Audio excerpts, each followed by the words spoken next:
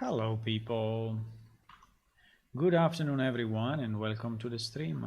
I'm still setting up some stuff. In particular, I'm setting up the links to Facebook and Twitter with the news, and I'm setting up our calendar entries. 2021 January 9th. Okay, think I did it.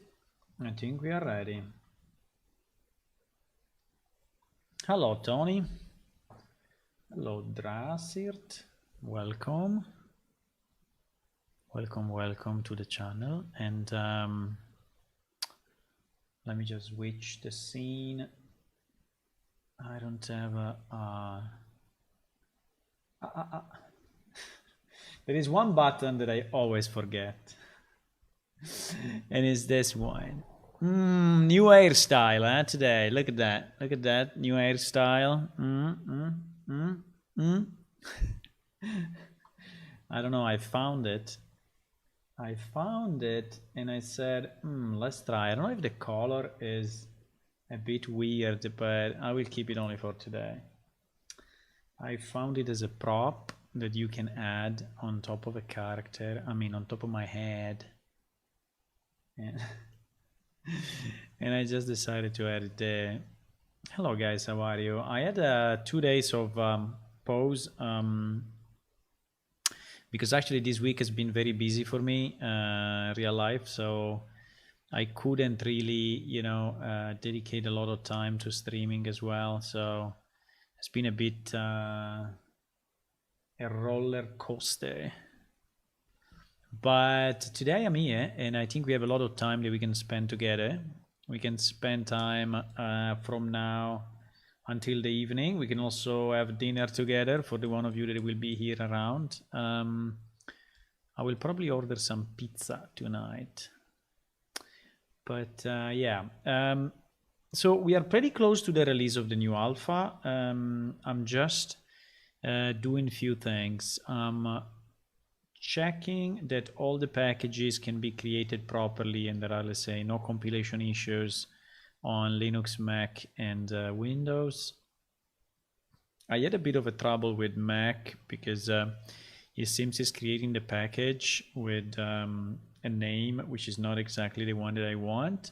So it's appending some additional stuff to it. And this may be a problem when we use the launcher because the launcher is expecting a specific name and such. So I tried to troubleshoot that a bit. I didn't find a solution at the moment, but I posted some question on the Unreal Engine Discord. I hope we can get an answer to that.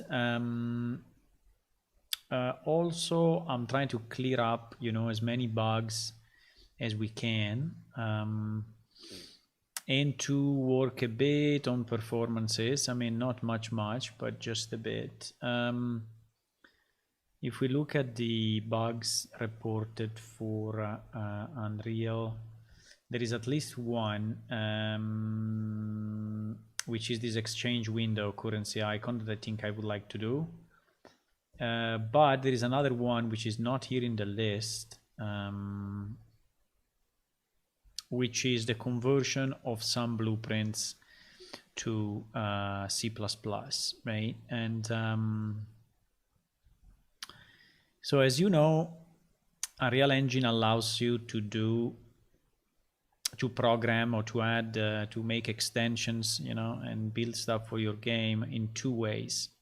One is C++ and the other is Blueprints. Blueprints is a kind of a visual scripting programming language, right? That you can just use to program by using your mouse and typing just few things. Now, blueprints are very nice and is a very good way to prototype your game.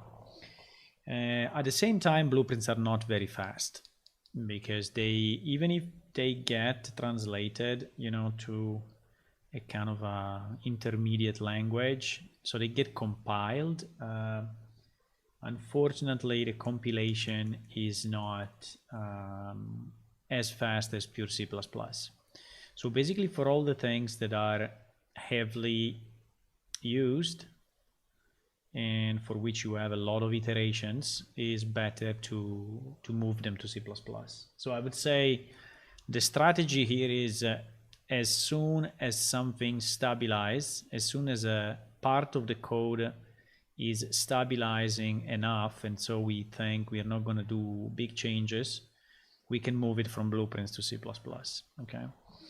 There is one part in particular which I'm saying to myself that I need to convert it since very long time, but I never had the will or the time to do it, which I want to convert now.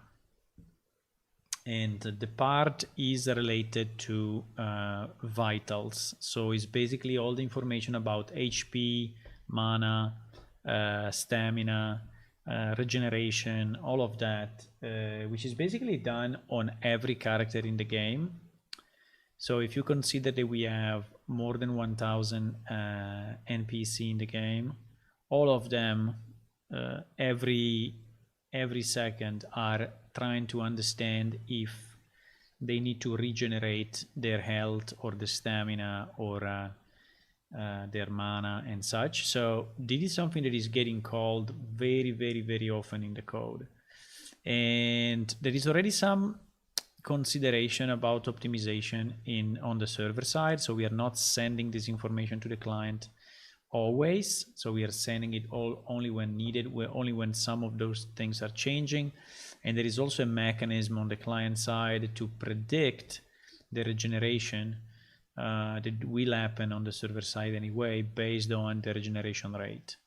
So I don't know if all of this makes sense to you, but anyway, let's say there are already mechanisms that we put in place to do it as less as possible. Okay, so to basically replicate to the client as less as possible, as little times as possible. But I did a bit of a mistake a long time ago when I started this, because in my mind, for whatever reason, C++ was server side and blueprints were client side, which obviously is not true at all. But I don't know why in my mind, that was the preferred way or the easiest way, right? And so everything that was client side, I pretty much did in blueprints. And this includes also the vitals. So the vitals server side are all in C++, and the vitals in on the client side are mostly in blueprints. Hello, Maui. Good afternoon to you. So there is something that I want to change. And I want to move then from the blueprint to the C++. Now, I don't know how easy it will be, but I think it should not be too hard, because originally that code was in C++. And for some reason, I decided to put it, as I told you, in on the client side. So there is all this, there is all this receive and updates of stats from the server. So all this part has to be moved. There is no reason why this part should stay here. Now, what do we need to do? We need to analyze. I did it quite some time ago. This was one of the first things that we did. So I think it's about 1 year, 2 years ago, 1.5 years ago. So hello, Zway. Good morning. Do you like my new hairstyle?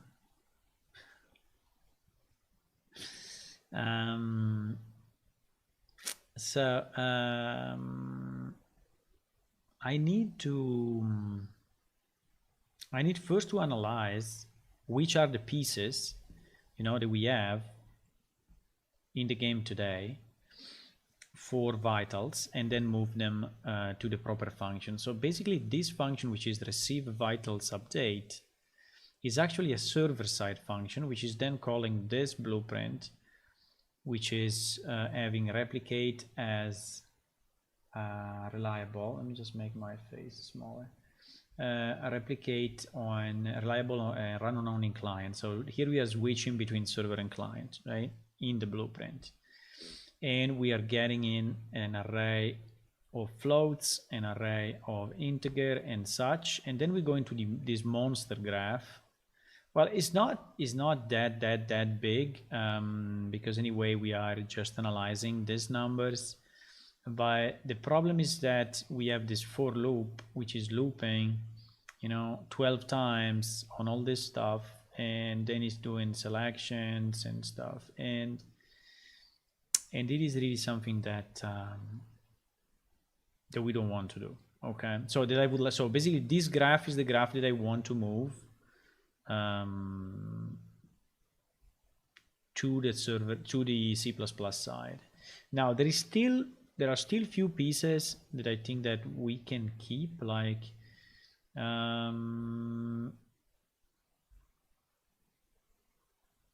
for example, we are updating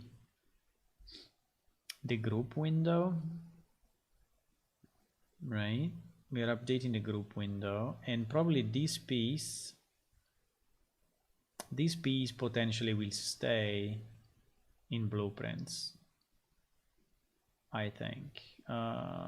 Yes, I think is not too heavy. I mean, it's basically just an update of visual stuff, like we are updating a health bar, we are updating the mana bar, and I don't think that's too heavy. Or anyway, if we want to do it, we can do it separately. Yeah, because the loop is actually searching the window. So I think we need to be in blueprints because we are interacting, with the UI. And so I think it makes sense the stays blueprint. So this part, I think is fine.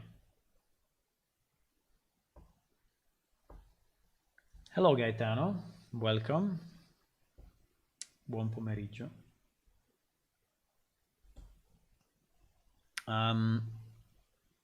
Okay, so our objective is basically to do this piece. Now, there are some values that I need to understand. There are some values, which is this current HP rate, current mana rate, right? I need to understand if these pieces actually we added it as variables here or what.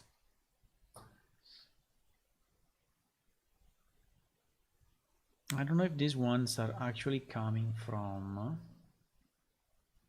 current HP. I think these ones are actually in C++, hopefully.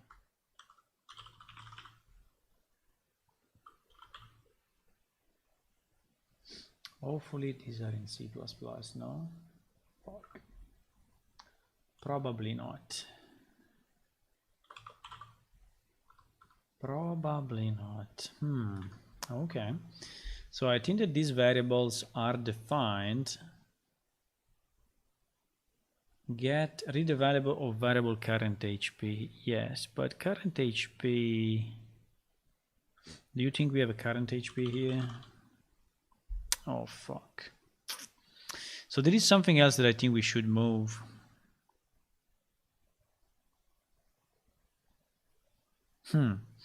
Because I have defined, I have defined new variables on my character in blueprints.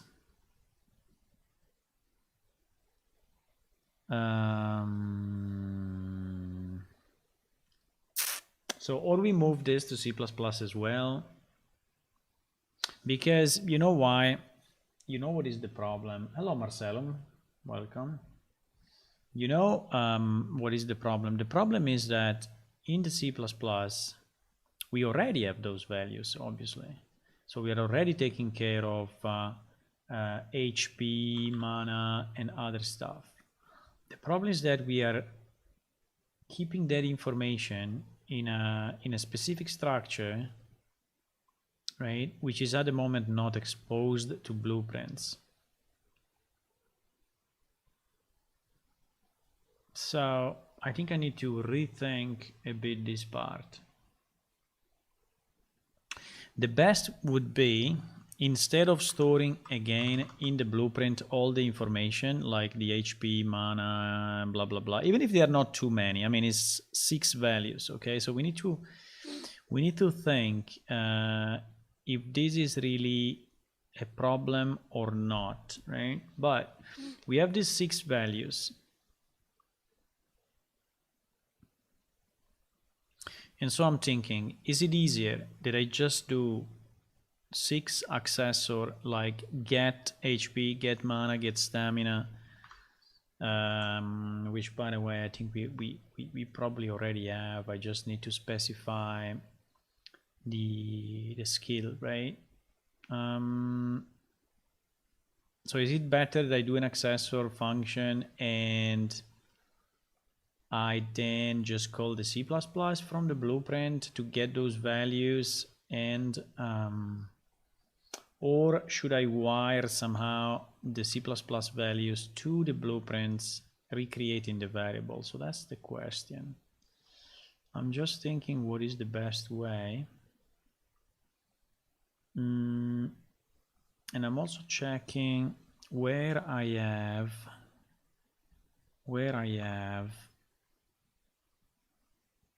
the accessors, because for sure I have them. I think is in this structure. If I remember right, I think is in this structure, which is server vitals. And then we get we have a function that is sending to the client, which I think is this one. Or this one. I don't remember if it's the update, but we can see it. Send here stat message. No, it's this one. Send here stat message. This one is the one that is sending to the client.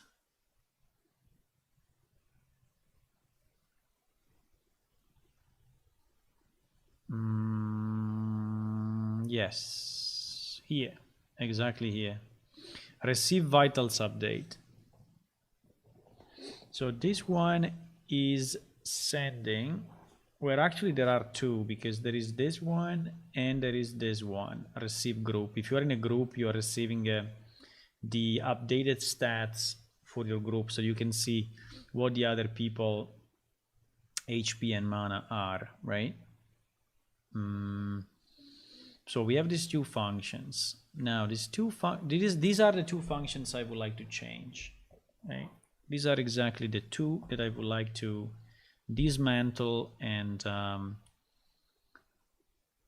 change to C++, because at the moment this function is, I guess, a blueprint implementable event on our PS character.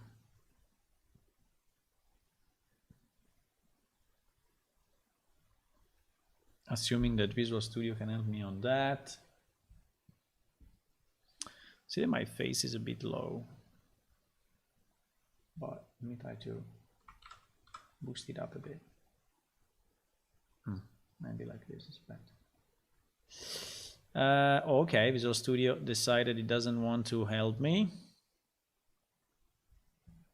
But yes, okay. So it's a blueprint implementable event, right? So, and is passing in all this information. Now, I think what we can do, actually there is two things. There is a receive vitals and there is a receive vitals update.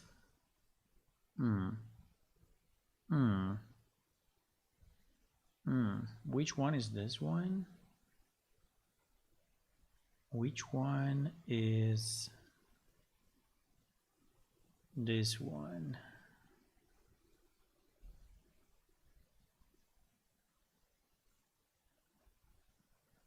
So this one is receive vitals update, but we should also have another one, which is receive vitals. Okay, which is this one. Okay, this one is done only one time when the player is logging in. So actually, this one I don't really care too much because this one is executed only once, you know.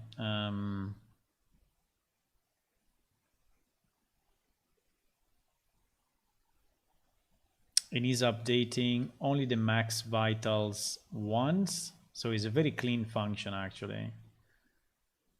Yeah, so I think it's okay. I think this one is fine. We don't have to change it. I think it's okay. Because this one is then relying on the other function to get the current values. So this one is setting the max and the other one is setting the current, right? So if you are at 50% of your health, the first function is saying, oh, you have 100 HP. And then this one will say, yes, you have 100 HP maximum, but the current is 50. Okay, so this is the one that we want to change.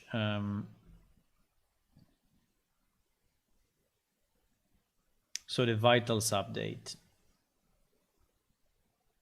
Okay, so this should not be anymore a blueprint implementable event. Maybe we can leave it for now and just create another one on the side, you know, that is acting as that one. And what I want to get, maybe I can get it from, just to be sure that I'm using the right syntax and everything. I think we can get it from player controller. I think in player controller I add some functions which are already implemented this way. I think the only difference is that they were probably only server side. Let me see if I search here.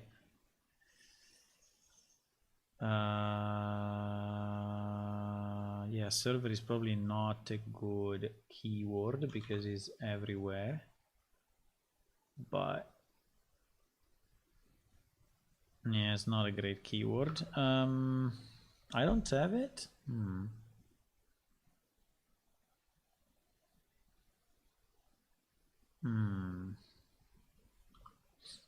I have one here in PS character. Right? This one, for example. This one is a server unreliable.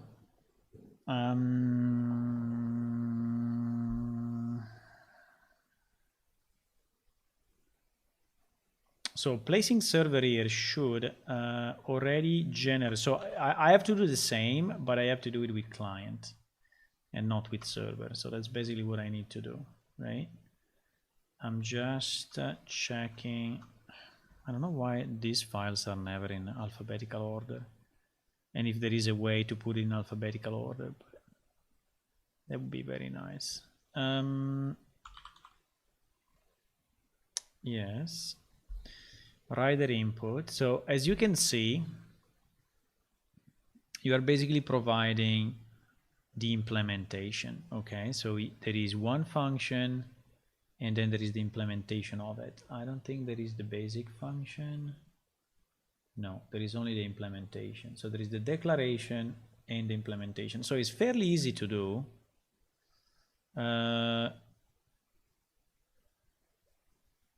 The only problem I have is, yeah, but I think it will do it for me. Okay. I think it's fine. So what we do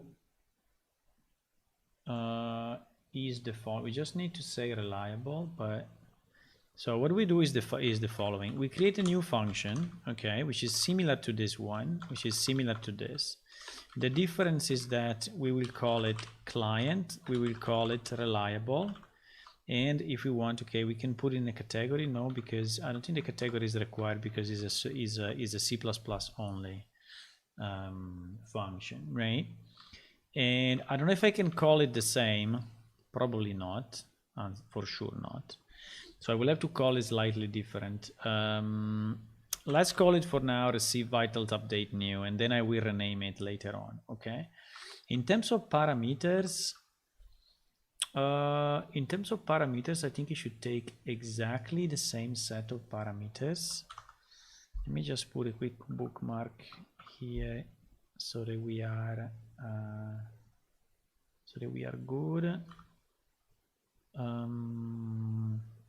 I think the difference is that when you're calling it like this, yes, you don't need to specify the const. I mean, it's like a normal call. It's not like, yes, it's not like like the call that you do when you are going through the blueprint layer.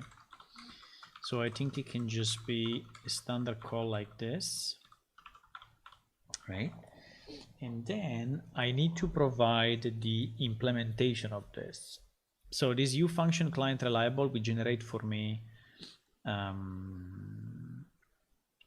a signature, I mean a method with a specific, with the same signature, but also will generate the implementation of it. So I think if I compile, it will ask me, you know, to do that.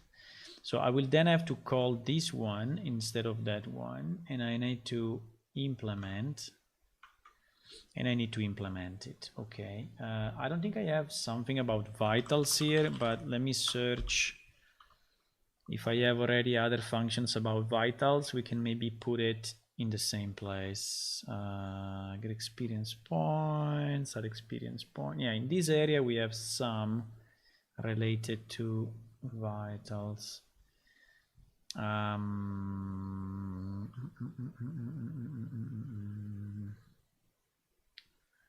think in this section could be good. Yeah, this one is the one that is sending the actual update. Okay, so I think we can do it. I think we can do it exactly here. You see that there is already this get max HP. Yeah, unfortunately this one is getting the max. It's not getting the current, but probably we have a similar one. Okay, so let's put it.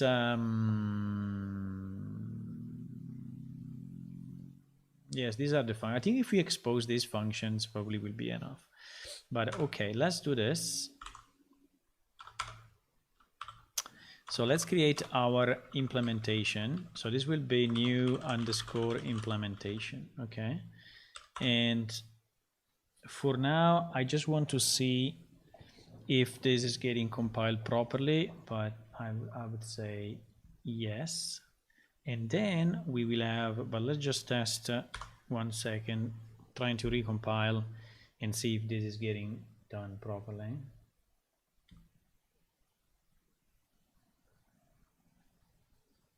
No, I don't want to become famous, thank you. Thank you.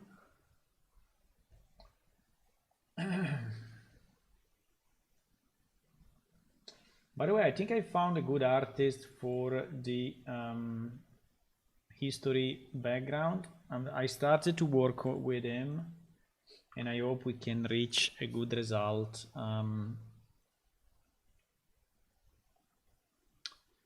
in the creation.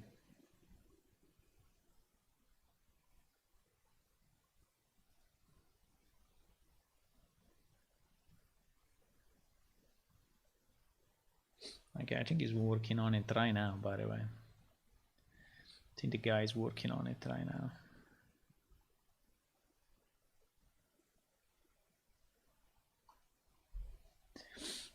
I still need to pass it that way. Oh yes. Oh yes. He's saying that I need to pass everything by const reference. Okay.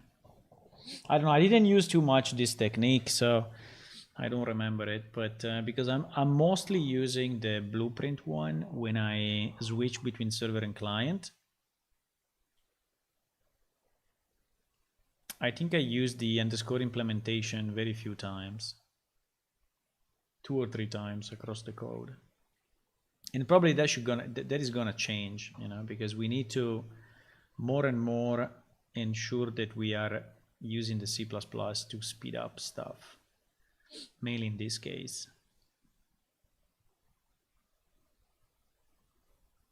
But I think if we do, you know, all the logic, we implement all the logic in C++, and then we just sending the values to blueprints, I think there will be enough. So let me see now, while it's compiling, let me see in the old code, there should be a vitals update. Well, actually there should be, the triggering function is, the triggering function is this one, the one where we said, which is send stat dir message. So we can check in the old code. I think we should search it on the server side. That is the old code. When you see a white background, is the code made for the old version of PlaneShift. Okay, so I'm searching that. Yes, we found it.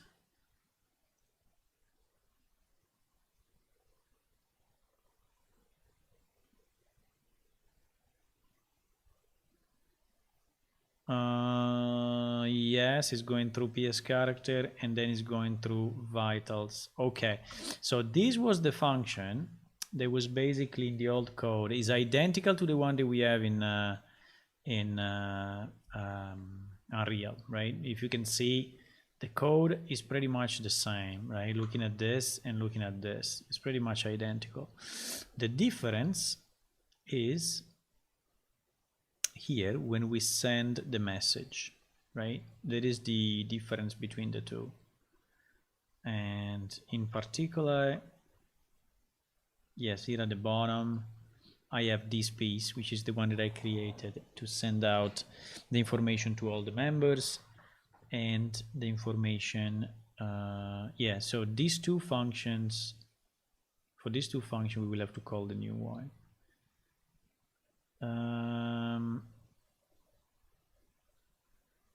Okay, so it's giving an error.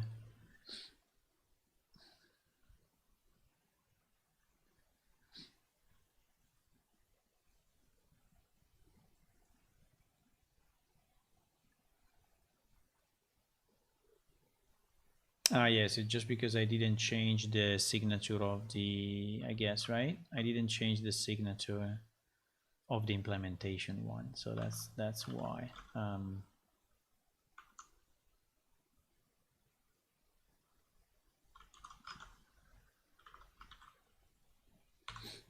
Okay, I think now we will like it more.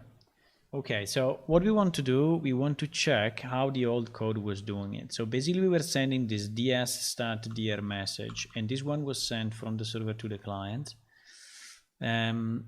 So on the client side, I don't know if he's here or if he's in a vital part, but we can search this ds stat message everywhere in the project. Okay, is this one? Yes, perfect. So this handle stats update is basically what I have ported to blueprints the first time I implemented this function, right? And I think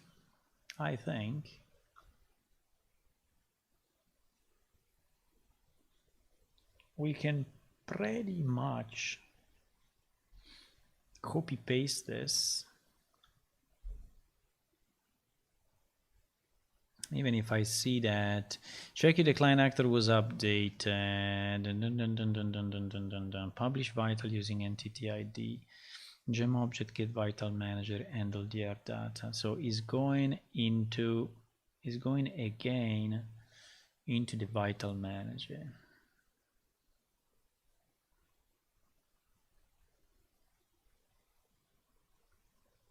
Yeah, this part of the group window we are already doing, and so I think that but it is doing something smarter, I think.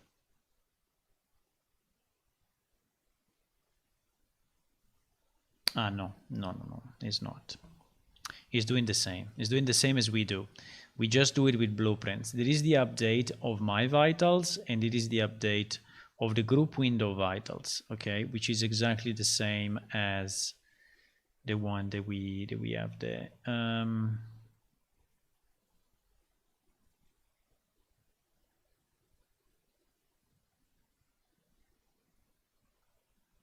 You're still complaining.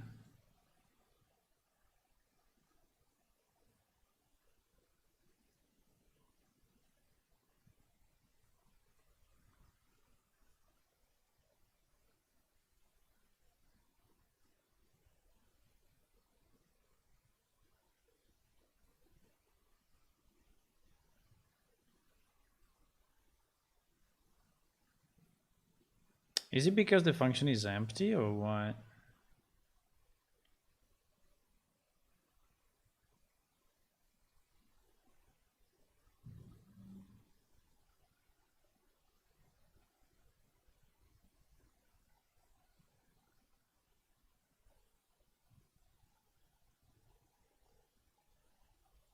Did I write down?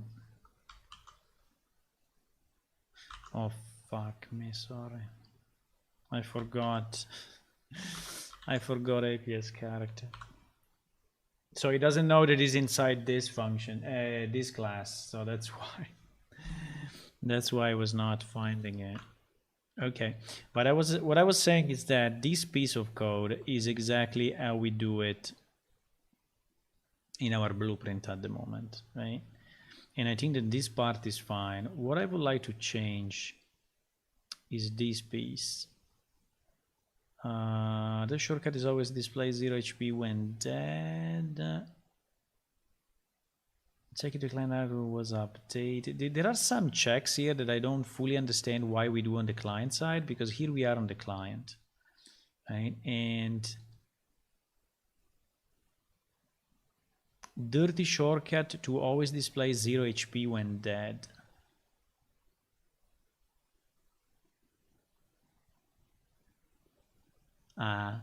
So what he's doing is that he's checking if he's not alive, assuming that that information is actually replicated from server to client, and then he's just saying, hey, if he's not alive and we are getting an HP update, don't care about it, just set it at 0 because you are dead.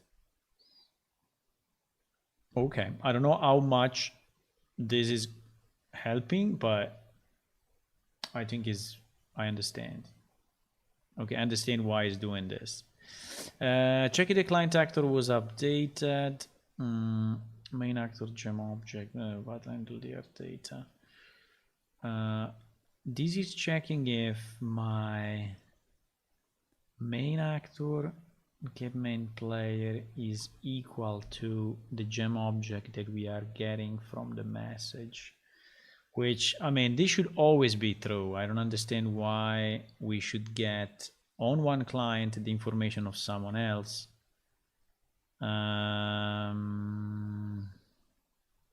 Unless maybe we are getting the information for someone else. But actually, when we are getting the information from someone else,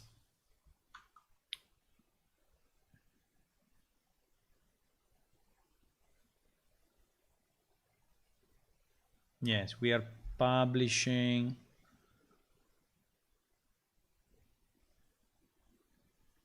We are using another function. You see, in the old code, we were using the same function, and so we were in need to check if the data that was coming was for our player or was for someone else in our group, right? But in Unreal, we are using two separate functions.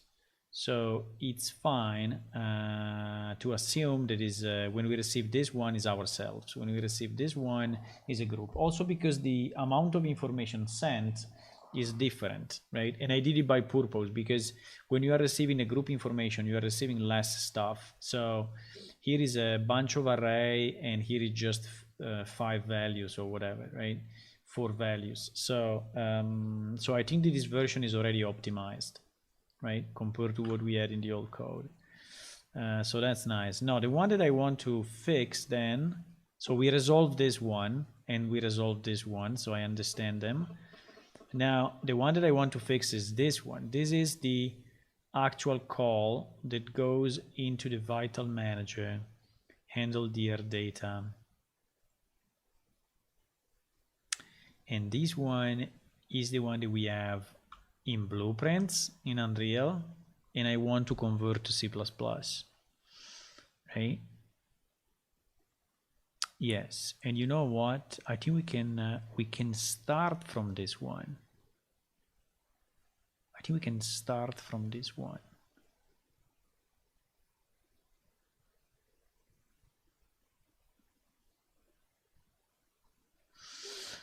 The only thing that strikes me a bit is, so basically all these if right, are identical to the big graph that I showed you before, where we are looping through the values. Basically, we are looping through these values, and then we are checking on the array if one corresponds to that, and if it corresponds to that, we are setting the value, right? Yes.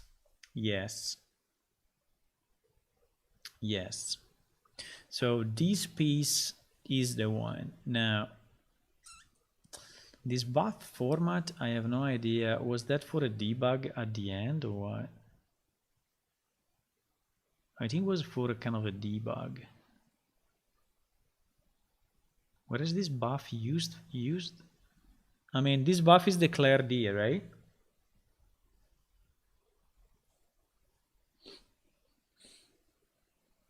And then it's never used. What the hell? So we are doing a lot of work for nothing. It's not a global variable, it's a local variable. It's probably publishing it here. Okay, it's publishing it here. So probably this one is then, I think he has like a check if debug or whatever, then print this buffer information. Data name, publish data name, publish data name, publish data name. What the hell is this?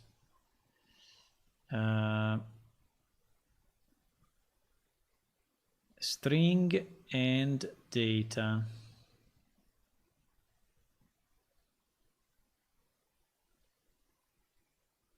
Which is this function.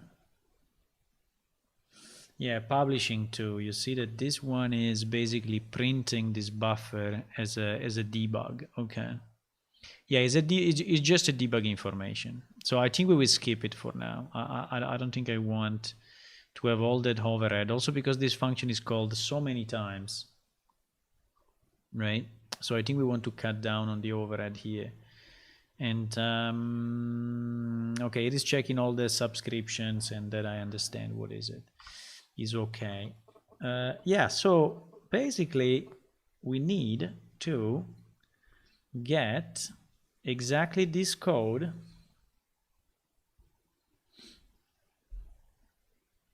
now. The problem will be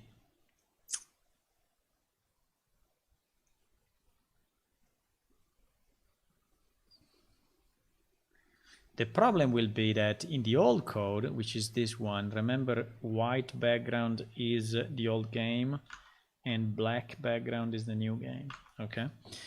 The problem here is that in the old game we had this vitals variable, which was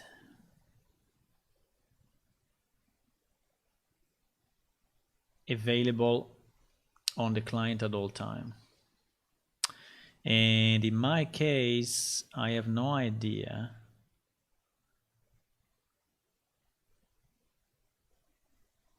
if I even ported this class. I don't think so. I think client vitals was not ported at all. Because client vitals is sitting where? Is sitting under client. No, for sure I don't have it. I'm pretty sure I don't have. Yeah, you see, I don't have it. So that class was basically.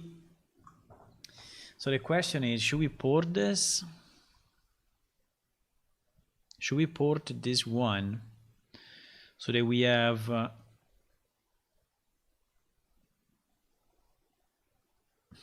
I think we need to.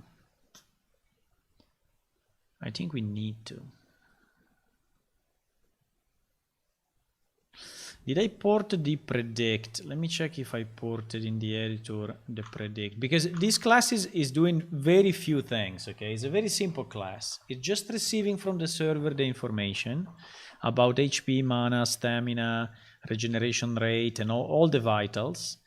And then what it's doing is informing the different windows of the fact that that particular value has changed. And so if you are the group window, you have to display the HP, is displaying the HP. If you are the stats window, you have to display the mana, is displaying the mana. So it's just doing that. So it's just like a container, you know, of vitals. It's just a container of vitals, nothing else. Plus, it's doing two other things. One about that, which I'm not exactly sure exactly. I mean, I'm not sure what is this, but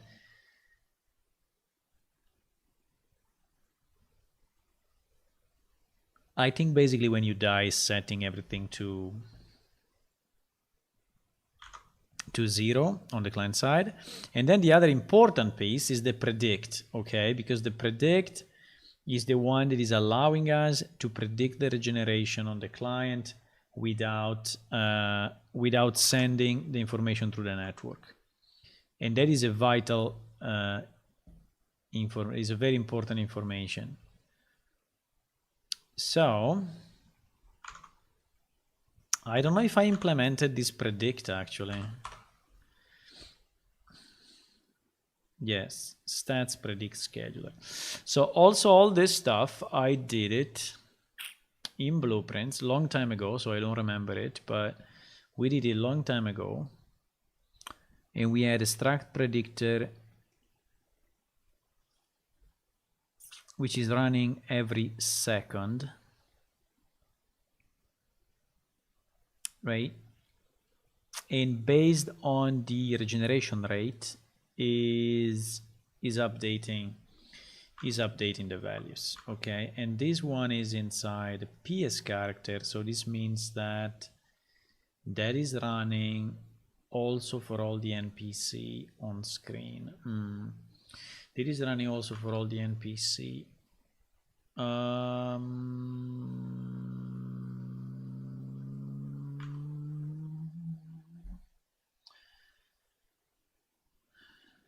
And then he's calling this.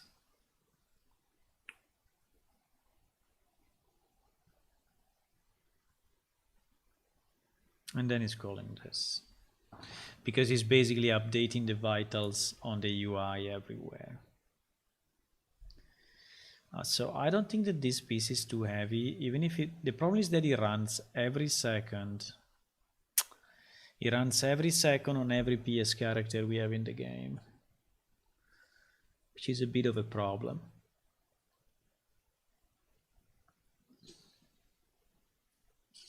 Well, actually, I hope that this is started only for players.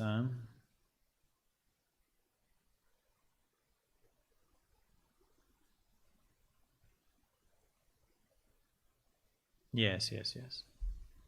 It's done only for you. Only for you as a player. Because you see,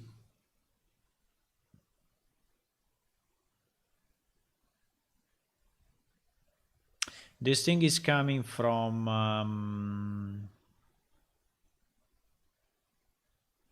the player teleport. So this is only me, only the main player.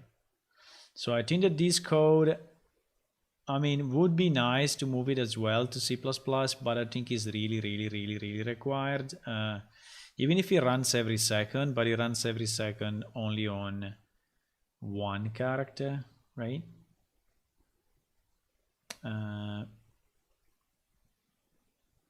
The one that I'm more concerned is this one, which runs basically on every character and is pumping data continuously and is doing all these checks continuously. And I think that it is way faster on C++. Now, I can port this question. I can leave the predict for now in Blueprints. I can port this piece. Now the hard question is, we can port this, but then how do we manage the vital structure, right? So I think the best way would be to actually remove this current HP, current rate, all this stuff, you know, And instead of having this, having a get HP function, which is a C++ function exposed by this class, on which I'm just going to get my vitals information. So basically to keep the vitals in this array, right? Because if I go in, so here we are under client vitals. Here we are under client vitals. So it should be here, right? It should be, yes, it's here. So if I look at this one,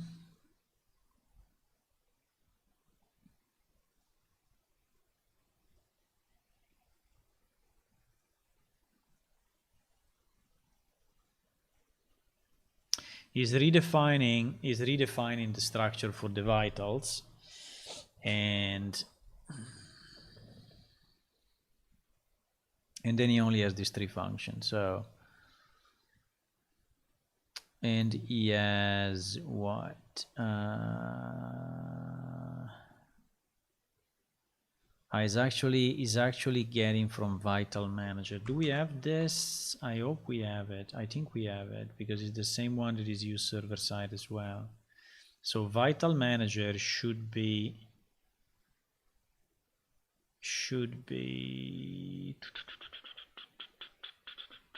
where is it?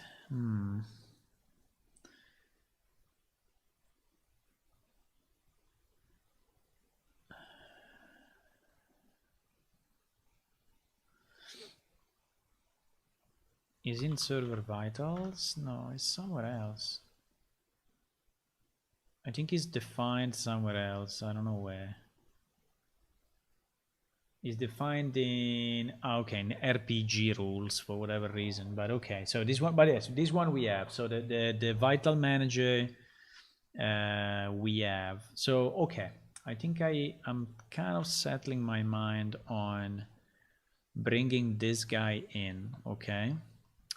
Bringing these client vitals in our code. Okay, this one is sitting on F crystal space plane shift. Okay, let's try to go there.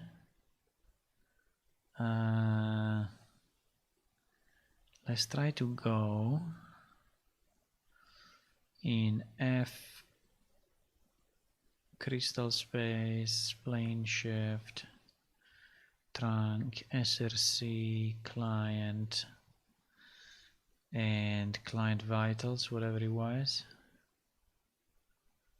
Client vitals. So these two classes from the old game we are gonna bring in in the new one.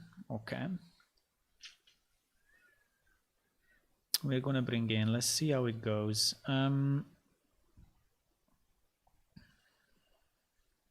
And then we will create just getter functions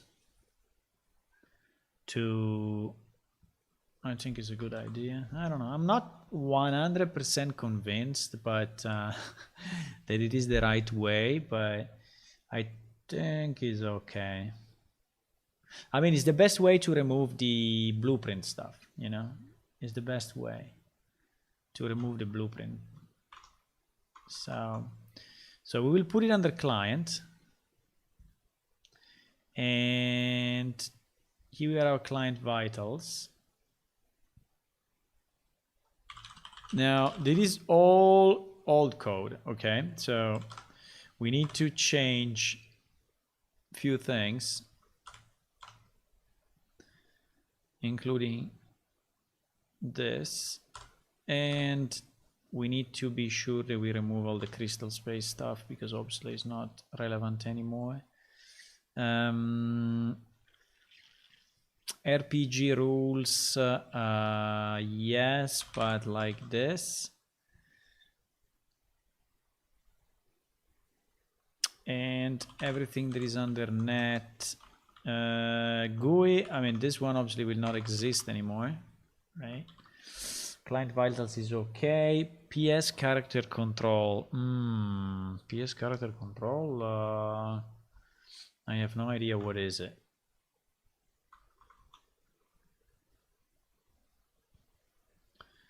PS character control. There is another dependency that, if possible, we would like to avoid. What is this thing? Is on the client? Yes. This was for managing the keyboard and stuff. So I don't. Yeah. This is for managing the keyboard. So I don't think we care about. Don't think we care about this. So I think we can just remove it. Globals should be fine. Client message handler. Actually, client message handler we don't have anymore. No, I think all this stuff should be removed. This PS config, I think all this stuff should be removed. So this is generating our new class. I think this piece should be okay. This piece should be okay as well. Unfortunately, the message is not gonna work anymore. Okay, so the message doesn't exist anymore. I think in our new code we are using, I don't know if I converted the message. Yeah, I think I converted the message to,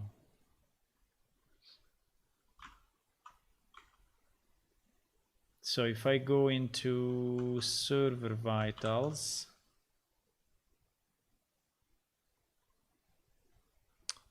yes, this message is actually the function that, yeah, okay. So for us,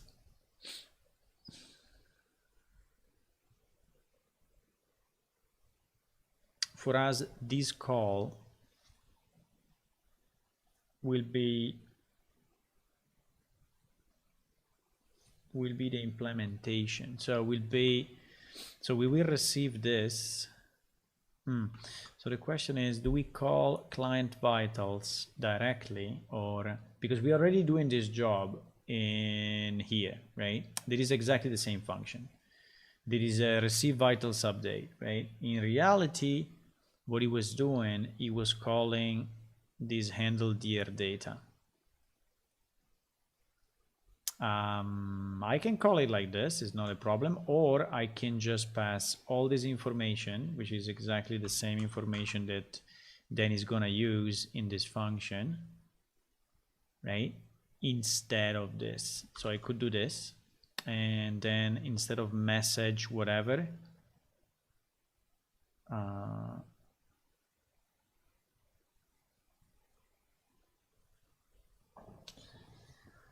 there was also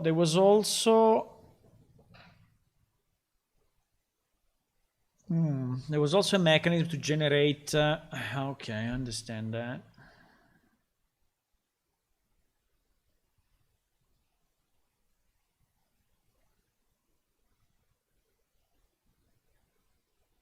I understand this. This I think is a good idea and we should keep it. The problem is that we are doing it slightly different. Okay. So whoever was calling handle dear data in the old code,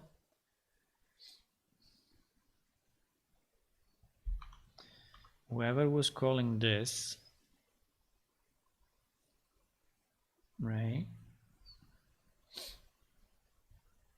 Handle stat update. I think it was generating a new message ID.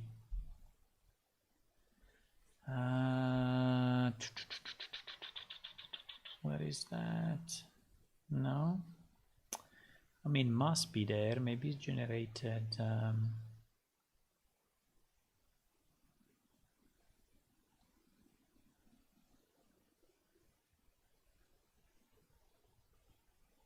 I'm looking at who is setting the counter. I'm just trying to understand who is setting the.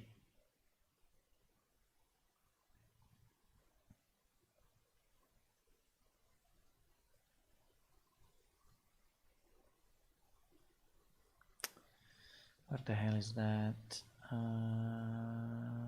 Someone is doing it for sure. Counter. Yeah, so he's getting it from the previous message. Okay. So actually, the counter is generated by the calling message. Fuck. It's generated by the calling message, which is this guy.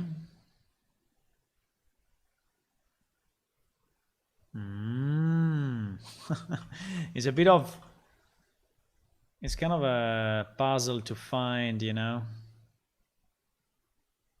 where the hell that is, but it should be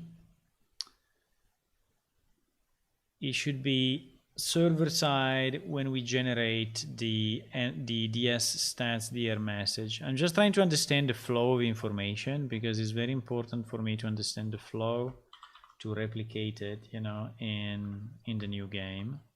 If I don't understand the flow properly, then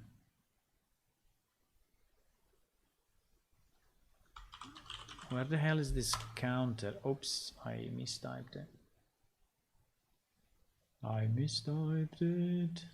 And now it's gonna search forever.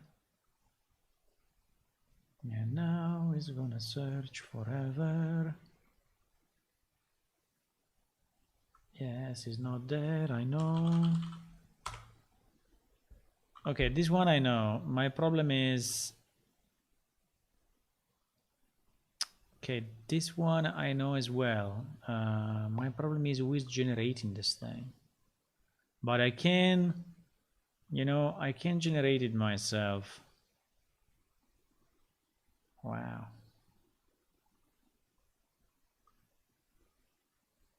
Wow. Is in 1 million places. I can just generate it myself, but I just wanted to see if I could find where is actually setting that. Yeah, it's everywhere because all the messages are using the same technique. Okay, fuck it. I mean, all the messages are using the same technique, and it's basically they are sending a counter and checking if the previous counter is greater than, I mean, the current message is a counter that is greater. If it's greater, they are just going to use it. If not, they are going to ignore the message, which I think is a good thing, considering that we will receive a lot of these messages and this one will not be reliable, right? And so they may come in a kind of a random order. So that's the point. So I think it's okay to put our counter here. I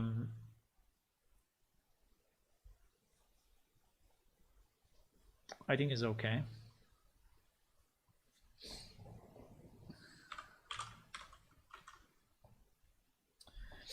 I think it's okay. I don't want to have this buff anymore. I think it's useless. If we really need it, we will debug it. But I think this buff and all these printouts are just wasting CPU time for nothing. So yes, I understand they were like nice printouts of what is going on, but considering that this code is getting executed so often, I think it's not a good idea. So we are gonna remove all those printouts. All these printouts are gonna get killed. For now, handle that and handle predict. I will comment them out. I don't think that you fix me. Do we need this? I don't think we're gonna need these two functions.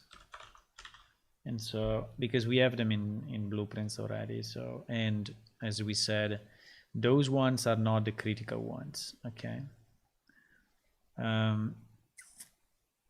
Now, everywhere we have message dot, at this point, we can replace. Everywhere we have message dot, we can replace with nothing, right? In this whole block.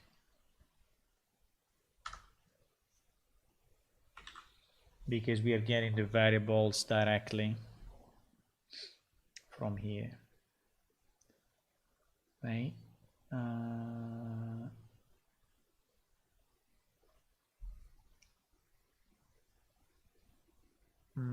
No, but wait a second, there is a problem though. There is a problem. Stats dirty is fine, but I have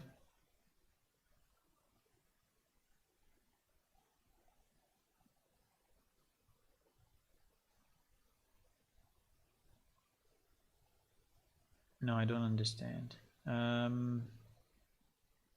No, I don't understand. Wait a second. There is a mess.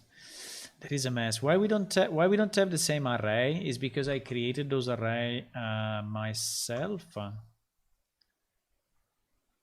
Stats dear message.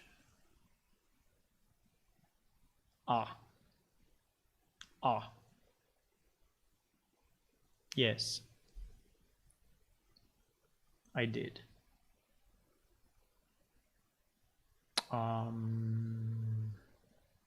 No, actually they were here. You see this array? So they were here, but I think that we are then setting these variables based on that.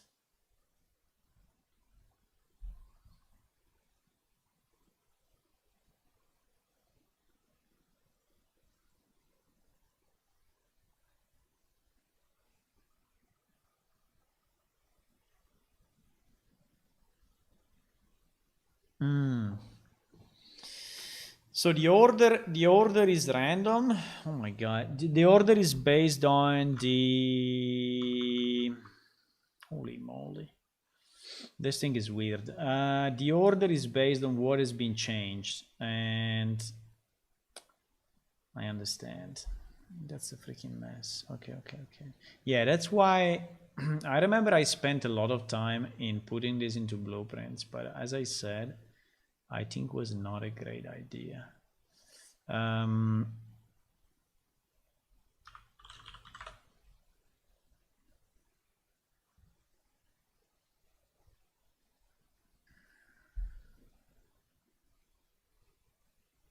Yes.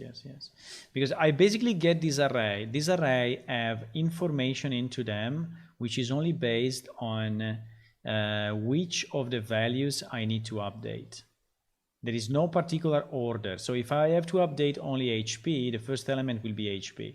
If I have to update mana and HP, the first will be mana and the second will be HP. Something like that, you see? So, and it's based on the dirty status. So there is kind of a predefined sequence, but they get filled out based on that. And this is why we have all these freaking counters, you know?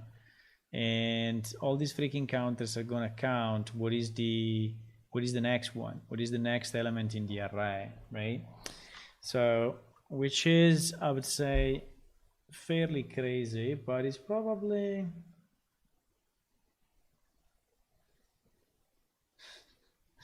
what I have on my head is a new hairstyle. Is a new hairstyle. Do you like it?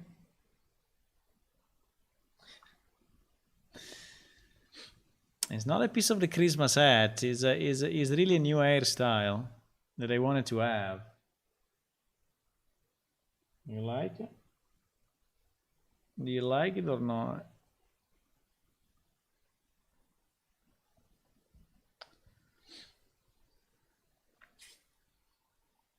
Okay, so.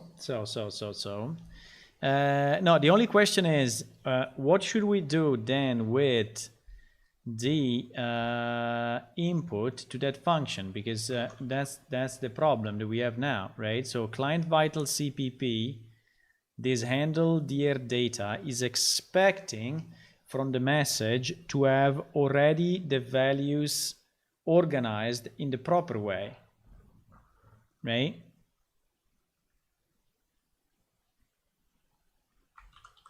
So is already expecting that.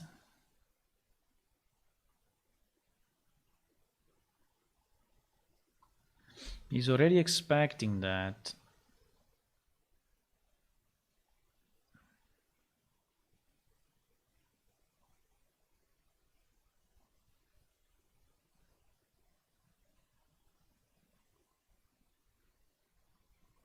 Because stats dir message actually has those values printed out. I mean, those values explicit, right? This one has those values explicit. The problem is that when we create this message, we actually create it this way.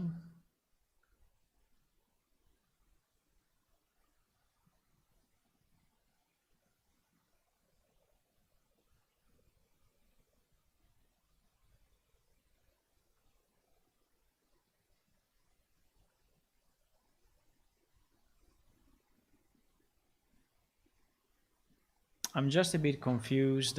What is the sequence? Because here we get the array, right? And the dirty flag. Then we iterate on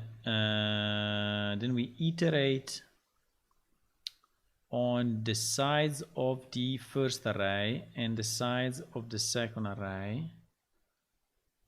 And we are just adding to the message the value. So we do nothing else than that. And then when we receive it,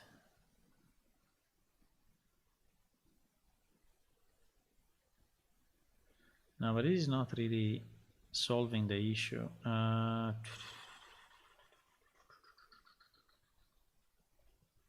Fuck. This is not solving the issue.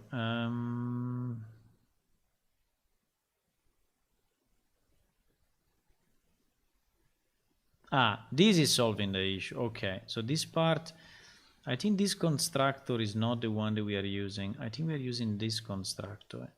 And this constructor is redoing the check. And it's basically, yes, checking if there is this particular value in this particular sequence. Okay, so I think that the sequence is the one that is telling us how to operate. So I think I can just, assume that if I have my dirty HP,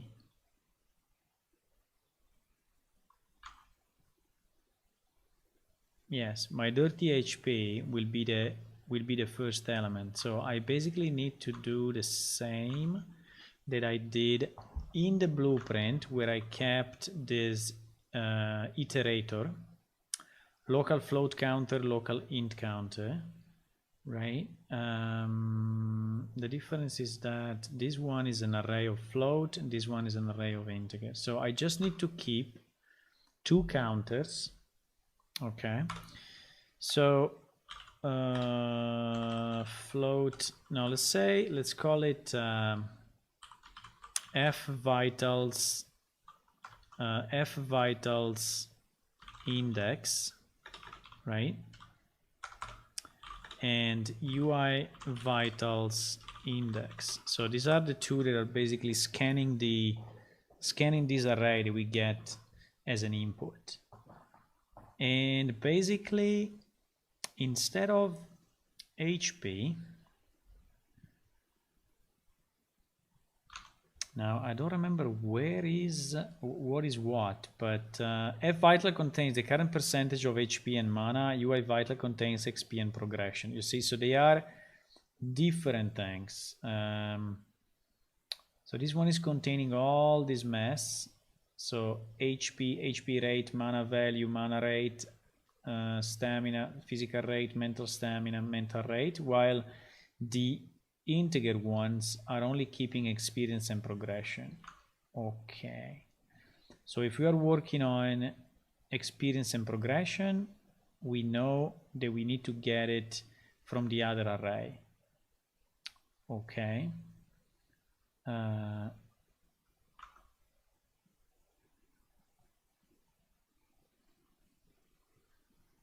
Which is UI vitals. Yes. So, okay. I think this thing will be a bit tough to test, I have to say. But anyway, because yes, it'll be a bit of a mess, but it's okay.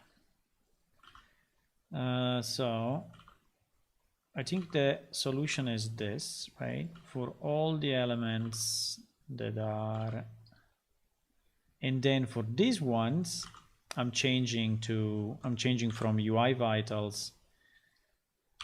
Okay, UI vitals. So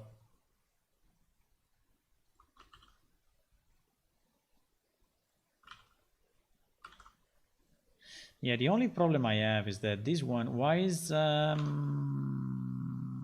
yes, these are integers and these are float. Okay, so everything above should be a float. Okay, nice. Okay, nice. So basically, if this works, which I don't know if it, wait, I need to also increment the, and then the publish for us. So do we want to publish the single value or do we want to publish the full value? In theory, the call that we have is this one.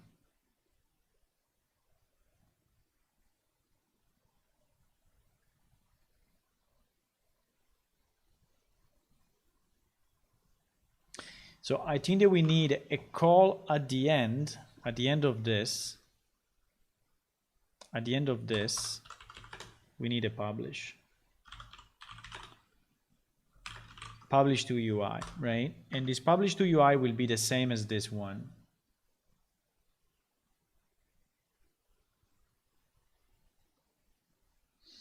It's too small to be a punk thingy. It's too small. You want it bigger? You want it bigger? Easy. Easy.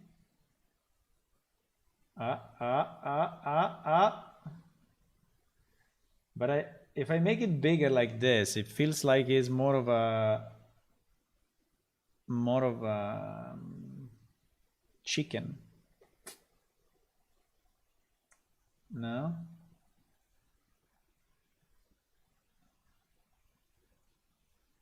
I don't know what happened. Fuck. My position went GG. Now it's a bit bigger. Do you like it more? Now it's a bit bigger.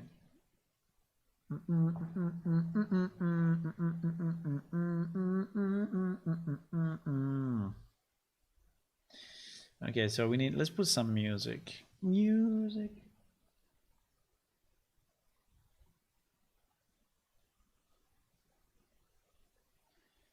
Music is in E. Music. Okay. So I think we need a function like this, okay? So we will need anyway to have, because I mean, publishing to the UI cannot really go through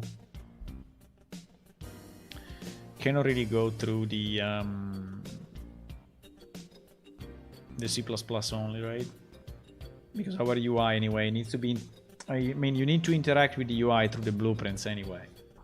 So the point is that we will need a function to call this with these values. But it will be fairly easy. So we can create a new function, you know, in our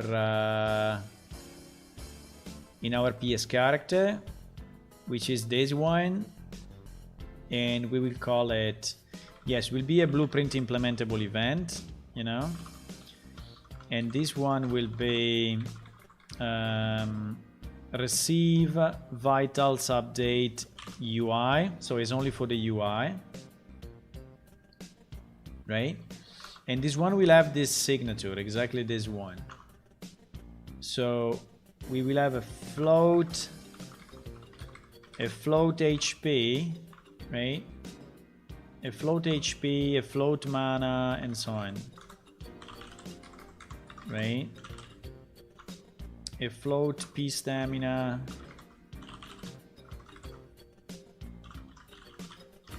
a float M stamina, and so on.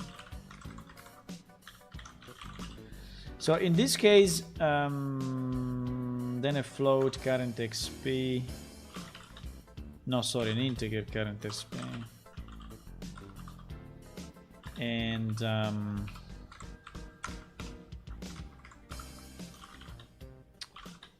a float current progression. An integer current progression.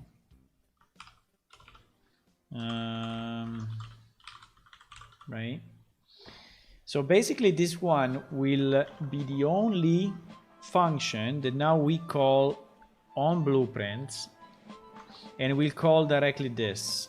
Okay, we'll call directly this call add update vitals. This is what we're gonna do. So we'll not call anymore this one. We will call this update, which is then calling the UI, right? And so we are reducing the amount of stuff that we do in the blueprints. So this publish to UI, right, should do the same. Do I have my client here somehow? I don't. I should have my client.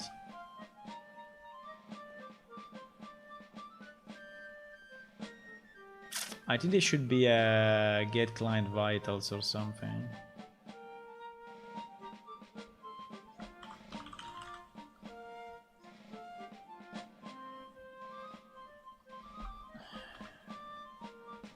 Get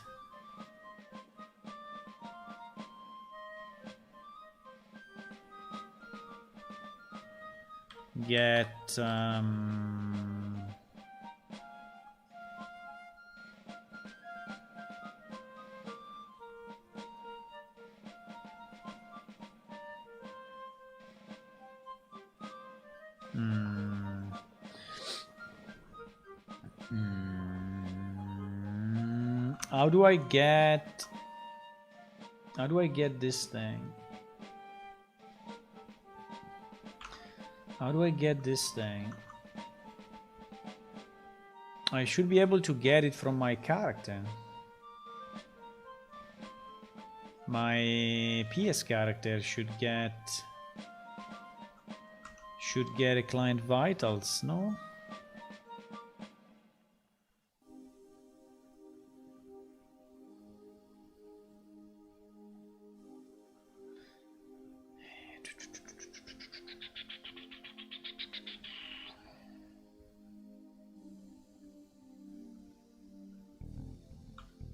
I mean, if he's not here, I have no idea where he can be.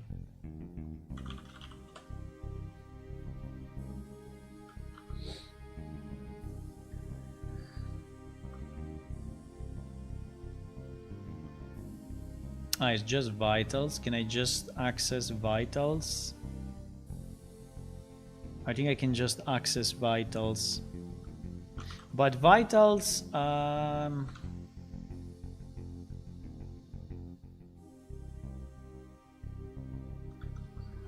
much I hate the fact is not in order. But vitals,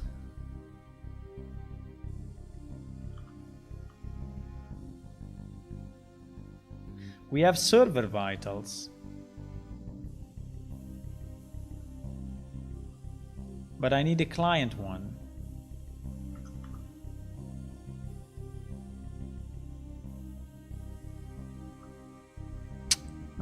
I think we have a bit of a difference between the old and the new, because in the old the PS character was not really existing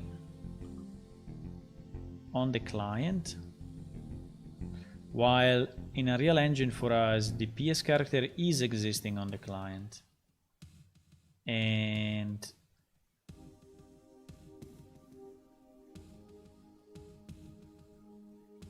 so I need a way to get... No, come on, it's not possible. Find client. I need to find where the old code was accessing PS client vitals on the client. May there may be someone holding this information. I thought it was PS character, but it's not. It's not PS character. So or is held directly by the UI, or maybe it's held directly by the UI. The problem for us is that if it's held directly, yeah, is inside PS cell client, so is actually okay. Okay, so yes, is inside an actor that we don't have anymore.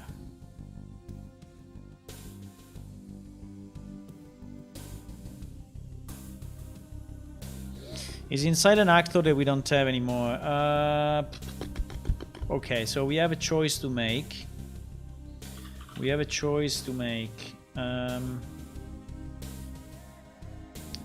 We have a choice. Oops. We have it.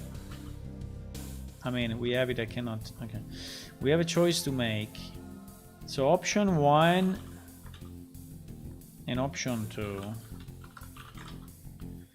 So option 1 is basically I keep my no wait. Basically I have my client vitals. I have my client vitals in PS character. I have my client vitals in PS character. So PS character is holding this information. Consider that PS character is already holding the server vitals, right? Because are the one that exist.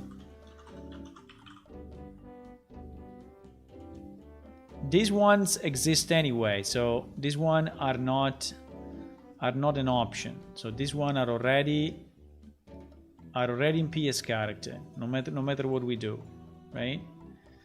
The problem is that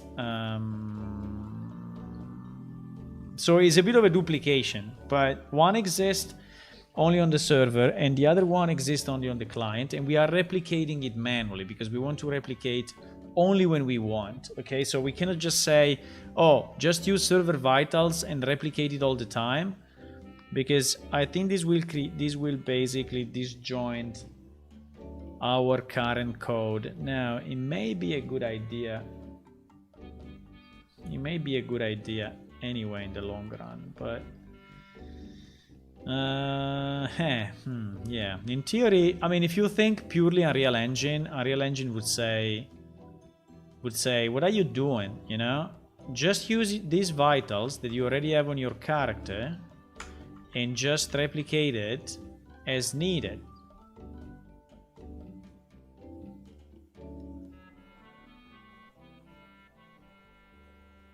But there are some differences though, because the server vitals are keeping also additional information like the buffs and yeah, mostly the buffs and some delta, you know, from the basic characteristic and such. So it knows how to buff and debuff and all of that, while the client does not. The client just keeps the final values. In fact, the structure for the client is extremely simple. The structure from the client is only this 5 values, right? And so replicating the full server vitals is not a good idea because we will have to replicate so much information. So that is why we do this thing, right? Okay. So now that we said that, so I can keep client vitals in PS character and then replicate only this and replicate this piece with my own functions. Right? Or what is the option 2? The option, I don't know what is the option 2 actually, because the option 2 will be to keep the client vitals in, I don't know where. Because it must be inside cat. Well, I can keep it in player controller actually. Because it's one player. But yeah, I could keep it in player controller, but I feel it's not a great idea.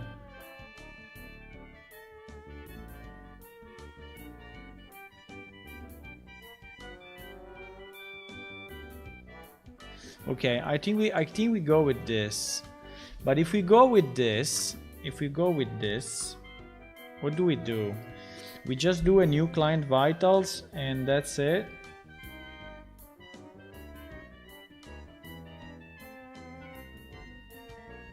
I think so. I think we need just to declare. I think we just need to declare in our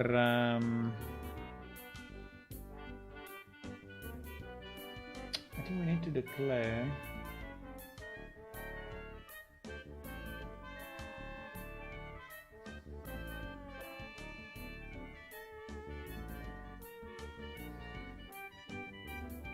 they don't have a lot of props for these characters. They have some props, but not really many.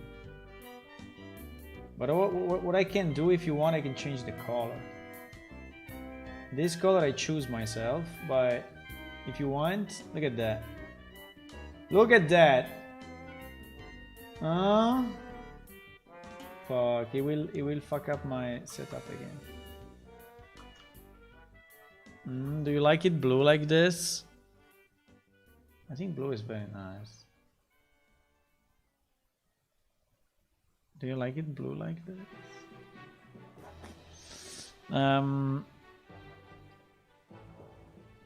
So where is the vital manager?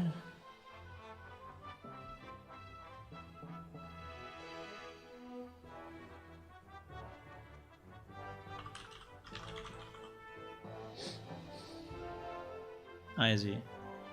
No, it's not it. Is it? Yeah, it's just a stupid pointer to vital manager. Okay, I think we can do this. I think we can put it in PS character, which already has 1 million variables, but okay. And we can say that those variables will be... Now we have a problem though. Because get HP... He doesn't know what to access, right? I think I will do this. I will put a big disclaimer here saying client only, right? And saying PS client blah blah blah, and then this one will be initialized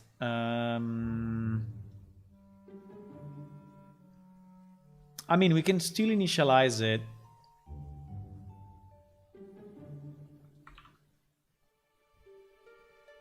So my client vitals is under client.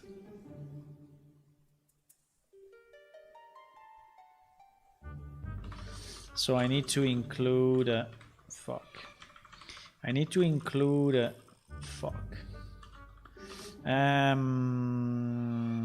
client and client vitals.h. I don't know if this change is more of a mess than an advantage, but at the moment I'm thinking is more of an advantage, okay? At the moment I'm thinking is more of an advantage, but we will see. Maybe it's too much of a mess, but I don't know. So if I do this, now this one should be recognized in theory. And now I should have my vital manager. And this means that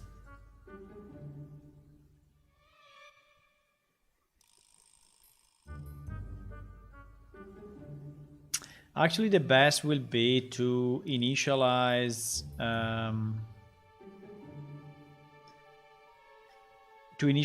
it with my APS character, right? So that I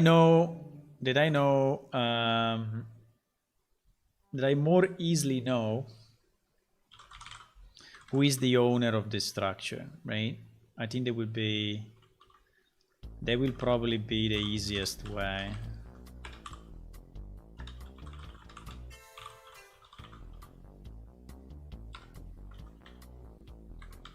That will probably be the easiest way.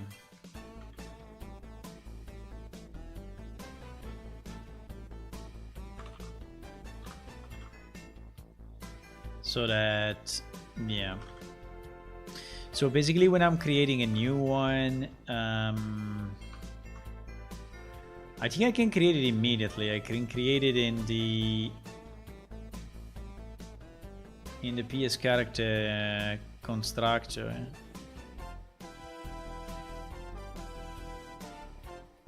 So basically here.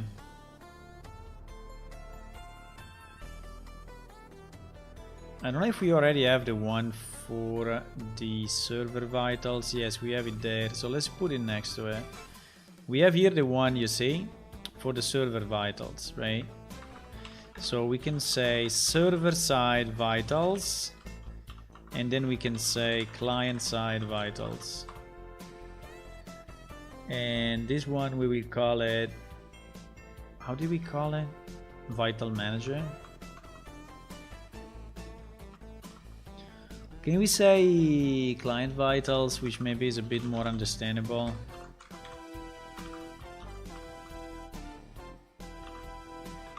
Let's do a client vitals equal to new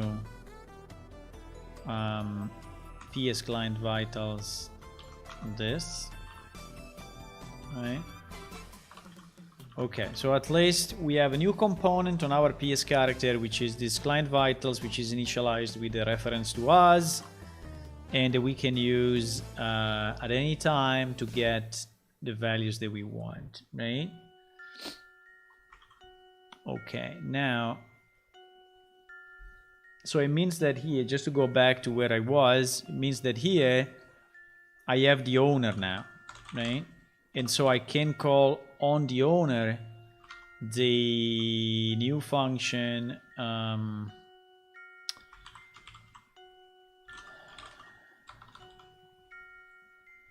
that we will call it like publish UI, right? We said something like that. What was that?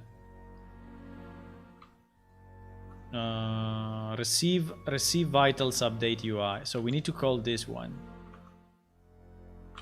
So receive vitals update UI, and actually our client vitals has this information, right? So he has the proper data. Now I have no idea if the first time that we receive the information with the max data is, but I think we will receive an update of this immediately because all the data will be new. So I think the first time we receive a full update.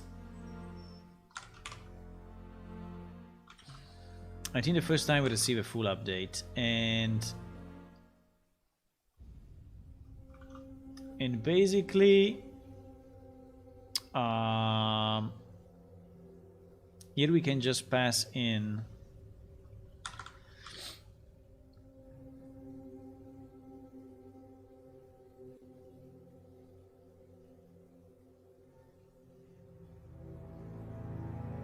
no, wait a second. Why we don't have the why we don't have the HP, mana and all that stuff on this class?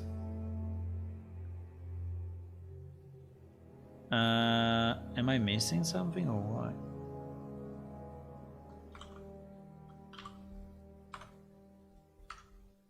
No, wait.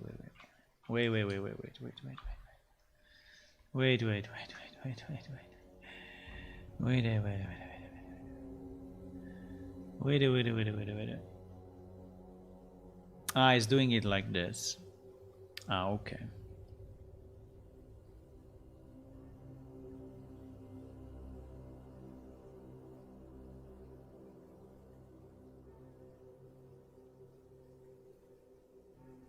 Okay, it's doing it like this. So I need to do it the same when I send it out. I think so. So I think it will be something like that. So hit point value, then mana, stamina, hit point value, then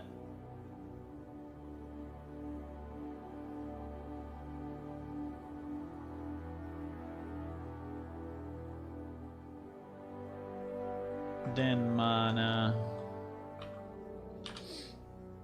then P stamina,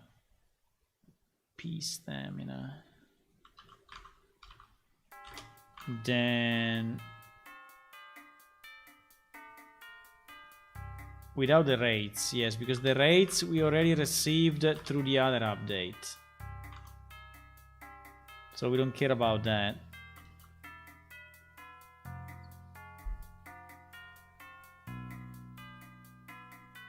Experience points and progression points we have though.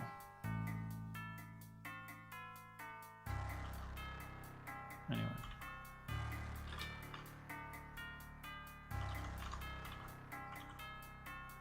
Okay, so it will be something like this.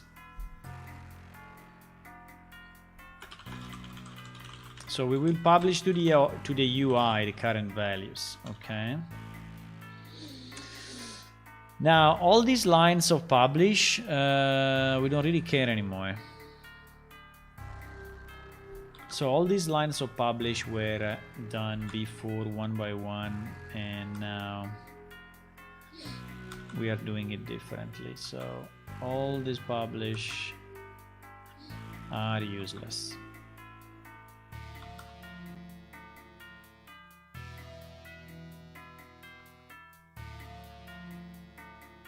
Okay. You like it green? I can choose any color. I can choose any color. Any color, easy. Any color, easy.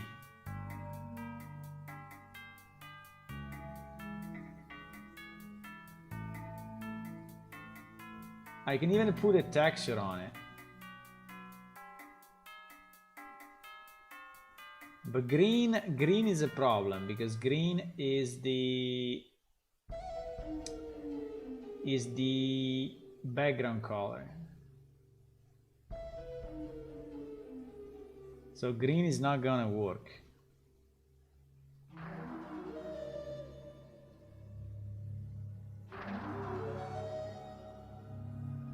Green is not gonna work because green is the screen, the green screen color to have the transparency. So green is impossible.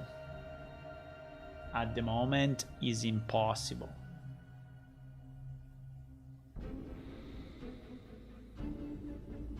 In theory I can put a texture on it. I never tried. I don't know what happens with the texture.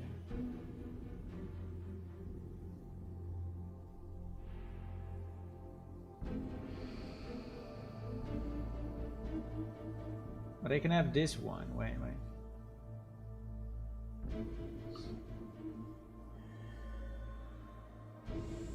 I can have this one. Do you like this one?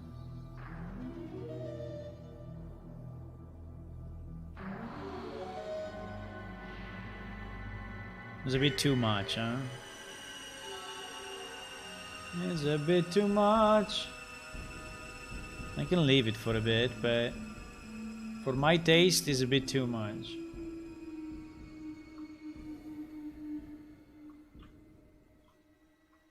You know, it looks. I mean, it looks nice, but it's a bit too much of a hat.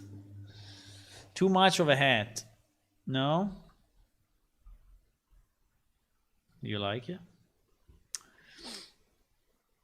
Okay, so we will do this and we will publish all this stuff to the client. Now, my main issue is this thing going to get called properly or not, right? That is the problem. That is the problem. Because I think that inside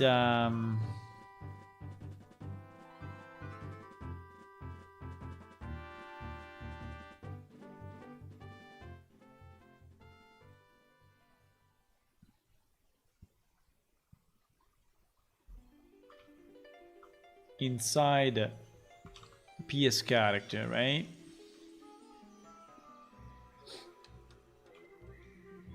And inside why is complaining about this? No idea. And inside of this, I will basically have to do client vitals.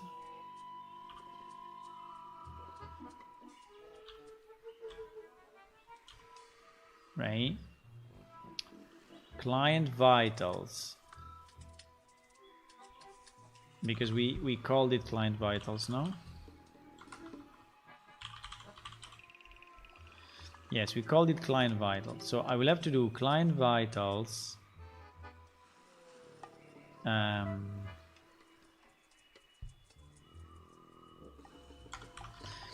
then handle dear data.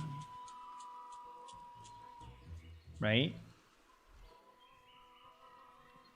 Apart from the counter, which at the moment I really don't know, we will decide what to do. The rest should be identical to all of this. So the rest should just be this, just without the thingies, right? So it should basically be this. So we just call that function directly in our in our client vitals. So assuming that this one is already client side, we access this variable, we call this function, we pass in all the information we got from the server side. The counter, I think we need a counter somehow, but at the moment okay, I can put it in, but at the moment I don't have this counter. I can just generate it.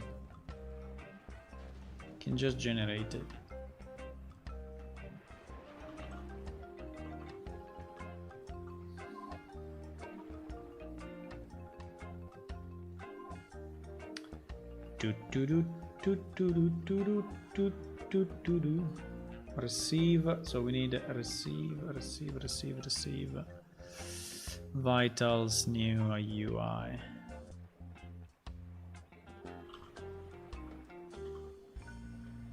Okay. No, I need to make it constant whatever as usual.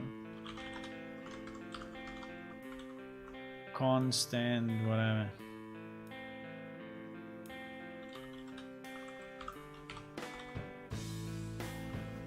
So we need that, otherwise, right? So our receive vitals update then in our client vitals will also have the counter in addition. And in fact, you see here we had a counter in theory.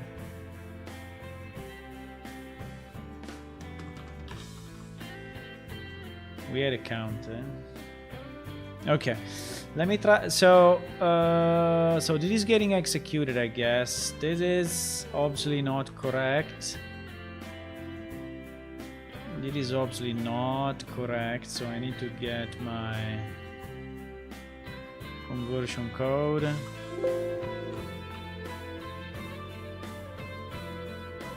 So we need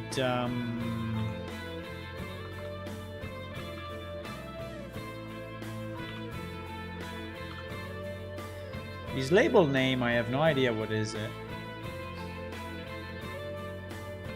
It's the name of the character, I think. But you know what? I don't really care. I will remove it. we have it anyway, because now we have it in we have it as owner, right? So owner, we can do get char full name if we want, and we get the full name of the character. So we should always be us, but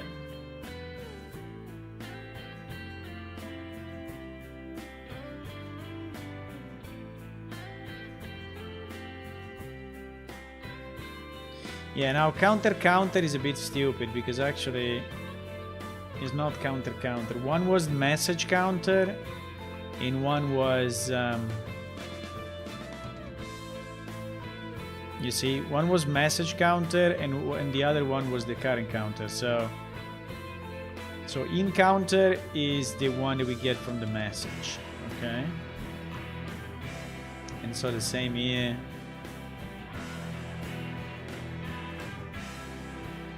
And the same here, right? Yes.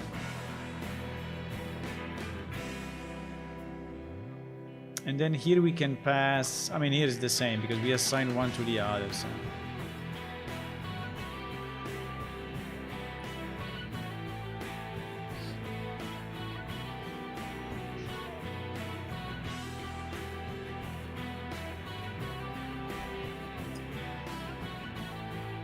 Okay, let me try to recompile like this. I just want to see how many errors we get.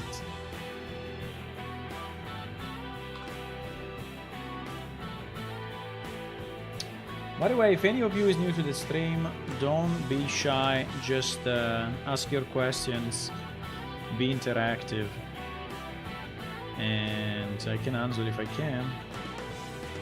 Also, if you can click on follow on Twitch and subscribe on YouTube, that will help me. It doesn't cost you anything.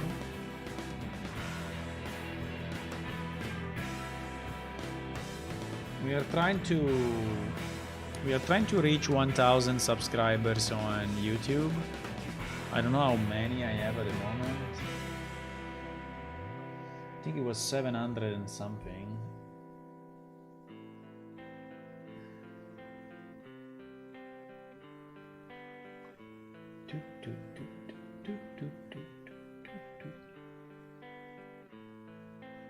$730. We have 730 subscribers on YouTube.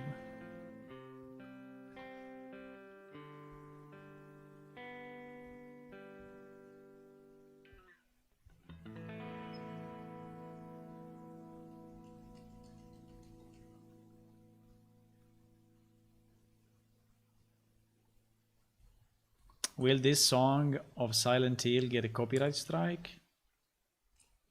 Maybe. We will see it.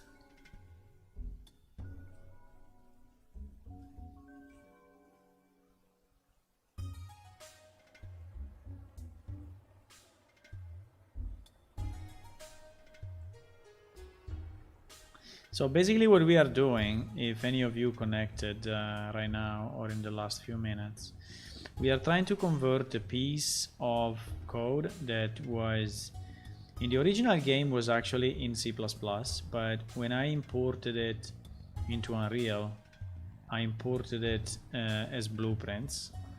And the problem is that, I mean, it was nice to have it as blueprints, but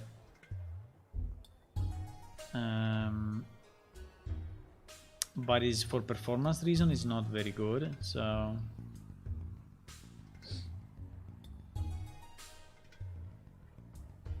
is this structure exactly identical or not? I think it is.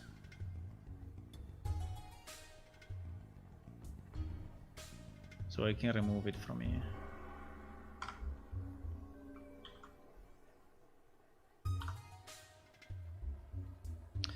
Because vitals is already defined on the other side. Actually, the best will probably be to move vitals definition inside of this.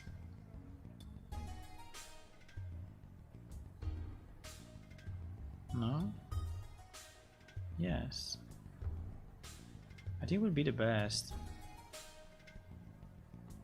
Why we need to have it in server vitals?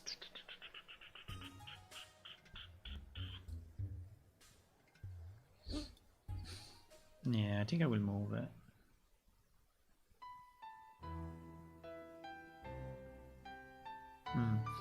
Even if we have here this one, which is depending on it.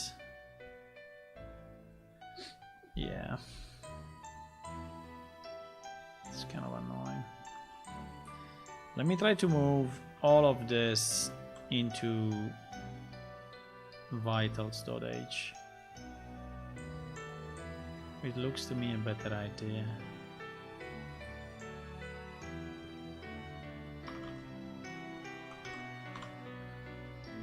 Hopefully it will work better, because both server vitals and client vitals are using the same structure, which is this vital thingy, and both are including it, and so I assume it's okay to move it here.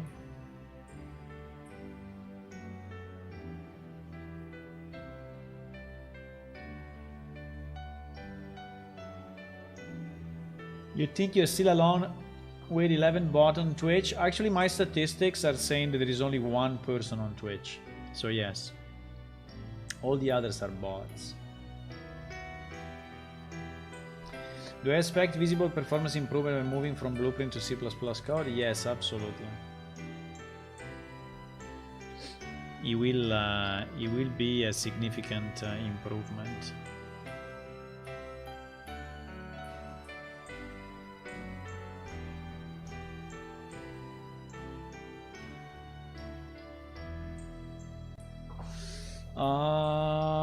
Doesn't find buffable.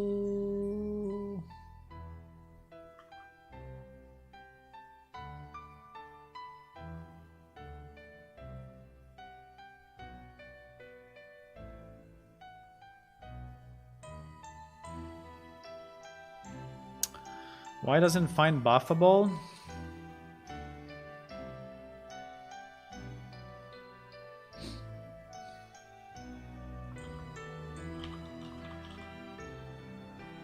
Where the hell is buffable defined?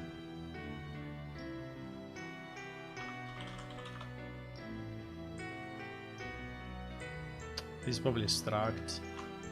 Where is buffable defined? Come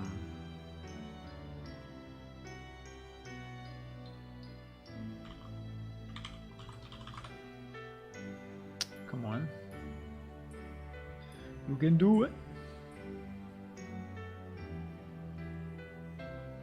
Is inside buffable.h. Is inside buffable.h. But yeah.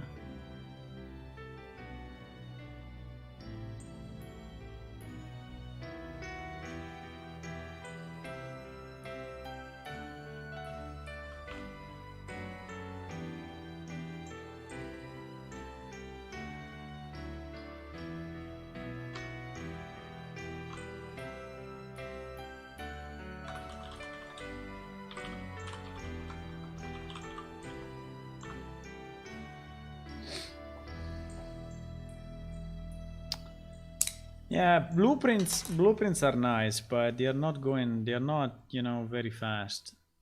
I think they are doing all possible at Epic to make them as good as C++, but they are still significantly slow. So if you read on the Epic documentation, they are telling you to use blueprints for prototyping and for everything that doesn't require performances, high performance, and so that is how we should use them. Come on. Oh my god. When this thing happens are so annoying. It's just I mean, these errors that we get is just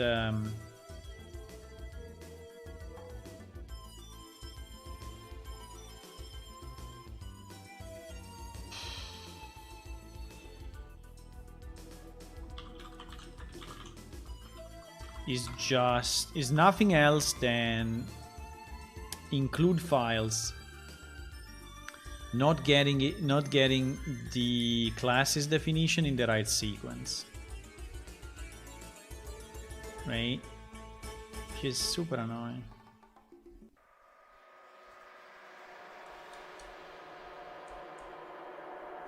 So it's not a, you know, it's not a problem in the code, or it's just the fact that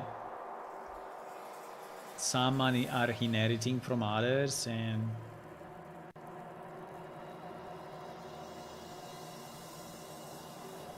I think I can, if it's still giving errors, I can leave the, yeah, still giving errors. Ah, okay. Okay.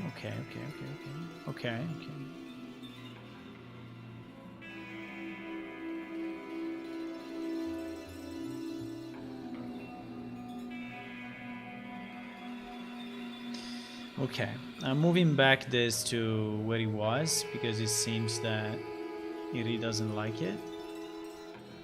It doesn't like my change.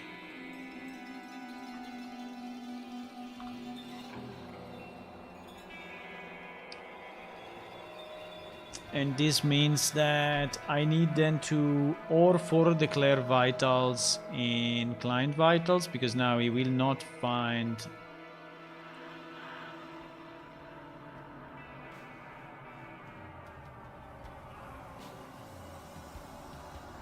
You will not find this. Let me try to forward declare it and see what it does.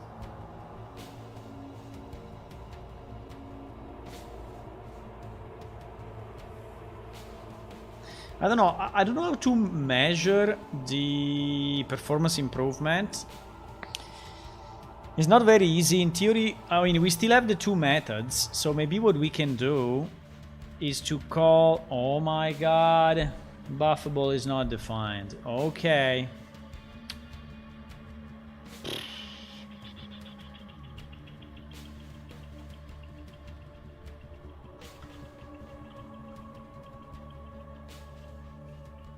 Bro, you have it here, please.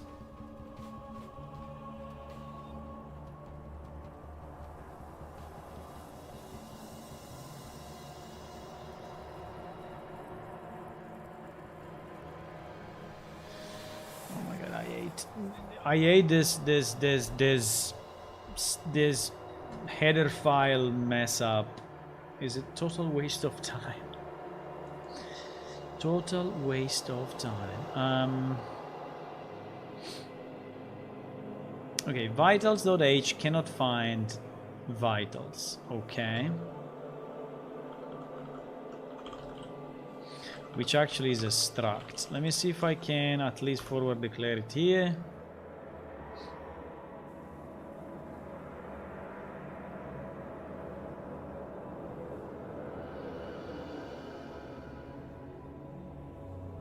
Is the real code open source or going to? At the moment, no. Also because one of the issue is that sometimes we are using, I mean, the code is not just the code, right? In Unreal Engine, the code is made of blueprints and everything is integrated in the same project. So while in the old game, we could, anyways, compiling, you know? While in the old game, we could split very easily the open source part and the not on open source part. Like, so we have, so this is PS Legacy, this is PS Unreal, okay? So in the old game, we had all the source code, which was usually on a separate SVN, and we had like a minimal art to just test the SVN, right? SVN, and this was actually open sourced, right? So this piece was open sourced, and then we had another repository, you know, with like the production art. Let's call it art, but in reality is art, music, whatever else, right? database, quest, whatever, which was in a separate repository, right? In another SVN. And this one was proprietary, okay? So this one was proprietary. So this is how it works. And it was easy to do, proprietary. It was kind of easy to do because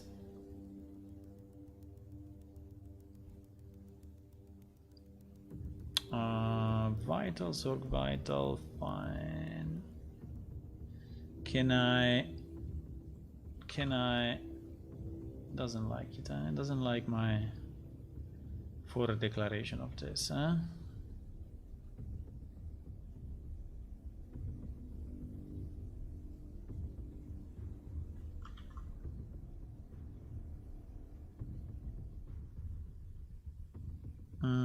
Just 1 second, huh?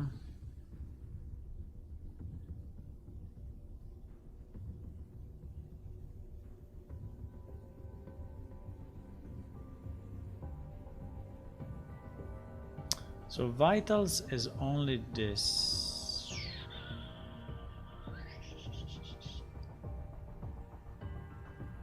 And then vital is defined in server vitals for whatever reason. Right? It's defined here. I tried to move it, but it really didn't like it. I tried to move it, but really didn't like it.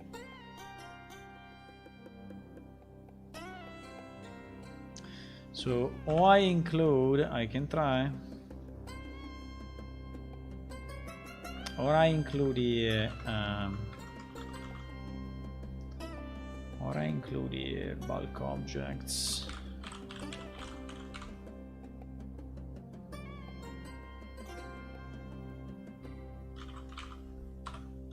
Server vitals. This thing is a bit of a mess. I think we have some circular dependencies. Okay, let's see if it compiles now. So, and this one was proprietary. So it was kind of easy, you know, because there was a good separation between the two, and we could just ask, you know, the people to work here, and then we were adding this on top, right? The problem with Unreal is that everything is kind of integrated. So if you want to have a working project, right, so something that actually you can start, you know, you need to have basically in one package the source code, the blueprints, the other assets like the art pieces, you know, the character BP. So there is so much that is very tightly integrated, you know, and you cannot split it. I mean, it's hard to split, it's hard to separate. So some of these blueprints or some of these assets are coming from the marketplace. So we have some marketplace assets which have their own license, and we cannot really open source, you know. But at this point, they are so much integrated into the rest that will be very hard for us to split it, right? I'm going crazy with this thing. Can you please get that definition from server vitals and use it? It's there, I tell you, it's there. 100%, please get it. It's here. Struct vitals, please get it. Well, now I will say redefinition, because I actually, yeah, I should remove this. Wait. Okay, let's try like that. So it's very hard for us to split these pieces. I don't know how to split them. So even if I want to release something at this point, I think it's very hard.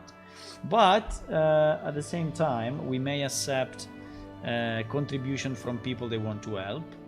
And there are basically two ways to contribute. So one is to develop pieces that are outside PS Unreal, okay? So there is so much that, so let me do something different here. So I don't know. So to contribute, if you want to contribute on the engine side, there are basically two ways. One way is to develop stuff which is outside of our project. Develop prototypes.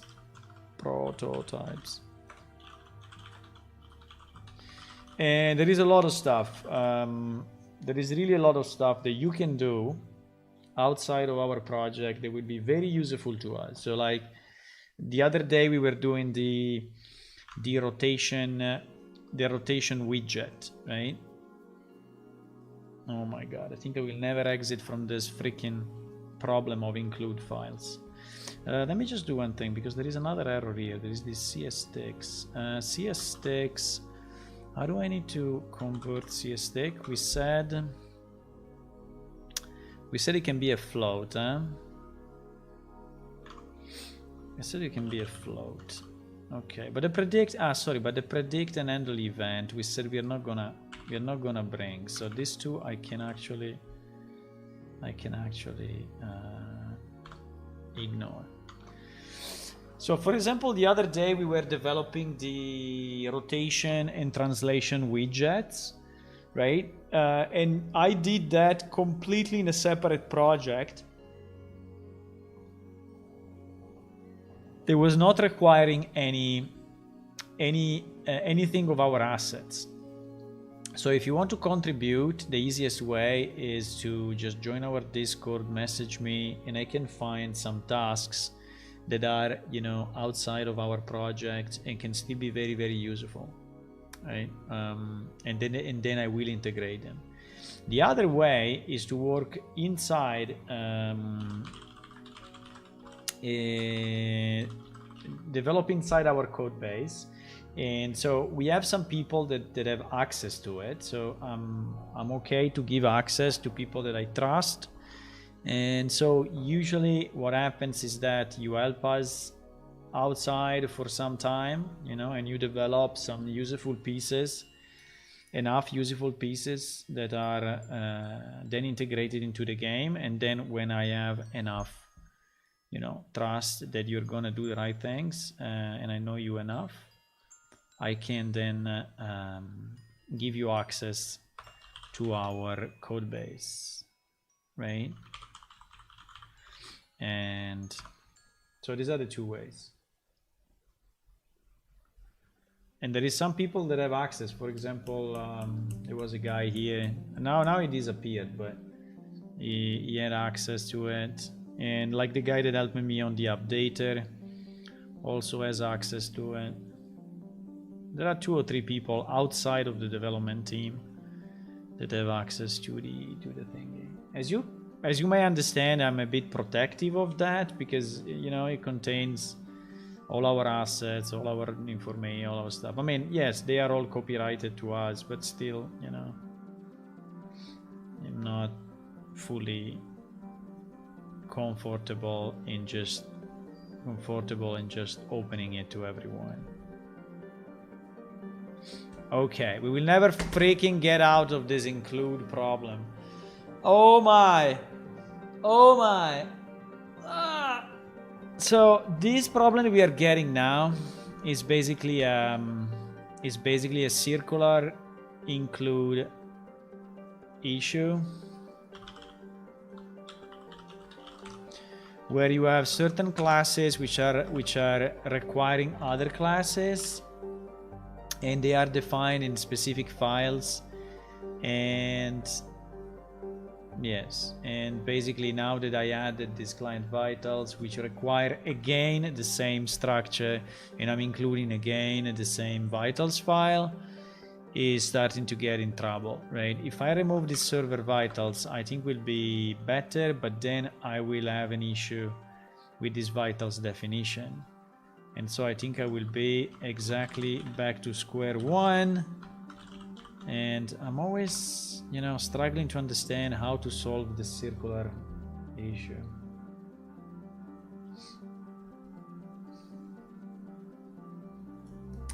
What about the update? I would like to do the update after I finish this porting, this optimization piece, because I think that this optimization piece is going to help.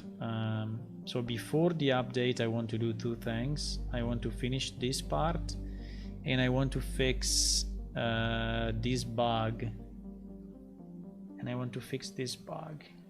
This bug about the exchange window that is toggling the chat window. I mean, there is some mess there, and I would like to fix it. Then when we have these two things done, I think I can release the update. Hello, Zwei. Steampunk hat. Yes, I don't know. I found it in the library. I found it in the library.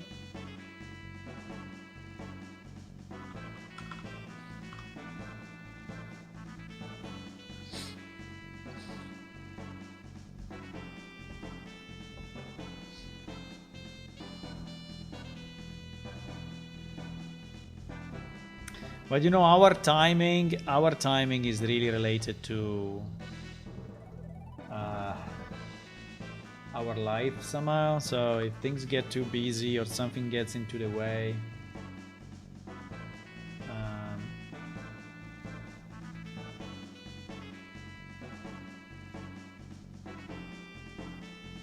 so Zwei, since you are here, the artist that we hired for the homeworld is asking about the color palette.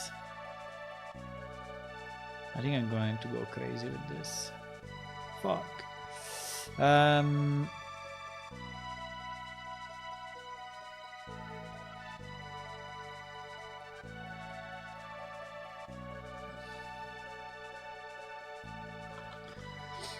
And so he's asking about the palette to use on the pictures, right? So if you want to vary the palette color on each of the pictures, and I think the answer is yes. The problem is that in terms of palette, we don't have a lot. So we have the palette, if you remember, for the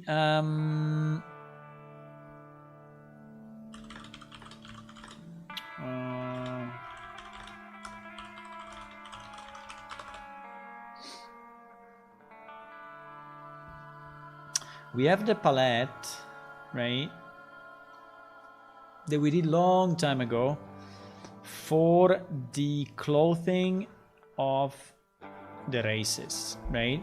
So we have some predominant colors for those. Now, I don't know if I want to use this really or not, but I think that anyway,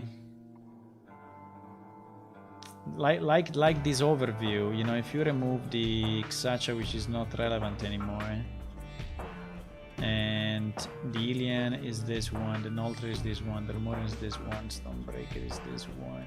So I think here we need to make one choice, you know, between one and the other. And I think they are very similar anyway. The only difference is that this one have the green in addition, and this one have the orange in addition. I think we can go more with the second one, which is a bit more darker colors than this. So I will remove this one, and can I delete this row? Is there a chance? Yes. Then the Lemur has this palette, the Enkidukai has this palette, the Cleros has this palette, the Diaboli this palette, and this palette. The Diaboli were made to be very colorful, as you can see. So they are the ones that have the most bright colors. I'm just not really convinced that it is the right way we want to go.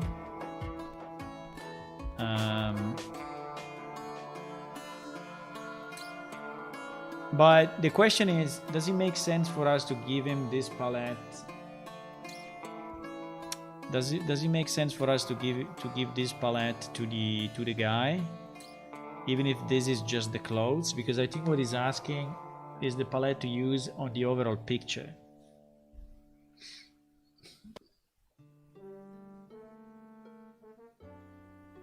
In 1-2 months you will have some free time. You're also a developer.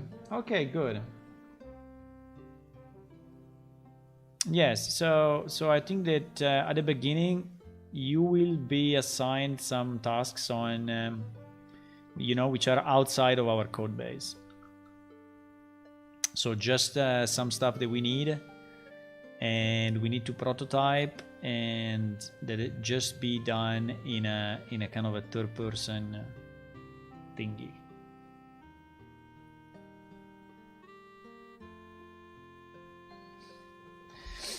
A base color set for everything. Yeah, the problem is that the planets, you know, I think there is some work to do here, because you know, there are two different things. One is the color of the background and the planets, and like for example, if you take the Diaboli planet, I mean, is described as volcanoes and fireballs everywhere, and you know, so I think his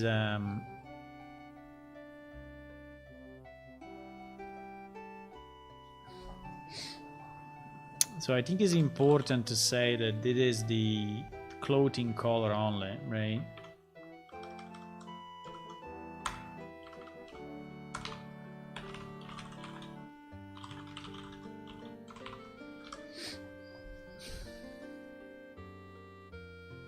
Fuck, it was 0.2 already. So I will do a clothing color 0.3. Okay, the clothing color 0.2 was made in 12th of June 2004. Right? So 16 years later, we are doing an update. Wow. Because my idea is, if we could split this, you know, between clothing, I don't know if I want to do this though. What do you think of the Diaboli? I think is a tough question. I think it's a tough question, because I think that the Diaboli should have, you know, the difference between these ones and these ones, you know, is mostly, okay, one is derived from the other, because one is a breed, is a crossbreed, right? By the way, do you see this picture? Do you see these pictures, Way? Do you see the kind of horns, antlers? I think that is somehow what I was thinking for the other one. But I think that one of the difference, for example, is some purple colors, some more bright colors. I think the purple, for example, is not inserted into the thing. I would prefer to add some. I would prefer to add some gold color, and because I think only the Innon have a problem with gold, right? Precious metal. The problem of precious metal is only on the. Yes. So I would prefer, you know, to steer the thing. Hello, Jose. Hey.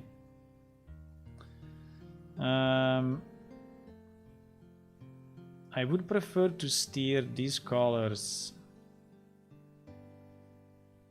Like this super bright yellow, I don't understand what is the meaning of it.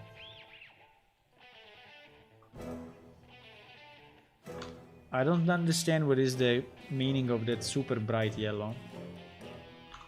I would prefer to put a purple in, like this one, and remove the super yellow.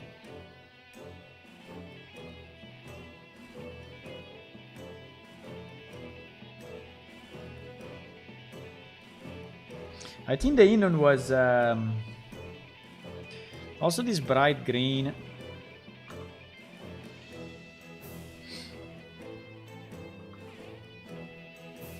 I don't know. I think I don't like this set. Basically, is what I'm saying. What I'm saying is that I don't like that set. Okay. Maybe we can do a mix of the two, but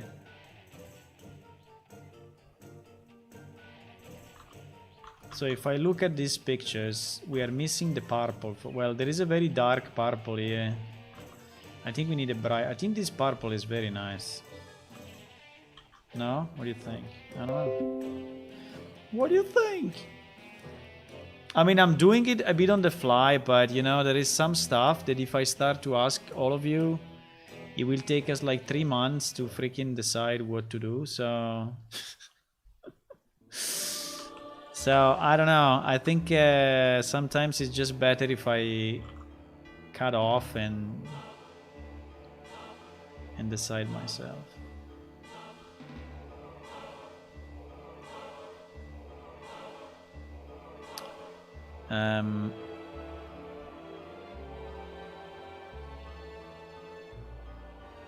So this purple is very nice. The gold is very nice, which I think is similar to this one. The blue, I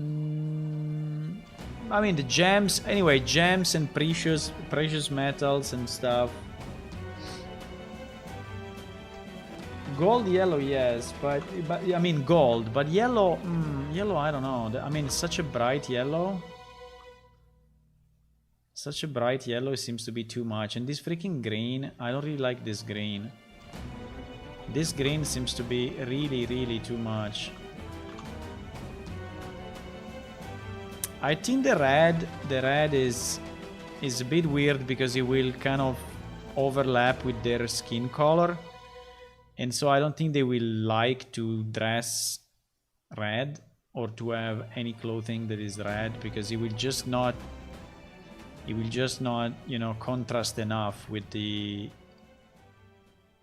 red. While the blue and the pink, I think the pink does, the gold does, the orange, I don't know, this red, I really don't know. I think if we can get a bit of these ones, maybe not the dark ones, but the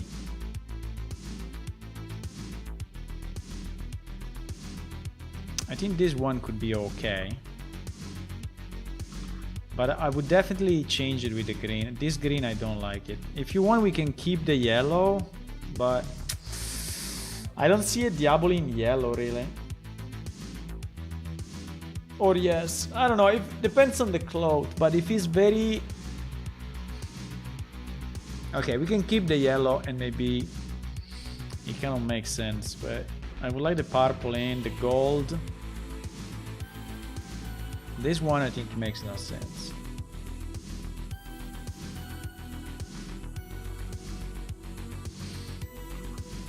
They will never dress in a color that is exactly the color of their skin.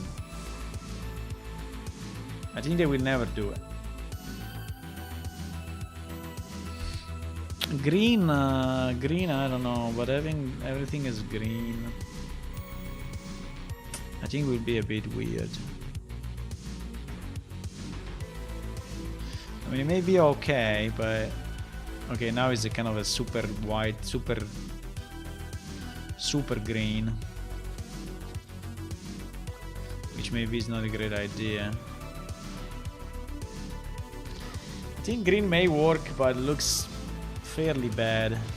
Also, I don't think they have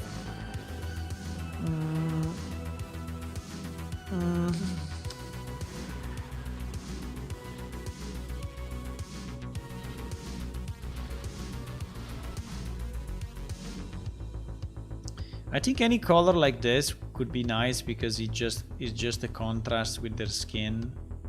So I think they will look nice with the sand colors.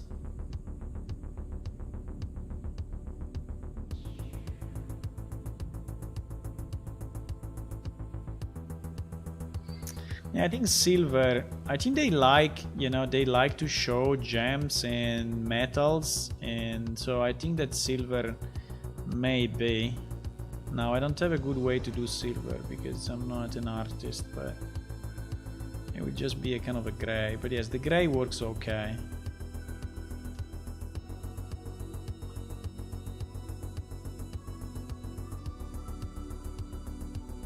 I think we should change this.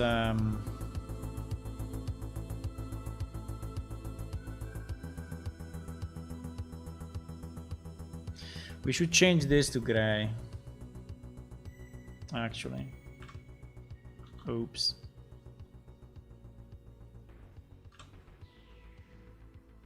I think we should change this to gray. Maybe keep the yellow just because, I don't know, it's nice anyway versus their skin, but as a... Yeah, metal, we have this too, like gold and silver.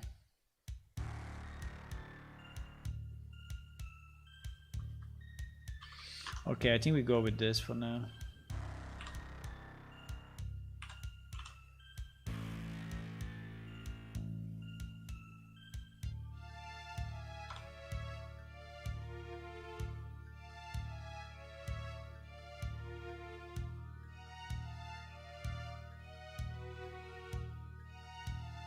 Let me see just if he's identical to anyone else. No, it's not identical. There is a bit of similarity with this, a bit of similarity with this, but they are not really identical. Because they miss the... They miss kind of the blue.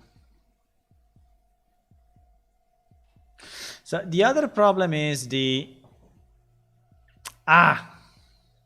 What is going on? The other problem is the world colors, you know?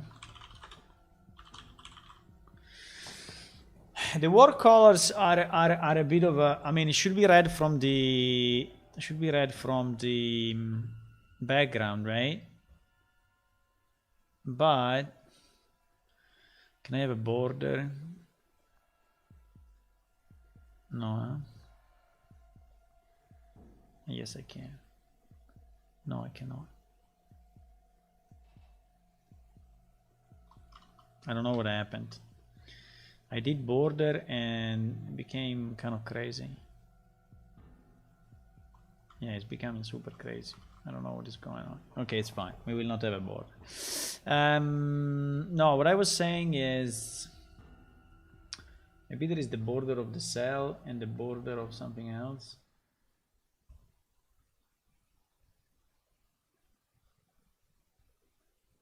No idea.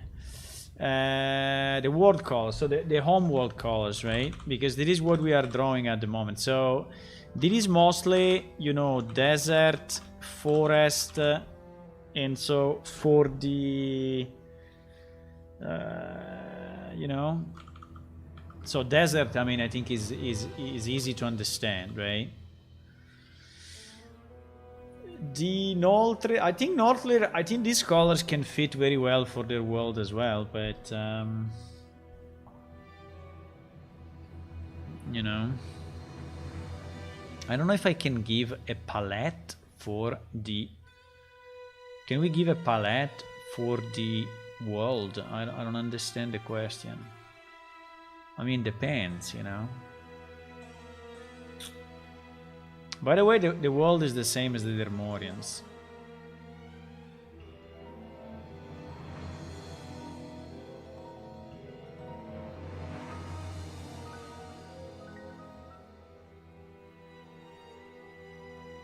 Yeah, so basically, anyway, Dermoria is basically a normal... It's basically a normal world, you know, so it's... Yeah, there is a bit more forest, it's very gorgeous, whatever, but at the end, you know, is primarily forest with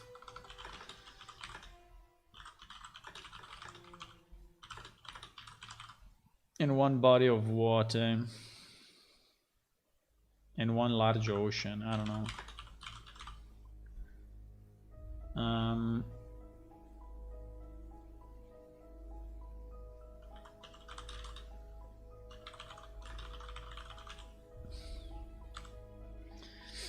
Now the Stonehammer one, I really have no idea if we are doing it.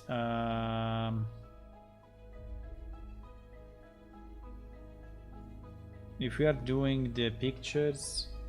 Hello, Monty Adex. I don't know if we are doing the pictures in the. I have to think about it. I think that is enough for now.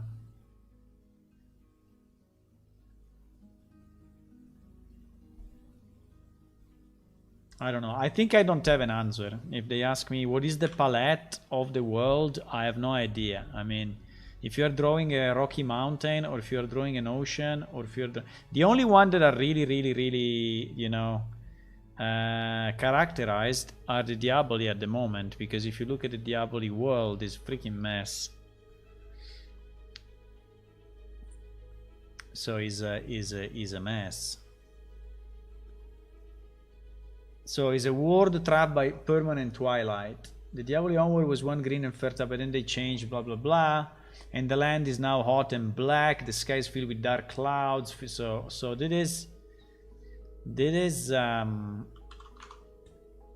think that is very paste special unformatted text. Thank you. And I think it is very easy to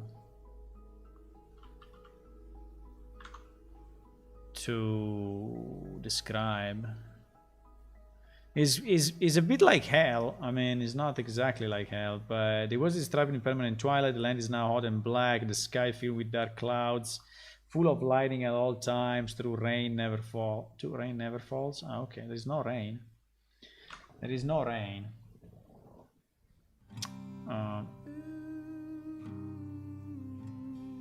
So. For the Stonehammer, I don't really know, because their world changed so much. Now, I think will really be different from the two eras that we have. Because it was a normal world until it started to heat up, you know. So I don't know.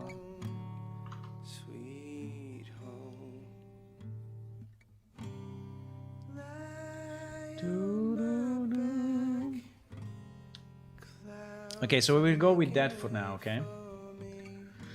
So I will send this document to the guy and see.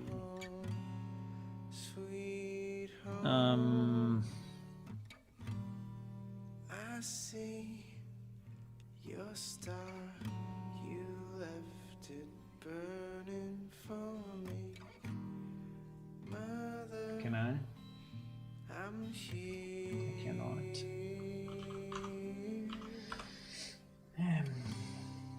Eyes open wide. I think I can. Feel your heart and it's glowing. So I will type something like, please note, these are the palette of the clothing of the characters. The characters, I added some information on the world as well, but the best is to read the race description or discuss with me. I see your star. You were trying to use EU find a voxel plugin, but on Linux some library is broken. What do you mean on Linux some library is broken? So you get an error message or what? Because they should. I mean, is the voxel plugin kind of a default in Unreal, or is something that you just found out separately? Because if it's shipped by Epic, it should work. If it's not shipped by Epic, then okay, then I would suggest not using it. Is published by who?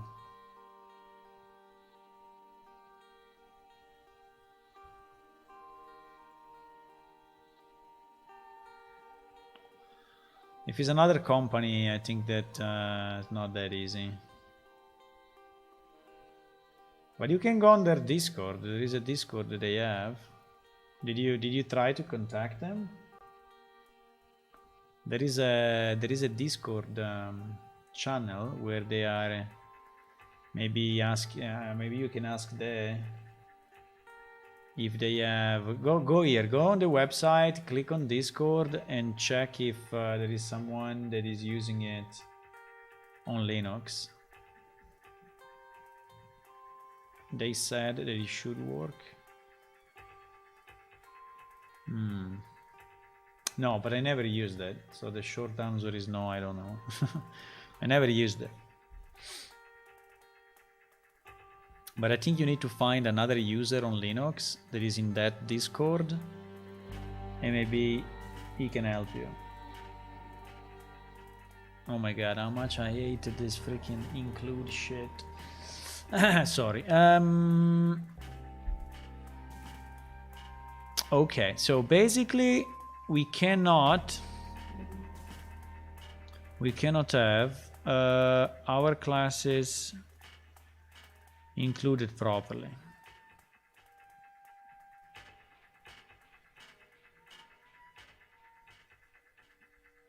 So what I did, okay, let me do one thing though, because I think it's important. Let me just regenerate all the project files so that we get a clean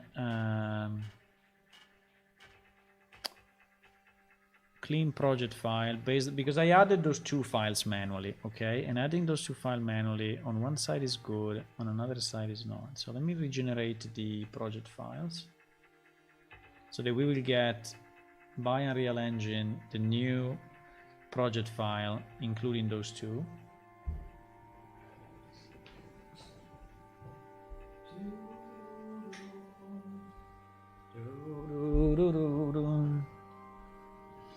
Maybe it's interesting for PS, but maybe another year of work. I mean, when you dig, you will be able to modify the terrain. I'm not really big on modifying terrains. I'm more on building, on constructing, you know? Because I don't find it... I mean, we have a problem that our world is in a hollow... I mean, our land is in a hollow world, so you cannot really dig. If you dig, you will destroy the stalactite and the world where we are in.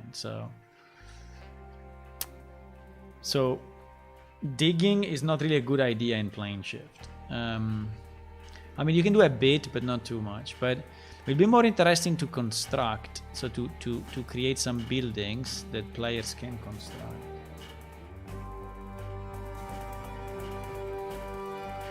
Yeah, you dig a bit when, yes, but you dig not that much.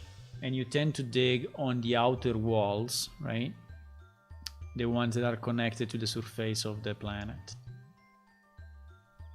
There you can dig. Also in the stone labyrinths you can dig. I think yes. I need to solve this freaking dependency, otherwise I'm stuck. Otherwise, I cannot do what I want to do, which is very annoying.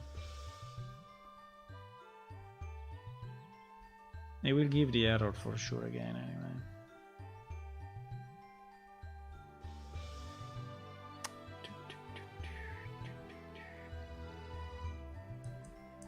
It was working before, so...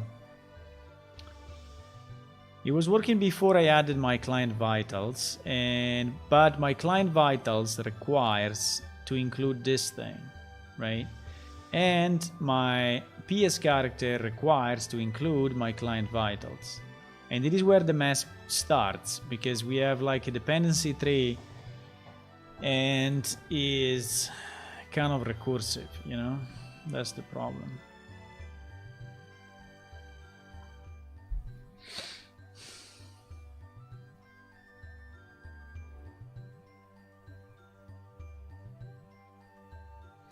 Okay, let me try to remove it from here.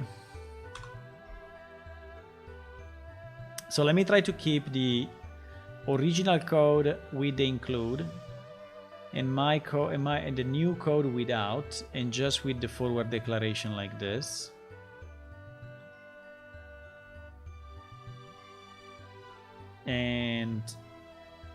Well, we will have the problem with Vital Manager though.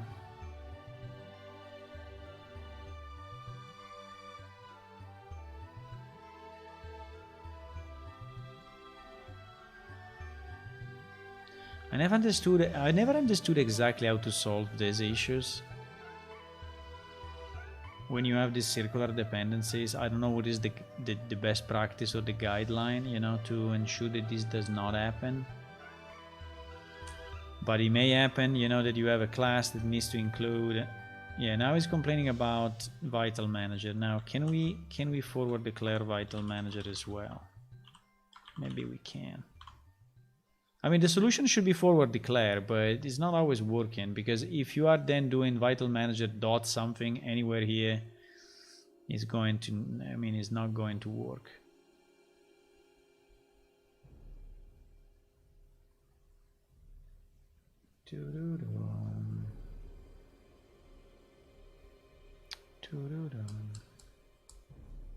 I don't know about this voxel thingy. Is there an alternative, or is the only plugin? Maybe there is something else that does the same, just without that plugin.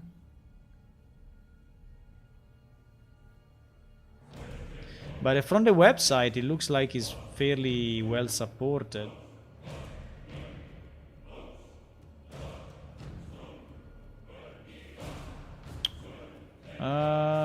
Wait, I think we went a bit forward, probably. Or not. Why is saying that experience points is not...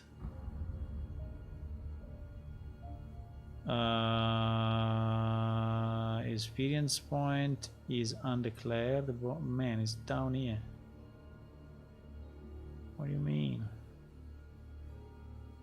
No, he has another problem for sure. He has another problem.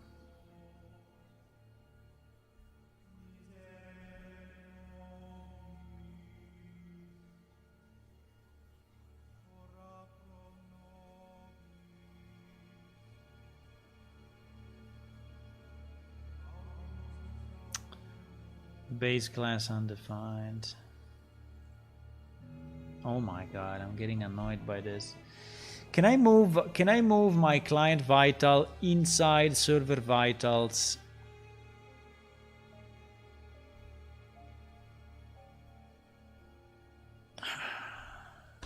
Okay, let's try to make a freaking graph of this.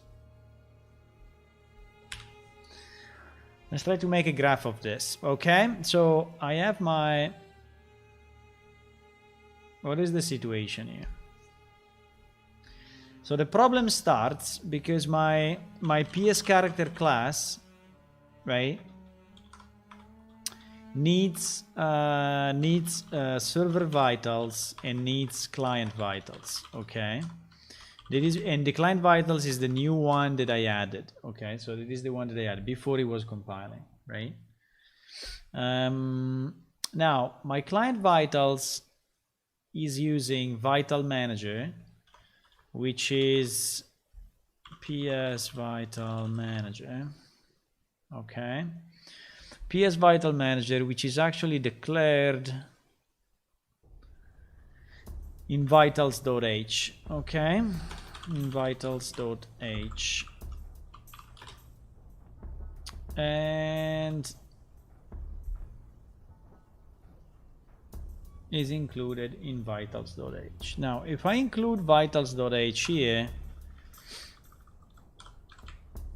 right, the problem is that vitals.h is included also from, yes, my server vitals.h. So this one is including it. Why? Is including it because it's using it everywhere, right? Yes, because he's using the same. He's using Vital Manager and Vital. So this one is using PS Vital Manager and Vitals.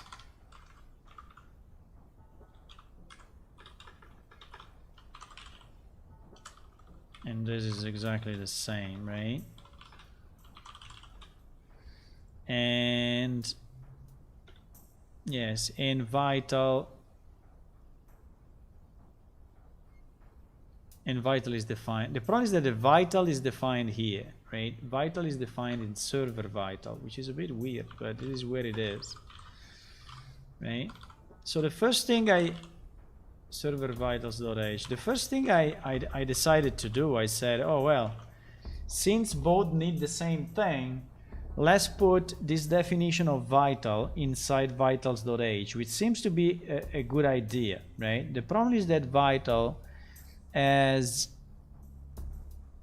a vital buffable thingy, which is deriving from buffable, and buffable is defined so vital as vital buffable, and vital buffable as buffable, and buffable is defined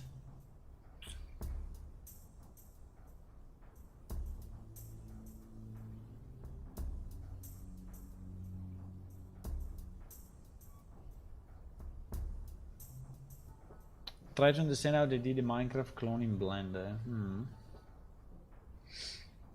And it is in buffable.h. Okay, in buffable.h, is it including some other shit? No.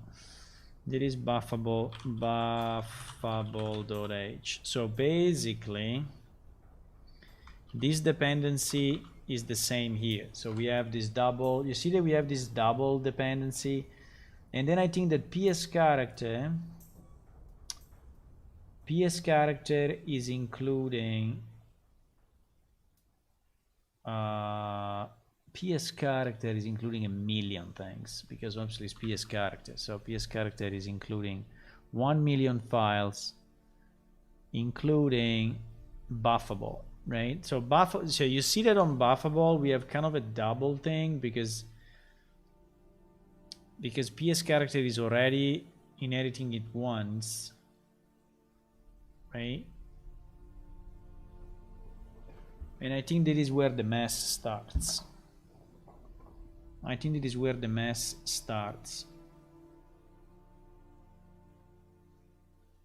But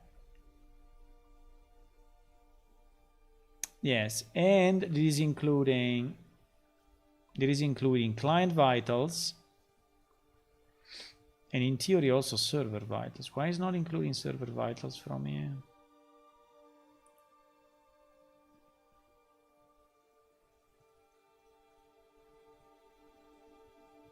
Ah, yes, is here. Server vitals is including server vitals and client vitals from here. So maybe what I can do, I can remove this include. I can remove that include and try to forward declare the client vitals and see if that helps. I don't know. By the way, I'm far to keep watching.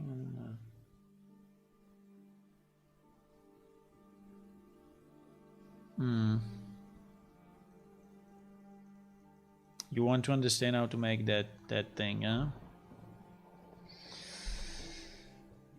I'm good, thank you, Jose. How are you?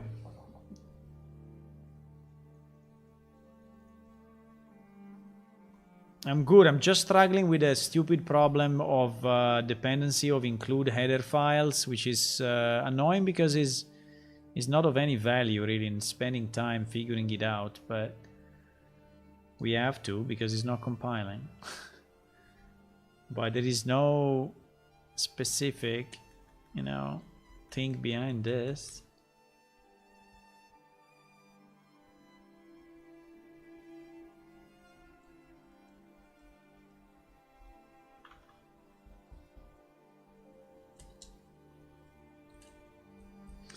I think removing client vitals include from PS character may have helped because we are not including it twice, but let's see.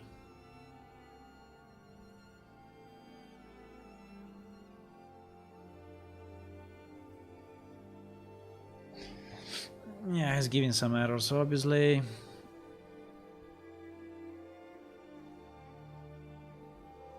Globals.h, I think it doesn't exist.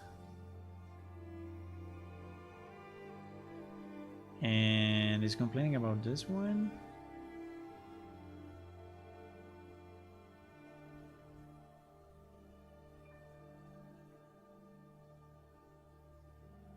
What?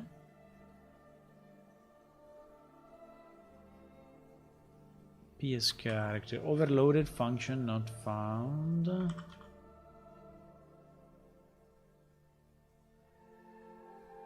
Because I added the counter. Wait. No. Yes. Because I added the counter. Okay. Makes sense. And I didn't put the counter here.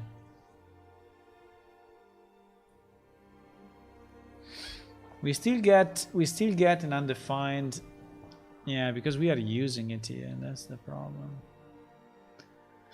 So, or I include it from the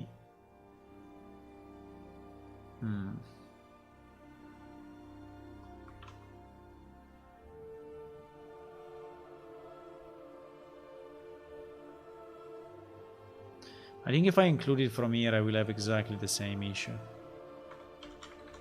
But I can try.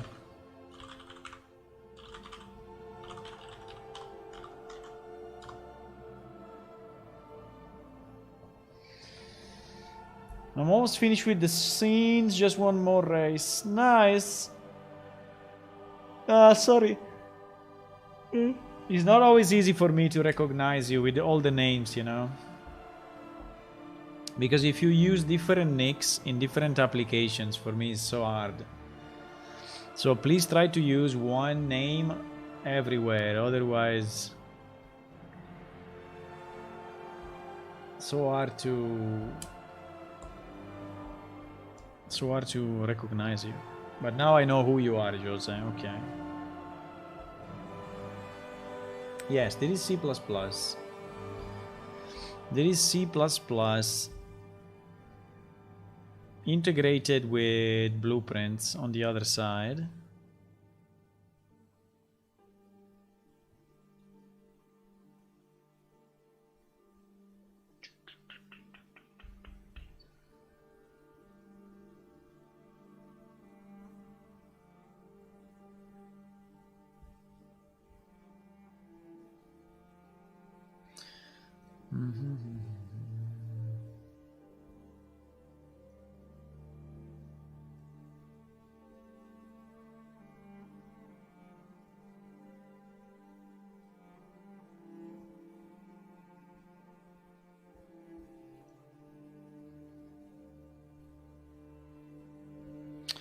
One failed, unable to resolve. But now we are getting better errors though.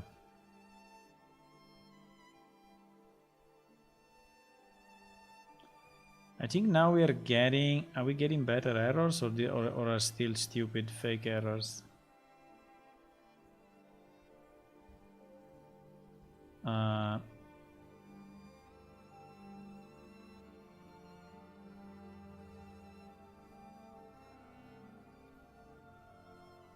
Oh, by the way, here I have the same problem, huh?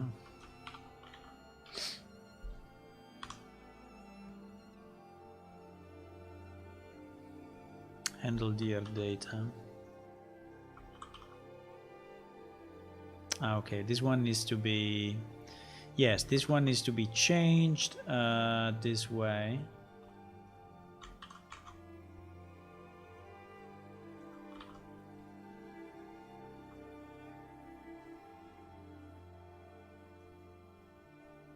Yeah, we will have to redo a lot of those descriptions, unfortunately, but.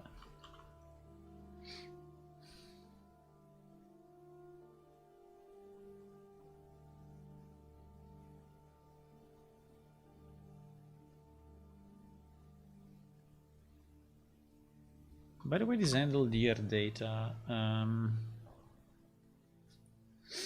don't know if you read. I mean, okay. I don't know if we really want to pass all those values by reference because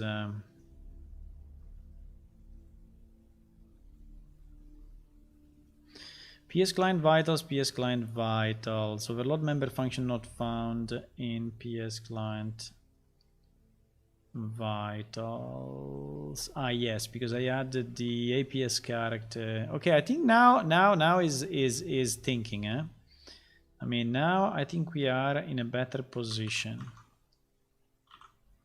Because now it's actually giving me errors. Now it's actually giving me errors which are more relevant to what I was doing.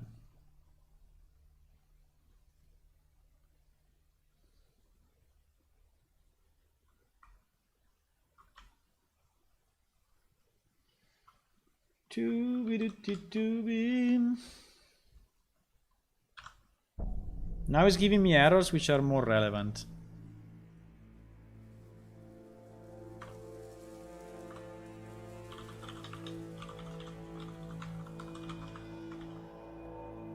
So I think it's actually the fact that I removed the include of PS client vitals and added the forward declaration on PS character actually helped. But I don't know if it will help until the end.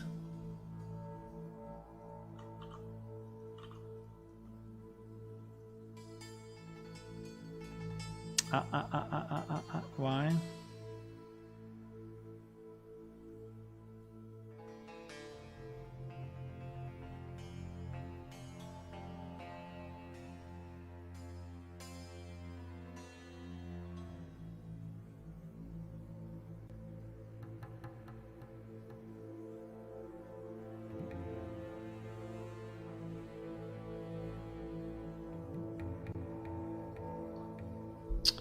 Because it's const. Yeah. Actually, I was wondering if this const was an issue.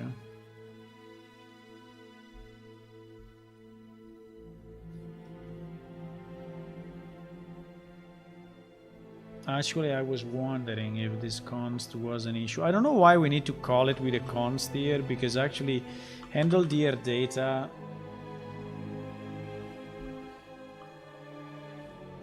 we will call it from here. We will call it with the directly with the values. So I think we can leave the reference and const when we are going through the network server client, right? Because this is an RPC call.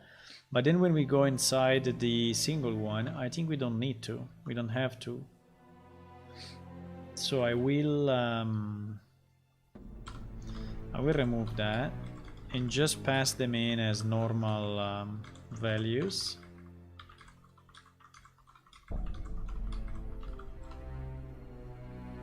Right?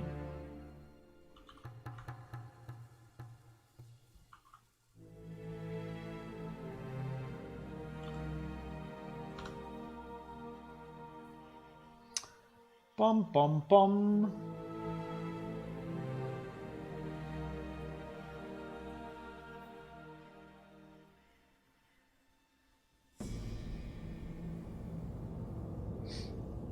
Hello, Mohammed.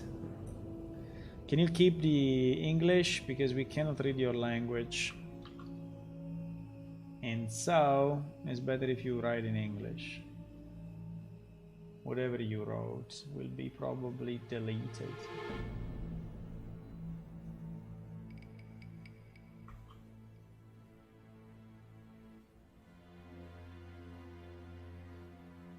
I think you said something like good evening, so okay, good evening to you, but please write in English.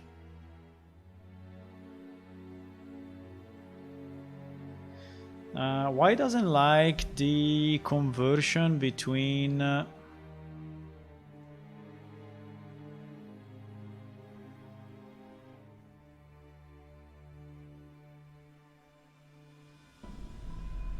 yes, this one is my mistake actually.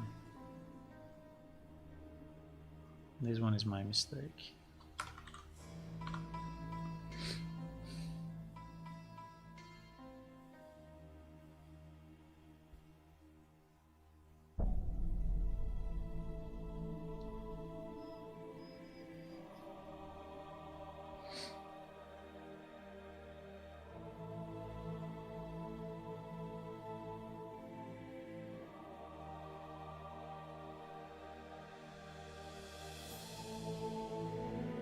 We still have such an issue in this thing.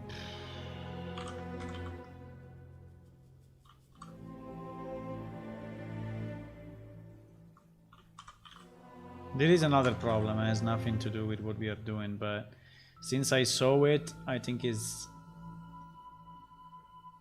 something that I want to fix.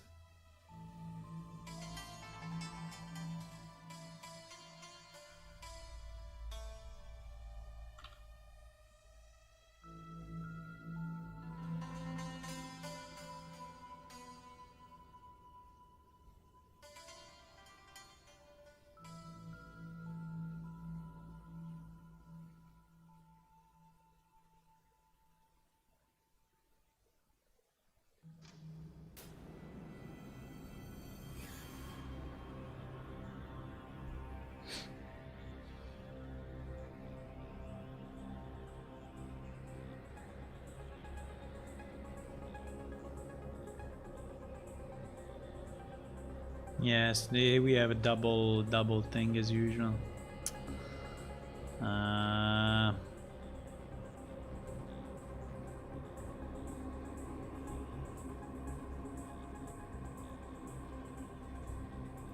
think it's better if I change this one.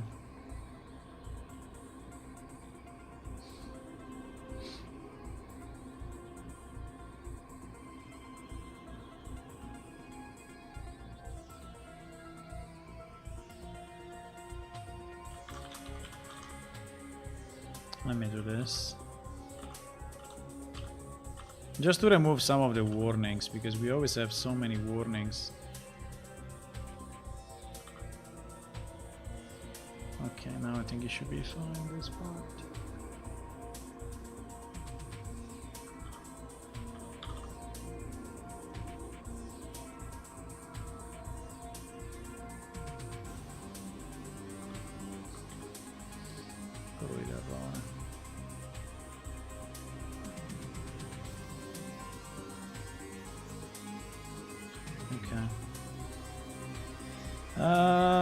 Okay, so what he's complaining about is... So we must have a translation in the chat. Where we uploaded the video, good speech recognized, subtitle is later. Yeah, the translation works pretty well. I mean on YouTube, yes. I mean, it's not perfect, but it's definitely good enough. Good enough, boys. Binary equal. No operator on file which takes the right hand operator of an int. There is no acceptable conversion. I have no idea why it's saying this, because we have the same code. We have the same exact code, right, in the old game. And maybe the old game was a bit more open to, but we can force it. We can force it. Client vital CPP. You see, we have the same conversion here. So this one is a float, right? Now, why this one is not seen as a float? Ouch. Ouch, ouch, ouch, ouch, ouch. Ouch, ouch, ouch.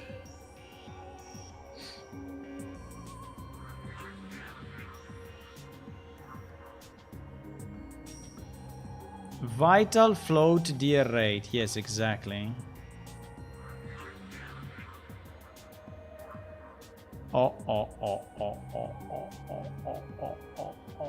Holy shit. They are actually different, boys. I didn't see that. The vital definition from client to server is different.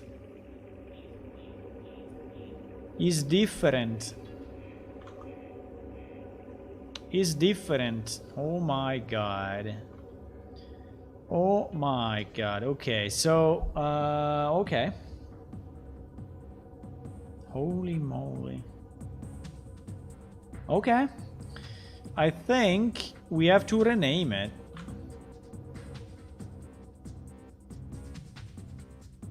This is probably why I was complaining so much, you know? But I think we need to rename it to Vital Client. Or Vital Client Side, I don't know. Vital Client maybe is enough.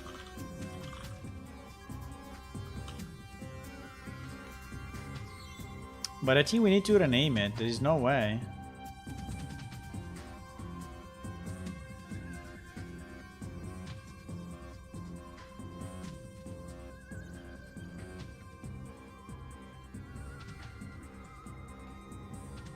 I think also this vital buffable probably is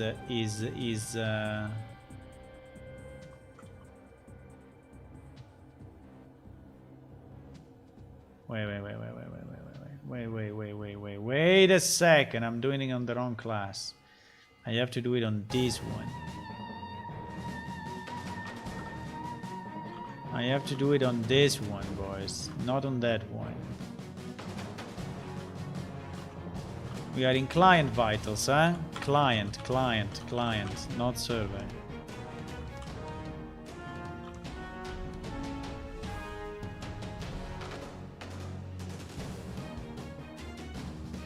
So anywhere in this class,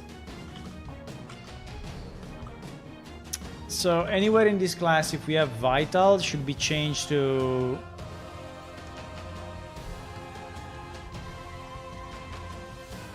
holy moly, that was something, but I think I catched it.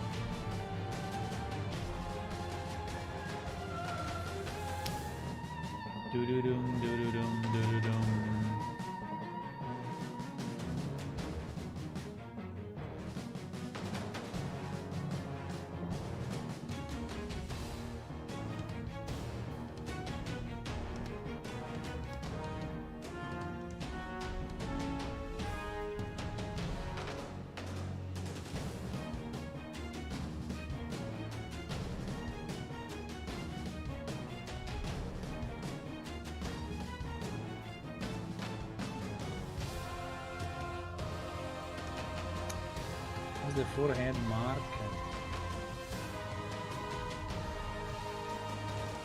Forehead mark.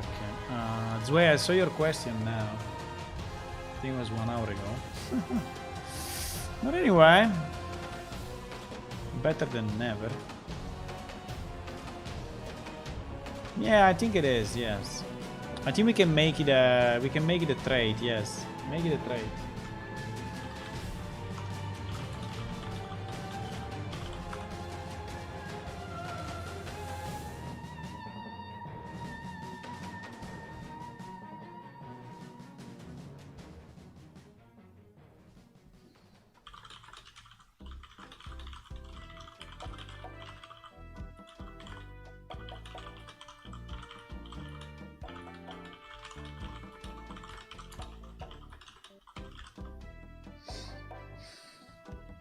Okay, sorry, I was just chatting with Zwei on something else. Succeeded! Look at this. 1 succeeded. You see? 1 succeeded. Okay, so at least it compiled. So yes, we have to use a different class for... okay, now what do we need to do? Now we need to understand if what I did... may actually work.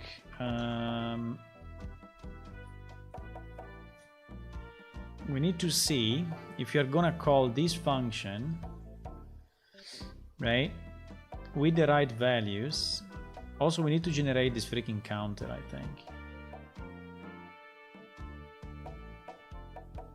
I think we need to generate this counter. Handle DR data. So this one is called by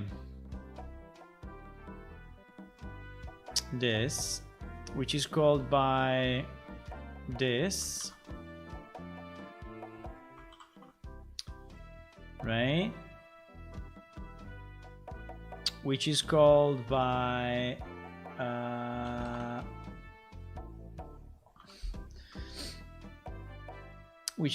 server vitals, right? Yes, exactly.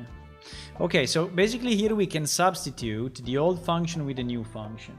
Okay, and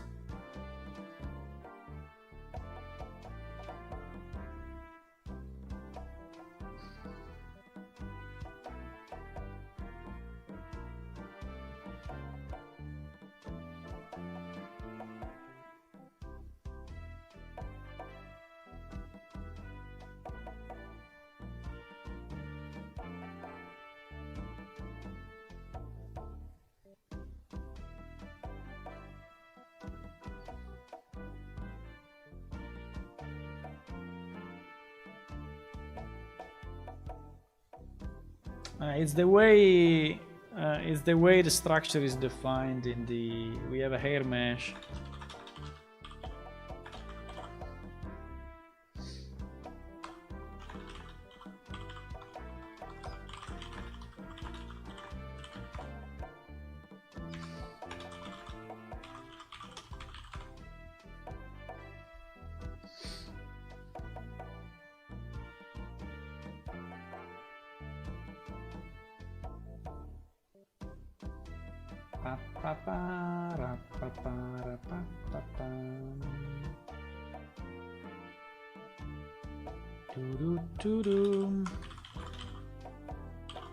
Sorry, 1 second.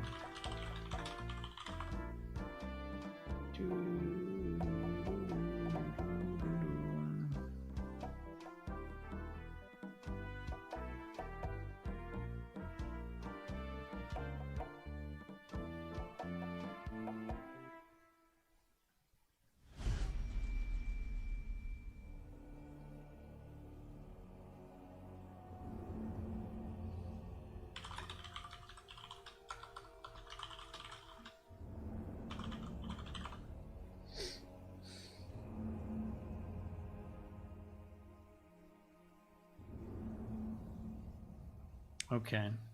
Did it compile? Yes, it compiled. No, I was saying, sorry, I'm getting distracted by Zwei, which is pinging me.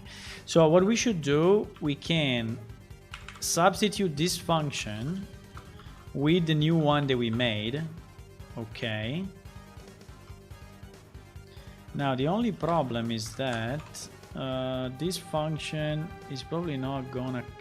version we have it, which is our counter. Oh, nice.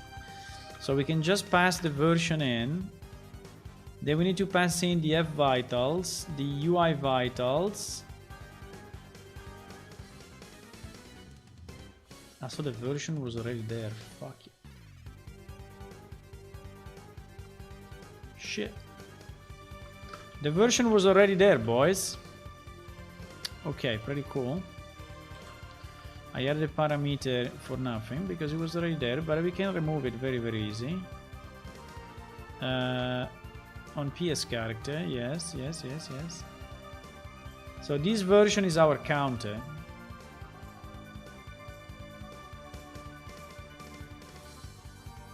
So there is no need to add anything else. The version is our counter. Okay.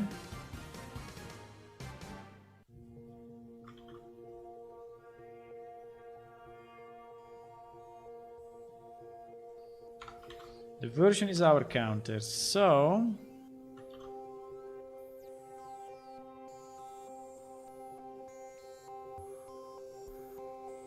the important thing is to use the version. Why we didn't have version used here then? Is it something else or? And you see that it's same version. No, this is the version, absolutely.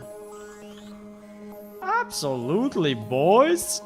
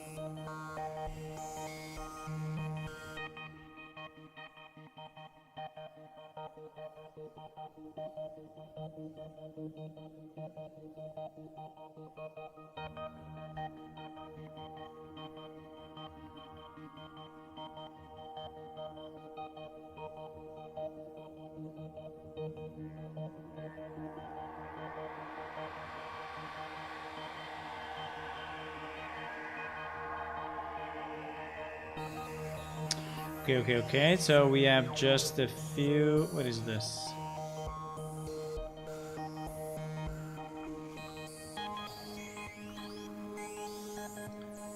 Plop, plop, plop, plop, plop, plop, plop, plop, plop.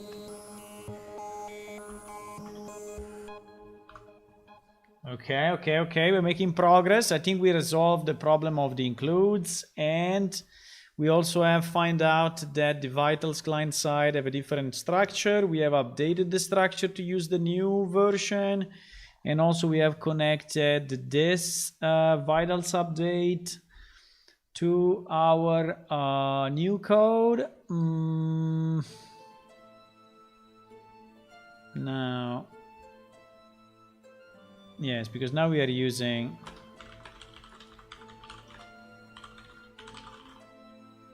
so this is the old version that goes through blueprints to be removed. Okay, this is the old version.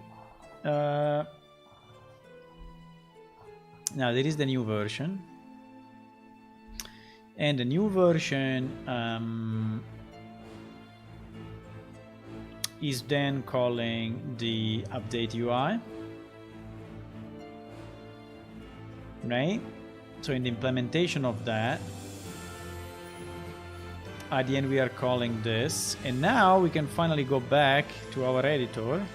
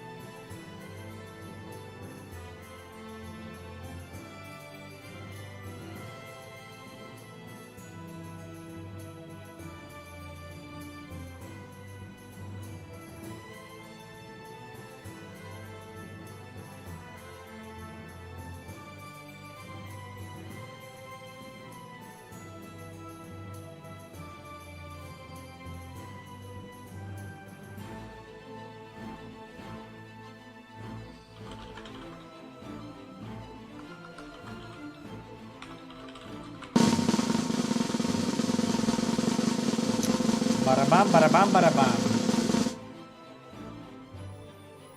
Barabam, barabam, huh? Drum roll, huh? So here, no, we're not really yet at the point of testing, but at least we have that piece sorted out, and now we are going on the blueprint side, and instead of receiving, so now I have to think where the hell is that, but instead of receiving a receive vitals update, right, which is this one, so this one we will not use it anymore. So it is basically old, remove. We will not use this one anymore, but we will have a new one, which is this one, which should call, I mean, doesn't need to call the monster blueprint anymore, right? This monster blueprint graph is not going to be used anymore, so I can delete all of that. But for now, let's create a new function, maybe, which is update. Let's duplicate this one, because anyway I need to keep some pieces. I need to keep this call. Basically I only need to keep this call and this call. So let me duplicate it. This is the receive, no, update current vitals, update current vitals. this one. So let me duplicate it, and we will call it update current vitals new. Okay, so now we are looking at the copy.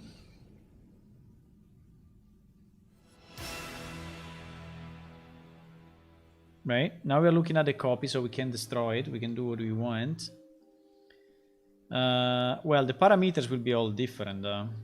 Okay, so the parameters needs to be, I think I need to close a bit of these things because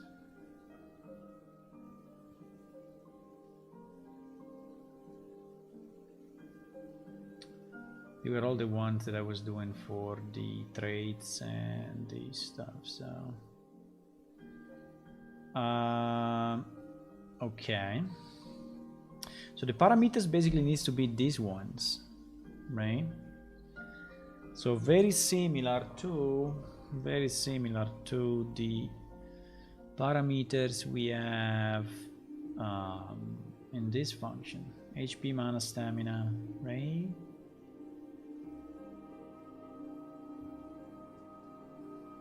What is this encounter here? No. Why we have this? Oh my god. Oh, that should go.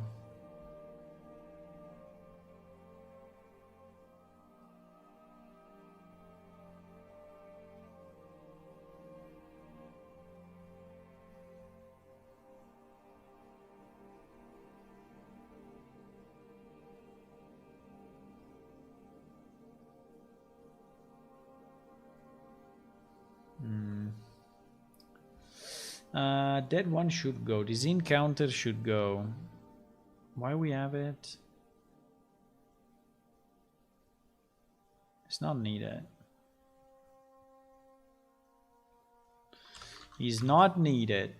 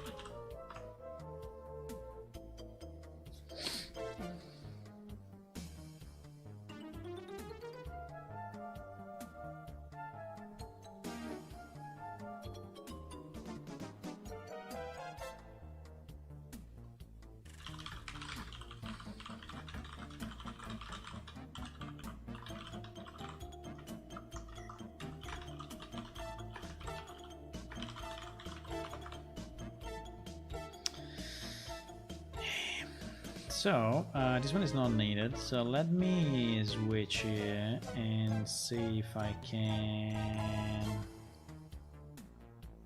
go on PS character. So the UI doesn't need the counter anymore, okay? Because the counter is used only... No, wait.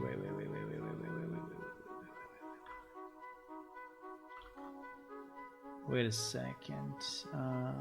Yes, it is not needed by the UI. It's needed by the client, but it's not needed by the UI, right? And the reason is that the check has already been done for us, right? The check has already been done for us by the other function, so we don't need to pass it to the blueprints.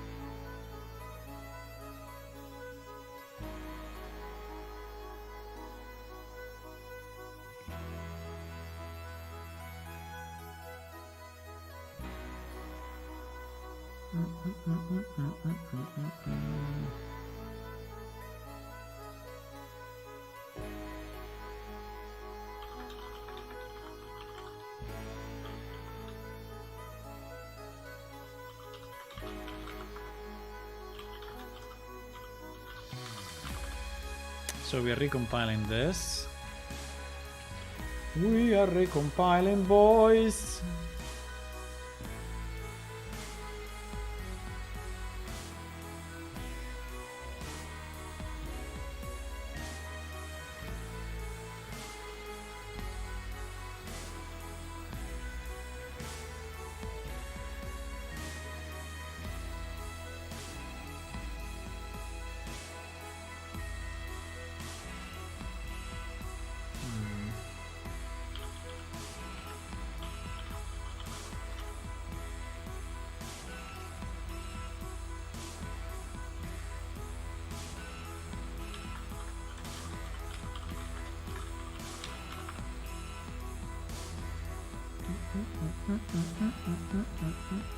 Okay, succeeded. So let's launch again our editor and let's launch again our editor and let's connect the pieces.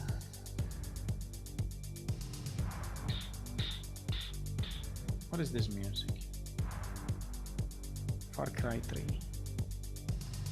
Far Cry 3. I think we made good progress. A bit slow, but we also did other stuff, so I think it's okay.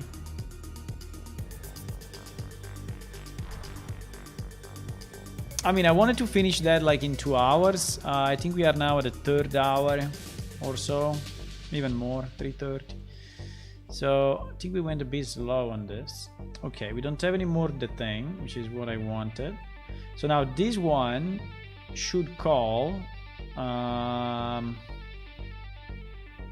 This one should call. So here we are. Wait. Here we are on the client, on the server. Here we are on the client already. Okay. Here we are on the client already because I did the switch the other side. So this update current vitals, right? I need to call the new one, which is update current vitals new. Update current vitals new, right? Whatever it is. And this one though, I need to change all the parameters.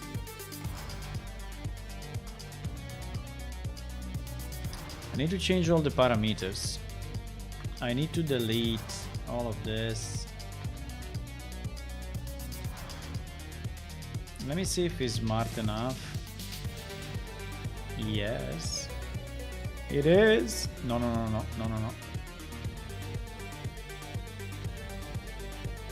You see that it's adding automatically the thingies? Good trick, huh? Good trick, boys. Okay, so now if I recompile it, it's complaining about everything, but it's okay. So now here we have the mapping 1-to-1. Okay. And here we can say that this one is like this, receive an update of the stuff from the server, which is already, but is already client side, okay? So it is already client side, receives an update of stats from the server. So it is already client side, so which is the big difference compared to before, right? That we do all the job, I mean, some of the job on the C++, and here we are already on the client side, and we did already all the parsing of the stats. So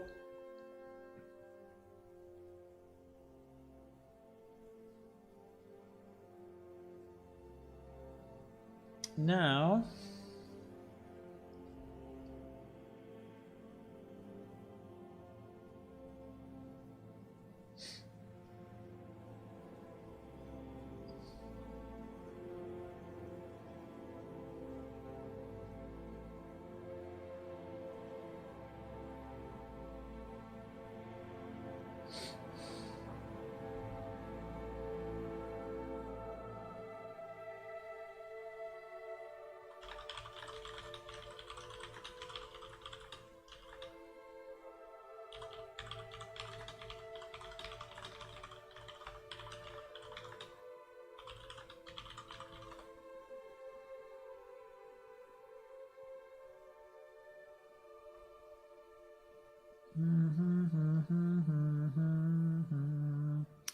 Okay, so here what we need to do,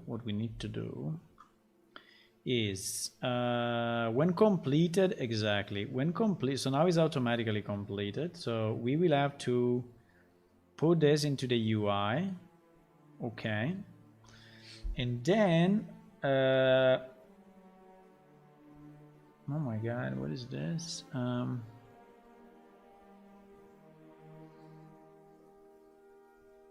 If we are in a group window, then update my values also in the group window.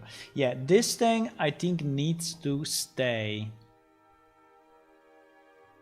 Even if, you know what, why we are not binding to, why we are not binding, okay, let me just delete all the stuff of this because it is completely useless now. Okay. So the only two pieces that we need is to update the group window.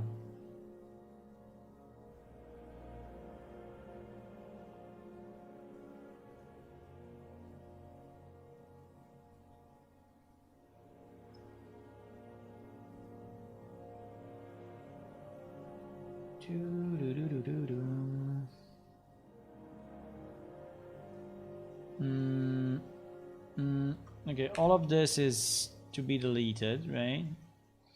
All of this is to be deleted. All of this is to be deleted. Okay. So all of this is to be deleted. So now we only need to do two things.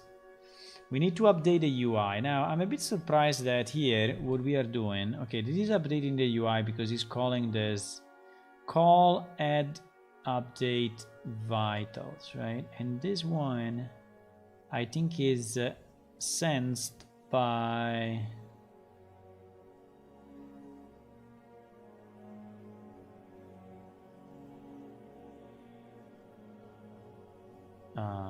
what?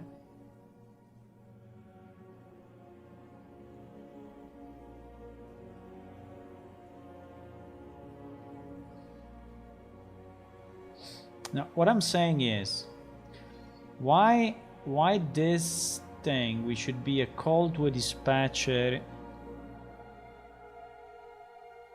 Is it a call to a dispatcher or what? Is it a call to a delegate?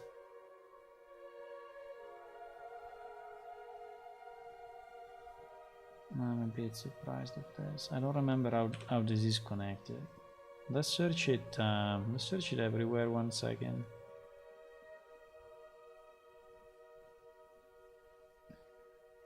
Bind.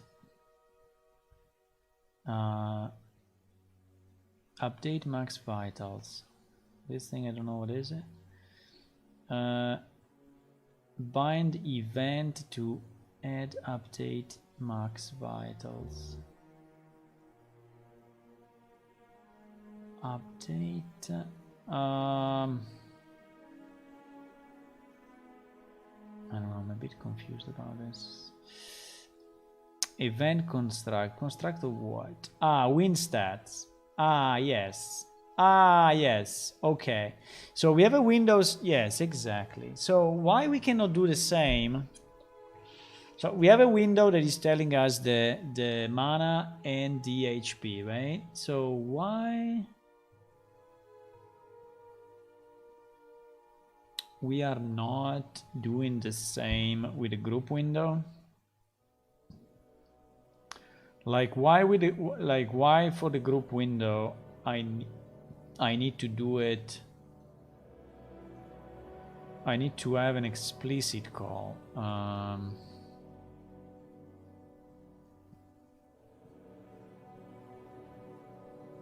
Receive vitals update. Because I receive only the percentage, huh? Probably. Okay, I think I understand. Because I receive only the percentage. Okay, anyway, I think it's not very needed to redo this job here, but fine. At the moment, I don't want to do too many changes or I'm going crazy. So let's say, what is this thing? Get controller, planeshift player controller, get win group, get member list. Children count is greater than 0. Ah, yes, we're just checking if there is any value there.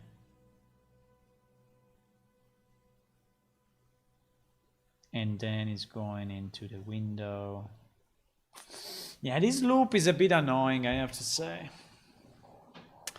But because we are basically going through every entry in the group window to understand if... but anyway, it's client side anyway, so it's client side. So we already saved some time, you know, we already improved the performances somehow, so I think it can be fine.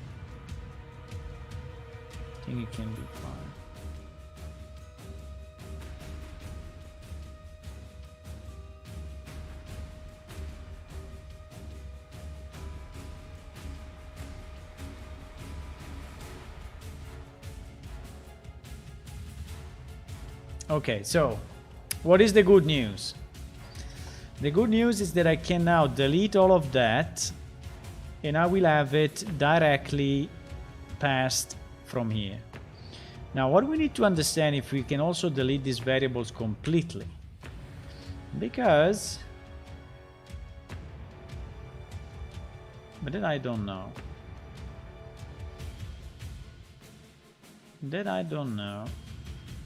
Because you see that they are used here as well, and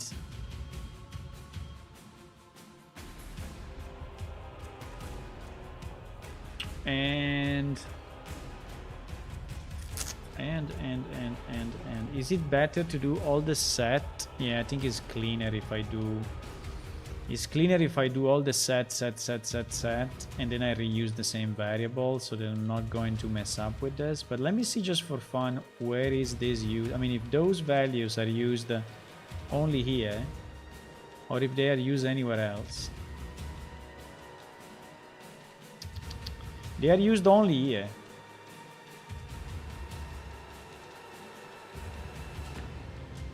So in theory I could delete them. In theory I could delete this whole thing. I mean the whole thing, I mean the variable, huh? In theory I could delete the variables because they are used only here. Except maybe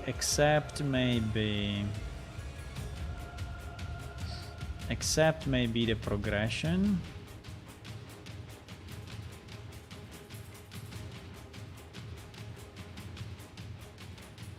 Because the progression maybe is used in another window, in the progression window. Yes. This one I think is used. No, it's used here only. It's used here only. Do we want to delete it?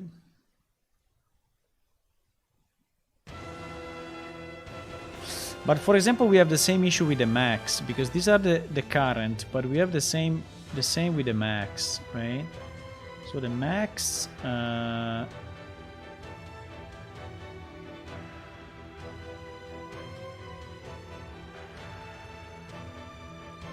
because the max is set in update max vitals. Yeah, I think we need to keep them anyway. I mean, we could delete them, but I think we are just messing up. I mean, it's just a set. A set, I hope, is quick enough. I just didn't want to do all the cycles, all the for loops, you know, in the blueprints. It was a bit annoying to see, but so all this mess, you know, I wanted to avoid all this, and now we deleted it. So, but I think that here, you know what we can do? We can set all these values. So let me go back one second. We can set all these values and then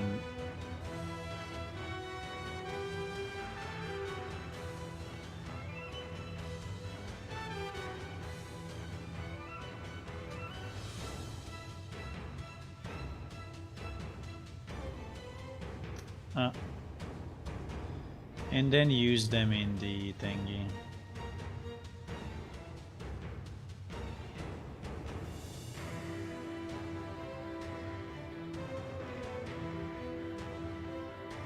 Okay, and then use them here. I think is probably cleaner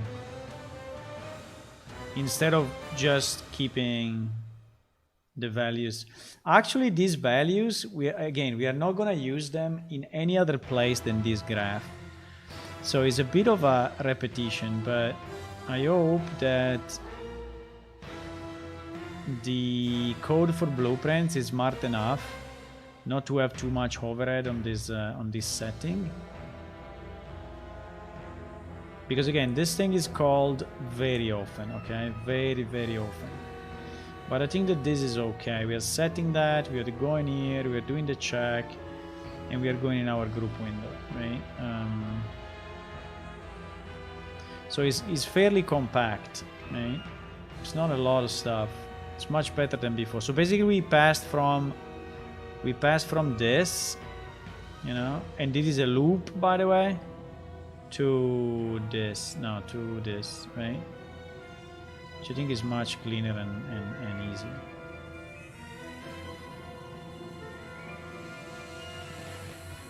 Right?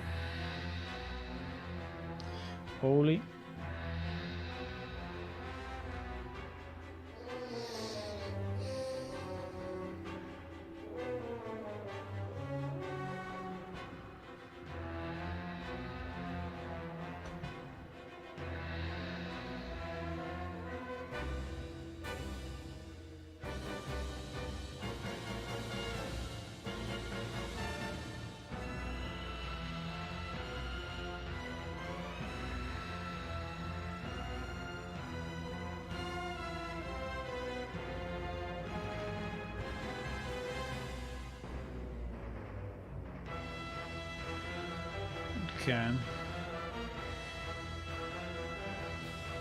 Okay, so we save this.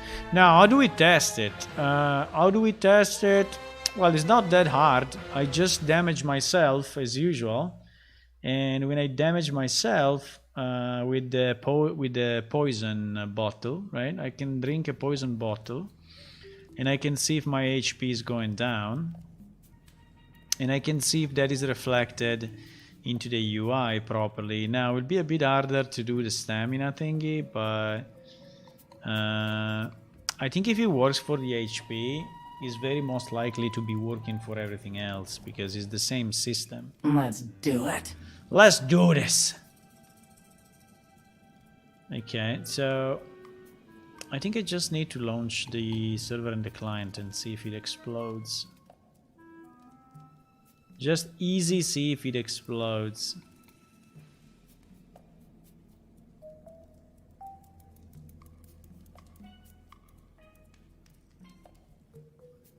Do do do do do.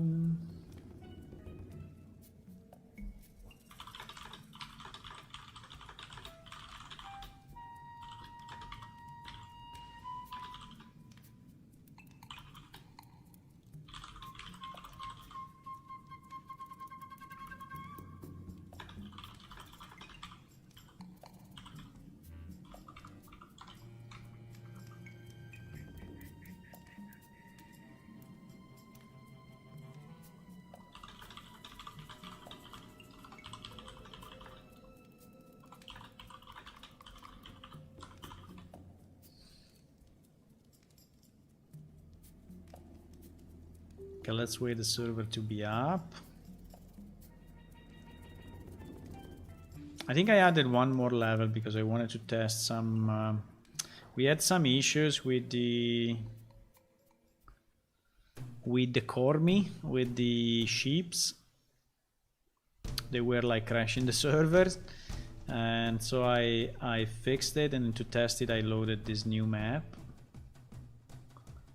And now I think it's taking a bit of time for that.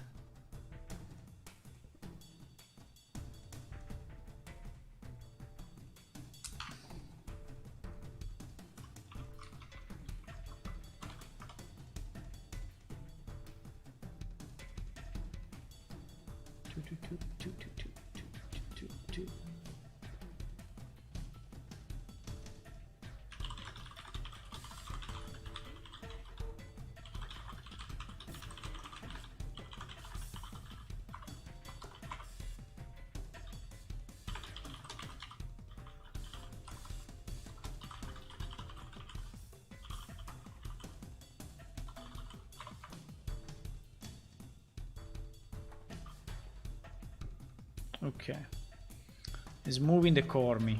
Yeah, the problem we're having with the Cormi is that they had a script inside of them, and they were receiving information from the server as well where they should not. I mean, it's a bit long to explain, but anyway, now it's fixed.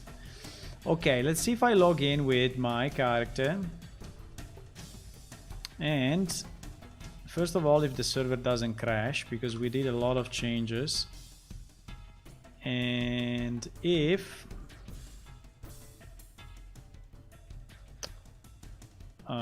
what are my stats? Yeah. So this is the thing with my stats, right? This 170, this 170, 150 at the top, right? This thing. I have to check also the. There are so many things I need to check. I need to check also the window position saving, because to me it seems that at the moment it's not saving the window position anymore, and I don't know why. But anyway, this is the thing. So if I damage myself, right, with I'm gonna spawn a poison bottle, right?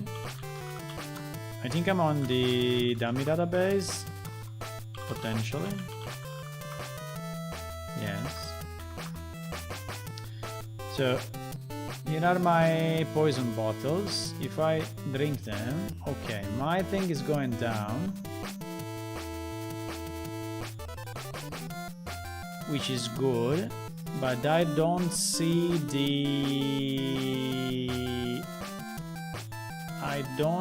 the regeneration, which is definitely a problem. Why I don't see the regeneration? Why I don't see the regeneration? Well, the regeneration is done by this, which is calling this, which is done independently from. So it means we did not receive the regeneration rate. Or is too slow? No. Because in theory it should regenerate. I don't remember if as a GM I don't care about regeneration.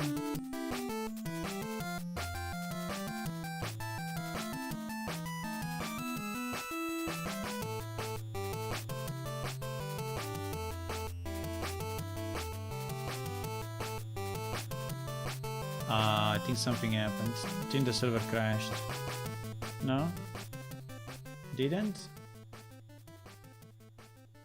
So why am I... Okay, so something is broken, definitely. It worked the first time, but then it didn't work the second time. So it looks like the HP got updated only once.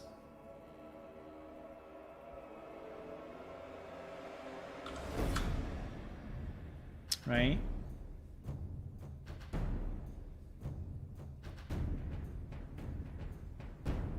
Now we got updated again. I think this thing is not getting updated.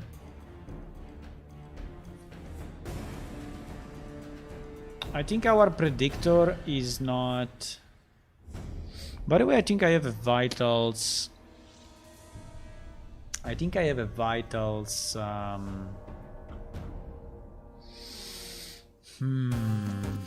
think I have a vitals flag that I can enable on the server side.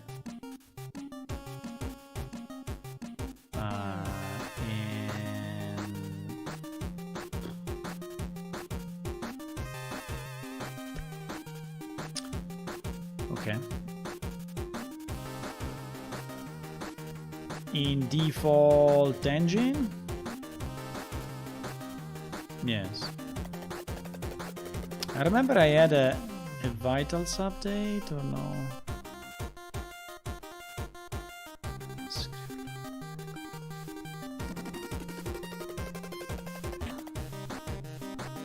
No. Strange. I remember it was there, but it's not there. Okay, it's not there. So it seems that, you know, our thing kind of works sometimes.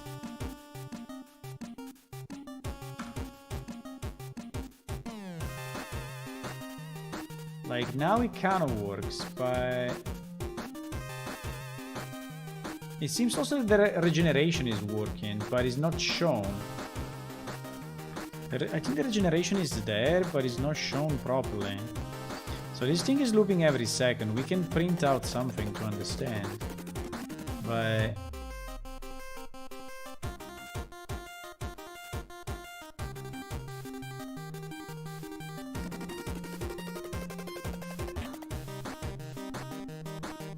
we need to be sure that we receive the right max, but I think we have it.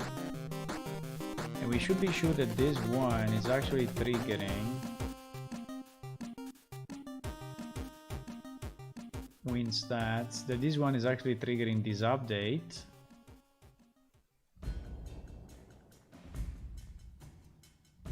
Yeah, probably this is what is not happening, right? That I'm not triggering the update the way I want.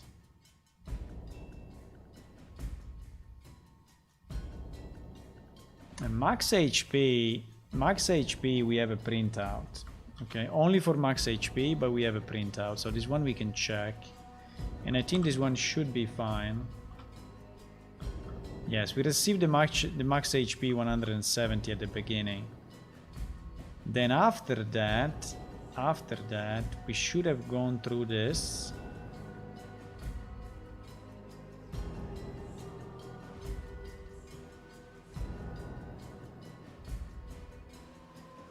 We should have gone through this.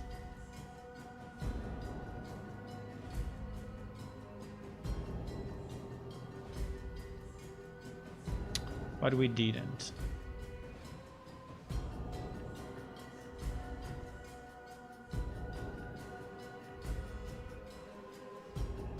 I don't understand how it's possible, because this thing... Wait. I think I may know.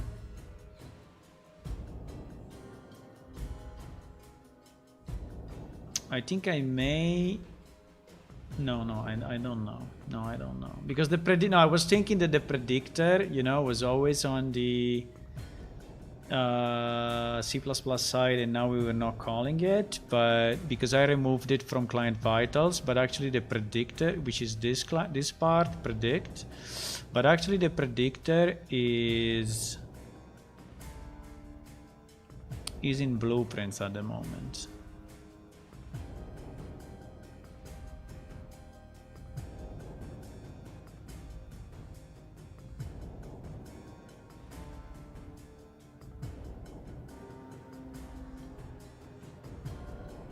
I think the problem is here. Okay, let me do a few things. Okay, let's first see if this thing is actually getting called properly with the right values. Okay, because otherwise, if you don't know that, we don't know if the client is receiving it right. At the moment, we need to understand if the server has the proper data, right? And is actually regenerating that properly. So we are gonna do this. We're gonna close the editor and launch in debug mode the server and check. The problem is that this will trigger for every character in the game, so it's probably better if I am the only character in the game. So let me repopulate NPC false so that no other NPC is trying to regenerate his mana or his HP.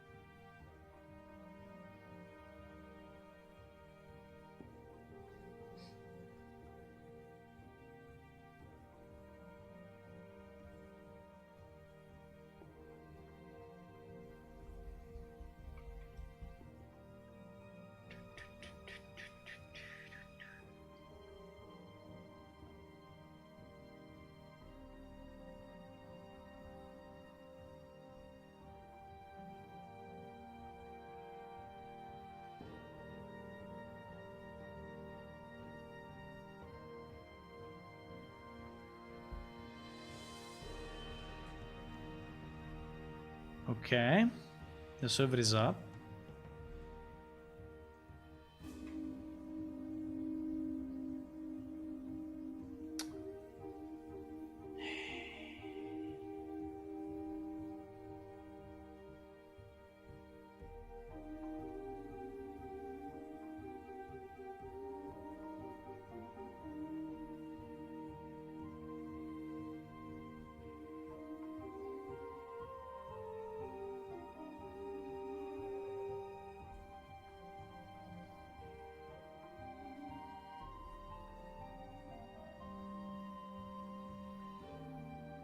I don't know what you are saying in chat. I'm not following too much, but what are you discussing about? Don't do it? Don't do what?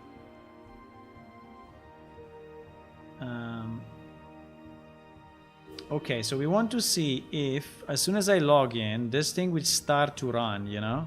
In theory, should immediately start to send information to me if the stats are different. If they are different. It seems he's not doing anything. Probably because there are no changes.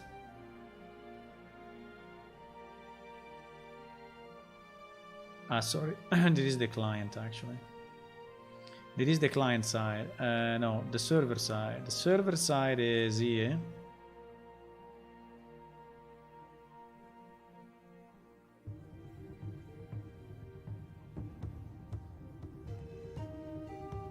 So it seems that the status is not dirty.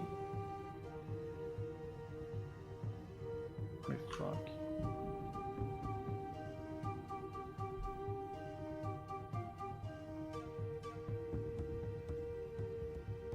It is kind of weird, boys.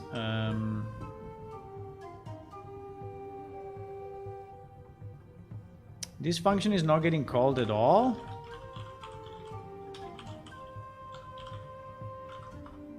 What the? Oh, it's called now. It's called now. So when I get damaged, he's definitely getting called.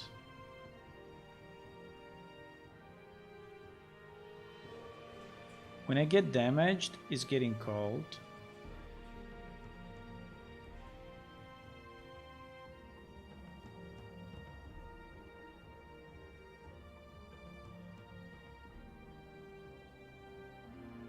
But normally is not.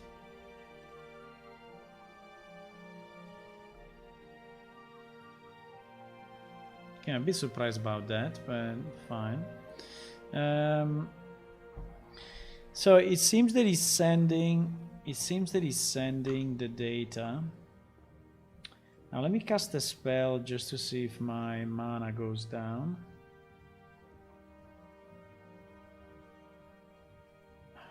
Come on, please. Okay. Let me cast a spell just to see if my mana goes down.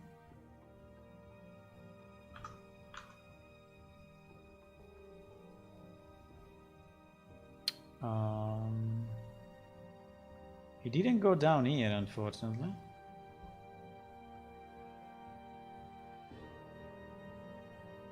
But I think here we're getting the message that the mana has been changed, you see? F vitals push mana. Mana update to client. So actually this is going through, but for some reason it's not reaching my client end.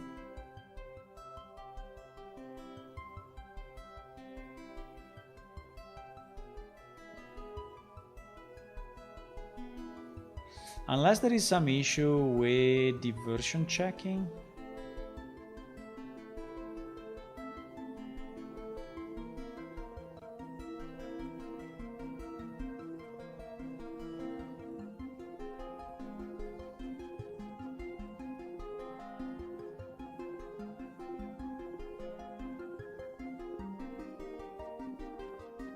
But In this case, we should see this message, which it seems that we don't see.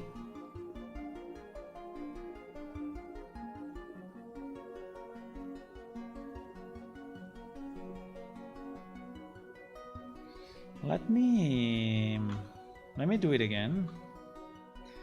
And the problem is that, okay.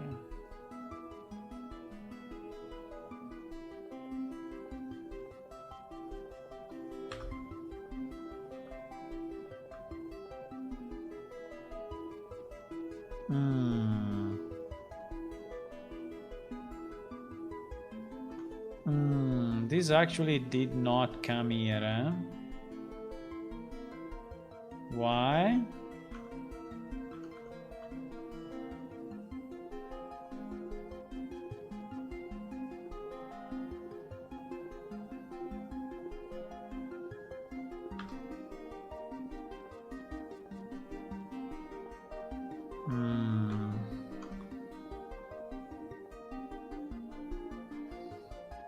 This is very strange. Why for the mana is not going down?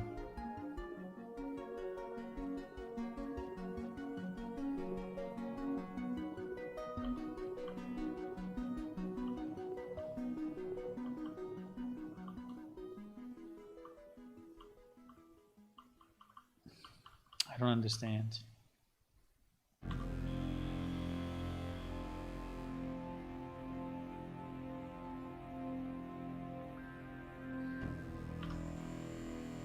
Ah, fuck. No, because that one is client side, so I cannot see it. Okay, so this one that I'm trying to debug is client side, so I cannot see it for that reason. Yes, I think we need to add some debug information, otherwise it will be very hard to figure out if this is working. But I think this one we should get, and this one we should get, and our receive vitals update UI. The problem is that we're not getting the right mana. We're not getting the right values. That's the problem. We're not getting the right values. I mean, the thing is, there are two problems. One problem, it seems that we are not getting the right values. Second problem, it seems that the regeneration rate prediction on the client side is not doing anything. Right?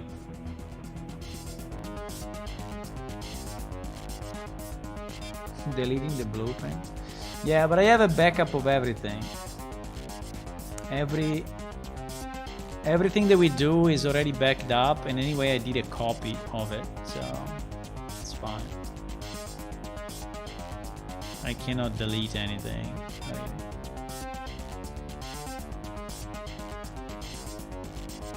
There is no way I'm gonna miss something. The only thing I can miss if my PC explodes before I do a check-in in SVN.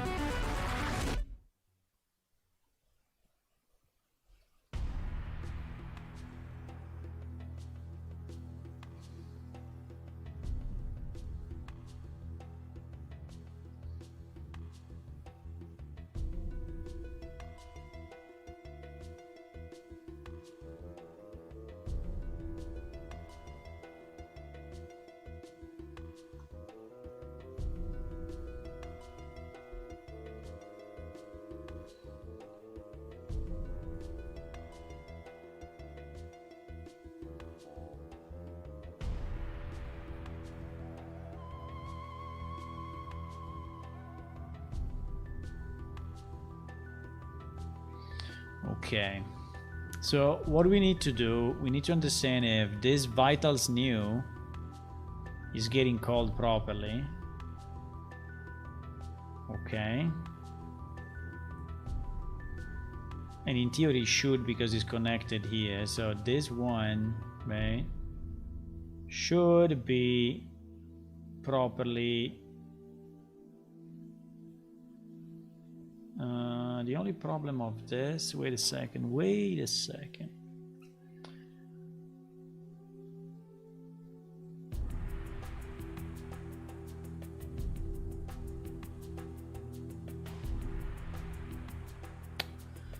I am sending it to the owner. The owner.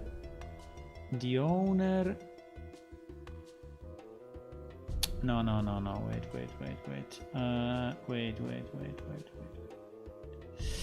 I'm sending it to the owner, okay? The owner is the character.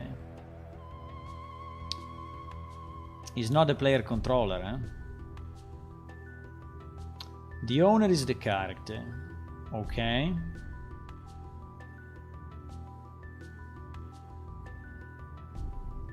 So is this guy doing it right? So I mean, is this client already sending it to the owning client? Yes, I think it is. I think client means owning client anyway. So I think he's sending it to the owning client. So I think that this one, right? This one.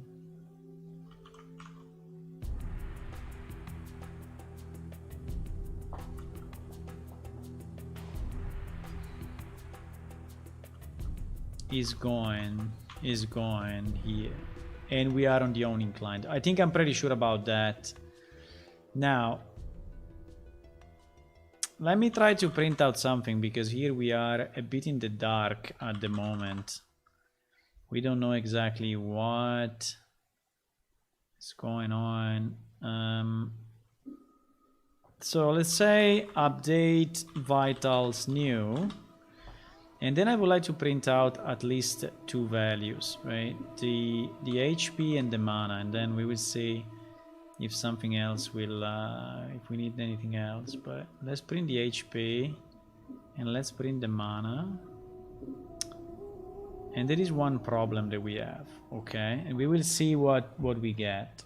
Now the other problem is that our regeneration seems not to be working anymore. I don't know if it was working before, but the last time I checked it was quite some time ago, so maybe. But basically this function should be running every second, and it should be calling this.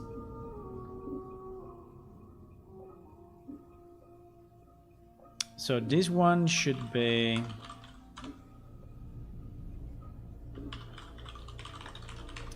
So let me just put a printout that says predicting stats. So we should see this one every second, right? And we should then enter into this, which is picked up by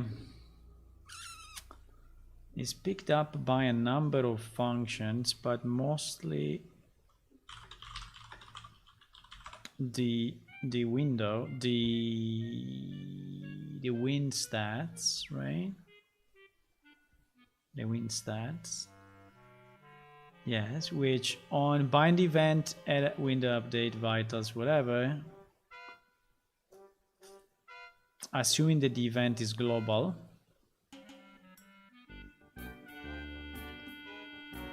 But I think it should be. Should I give it a target or not? Wait a second. Win stats. Here target is self. Okay, I don't know. I don't know if here the target should be self or should already be the windows, but the window stats. But basically what we see is that we are never reaching this point, or if we are reaching it, we are reaching it with wrong values. So here I will type win stats update, and I will pass in again the same, the HP and the mana, okay? The HP and the mana. Okay, so I think now we have enough information to see what is going on.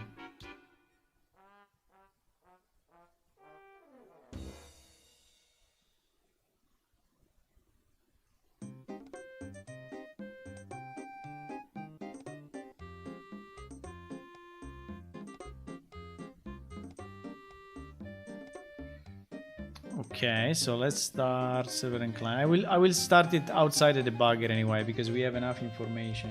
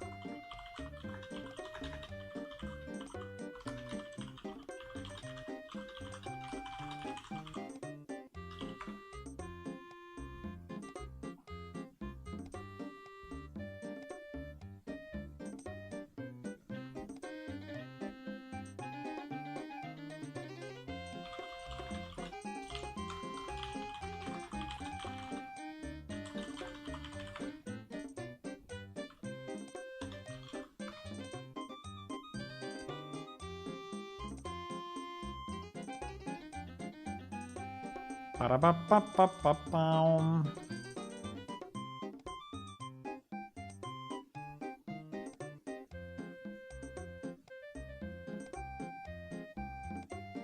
Okay.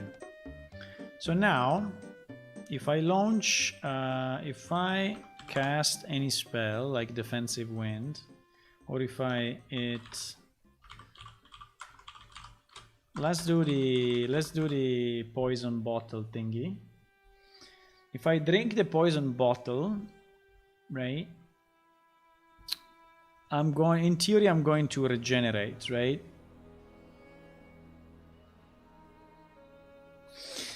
Yes, predicting stats is going on, but it's basically saying that I'm not regenerating anything.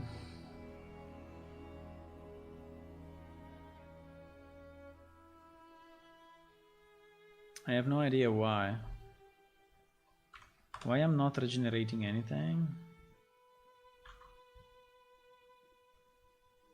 Is it because I'm a game master and so I don't regenerate?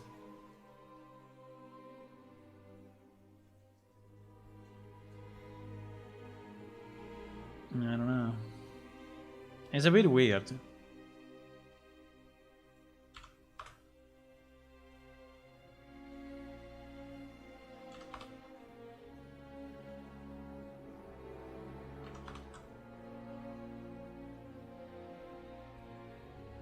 It's a bit weird that he's saying, hey, I'm trying to regenerate, but he's not regenerating shit. So like if the HP rate is 0, right? Or 1 or whatever. Yeah, is 1 because here is doing 1 plus mana rate. So it seems that the HP rate is 0. And my HP rate in theory is sent to me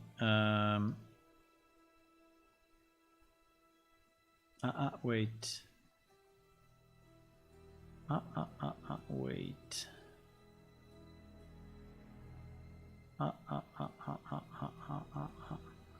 Because I was setting also the HP rate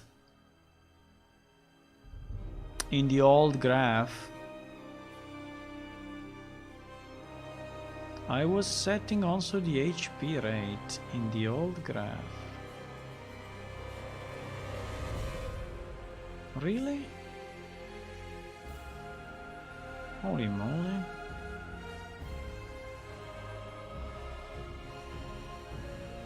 But then...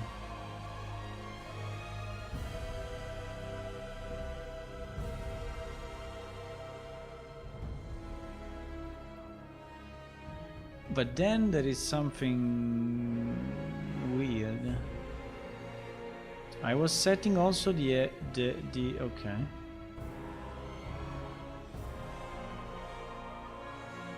HP rate. Yes, actually I have it in the code.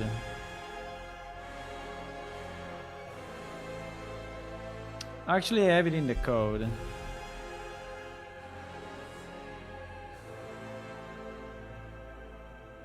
Yes, but I don't want to I don't want to have the mega graph again. I don't want to have the mega graph again. That's the point. Can I just set those values? No.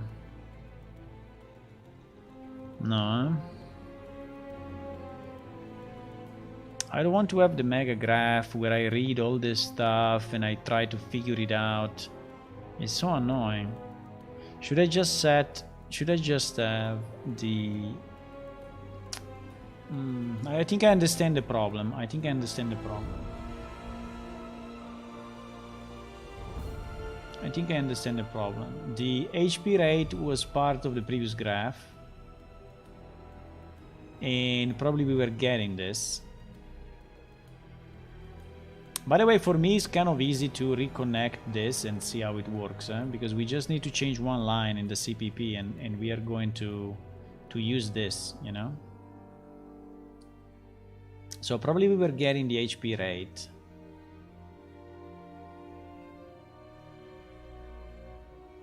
If you want to be 100% sure, I can do this. I can do this and reconnect the old node, right? If I do this and I reconnect,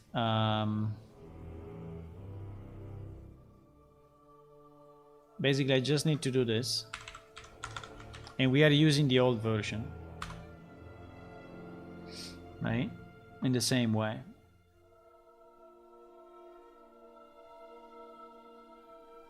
The mana jumps to 170 and back to 150 when I have the poison? Really? You saw it going up and down? The mana should always be 150. I didn't see it. I will check it. But now we are using the old one, okay? I put them side by side by purpose, okay? So I didn't remove the old system.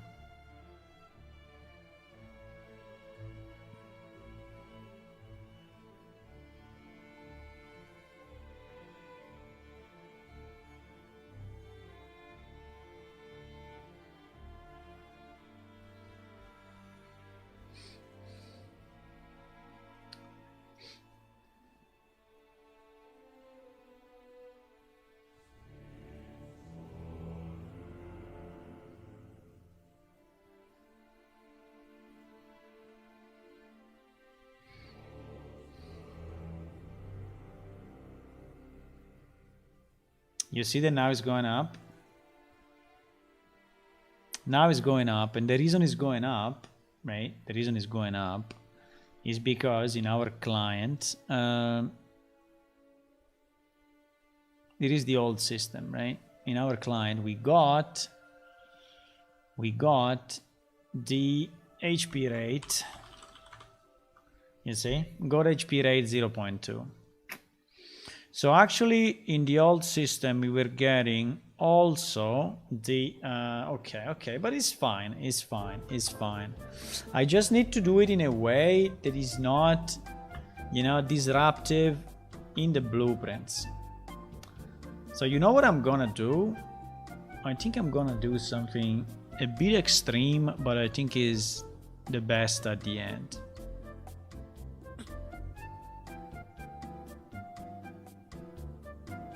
I think I'm gonna expose this class to blueprints.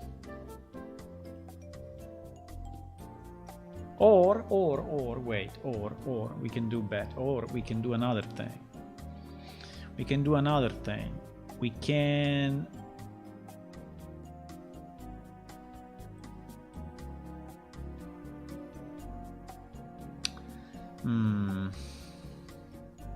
because basically this publishing is not enough, because I'm publishing only the basic information and not the rates. And you may say, okay, who cares? Put also the rates into this function. And I say, yes, I can put the rate here, it's no problem. Even if we have, how many? 1, 2, 3, 4 more variables. But it's okay, I can put them in. It's not a problem. I can put them in. The only issue is that, you know, I'm continuously then calling the client, calling the blueprints with a lot of information, and not all of this information is actually needed. Right? So it's only the one that changed that I want to actually update, right? And this is exactly the trick. You know, the trick is to update only what we need.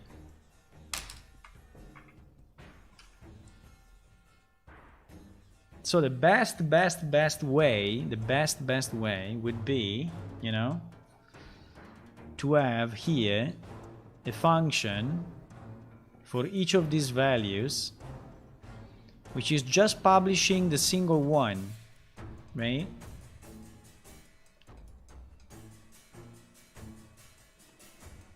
Yeah, I think that is, by the way, I think it is the best way. So if we could have a publish, you know, if we could have a publish here in each line, which is publishing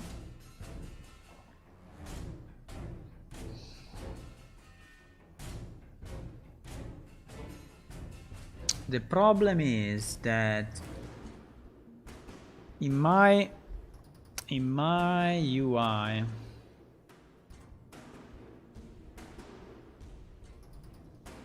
I don't have a way to receive only the HP, you know? In my UI, like this UI, which is the status update, is not able to receive only the HP or only the stamina. It's receiving everything at the same time somehow, right? So I basically need to change it so that he has one. Yeah, but I think we need to do this change. I think it would be a good change. I think would be a good change.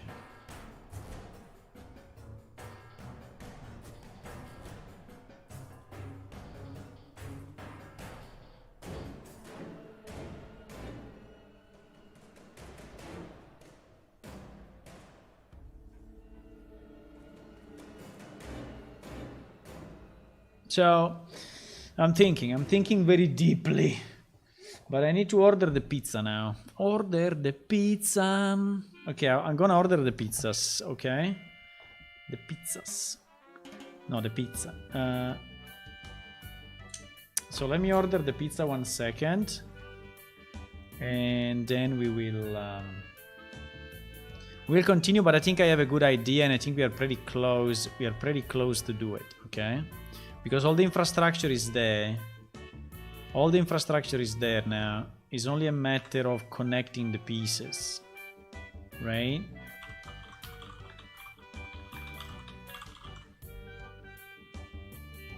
It's only a matter of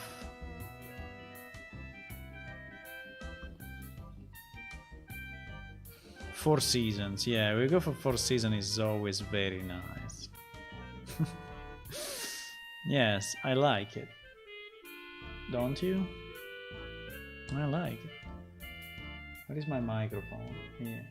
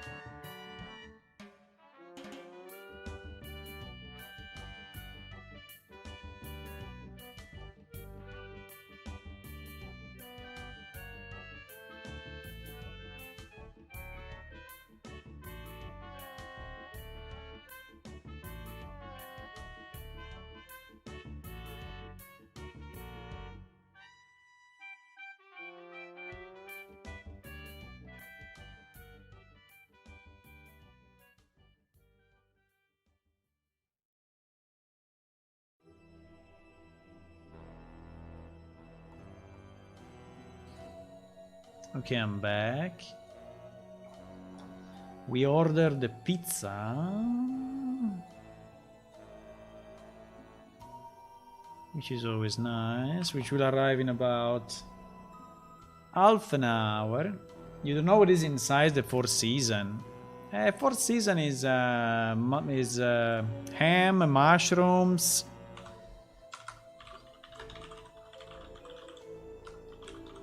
I will show you.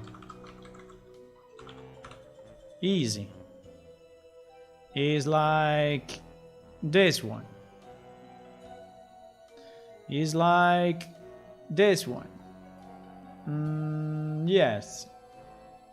It's pretty much like this one. So basically, there are four parts, you know, 4 parts of the pizza. One part is with these ones, which are artichoke.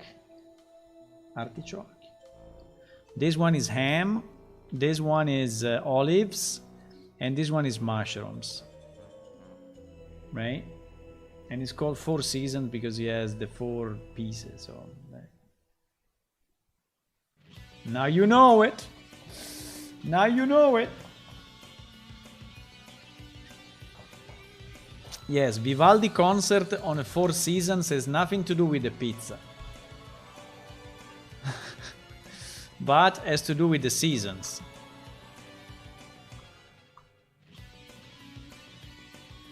Absolutely with the seasons. Okay, so what I'm thinking is that the best for us will be to do a publishing only when one value changes, okay? And not to do a full publishing like I'm doing now. Now, we have 2 ways to do it. Or we create an enumeration and then we switch, which probably is the best, and we have only one function, we always call the same function.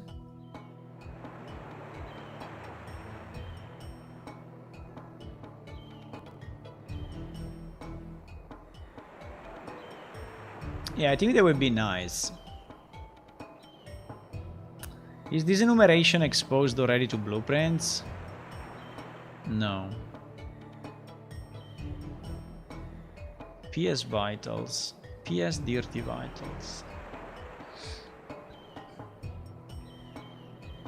PS Dirty Vitals all. Oh my god.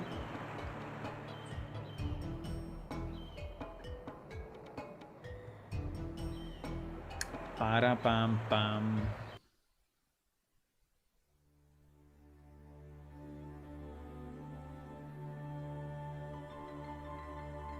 The problem is that this one is not exposed to blueprints.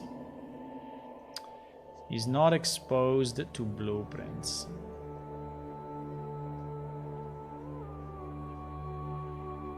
But you know what I can do? You know what I can do, which is even better. Even better. Even better.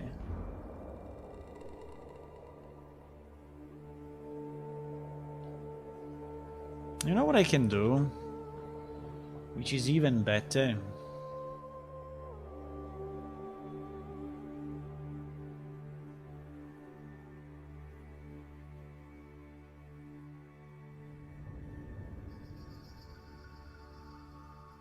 If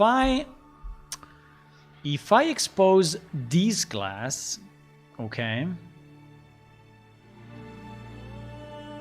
and if I add this class, so let me just check, where were the, I remember there was HP and mana here somewhere. I'm pretty sure there was HP and mana somewhere in these freaking classes. Where was that? Server side? I'm sure there was a definition of variables somewhere. For HP, mana, progression, blah blah blah blah blah. All in a class. I think it was in the stat message, but I'm not fully sure.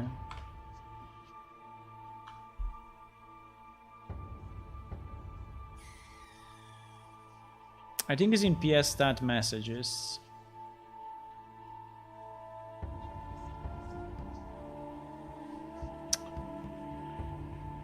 When you go back, you never really go back. Why? Why? Okay, PS stat message. You see this one. Exactly, this one, right?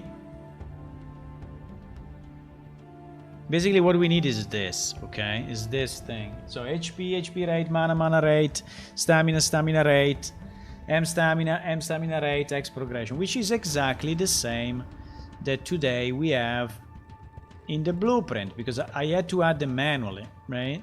Now the question is, why I need to have it in the blueprint? Why I don't have that also as specific variables in C++ that then we can see, and we just call them client or something like that, or we just put it inside my client vitals, which now we have ported, which is very nice, and we can use as a container for those variables, no?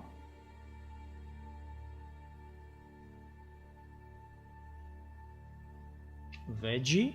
What do you mean by veggie? There is ham. There is ham in the Quattro Stagioni. In the 4 seasons, there is ham. So it's not very veggie.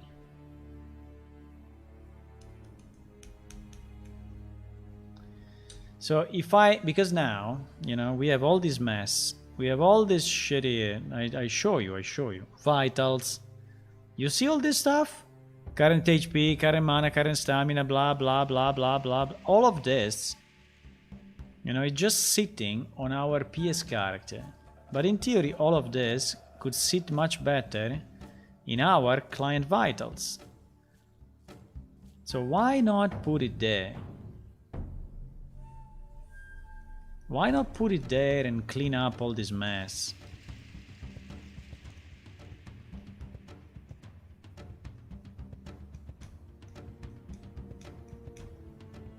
What is timer group stats?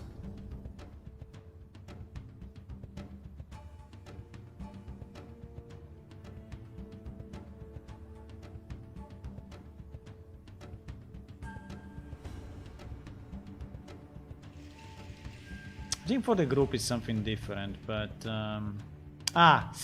we have the problem of the group. Yes, we have the problem of the group. So in theory, okay, let's say that I did the change.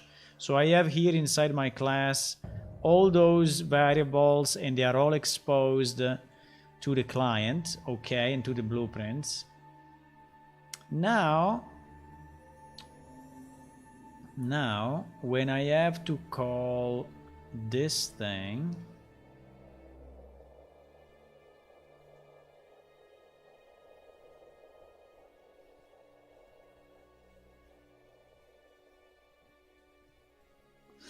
now when I have to call this thing, what happens? When I have to call this thing, what happens?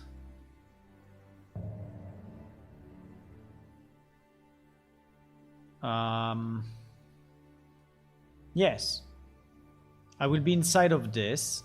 I will receive this. I will do the check. I will set all my variables and nothing else. And then the blueprint code will read those variables directly. I think it's much better, boys. I think it's so much better. You have no idea how much. Now the only problem is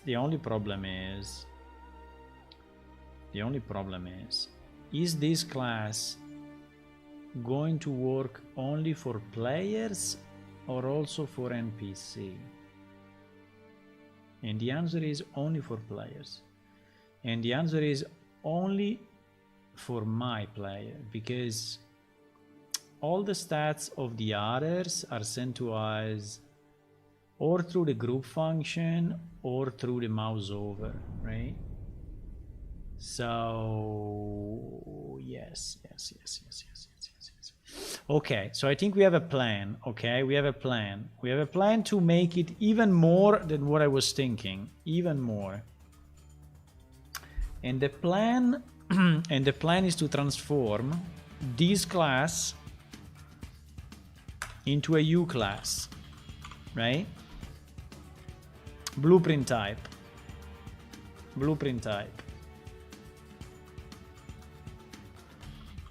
Oh yes. We're gonna do it. Oh yes, we're gonna do it. You can say no, but I'm gonna do it anyway. What the fuck is that?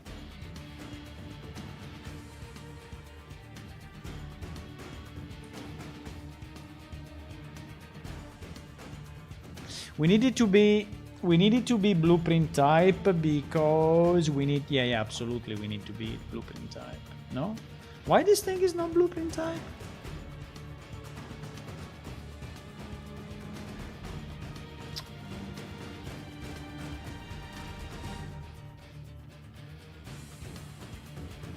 I have a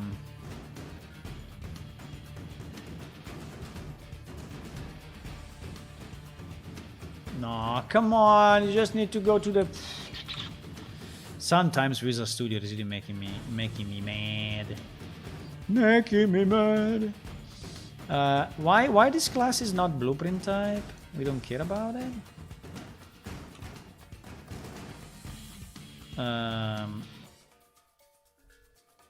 I mean, blueprint type means that I can only create it, or because I don't need to create it, I just need to access the functions.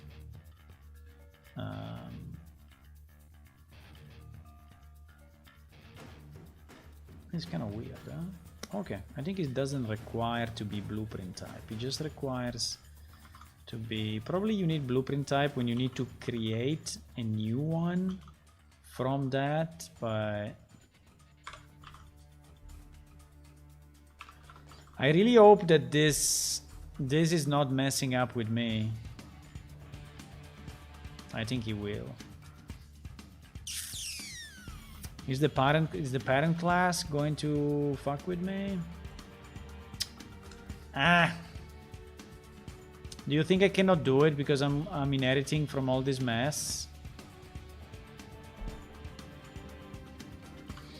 And I need to inherit from a U something?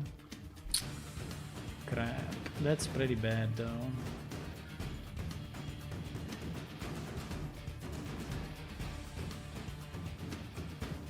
I mean, in theory for me, you know, it just... No, I cannot do it. Can I do it or not? Can I just inherit from 2?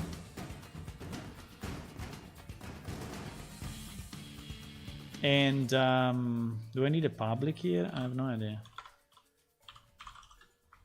Can I just inherit from 2 of them and the U object is enough to allow this class to be a U class?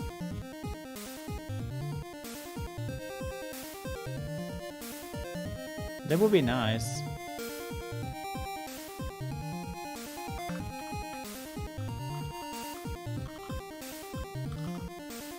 Para pa para pa para pa para pa para pa para pa para pa para pa.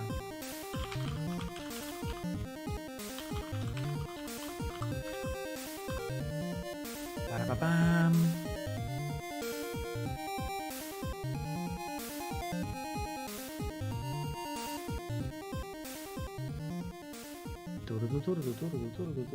So the pizza should arrive soon. We only have viewers on YouTube, we don't have viewers on Twitch. That's a kind of a problem. Did I update my Twitch or is still saying end of year? Maybe it's still saying Happy New Year. Let me see. Let me see. Ah no, it's saying rotating object though. Okay, we can change it. We can change it. It's not rotating objects. What is it? Is what is it? Is this? Is 439 whatever. Okay. We don't have viewers on Twitch. I don't know why. No one loves us on Twitch. We have some followers, but I don't. We don't.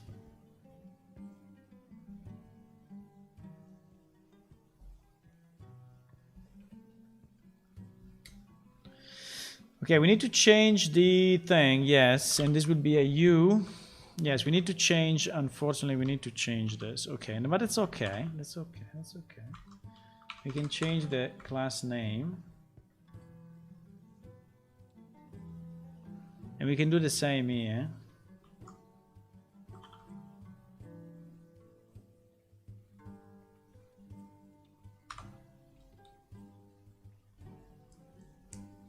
I mean, if it works, it's pretty cool because it means that.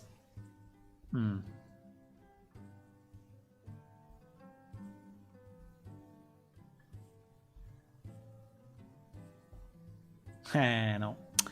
He wants also Vital Manager to be. He wants also Vital Manager to be. Fuck. To be a U class.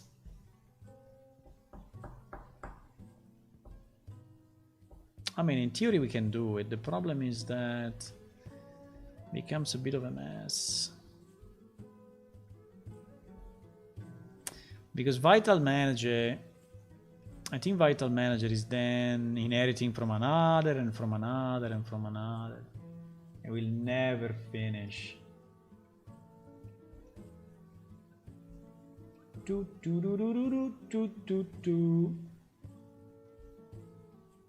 I suddenly remember what you have already said about the pizza guy and your house. And how it is for him to come to your house and you choose the more bad day of the year, cold and full of snow to call him. Yeah, but he's coming by car. Like, if I call the riders, you know, the one with the bike, they cannot reach this place. Because it's too far away. But if I call the pizza place directly, since they are close to me, they come here anyway.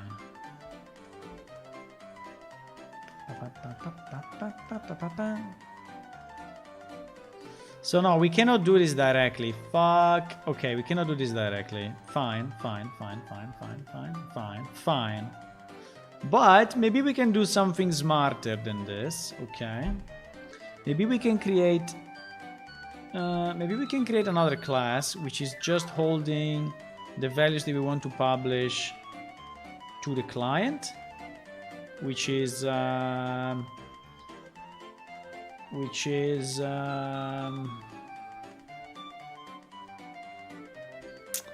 can we change this class? But no, we cannot change this class. Fuck. I'm thinking.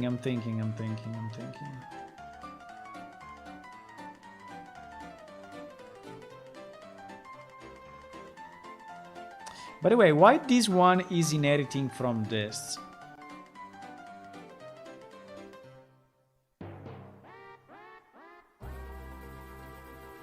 Why?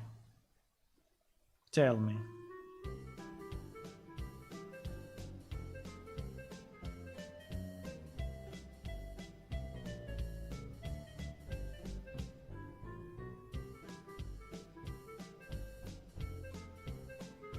Tell me why. So we can do something a bit drastic, but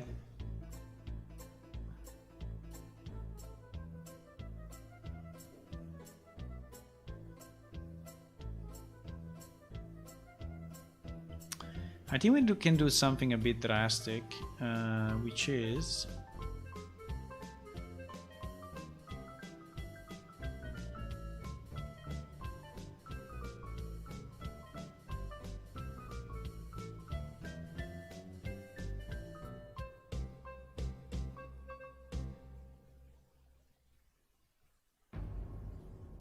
you know what we can do? Fuck this class. Fuck this class.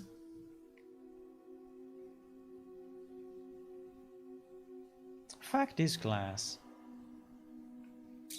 You know what we can do? Fuck this. Fuck this. And then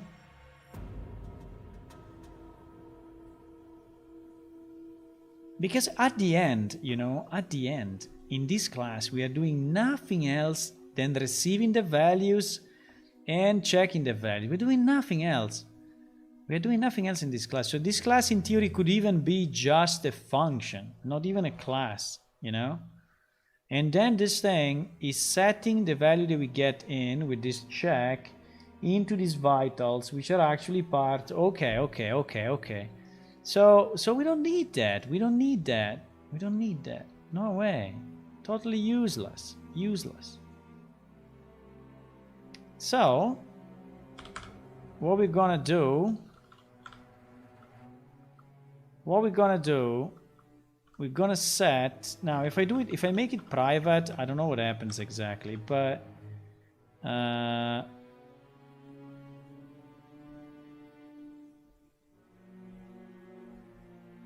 it will not work, huh?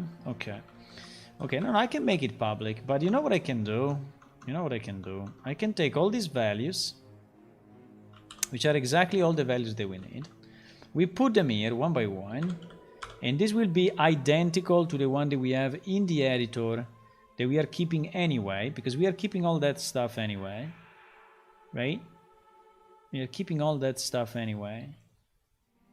And at least we keep it in C++, and we associate it to our client.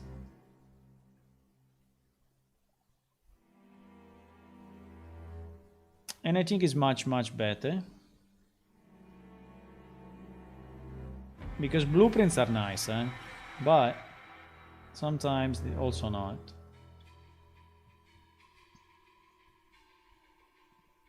Then the only thing that we'll need to change, we will need to have this UPS, these UPS client vitals as a blueprint, right? Variable on our PS character, so that we can access this thing, and whenever we set or read or do anything, we do it from there. So you see all this stuff that we have here, right? I think it's better if I take a picture because I'm going to delete them all, but all this stuff here in the bottom is going to die. All this stuff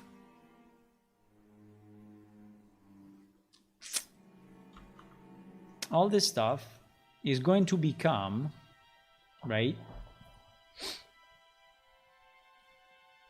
It's going to become C++ stuff, which then we will see again, and we will see exactly the same value again, but this time at least will be coming from the right place. So I need, what is going on? So what I need first to be sure that this list is including all the stuff that I have here, right? Because I'm not 100% sure. So that this list is actually the same as this list. Probably not, because here I have also all the max. Yes, but all the max, I think I should put them here. I don't know about the max weight and max space. That I think is something a bit different.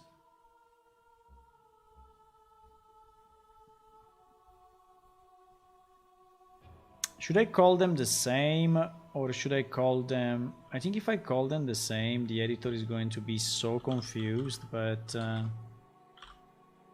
if I call them the same and I reload, I think it will go crazy. Yeah, let's not call them the same. If I call them the same, I think it's going to be completely crazy. Okay. So basically we need current HP, and then HP rate. Wow, the pizza is already here. Holy shit. 1 second, boys. Checking for pizza. Checking pizza. 2 minutes.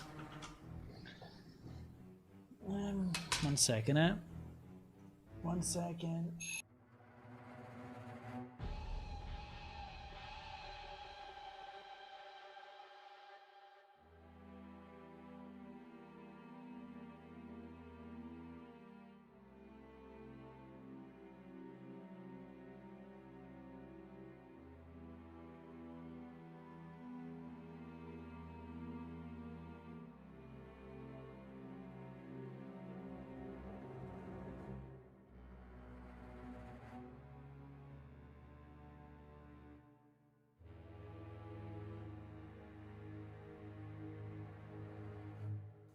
Ah, it was faster than I thought. The pizza is already here. So the pizza arrived, boys. Pizza arrived. So I need to eat the pizza. Pizza arrived. Going to eat it. Okay. Going to eat it. Yeah. Where is the pizza? Where is the pizza picture? Boom, ba boom. With this music, I don't know. Boom, ba bum, ba bum. The pizza arrived. This picture was very nice.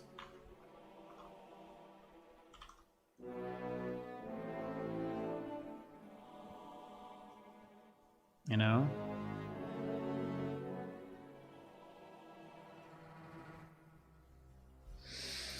I think I can eat it. I don't know if I can slice it and eat it from here, but it's a bit of a mess. Probably it's better if I eat it there, you know, because if I eat it here, but basically the plan is to take all of this stuff that we have in the blueprints and move it to this class and then manage it through this client vitals as a component. Now we can even think to do it as a component, but I don't know. Okay, let me remove my face.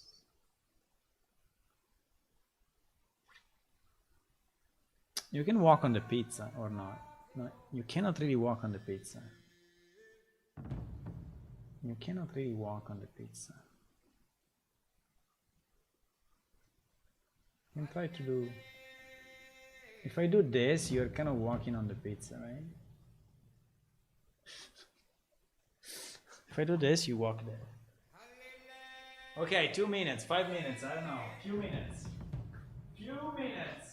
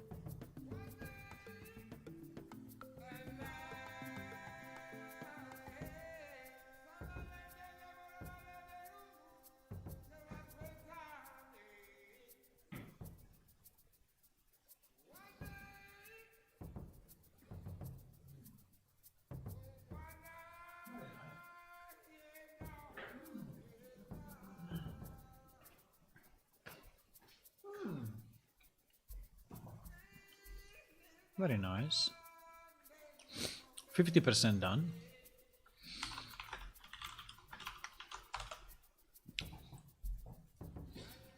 %50 done.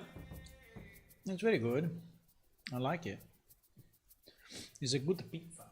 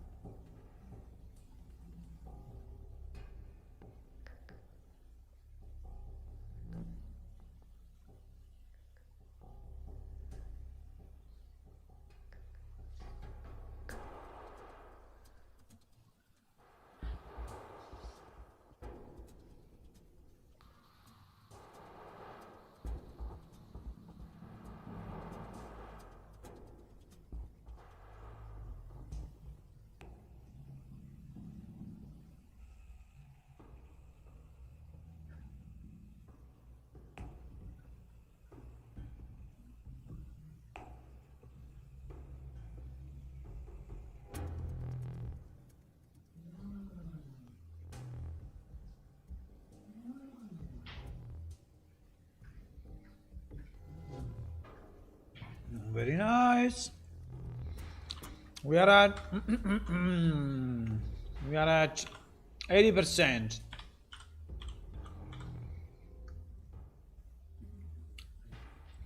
80%. So in reality,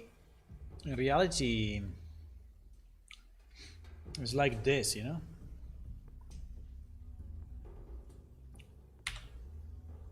There is only one piece.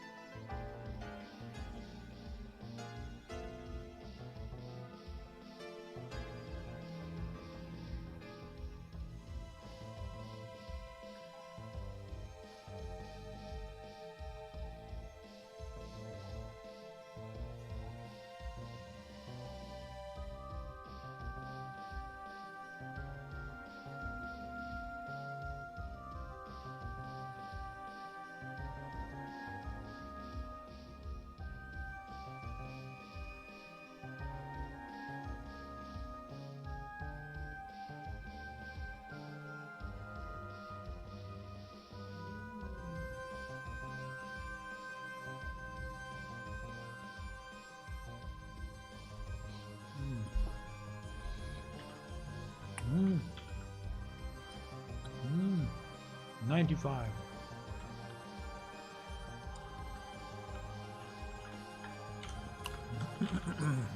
95.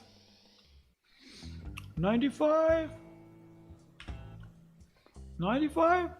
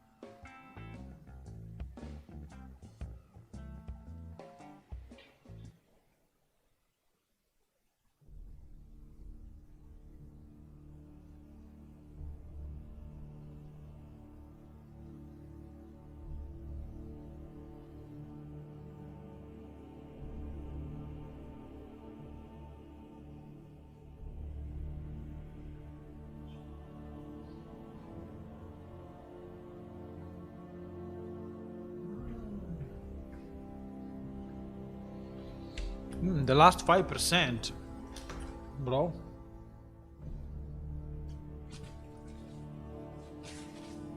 The last 5% was very, very nice. 100% done. We did it.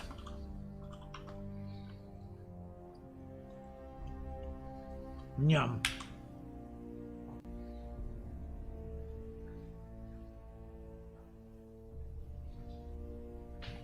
Yum, yum, yum, yum, yum, yum, yum, yum, yum, yum. Yum, yum, yum, yum, yum, yum. Yum, yum, yum, yum, yum, yum, yum, yum, yum, yum, yum, yum.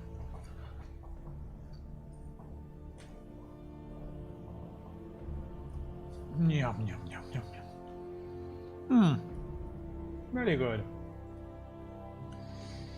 So, what I was thinking while eating the pizza is that yes, this is the right way, and it's also the most clean way.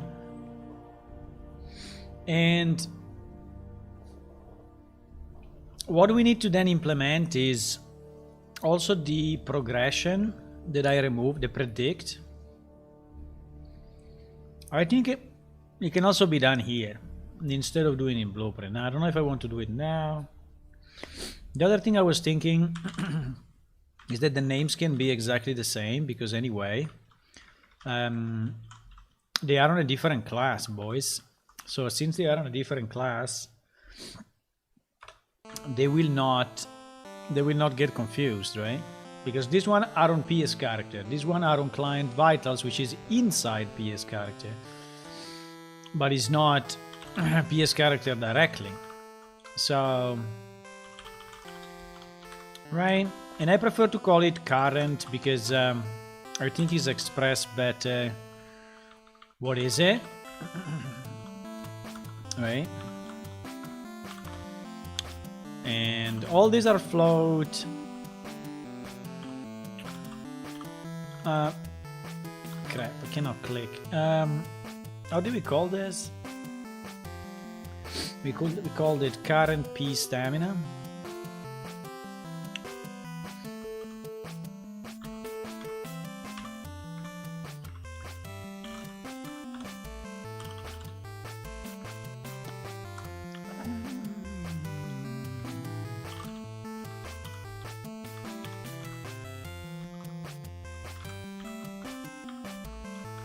Para-pa-param.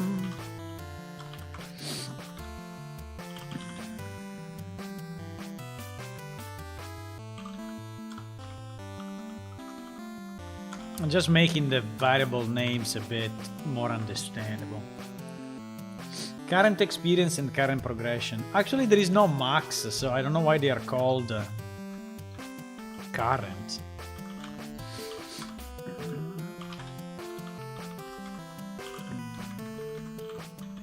I mean, there is no reason to call them current. Now, on top of this, I think what we can do, we can add also the max, because these are the current ones, but we can also add, so these are the current values, but we can also add the max value. Why not? Which are anyway the one that we have here. Max, max, max, max, max. I would not do space and weight because I don't know exactly where they are coming from. I don't remember, but they are not part of this code. They are part of another piece of code, so I don't want to do too much, you know. But we need max mana, max HP, max and 2 stamina. Okay. And they are all float. Yes, they are all float. So we will have max HP, max mana, max. It's a bit crazy to change it now, huh? If you think about it. You're like, what the hell you're doing now? I know, I mean it. I know. But you know, we have to do it. At one time, we need to do it. We cannot stay forever, you know, with...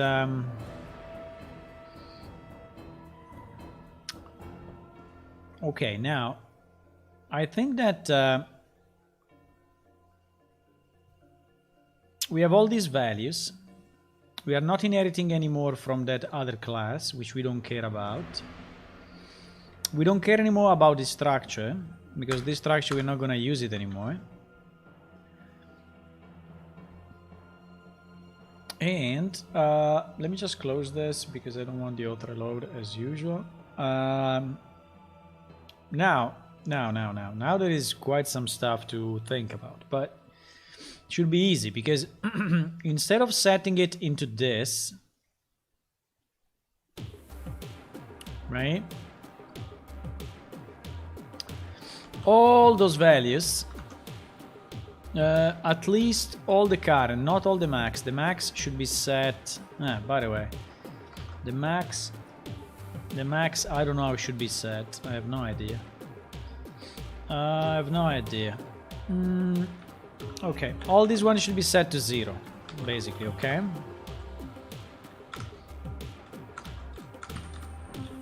All these ones set to 0. Now these ones we can still set to 0, but I think we will need to get them from somewhere. Okay, now when we get into this, now this will be very easy because HP becomes current HP, right? And HP rate is HP rate. Can I split the screen, please? The trick. So this is HP rate, right? And then mana is mana. And then mana rate is mana rate. Right? And then stamina is stamina. And then stamina rate is stamina rate. And mental stamina. Mental stamina. Stamina rate. Okay. Experience. Progression. Okay. Now, here is the difference though, that compared to before, we were saying, oh, let's do one update for everything. I think it's very stupid to do one update for everything. So I think that this function is not really a good idea.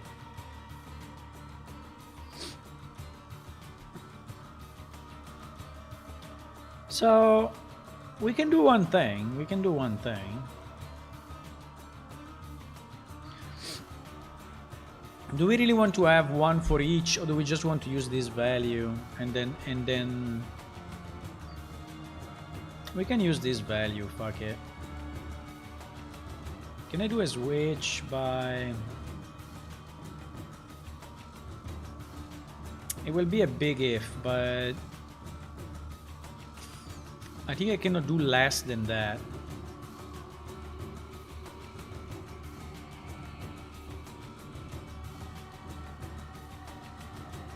Okay, let's do this. Let's do this. Look. Let's do this.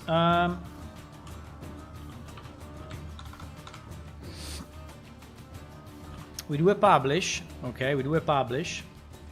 But we pass in as a value this. And our HP rate, right? So I will always have... fuck, because some are integer, some are float. But anyway, those ones, I will pass it as a float, and then I will just... So we will do this.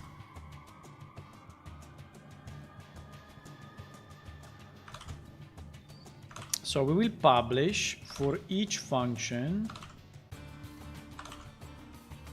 Right?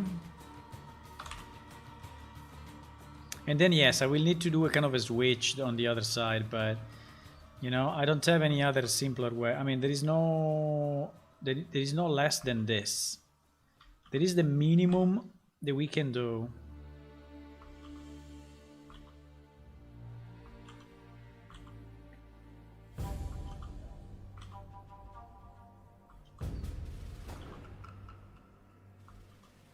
There is the minimum that we can do. Less than this, I don't know.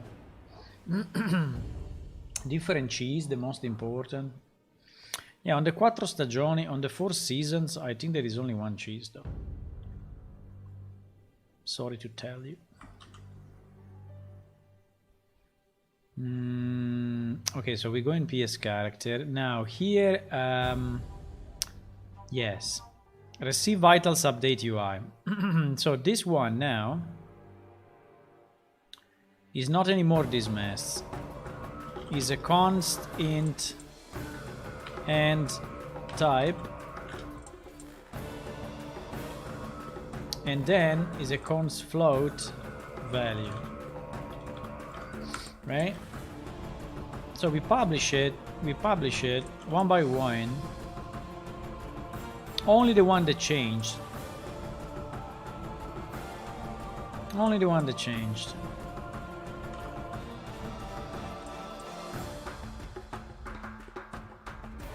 No, wait.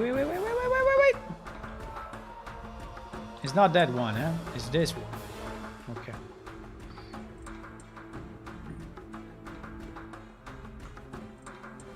Yes, exactly. Okay.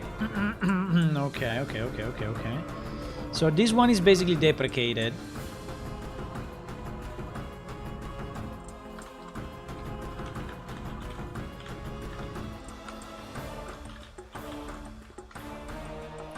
Okay. That one is GG. Now, let me see.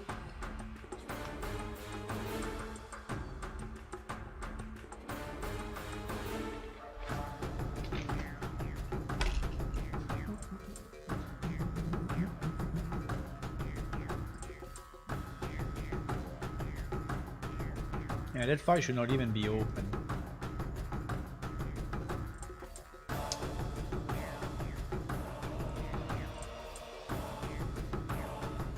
Where is it? Also, this one should not be open.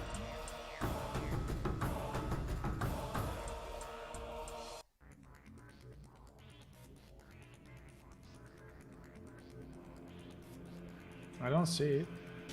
Yeah.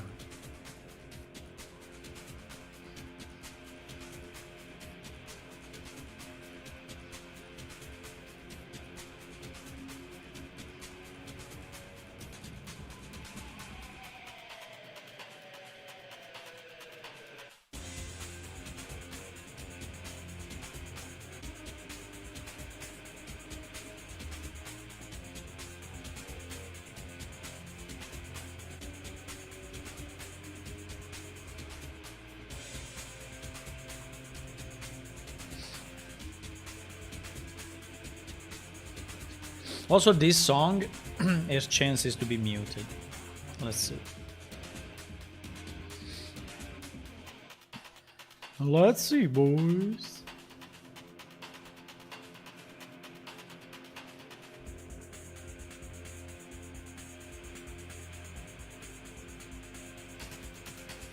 One failed, huh?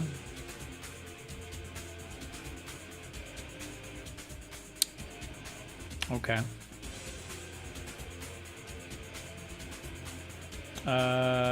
One failed because now it doesn't see the... Ah, yes, because now I need I need an empty constructor. Because now is an Unreal Engine class. So or we create a set owner, which is probably a good idea. Otherwise, do we want to do this? Yeah, probably. Probably yes.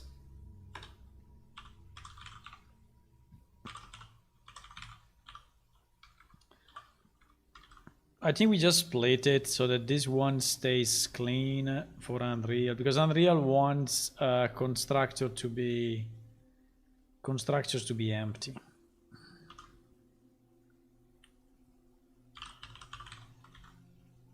So the default owner will be null, and then we are gonna set it. We just have to remember to set it immediately, but I think it's okay. When we create it inside a APS character anyway. So when we create it here, right? We do new client vitals, and then we do client vitals set owner. This, right? Now the question is, can I have it as a pointer or not? I don't know. Because I will need...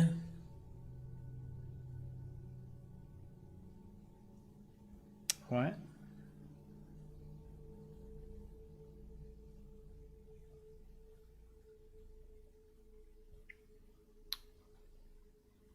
What do you mean, use of undefined type?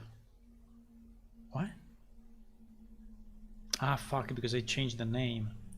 Because now it's a UPS. But I think in this case, being a U thingy, we need to make this variable not a pointer, but yeah, just anyway, why is a pointer?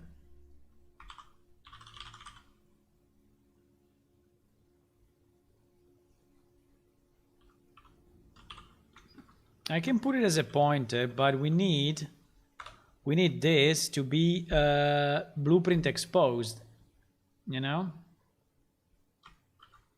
We need this to be...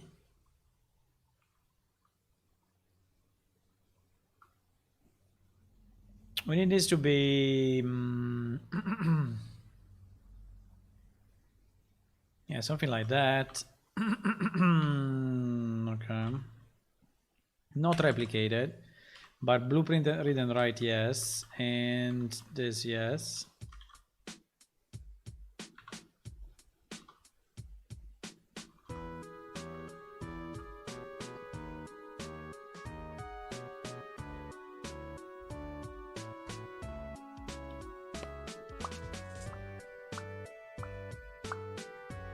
PS character gen. Why PS character gen is open? I see. It should not be open.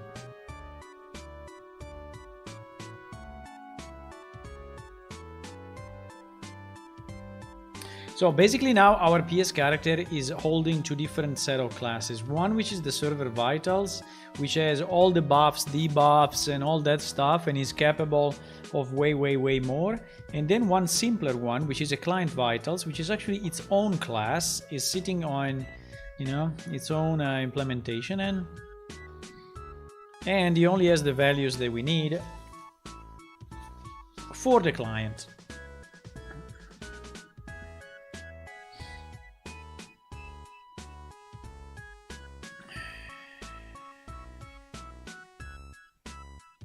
I think I cannot have it as a pointer.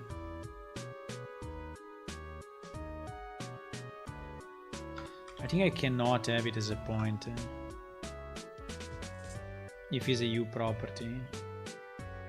Can a U property be a pointer? Or...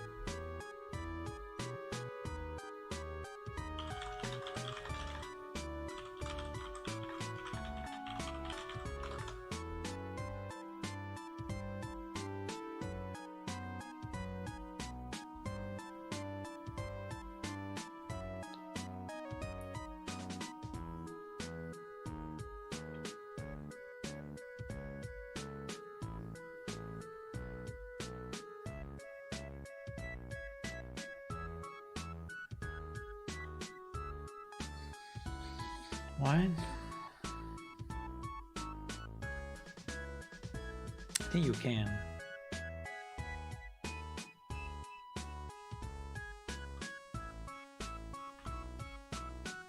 I think you can, but I'm not sure he likes it.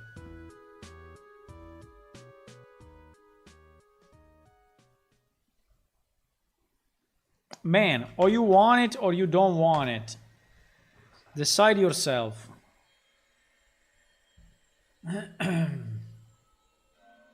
He's complaining when he's a pointer and he's complaining when he's not a pointer. Why? You send me a ping in Discord. Okay. I can answer with a pong.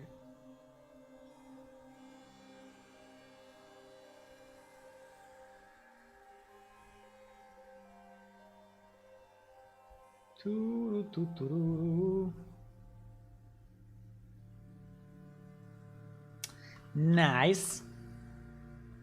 Good job.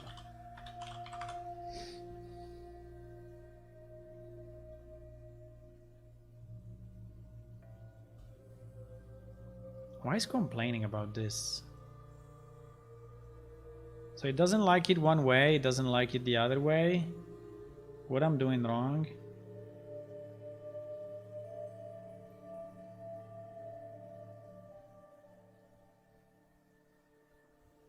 What the? What I'm doing wrong, guys, that I don't see?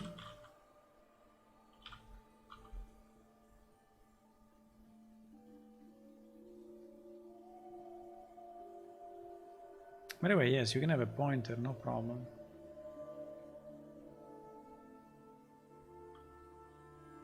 So what is the thing?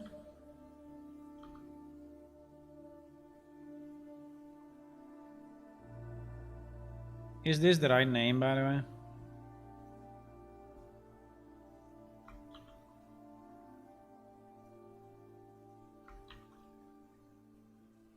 I think it is.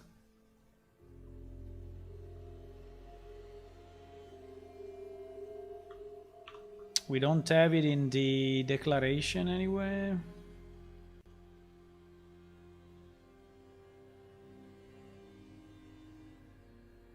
I mean, I think now that I'm not inheriting anything anymore, because I don't even need this, you know. So now that I don't even need that,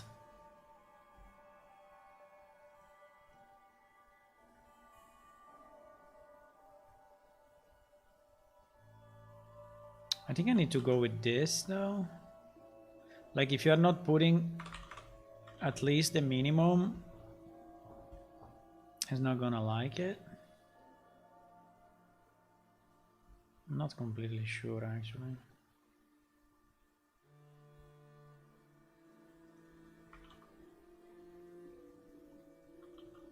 I think I need the Unreal one here.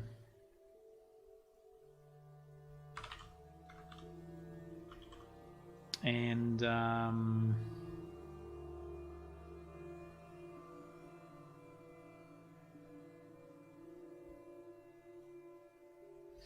then I need to include my client vitals at this point.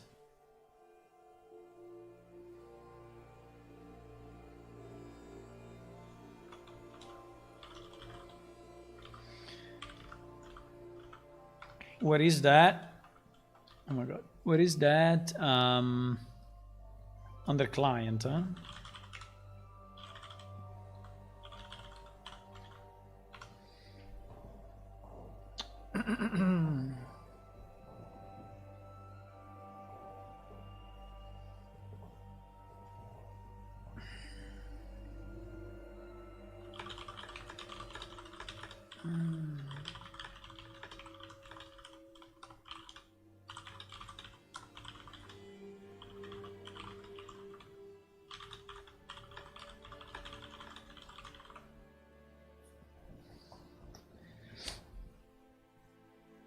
Okay.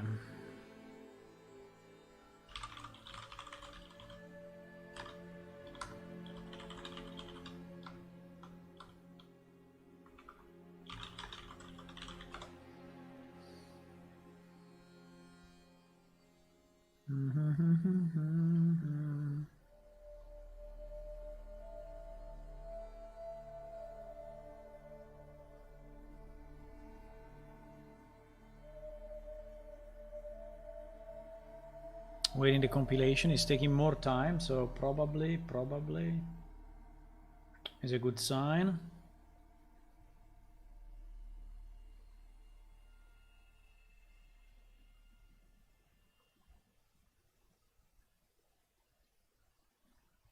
Probably is a good sign. What happened? I see.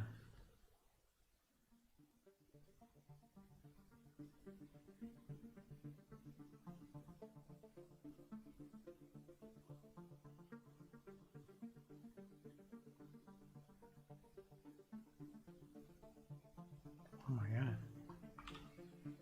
What is doing? Okay.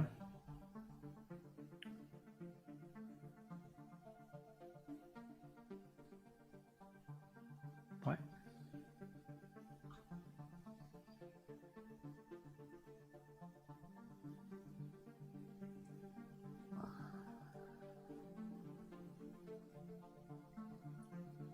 I think I need to use new object on it instead of just new.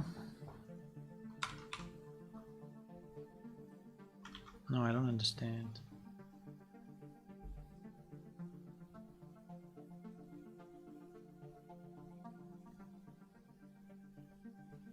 I just want to instantiate this guy, okay?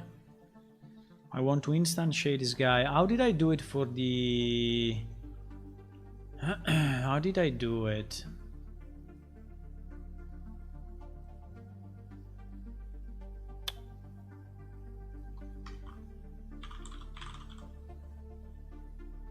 I did like this, huh?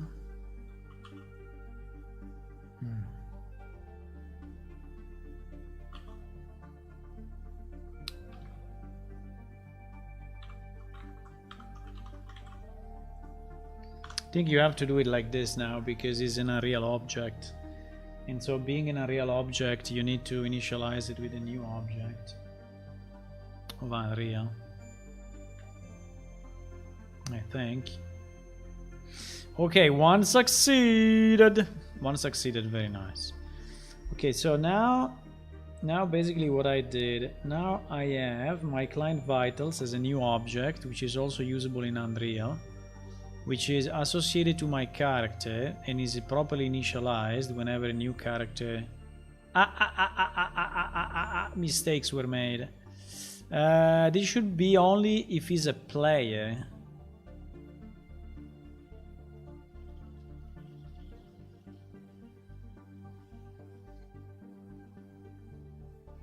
Otherwise it's totally useless, but this in theory should be done.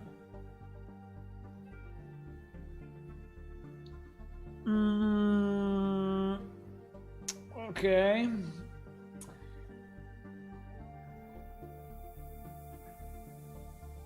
It's a bit useless to initialize this class if he's not a player. The problem is that here I don't know it yet. So I think that here I think that I need to do this. So we let it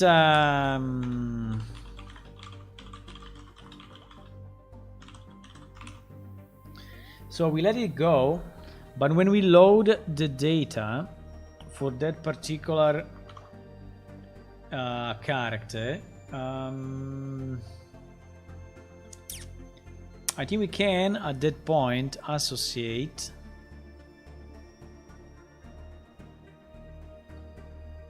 so as soon as we load the character type, we can associate this data. Now if we don't load the character type,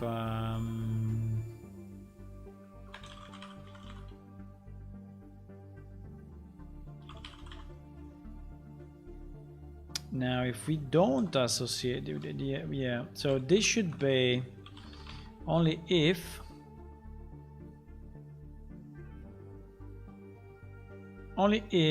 is player.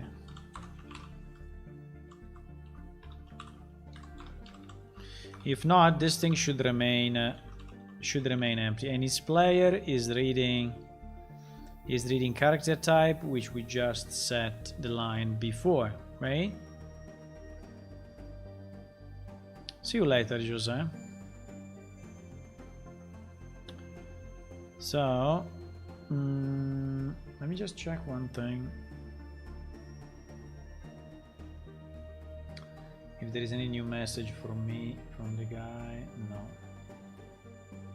Because I think that for him is night. Yes.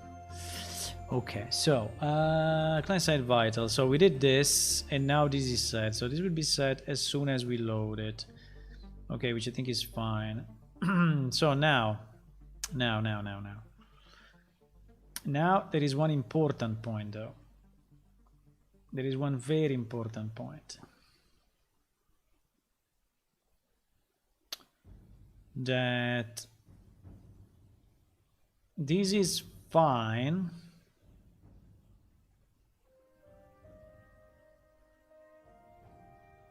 And this is why we are not publishing here.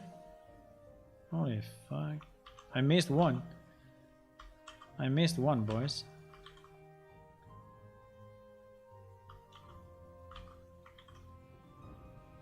Ah, and I missed all this once. Oh my god. I mean, it was just a copy paste. But I need to set them properly based on the thingy. Otherwise, it won't work.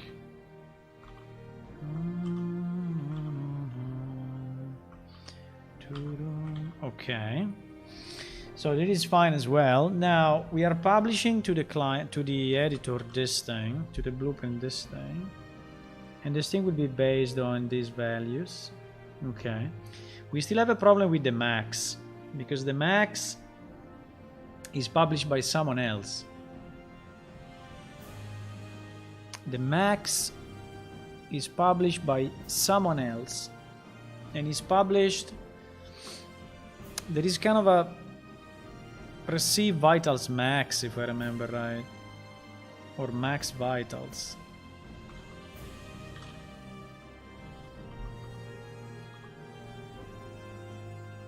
No.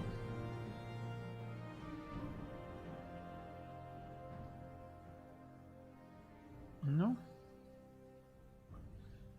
Okay. I remember there was a okay. Maybe it's in player controller then? No. Okay. Okay, the answer is no. We will check it on the editor, because I remember there was a separate call to receive the max values, which were requested at the beginning by only one time. Right, by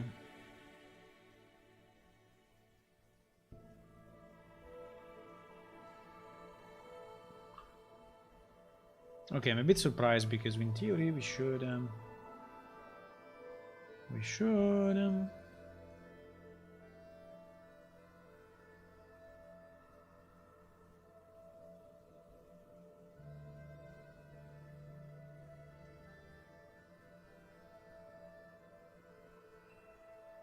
Yeah, now it's giving a bit of errors because certain pins do not exist anymore. You're saying use pin HP no longer existing. No, receive vitals, update UI.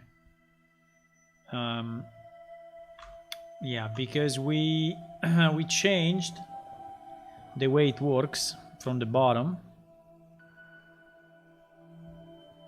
and so now we're struggling to get it.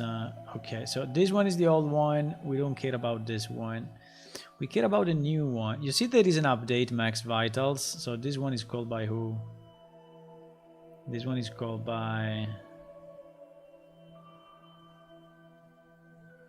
receive vitals on client. Why I didn't call it receive max vitals on client? Since they are all max. At least I can change this one, I think.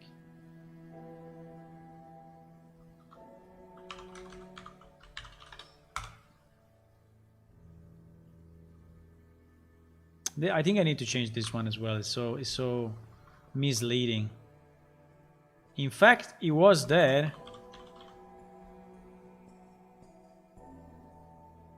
Receive vitals. I think it's this one. Max.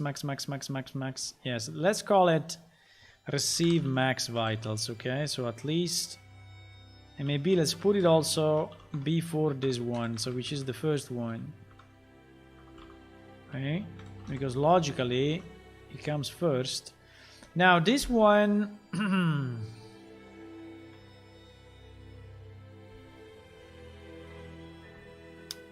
You know that now this one can also be completely removed if we want. Now I don't want to do too much in at the same time, okay? So I will not do it. But in theory, this function can also all the max values can go into our into our new thingy. And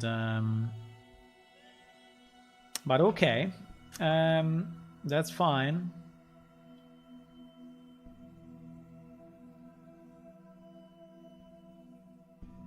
So here we receive our updates, and this one will never compile, I guess, because yes, exactly, because this call now is completely different. So also this call needs to be completely different because we just decided to do it in a different way. And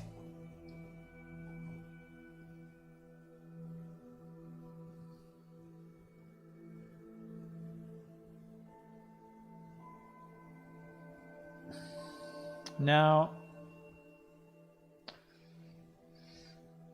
we have a bit of another problem, but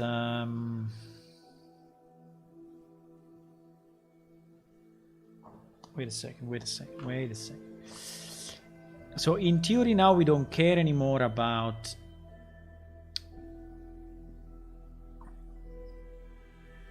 we don't care anymore about updating our vitals this way, because our vitals are automatically updated, and I should be able to see, I don't know how, but I should be able to see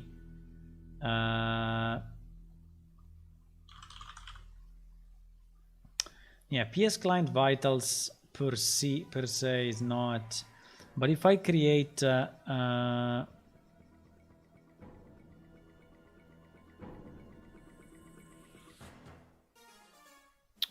if I create a new variable, can I make it of type PS client? No, huh? Because it's not blueprint type. Huh? But if I do a get, I think I need to make it blueprint type. Otherwise, making my life harder for nothing.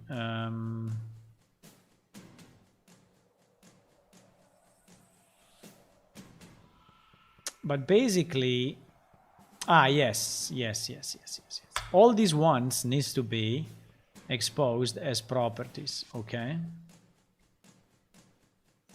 So let's make this blueprint type, okay?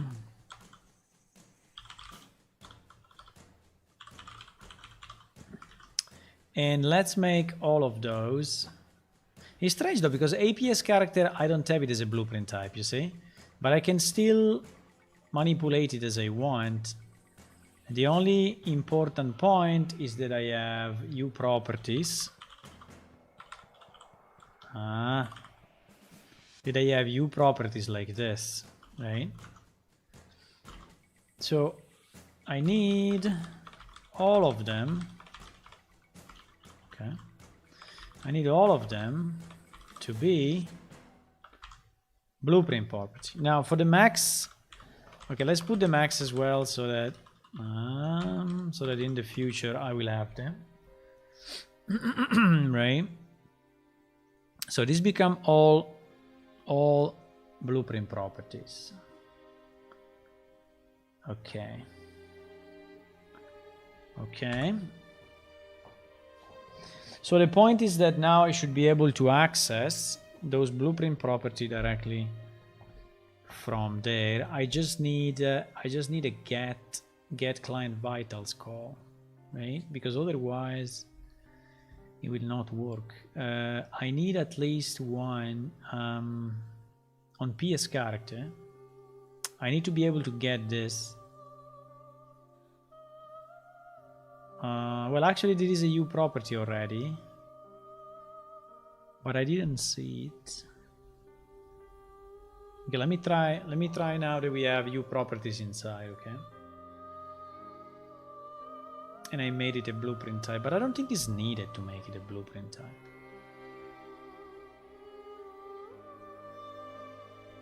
I think it's probably you need a blueprint type only if you...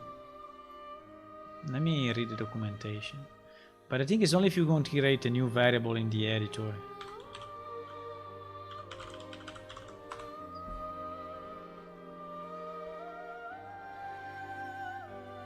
I think you can still see it, but I suppose this struct is a type that can be used for a variable improvement. And by the way, it's saying struct. So probably for class is not correct. Class are automatically exposed, probably. Yes, I think that is bad. This is not needed. It is probably not needed.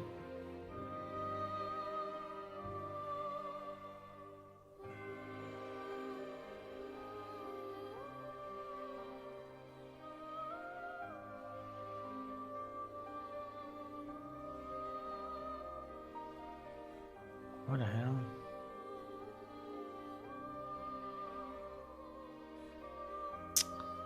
Stupid me.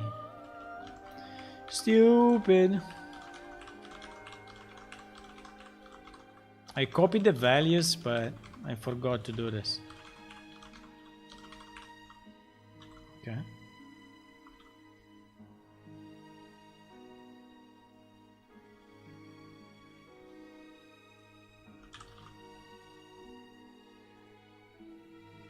Let me remove that blueprint type because I think that for classes is not needed. I think as long as I have parameters here that can be returned, I think I will be able to do it. And as long as that is U property of a character, I should be able to do it as well.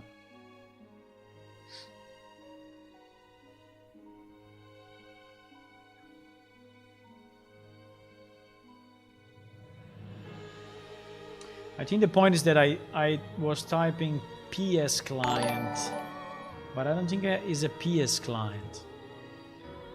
Hello, Stergios. Welcome to the channel. Hello.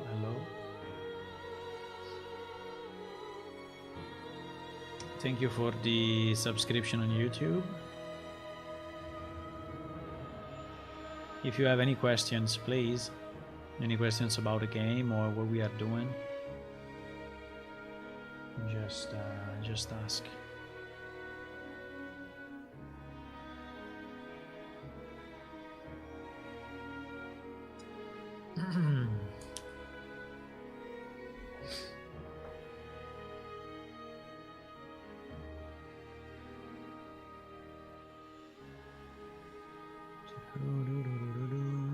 Yeah, just waiting the compilation. It's taking a bit more. Usually when it takes a bit more means that it's finalizing, so it's probably there are no errors.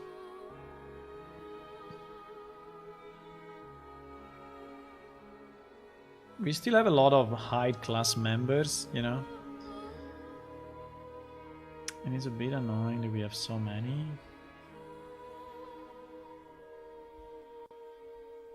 Like this base texture seems to be, we have in PS character, seems to be hiding another variable that maybe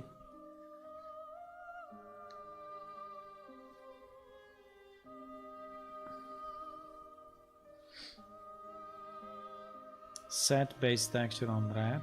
Okay. But this one has been generated not by me, I guess.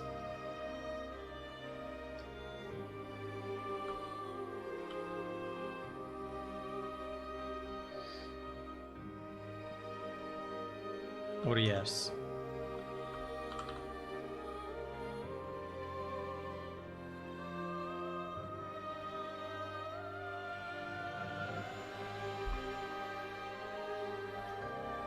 I don't think this one. I think this one is automatically generated, no? Ah, no.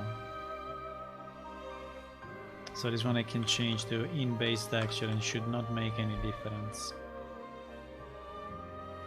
Because there are a number of... yeah.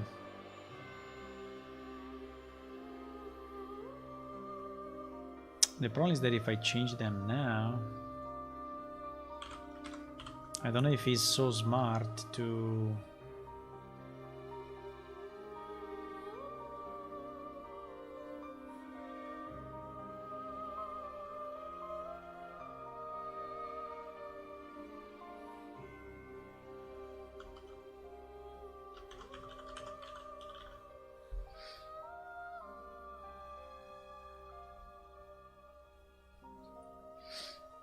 I can do it. And see what he's saying. Okay. Yeah, I just want to clean up some of those hides class members because sometimes are a bit risky. And also I don't want to have them too much.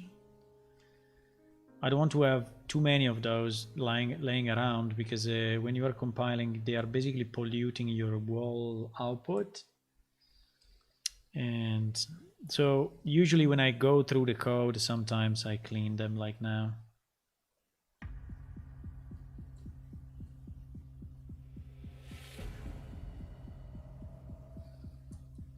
But just to summarize what we did, I think we are already at a pretty good point. So we moved all the client logic for filtering the new updated attributes to the C++. Right? And we created new functions to be called in the blueprints only when really needed, which is just the last mile, you know, of updating that variable. And it's the last mile because it's when you have to put it in the UI. And on that one, there is not much else you can do. So I think we already optimized this part. Obviously we need to make it so that it works. At the moment it's not working, but I think we are close to have it working.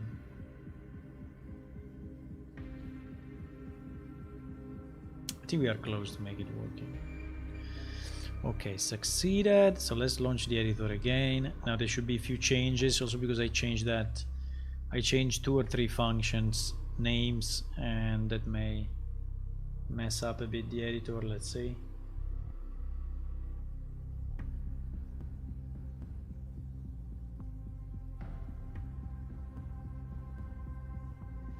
Yeah, those errors are fine. The one about the array, I don't know. Yeah, but I think it's still the same. Yeah, it's the same point where we changed that function, which we're gonna delete anyway, so. Okay, now this one is not compiling anymore, obviously. Yes, because with this one we decided to rename max vitals, and this one coming in now is called receive max vitals, which is this one. Yes, this one doesn't exist anymore, obviously, so we can delete it. And here we just connect all the pins, and here is the server side, here is the client side, and this one, you know, now works as before. Now there are a few other problems. This one, yes, this one unfortunately completely changes signature, but I don't think we're gonna call this anymore, even if it's a new one. But this one we don't really care at the moment. I think we can also delete it.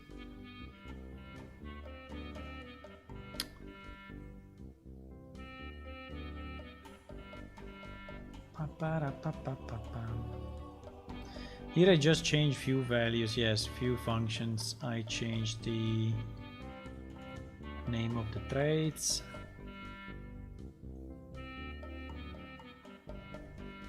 Just because they were giving some shadowing issue.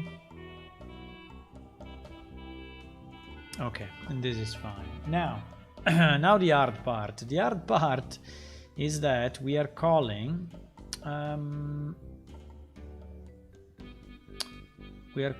this function, which is receive UI whatever. Let me just take it from here because we have so many functions now that sometimes I just, yeah, so receive vitals update, right? Receive vitals update, which is this one. And this one this one should call, or we do it here, or we, because this one was calling a separate function. Update current vitals new. I mean I'm fine. We can do that. The only issue I have, you know what is the issue I have, is this group part, because also this group part has the same mess, but we will think about it. Okay.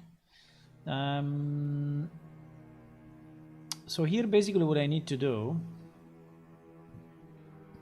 I need to have a type which is an integer and a value which is a float. Okay. So we have a type which is an integer, and we have a value which is a float. So like this is exactly identical to this one, and so we can connect it, right? And it is only client side, so we are already on the client, which is great. So now the point is that I basically need to switch. I don't know if I can switch on int based on values that I want. I don't think so. I think I need to do an if. Fuck. I cannot switch. I cannot switch on values that I want. Or I change it to a string, but it's a very bad idea because it's taking more time.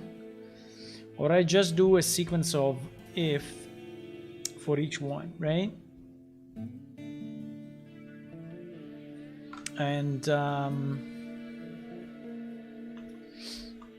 yeah, and so what we need to do now, the final piece is there, because when we are updating these vitals, right?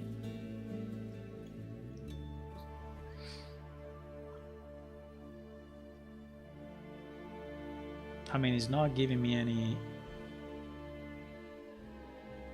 I don't know, Visual Studio is sleeping. It's completely sleeping, but okay. Visual Studio decided that is not the day.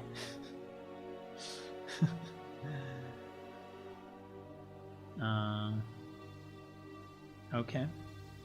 Anyway, this thing is value of 1. I know it. So we should just we should just, you know, do a kind of a branch with a series of equals to. I don't know if I can do something else with an integer. If I can, I don't know. Let me try flow, but I can switch on int, but what is a multigate? No, multigate doesn't look like that.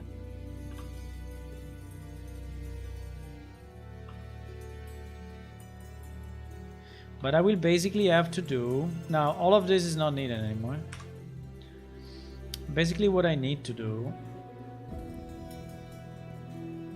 let me just put in type and value.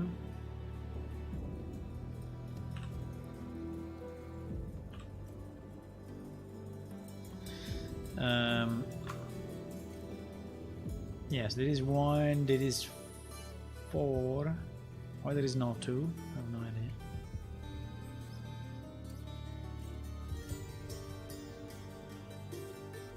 Ah, because it's the max.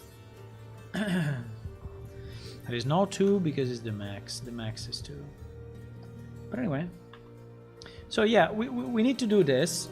And we need to basically split it. Now, the question could be, can we do it also with the max? The problem is that the max is not coming here.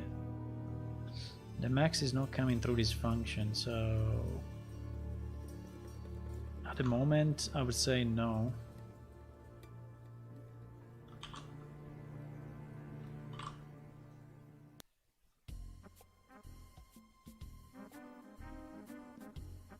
So 1 is HP. Now the question is what to do with HP, right?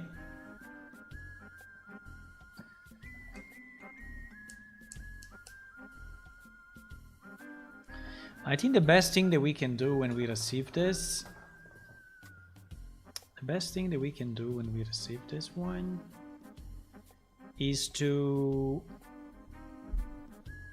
call a delegate like we did here.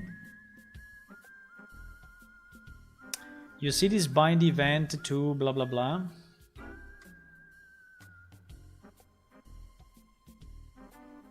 Right?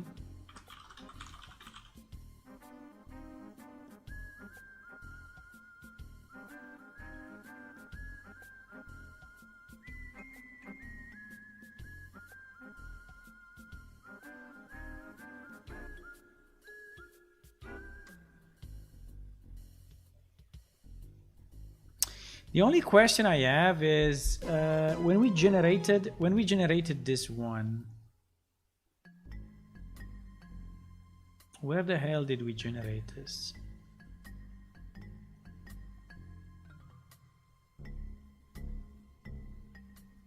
Because there is no dispatcher here, right?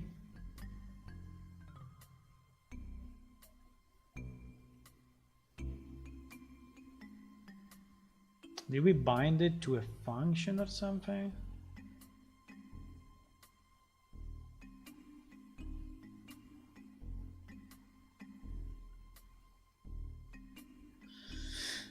Because I remember that when you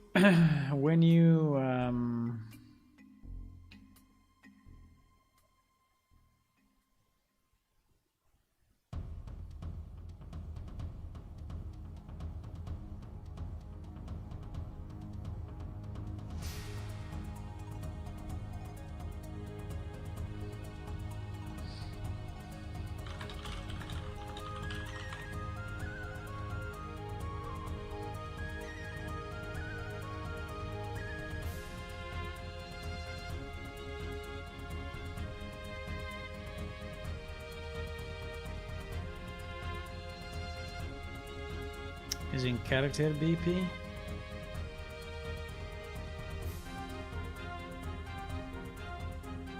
Ah, it's a dispatcher on character BP. Okay, now it makes more sense. Okay, so we have two dispatch. Now you cannot see it probably because it's below my face, but We have 2 dispatchers here at the bottom. There, no. There, yes, there at the bottom left. We have 2 dispatchers which are defined on PS character. Okay. That are used then by everyone else to bind themselves.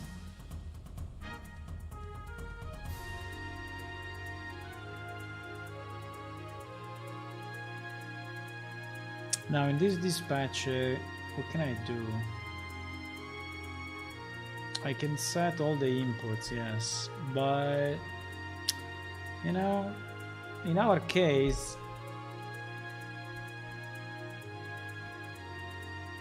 I think the easiest will be to set one dispatcher for every stat separately, right? And so we can go and update only what we need, which is different from what we were doing before, that we were updating basically everything at the same time, creating a bit of a mess, and you know, we were overdoing it. So the max vitals for now, I will leave it like that, right? But let's say that I create a new one, okay, which is update vital HP, right?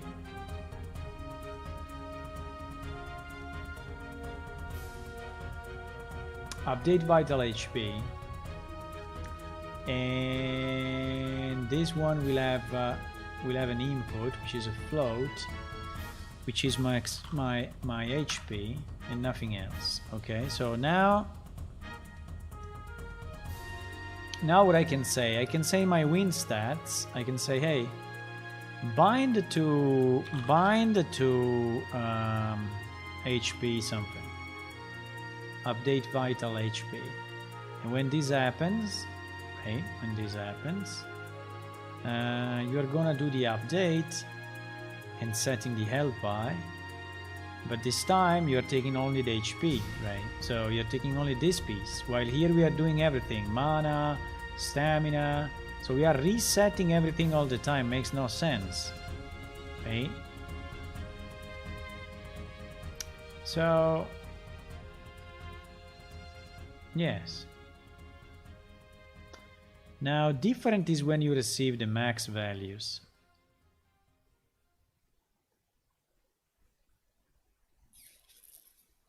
Yes, I think the max value is okay, because anyway they are not having any impact really, but these ones are having an impact. So I'm just thinking if it's the best way or the right way, but it looks to me it is. So that we have one for the health bar, one for the mana, one for the physical stamina, and one for the mental stamina. So these 4 will be 4 events, right? So if I go here and I create a new, I don't know why these are called add, I have no idea. I think it's better if we call them PS char, right?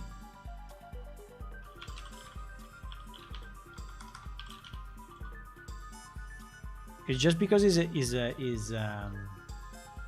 I don't know, I would like to rename them all PS char, because add, I don't know what is add.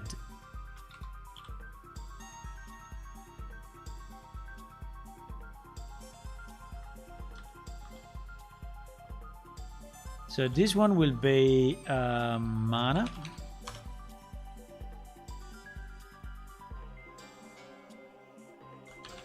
And as an input, which is a float.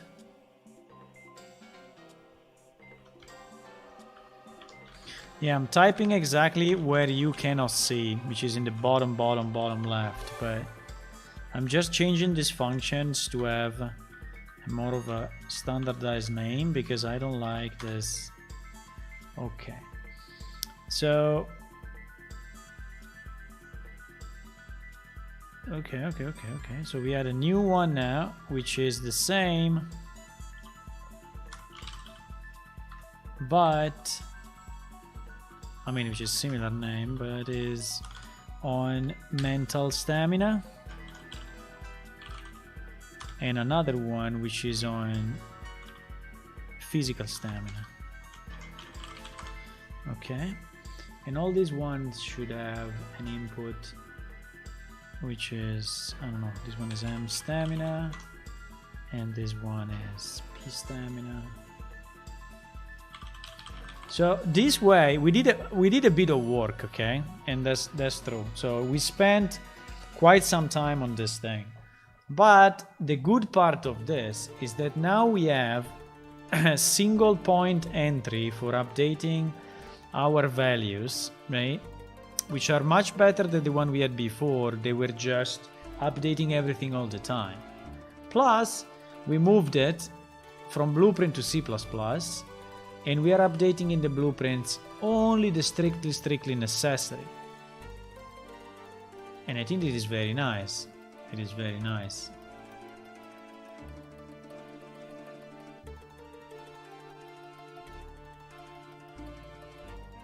So basically this one will go. Here I will have another bind to mana.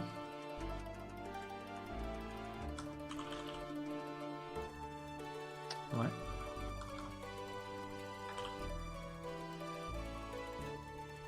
I didn't compile, huh?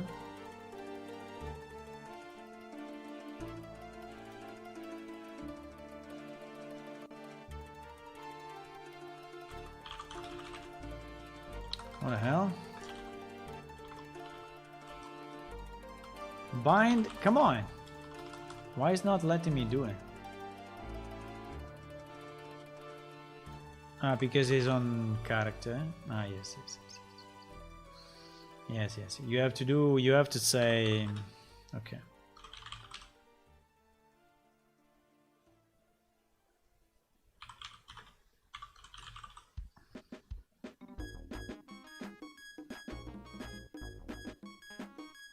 Now the max vitals, I will leave it because anyway, for now we still do it that way, okay? We fix one thing at a time, otherwise it becomes a mess.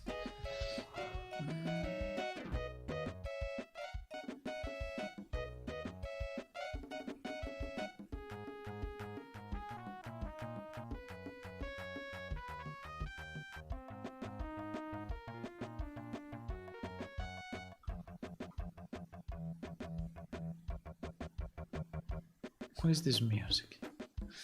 What is this music? Ah, Qbert. Qbert. Qbert is a super old platform game.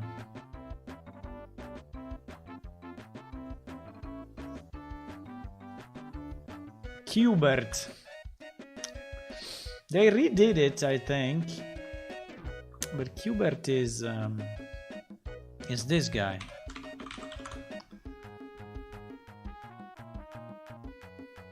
Yes, it's this guy.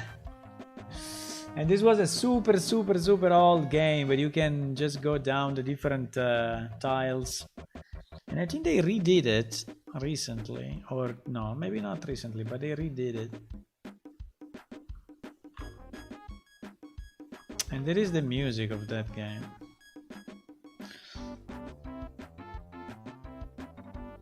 Okay, so when we do this, we need to create a new event, right? Which we will call something like update HP. Okay. And this one will do only this piece. Only this piece. Where HP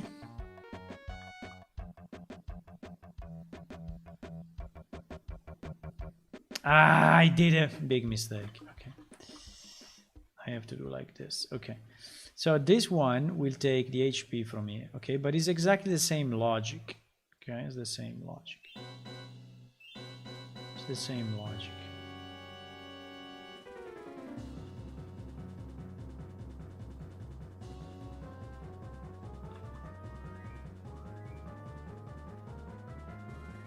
It's the same logic. Hello, hello, hello. Ah, it's you, Jose. You subscribe to YouTube. Good choice.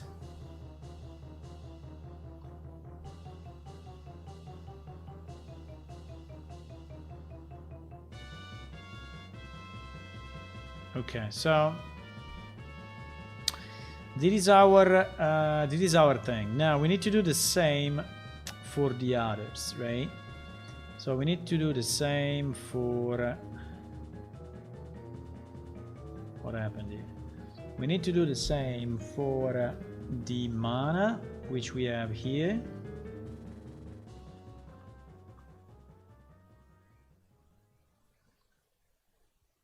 And we need to generate a new function, a new event, which we can call update mana.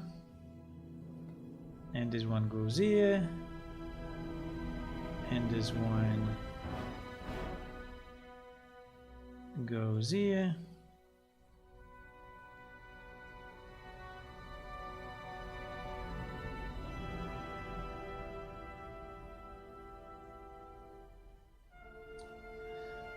Okay.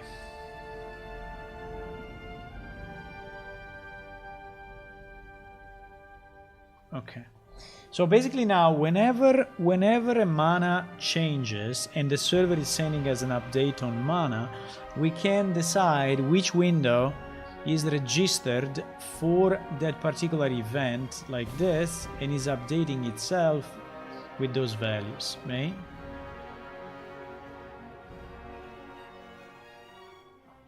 Which is great.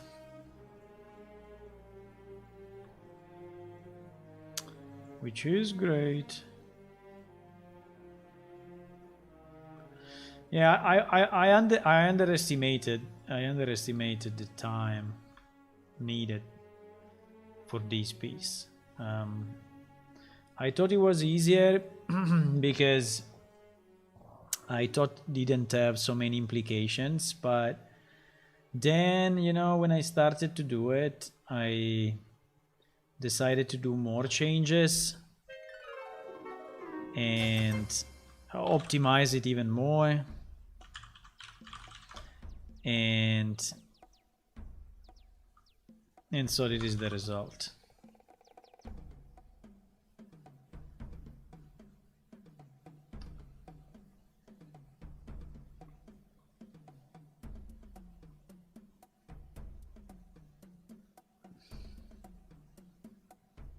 So it's taking me more than I expected, but it's okay. It's okay. We can do this. We can do this.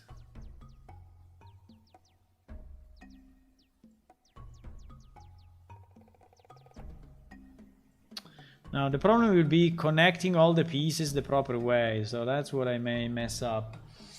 So I just have to be sure that I'm connecting, you know, all the pieces the way they should be connected, but apart from that,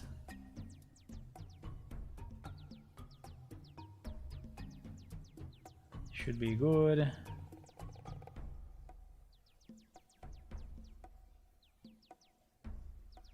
Okay, so this is the old function, right, which was updating this stuff, and visually on this window is updating only these 4 panels, right? These 4 panels: health bar, mana, physical and mental stamina. And then he also had another function. This one I think we can completely delete because it's not used anymore. So now this window is subscribing to the updates of these 4 values, plus the max vitals, okay? Plus the max vitals. So now that we did this, we need to be sure that our function in PS character, that is the one that we are using here, right?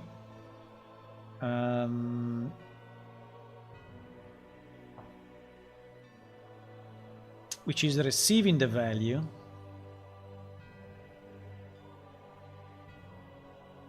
in the update is actually calling the right dispatcher. Right? So this is what this thing needs to do. And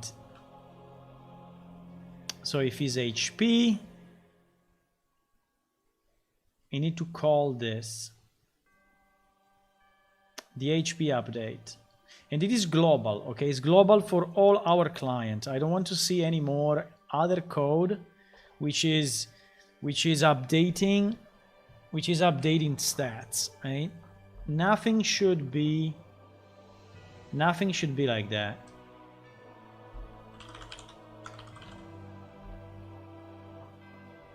And you see that we have a get client vitals.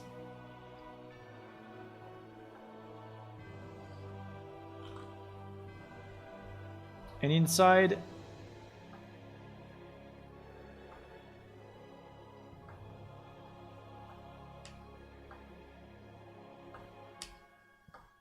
I don't think we can do it directly unless I add the get functions, but we can add the get functions if needed later on.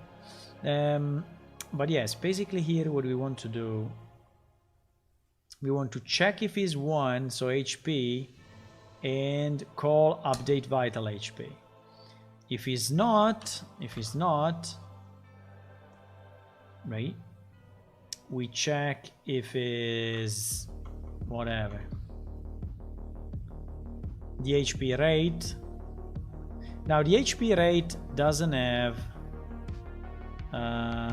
the HP rate, that's a good question, huh? The HP rate, I don't know, I will do it later. If it's mana, yeah, but the HP rate, okay, let's put it here anyway. HP rate is actually 4. Okay, I don't know exactly what to do with this but at the moment, but I will fix it. So the next one is the mana.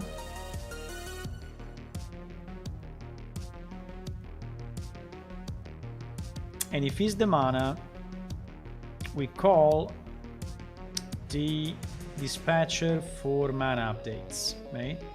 And obviously we need to pass in the value, otherwise it's useless, right? Okay. If it's false, and we go on like this, okay? The next one is mana rate. Mana rate is number 32.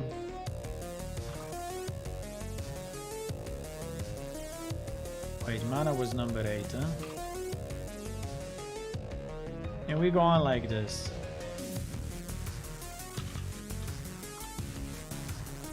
So mana rate also, I don't know exactly what to do at the moment, but we will fix it.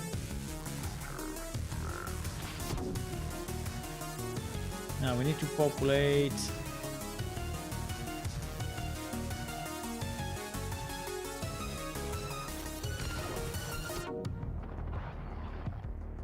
We need to be sure that we populate this, huh? Otherwise it will not work, huh?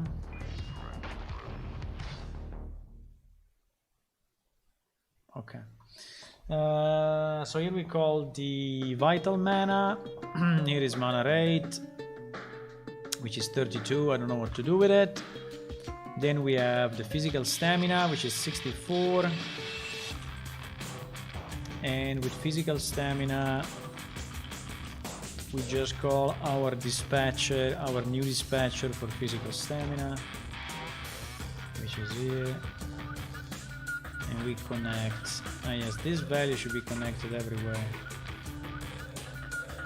I don't know exactly how to do it.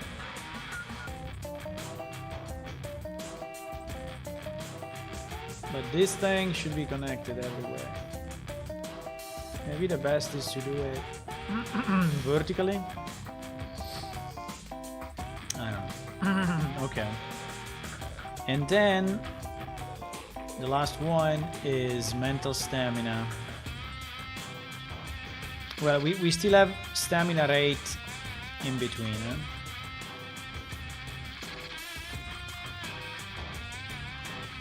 which is 256.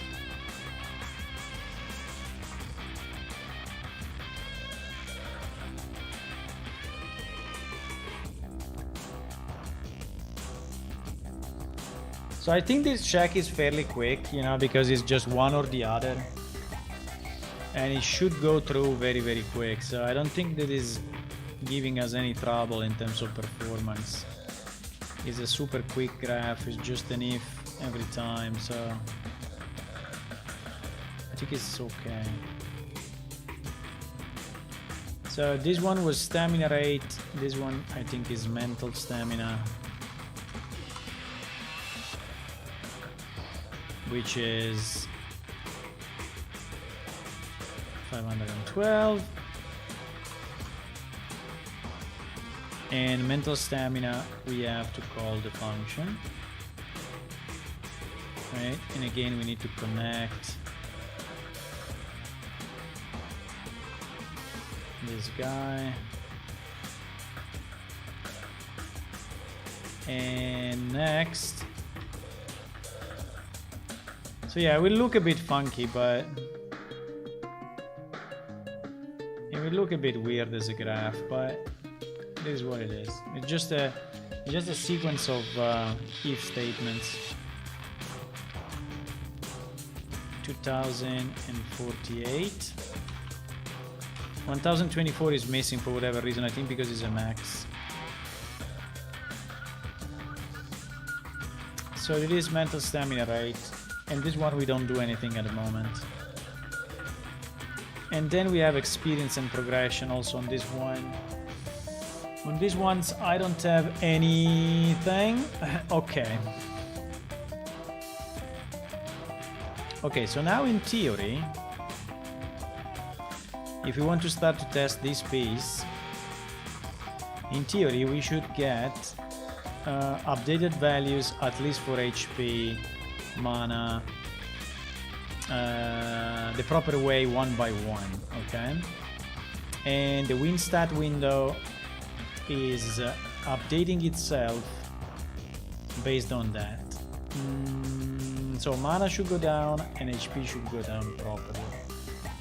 Now and also the stamina in theory, but now the problem is the rate, because for the rate,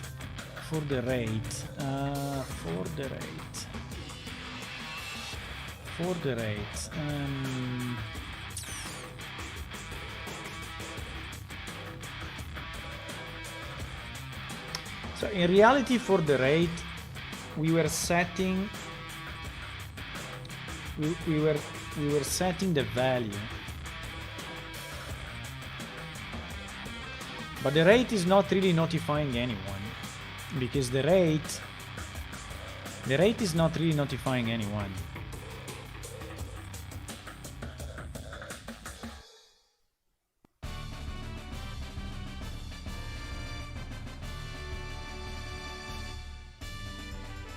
I'm thinking if I should do just a get all values, you know, from here,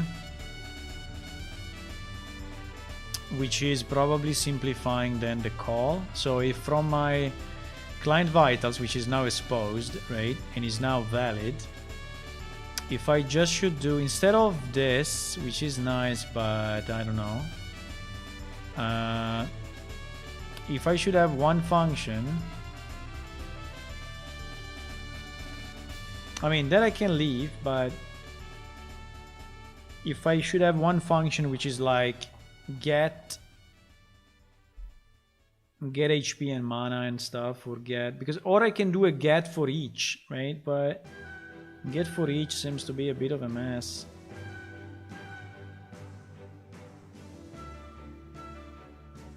Should I do a get for each of those? Aren't the get automatically generated for me in theory by this thing because it's a U property?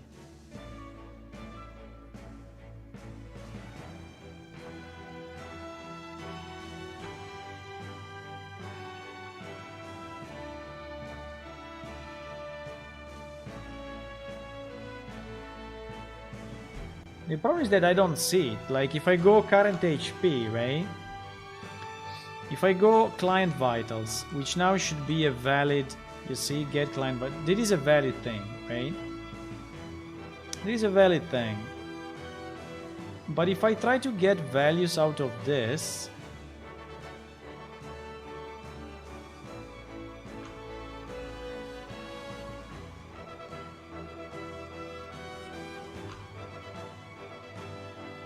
I have these ones under PS character.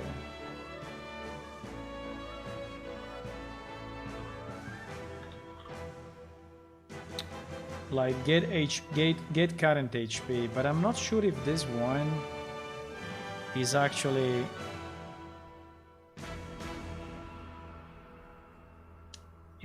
this one. I don't think so. I think they are different. Yes, I think they are definitely different. And this one actually should go. I mean, these ones that we have here should go away, right?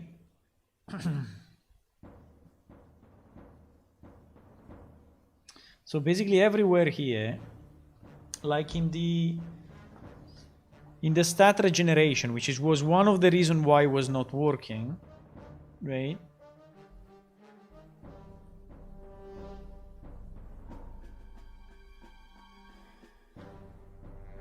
Yeah, but I think I should not do anything with the HP rate. I think here, you know what I need to do? I think here is just now it's just as simple as this. I do my get vitals and I do my get HP and I do my get HP rate, right? And these are the two new values that I'm passing here instead of these two, right? And now what is the benefit of this is that this one is C++ instead of blueprints. And so now this one is automatically updated in our code. So whenever this will try to read it, will automatically read the latest value, right? So there is no need anymore to set or do anything else, because these are already the correct one, because I'm setting them here. I'm setting them here, so we are reading these values, right? So I'm even wondering if I really need that other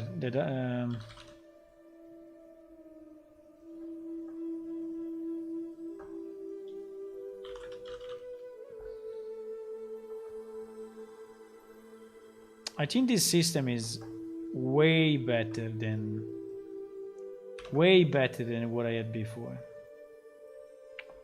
I don't know if you can feel it, but I can. And I really like it more than the previous one.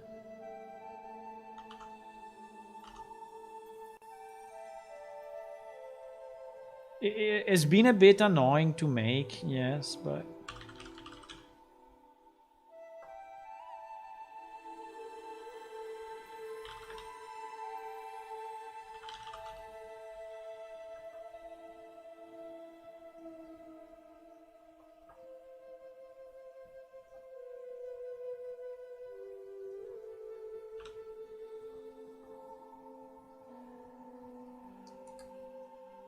so I'm basically getting, you know, the values.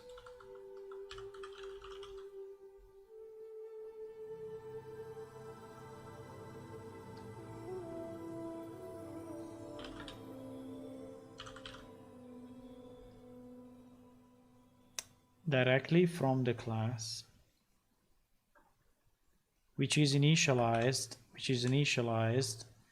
when we load this character on the C++ side. And here we are using only this. Now that is the problem, right? That is the problem. So I'm doing the regeneration here,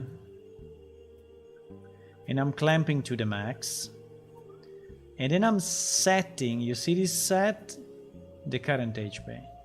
That is super stupid, because with our new thing, we should not set anymore. We should call the event dispatcher for vital HP. Right? So this way we are sure that the UI is getting updated.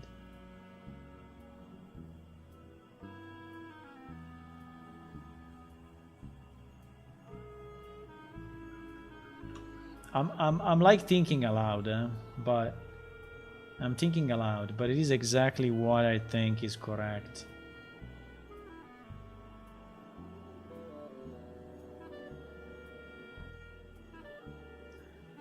And this will allow us to basically remove all these variables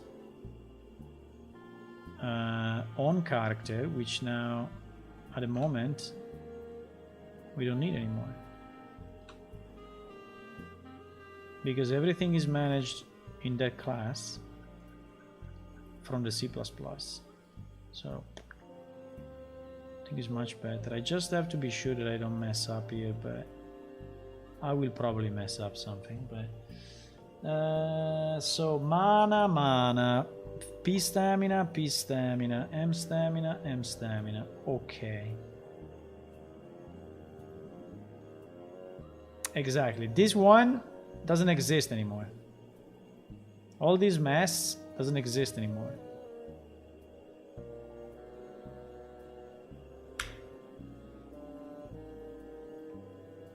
It's just one call to the specific update function, update delegate, right? Okay. So now we have still few problems, but not too many. So one is, do we need to update the HP rate in the blueprints? And I think the answer is no, because now we will always get it like this. And so I don't even need it, right? I don't even need it. I don't even need to update it. I don't even need to update it, because it's updated automatically for me. So in this thing, you know, when I said I don't know what to do with the rate, the answer is absolutely nothing. We can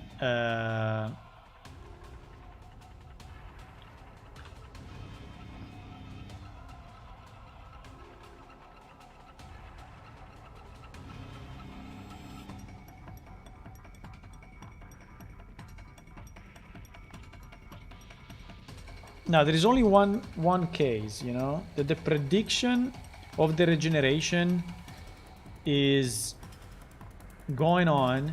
I receive another update from the server, and the question is who wins, right? At the moment, the server one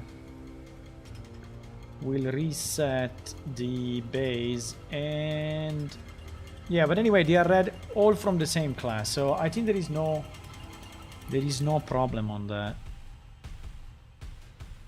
Yeah, as soon as the server is updating the base value, the regeneration will restart from that base value automatically. Yeah, so basically these ones I can completely skip. Now I can leave them there just for because maybe in the future I will use them for something, but these ones are absolutely not needed at the moment. Mana rate, stamina rate, all the rate are not needed at all.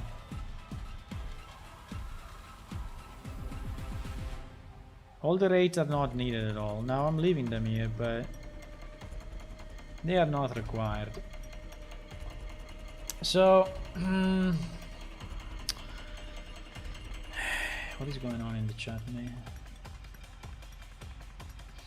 So now what do we miss? So now I think that if I start the client, we will see already the regeneration correctly, hopefully, and the HP and the mana and the stamina correctly.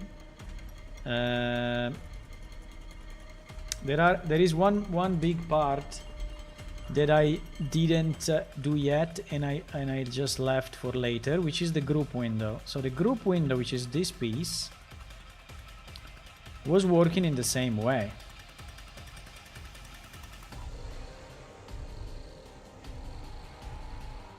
So it was basically trying to update your mana and HP based on the mana and HP that are coming in, right?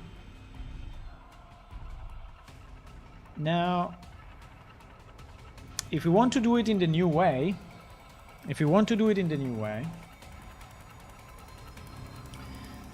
we need to, you know what is the only issue that I'm thinking is that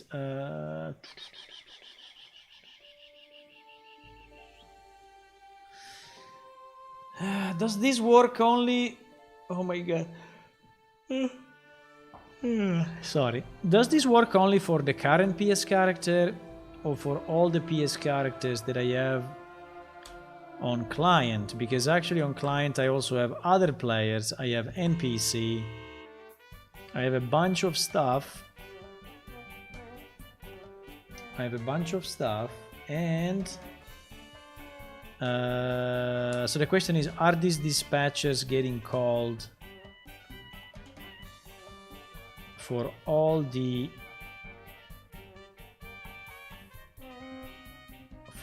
characters?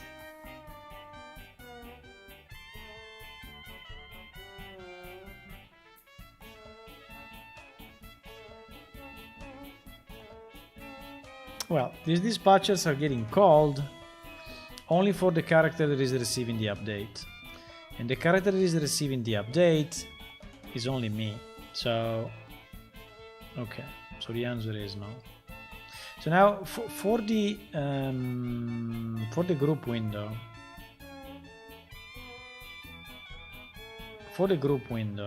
can I do the same and so reuse the call? I think so. The only problem is that I don't know who is the target, right? And I just passed player ID -1, which is me. Okay, nice. So I think I can do this. Okay. What the fuck is this music? As Monkey Island? Okay. Okay.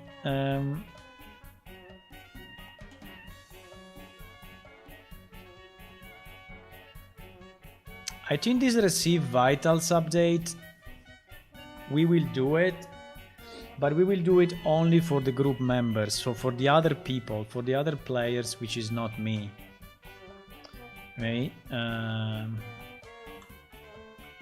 For the other players, which is not me. So if I go under server vitals, when we are sending the by the way, here we still have the old one, huh? But anyway, I will do it. Let me do it immediately because I will forget then. So we need to switch to this one. And the same here.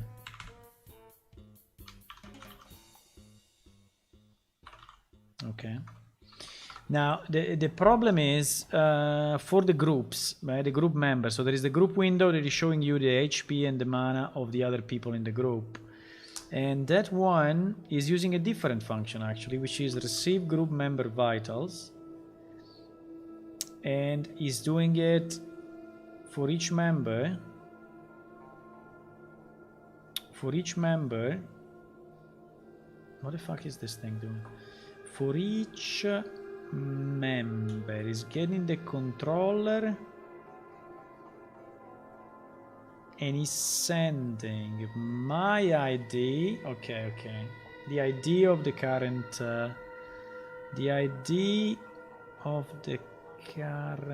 client, yes, and the values to update, which are the ones that I find here. Okay. And this receive group member vital is in player controller. Is in player controller. Okay.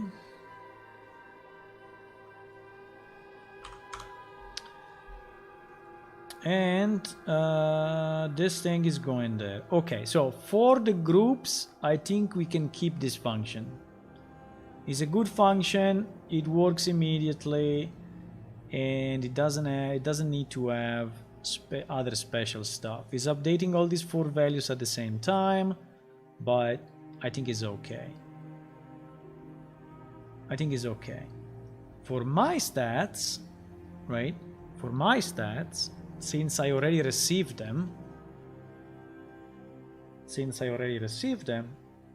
then the easiest is to bind, you know, exactly like we did for the other ones, to bind on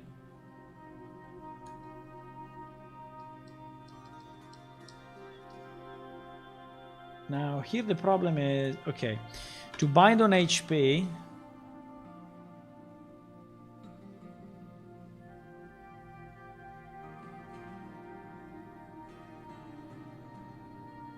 I need to bind on,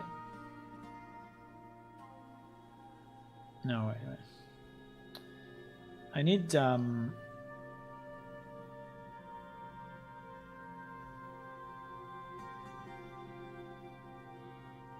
I need the pawn, and it needs to be PS char, eh?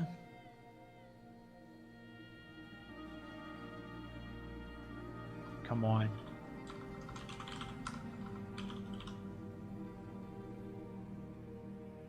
What the fuck? Man, get control pawn. Yes, get control pawn. Why don't like it?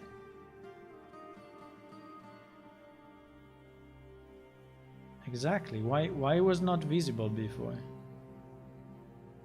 Why get control pawn was not visible in context sensitive? No idea. Okay, anyway, it did it. Okay, easy. So get control pawn, we need to cast to our plane shift.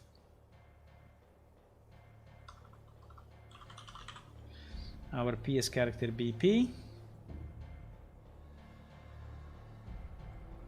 And this one we can put there. Okay. Okay.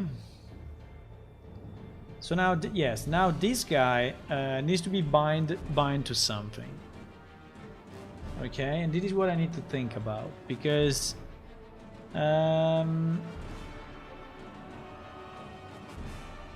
update HP and mana.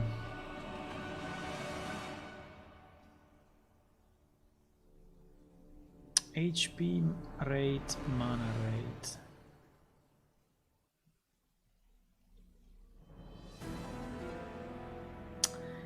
The problem is that this is one single function for all this stuff, but we don't receive it this way anymore. We receive it one by one. So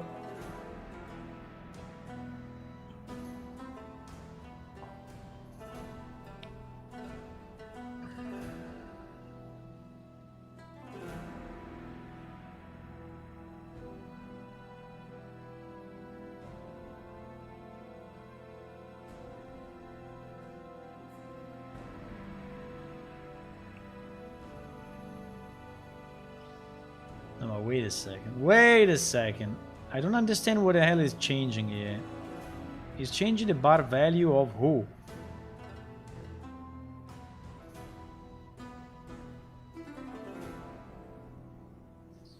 No, okay, but which player? How does he know the player here? I don't understand. WD group player. That is already the player. So he selected the player before, huh? Before going here.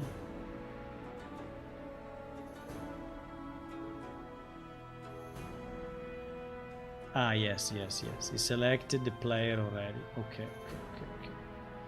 Selected the player already. And he selected the player based on the player ID.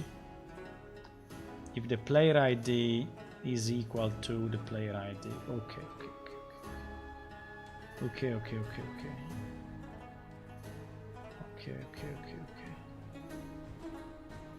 Hey, it's a bit of a mess to do it split for this one.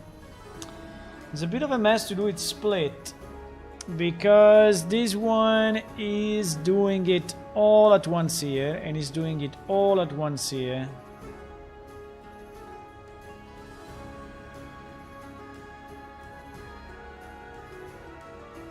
But it is a bit annoying, eh?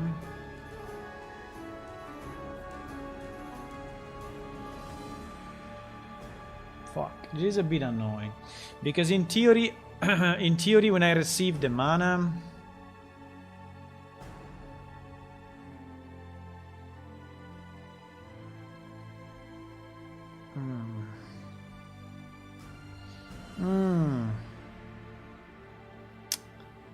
it is a bit annoying.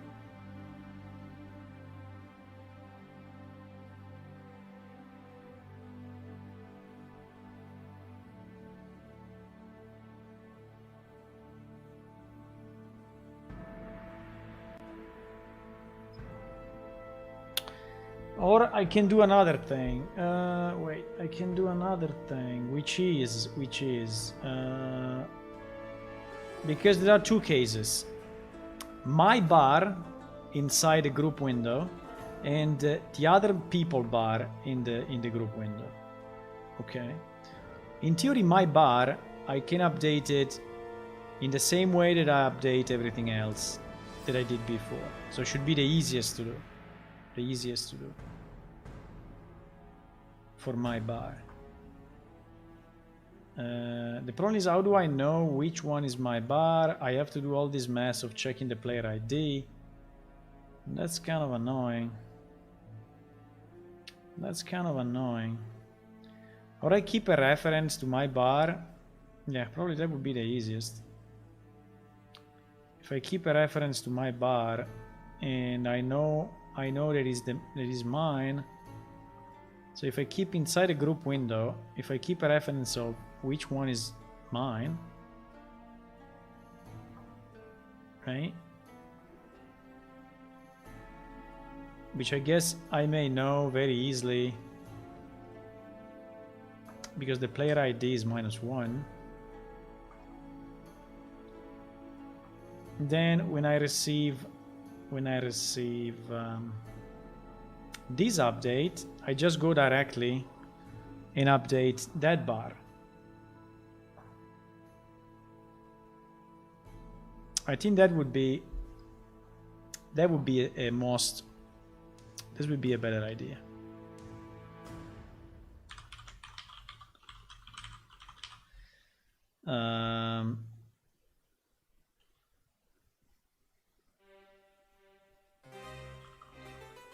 So if I do something like my WD group player and I set this at WD group player as a variable, and then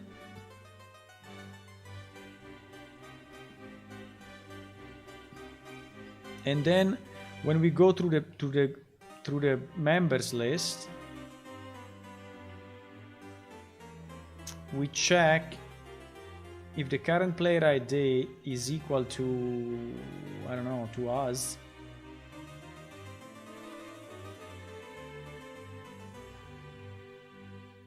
I've seen a -1 in the player ID when we were sending the data.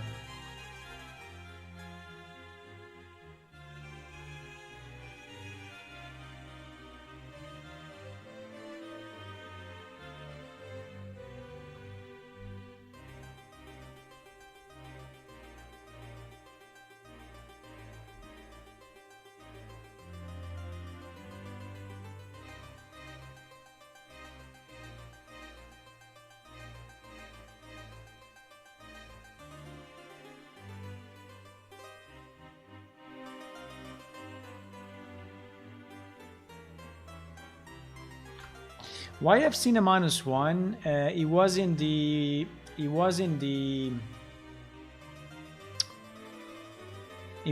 update right here. You see this player ID -1. So I think we are setting -1 in case is us, but I'm not 100% sure of this.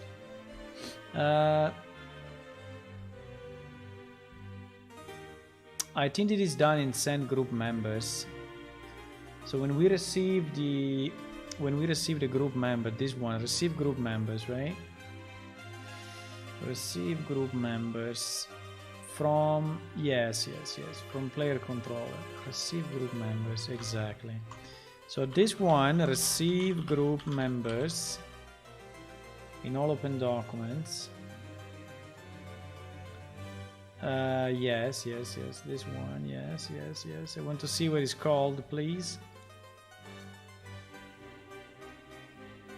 I want to see what it's called.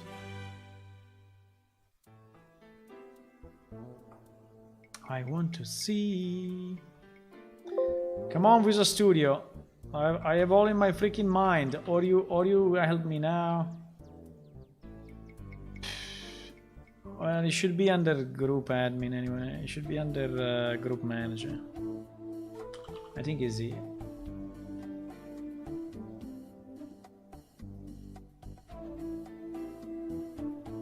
Cyclone group member. Okay, but I remember there was a minus. Is there a -1 here anyway?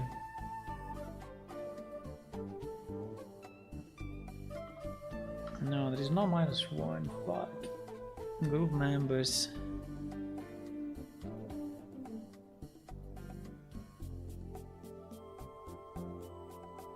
I just need to know who is me. Who is the line that represents my character in the group list? Fuck it. But it seems he's doing, you know, it seems he's putting the right value in the PID. So I think we should compare to PID, that's it. I don't know why there was that -1. Maybe this part never worked actually. Maybe. I don't know. I don't know if I tested it inside a group for real. But the idea is the following, okay? The idea is the following. If why this thing is all fucked up?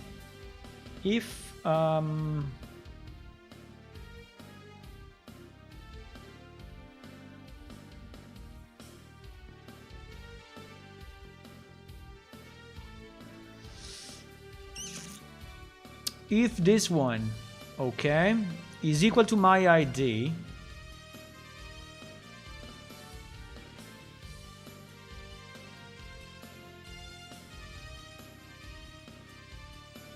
if this one is equal to my ID, parapam.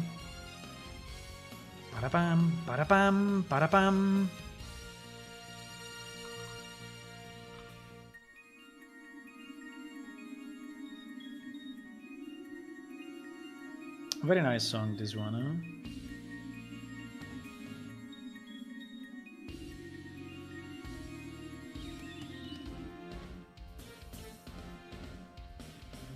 I put it before because I want to use it.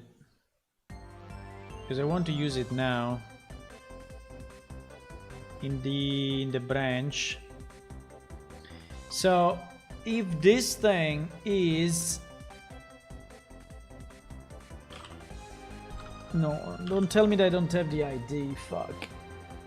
I don't have the ID? No. What do you mean I don't have the ID? Oh my god, come on. I don't store the ID of the player anyway. don't believe it. I don't believe I don't store client side the UID. Come on, it's there for sure. No? Okay, let me see what we replicate. What we replicate, get live, whatever, get live, something. This one, get live replicated props. Fuck, we don't have the ID.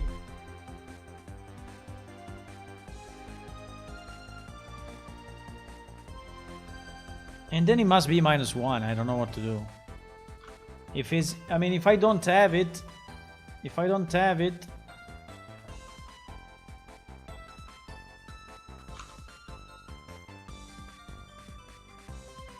but I don't believe it. I don't believe we don't have replicated the ID of the player.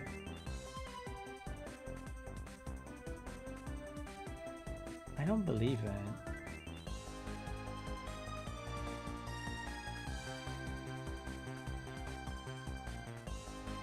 I'm replicating the account ID. No, the account ID, I don't care about the account ID. I don't care about the account. Okay, so let's pause a second. So I think the theory is correct, but I just need to know, for simplicity, who is the ID. So let's do this. Let's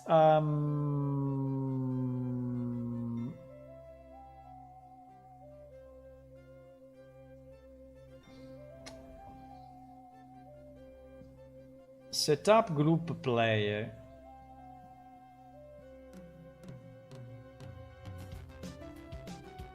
Let me just do this, because I need to understand this, otherwise we are in trouble. Group player ID. Okay, group player ID, because this mess is only for the player ID, for the groups, because I think for the rest is working already now. But for the groups we have a problem.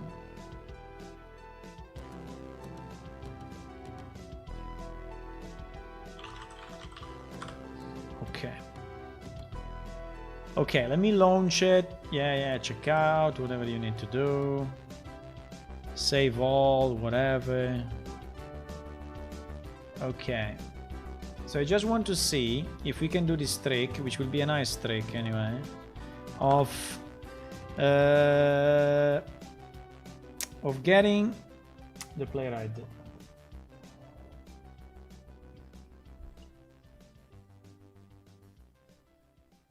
Because I don't know if you understood the issue. I can explain you the issue, okay? Quickly.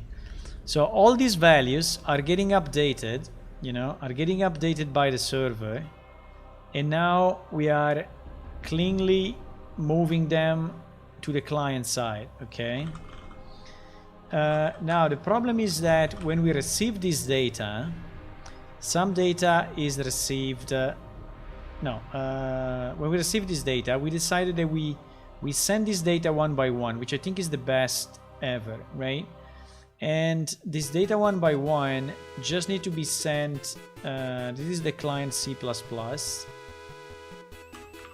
right? And then we have another thing, which is the client UI.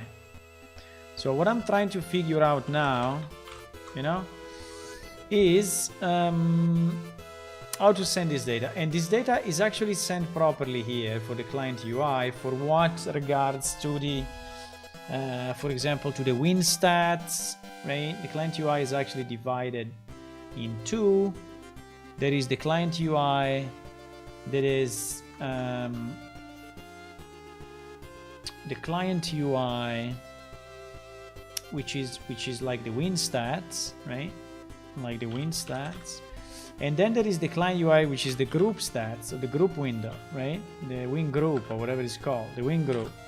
So the win group is a bit different, because in the win group, you have the HP and the mana of all the people in your group, including yourself. And unfortunately, this one at the moment is updated in one single transaction, right? So we basically did properly, all of this, oops. All of this, all of this, all of this, all of this. So all of this is done now, but we still have a problem in this window, okay? And this window is built a bit in its own way, and so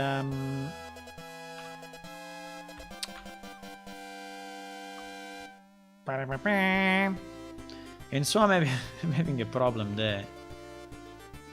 But now we will fix it. Okay, now we will fix it. I'm starting 2 clients because I need to be in a group, and I want to see if when I receive the group information, the group information is I can identify my character. If I can identify my character, we are good.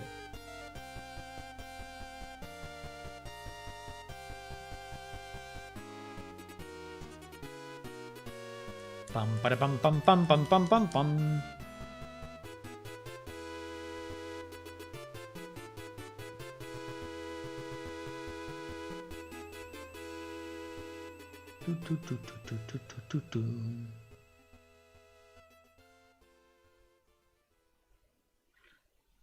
What games are you playing, boys, in these days? Apart from Plane Shift, but which kind of games are you playing? Tell me. Tell me.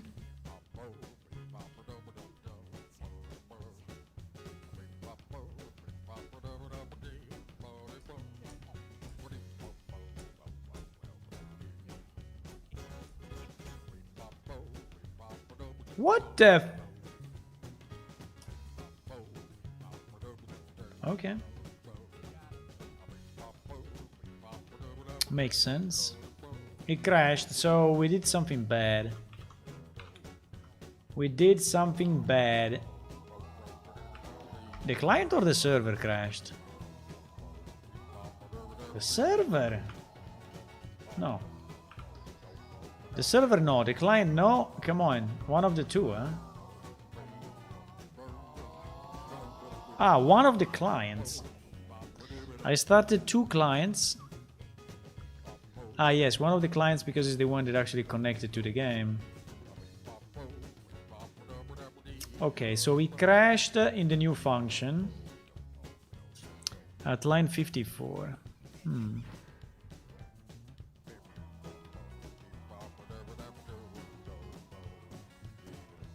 What?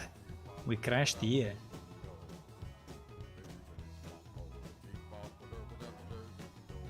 How can you crash in a... How can you crash in a comparison of integers? What the fuck?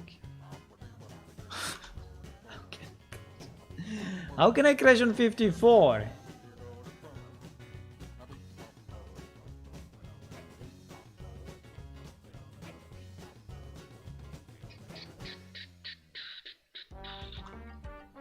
We are playing a very, very old MMO. Okay. Okay.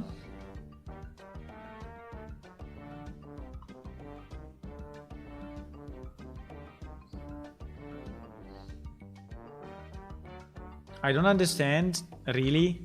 How can we crash in this line?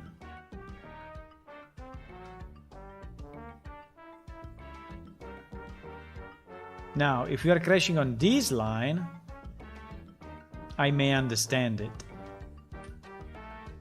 Because maybe the owner is empty, you know?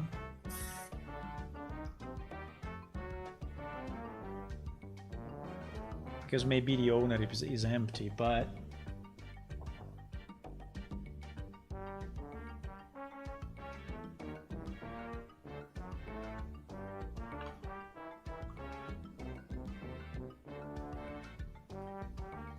PS character 2272, accuracy vital update new.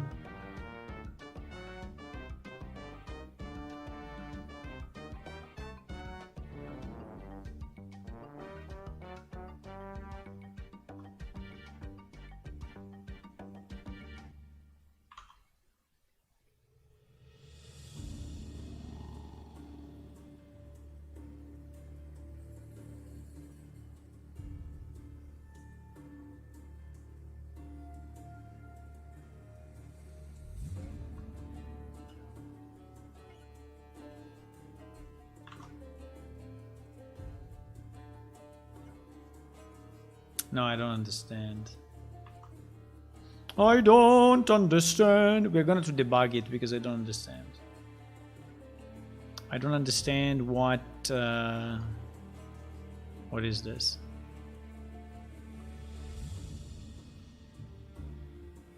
I don't understand what is that? We're going to debug the client now. So I will launch in debug mode the client and not the server. Dragon Age, Mass Effect 2, 1 hour, 1 life. I don't know 1 hour, 1 life.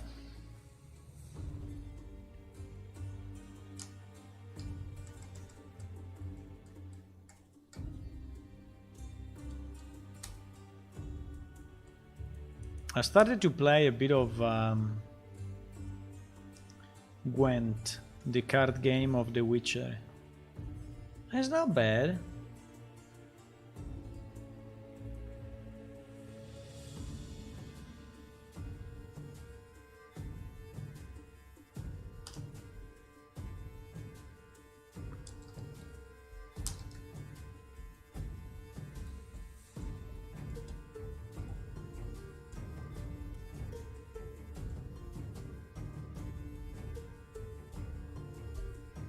So as soon as we log in, it will crash.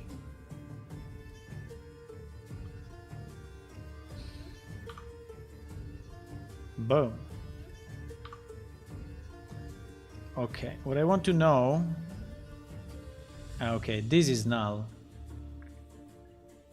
So the client's vitals is null. If the client vitals is null, we should not do anything. Because it means that the character or is not loaded yet. Which is kind of weird though. The character is not loaded yet.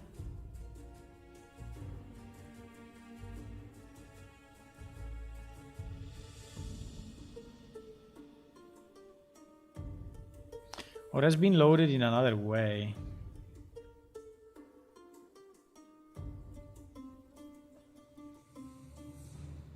Maybe it's still loading, you know? Because the inventory, for example, is empty.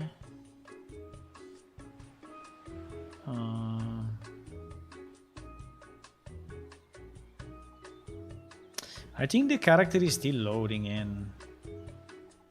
Okay. So we need to say that if client vitals is not valid, we don't do anything. And so only if client vitals is valid, we do something. Otherwise, we don't do anything. Right? Can we do this? Can we do this before? Can we do this before? Not here.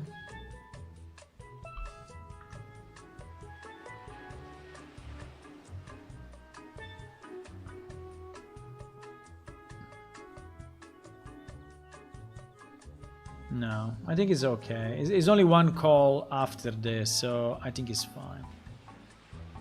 Is one call after that.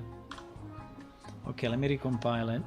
I don't know if it was loading or if there's something fishy going on, like we didn't properly load. We didn't properly load our character. I mean, or we are loading it from a different part of the code.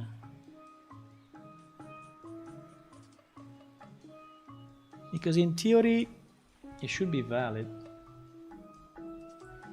Bam, bam, bam. Very strange game. You are born to other players. If you do anything blindly leads to problems. Okay. And I guess you only have one life and it lasts only 1 hour, right?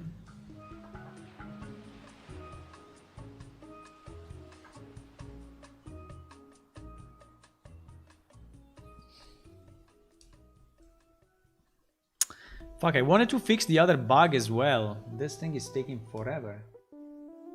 Forever. Forever, my boys. Tooty tooty tooty tooty tooty tooty. Tooty tooty tooty. Update P stamina, refresh the node to break links. I think we have some mess in some of the graphs, huh? So in theory now it should not crash, at least not in that point, but we don't know if we will get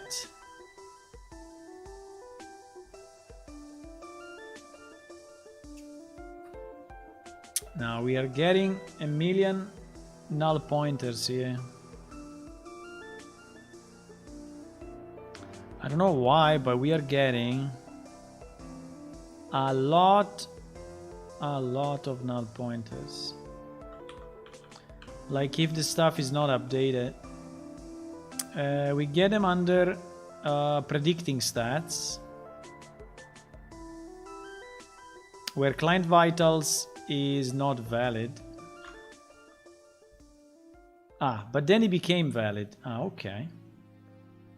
Well, I think we can do a check that if the character is not fully loaded yet, I think that's the problem probably, that until the character is fully loaded, we don't, we cannot, you know, see our stats or something.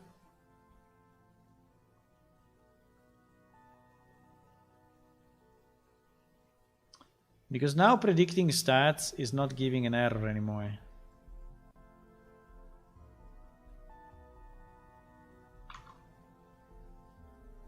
The problem is that now I have... this thing is not initialized anymore. Okay.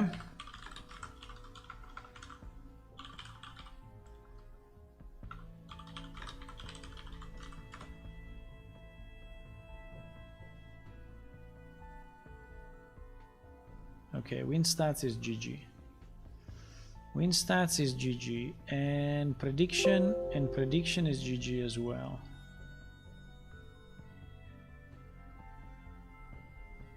I think it starts to predict the stats too early when the client is not yet loaded.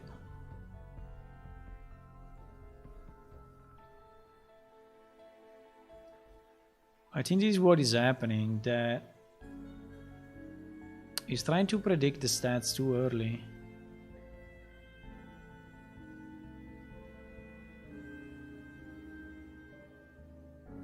At least I think.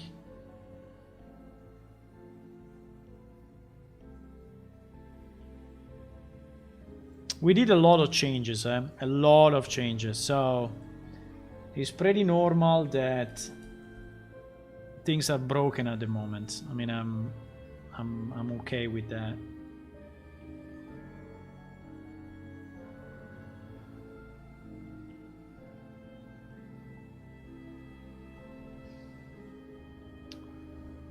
Okay.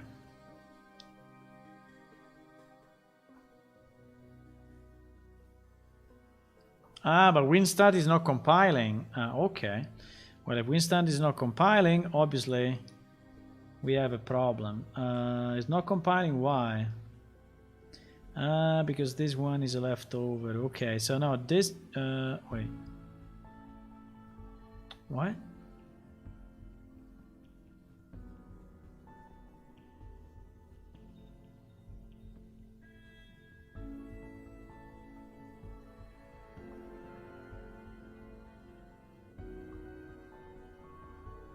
Why you have an M stamina here?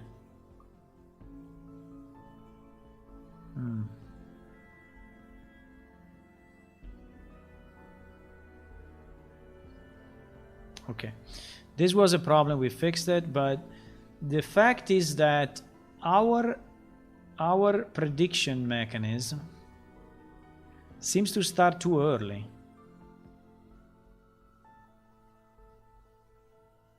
So this prediction timer seems to start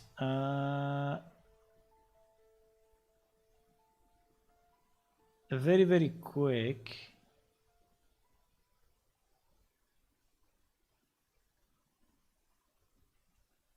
No, but it cannot be it cannot be before this thing is initialized, right? No, I think we are not going through the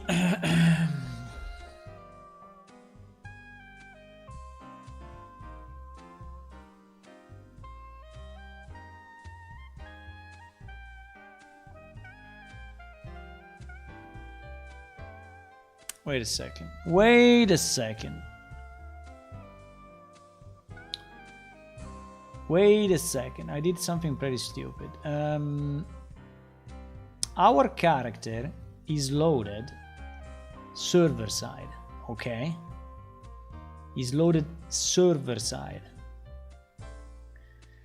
Our client vitals exists only client side.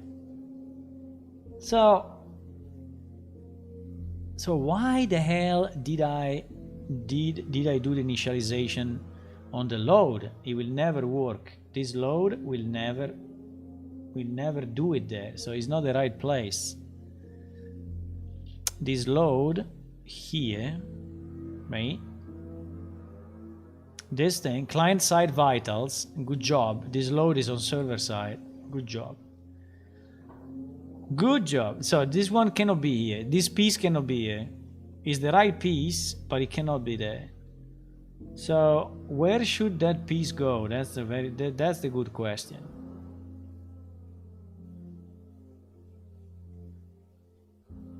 I think the only place where we can have it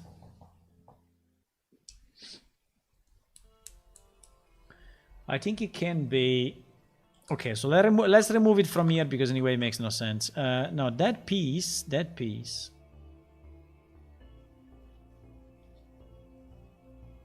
Or it goes in the pre-game helper when just before we are making. When we are request characters, obtain the proper character class, obtain the current spawn point from the database.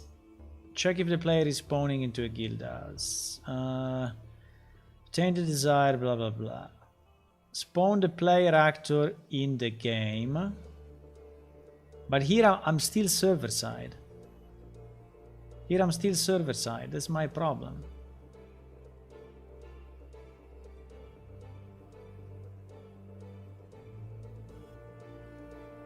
That is my problem.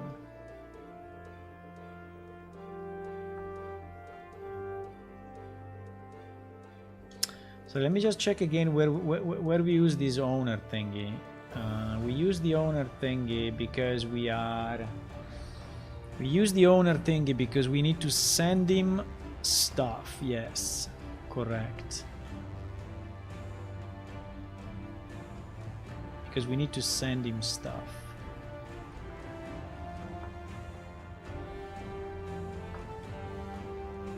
No, but I cannot do it. I cannot do it here because here we are server side.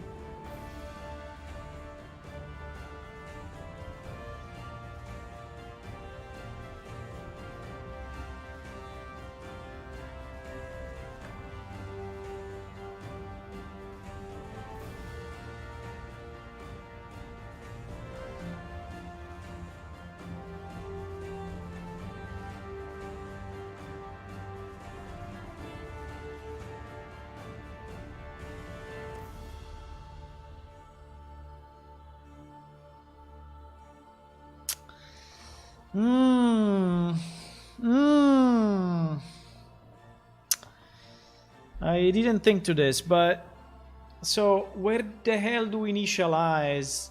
Where the hell do we initialize? Where do we initialize the client vitals? Pain. Where do we initialize these client vitals? Because okay, it's a component that is getting called on the client. What if I pass the owner inside this function and fuck it? No, but I need my client vitals to be available. I need my client vitals to be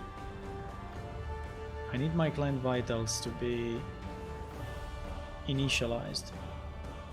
There's no way.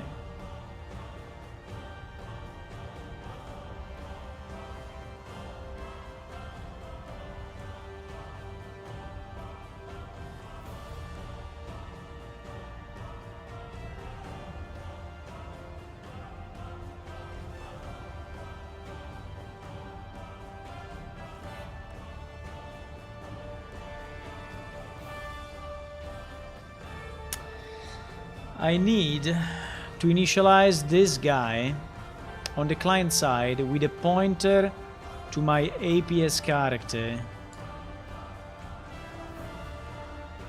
I can do it in the begin play, but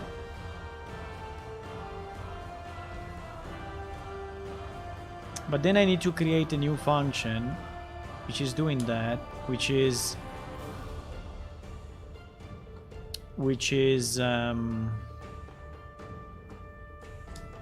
blueprint callable, right? So I think this set owner, then I need to do it.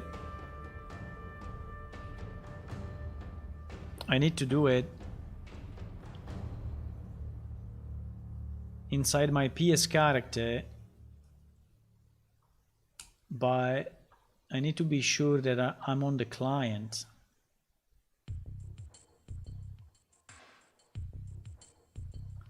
So I can do it in the begin play.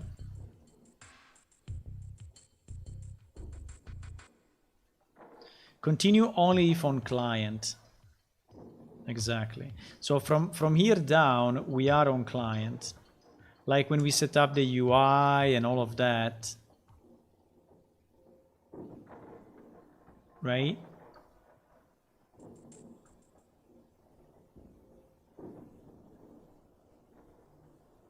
Okay. Okay, I think I understand.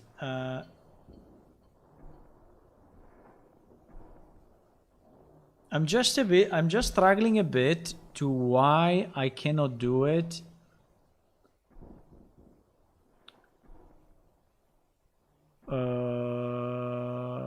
Why I cannot do it from C++, but I think that the problem,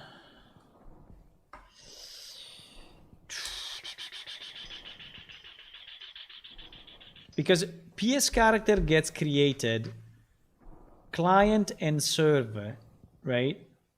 Or probably gets created on the server side and then is replicated, and so you see it also on the client. And I think this is what happens. But my client vitals object is not replicated. So, right? So that's one of the issues. So, or I catch it like in the begin play, which should be done anyway after the creation and the loading. I hope so. And do I have a begin play of this guy in C++?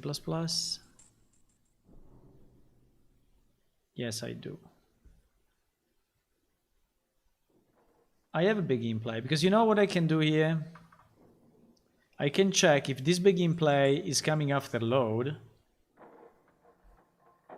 which I hope so.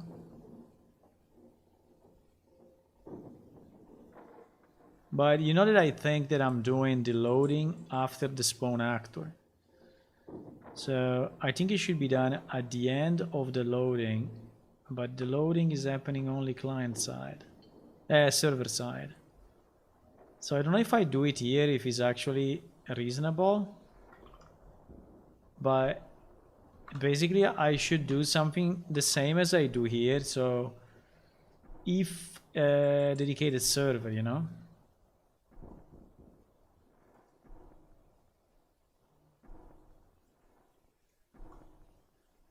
So I should do something like if not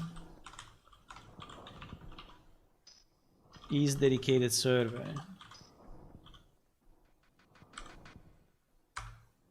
right? Then I do this.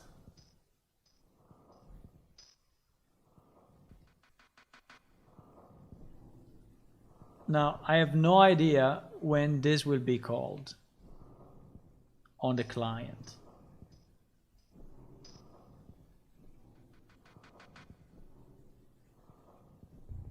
And also, I don't think that on the client, isPlayer is actually valid.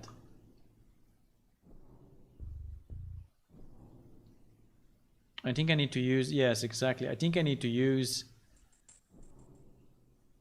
isPlayer controlled.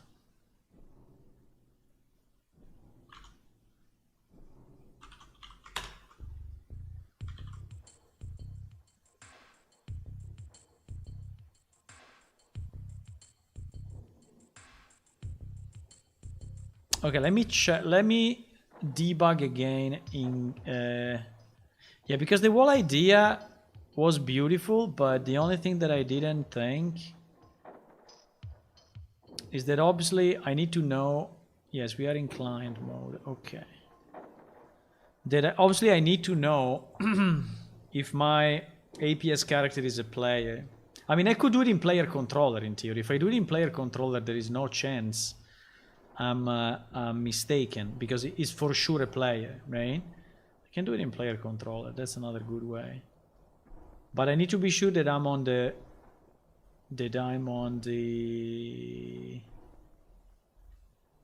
because the player controller is assigned. Wait, maybe that's a better idea. The player controller is assigned after the creation of the character, right?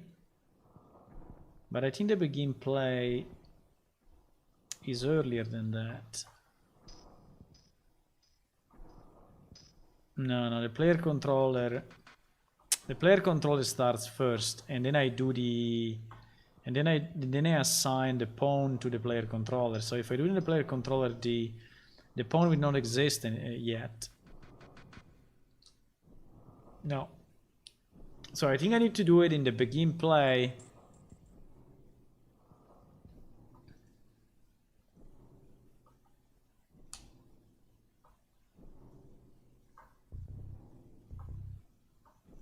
There is a bit of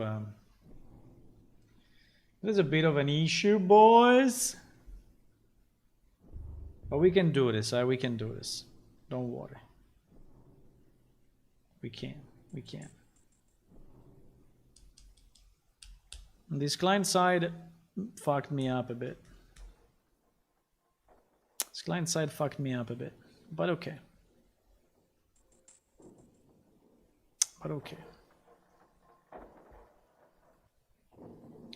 So now the begin play, I think we will have a begin play.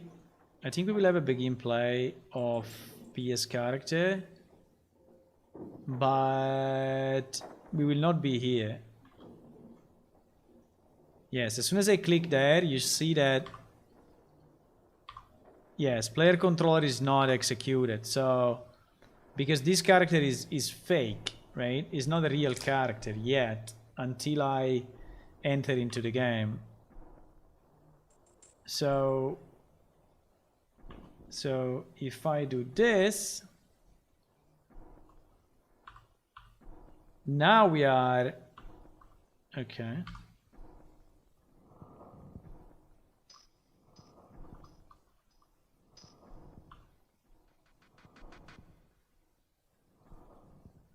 Okay.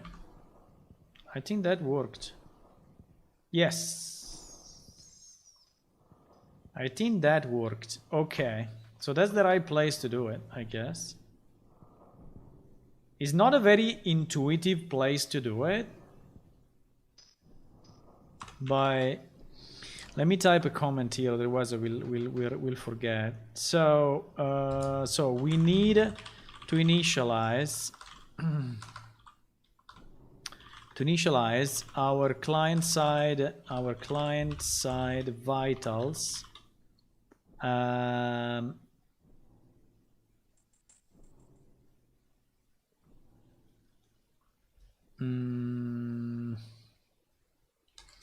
Only on the client only on the client and only for players. Okay, so there is the trick. So this is why we need to do this thing here, right? But now, as you can see, my stat window is giving the proper values, at least here. Now, I did all this mess because I wanted to check if in a group, right, if I create a group of some kind, which kind of information I'm getting as a group leader. Let me just check one thing. If I drink the usual poison bottle item, poison bottle, if this thing is going down, yeah, apart from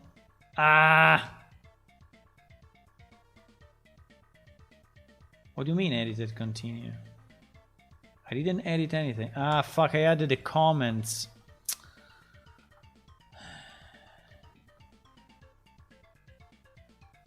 No, but this one is not updated.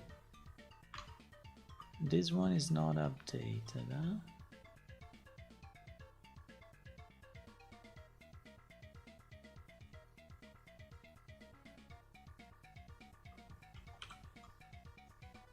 Fuck, I deleted my comment doing revert.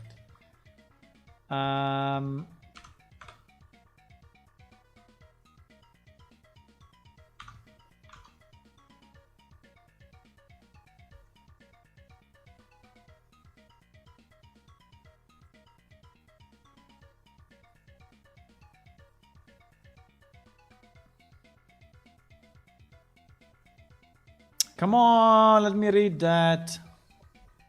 You drink some potion.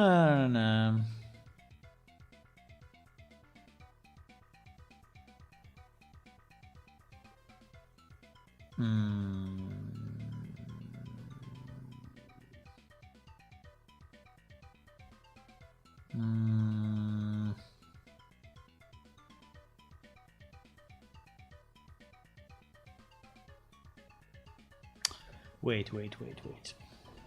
Why? Okay. So I think that now the initialization is correct. We get the data code, but for some reason now we don't get any more.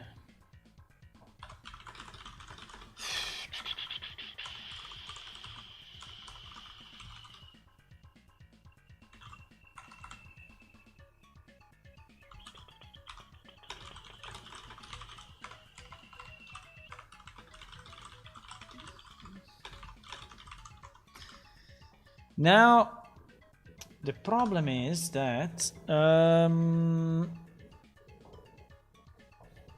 okay, in theory should be fine. I don't understand why we don't see the change, why we don't see the change in the values.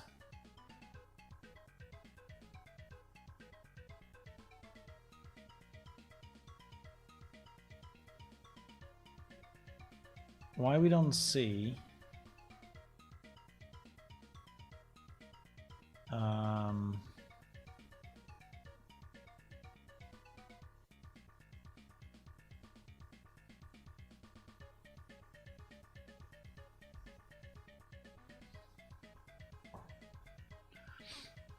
why we don't see the change in the values if we are coming through this and we are coming through this.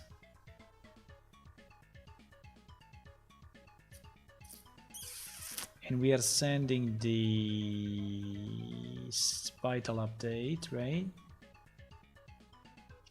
And I'm sending it for HP for sure. So we are entering, I'm pretty sure we are entering here. On the client side, yes, on the client side. On the client side. And then, I mean, I can check it, but it should be okay.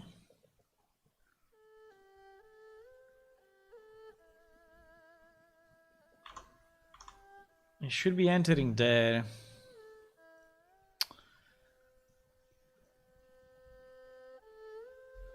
We can do it, boys. We can do it. We can. Don't lose faith. Don't lose faith, please. If you lose fate, we are done, huh?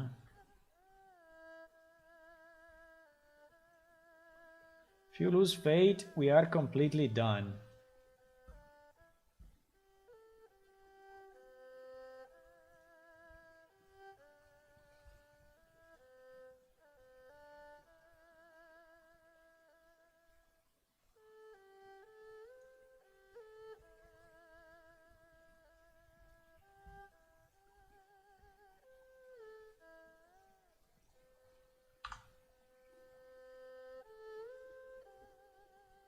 Okay. You see, we are going through this. Current HP 150. Fuck, we don't update it here.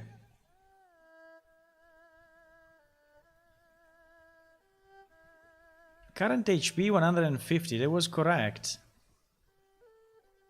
And we went through the receive vitals update UI, dirty vital HP, so I will find a way. I must to find set a way. Things right.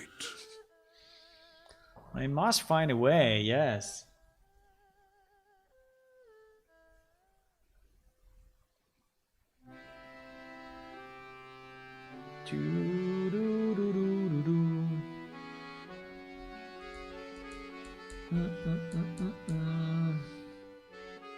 So it feels good, Maui, also if I do it. Yeah, it's okay. Yeah, I understand. Because we see progress, right? Yeah, also I see progress, and I think it's fine. I think it's good. I still would like to take a bit less time, you know, for this particular thing, but it's a very core thing. So we changed a lot of the core of how the stats get updated, and so I was expecting some resistance, and it's okay. I just want to, okay, so here we are definitely entering with 1, right? Because we are calling receive vitals update UI.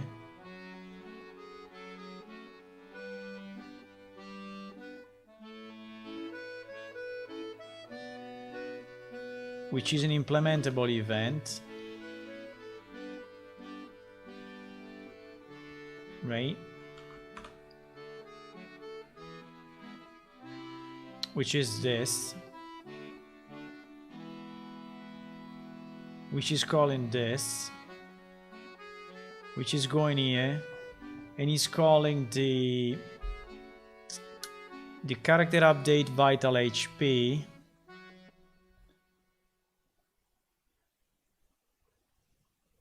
Which is then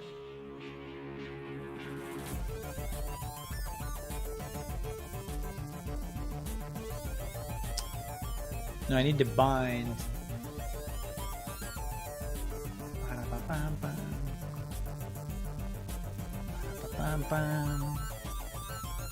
I like this music a lot. Vital update HP. Which is inside what? I see it. Which is inside here.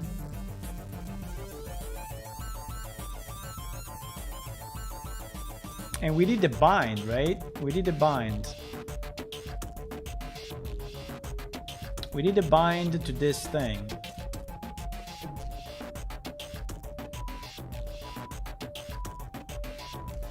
So we should be calling this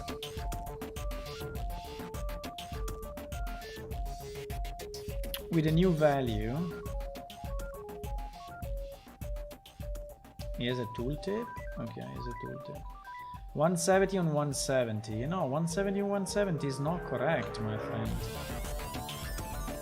170 on 170 is not correct.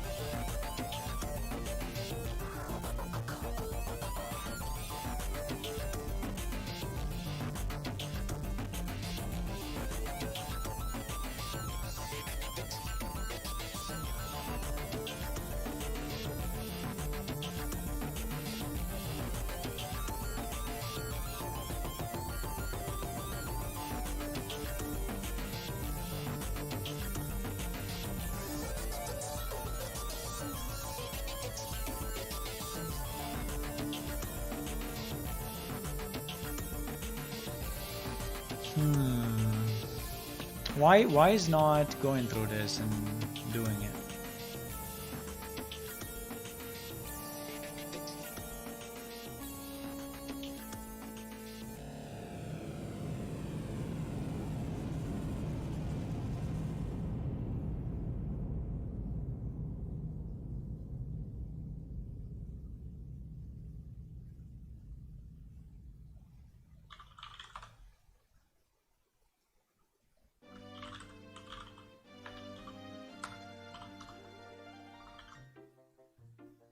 Don't understand really why.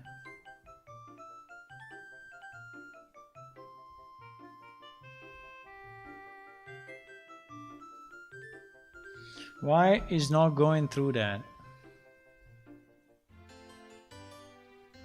Why is not going through this function?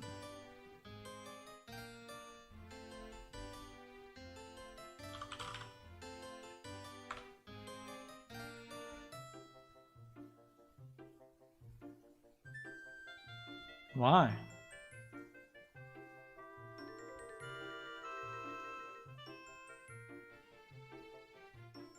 All the calls are correct. All the calls are correct.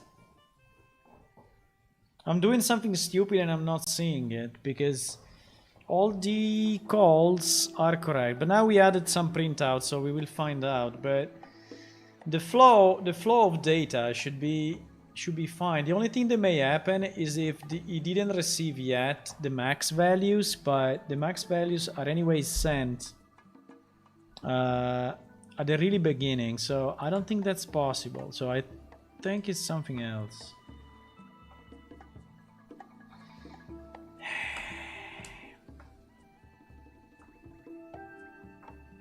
Thank you, Maui.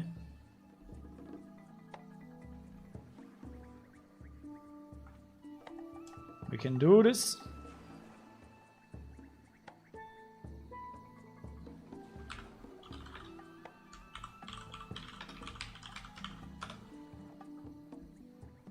Okay, so I drank my freaking poison bottle, okay?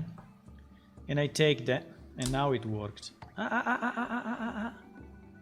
He went to 150 and then he went back to 170. Did you see it? Did you see it? So I think that the call actually worked, but then wait. So I think he went. So here we are at 170, okay? Is my predicting stat it is going at 170?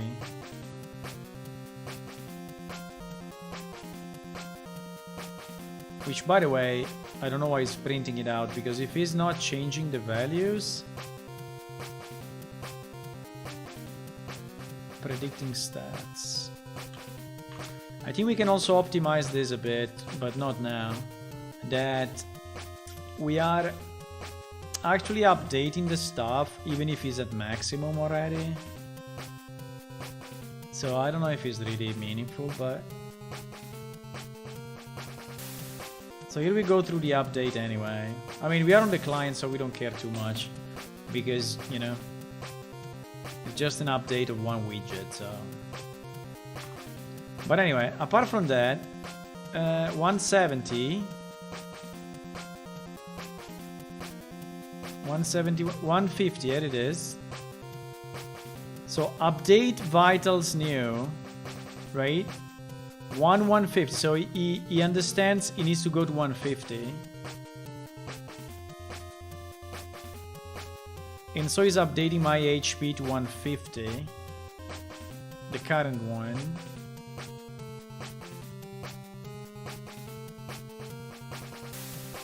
Now my only question is, I am setting it also.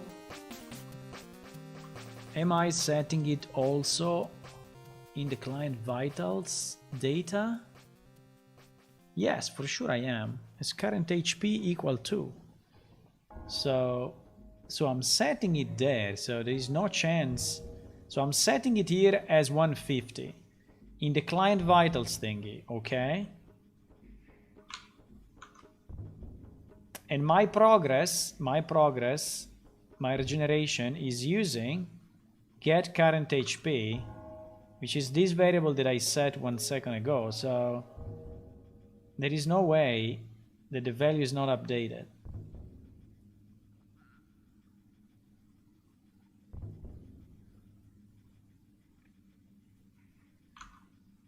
There is no way.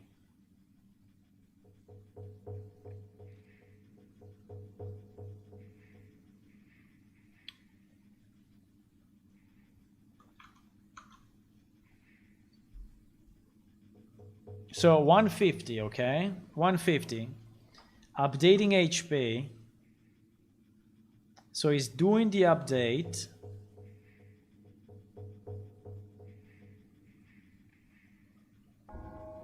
Then we receive the message, you drink some poison and feel bad.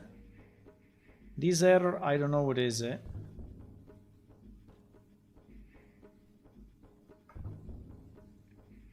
This is a bit strange though, it should not happen. But anyway, it's kind of happening.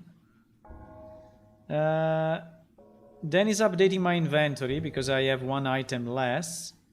And then the predict stats is going back to 170. What the fuck? Did I connect something weird?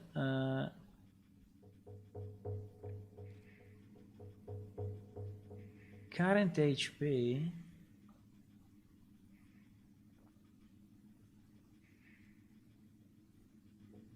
Man, it's not possible. Is absolutely not possible.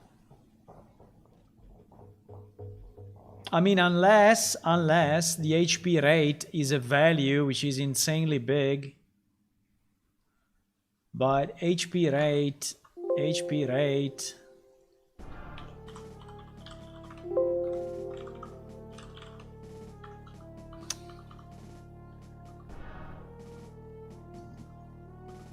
Come on, we got the HP rate, no? Are we getting the HP rate in any way? How much is this value? Because the problem is how much is this value? Because if this value is fucked, then I understand it may go over the max.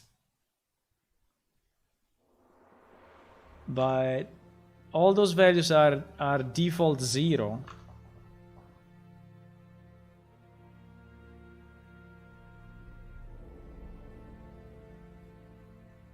Should I print it out? I think there is no chance. I need to print it out.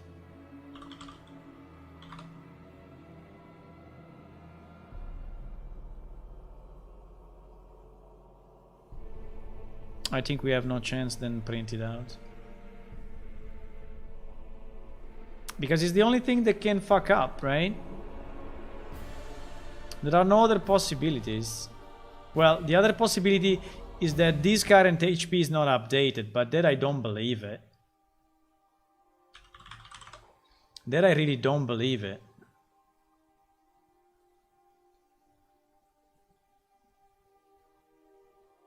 Okay, let's print both of them. Let's print both of them, okay?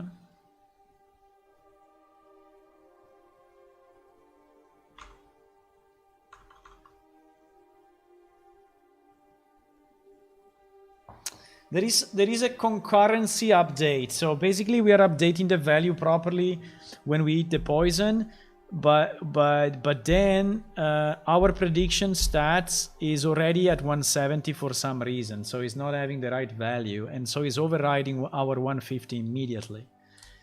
So now the system is working even too much, you know, so it's updating too much. But in theory, should get automatically the value from right? So the only thing that can be wrong is the HP rate. If the HP rate is wrong, okay. If the current HP is wrong, we have a big issue, because this should never happen.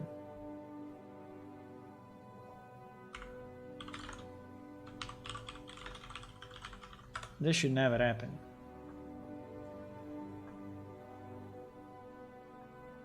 Okay, let's see the log. So So predicting stats.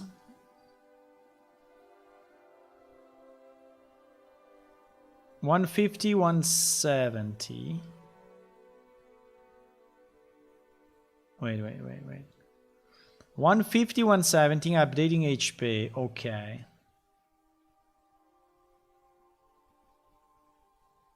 Now predicting stats is at 150. But then it's win stats that is fucked up. No, is the window, so predicting stats is say 150, but win stats sends 170. So I think I have probably a leftover. I have a leftover in the window of using an old value or something.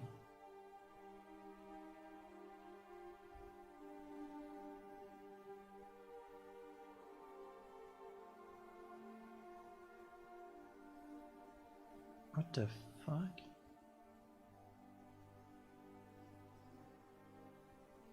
Because this is the print that says 170, 170.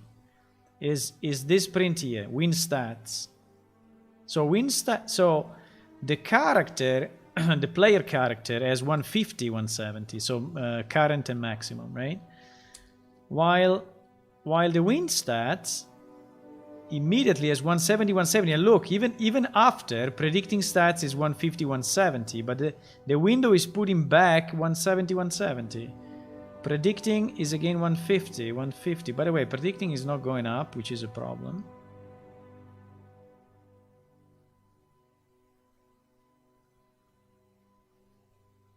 No, wait a second. Mistakes were made. I printed out the current value and the regeneration rate. I didn't print out the current value and the max. So the regeneration rate is 170. That is completely fucked up. Right? I printed out the HP space the HP rate. So HP rate is wrong in client vitals. I think I have a copy paste mistake or something.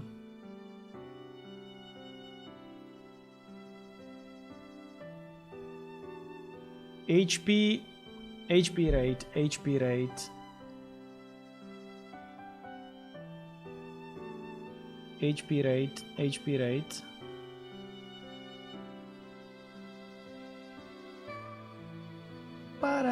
Where is the max? I think I'm setting the HP rate as the max for some reason. Somewhere, because the HP rate is 170. So yes, in 1 second is going back to 170. Which by the way,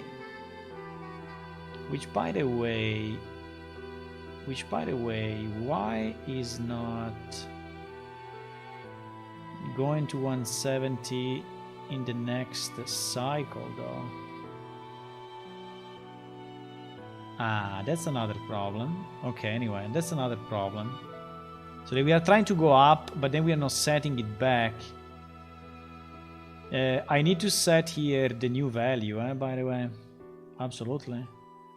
I need to set the new value.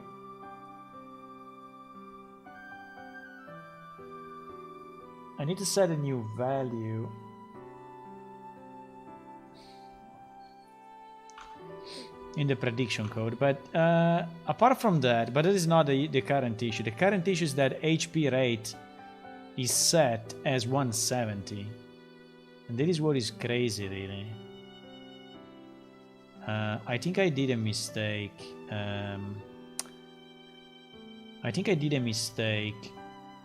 Probably in this thing.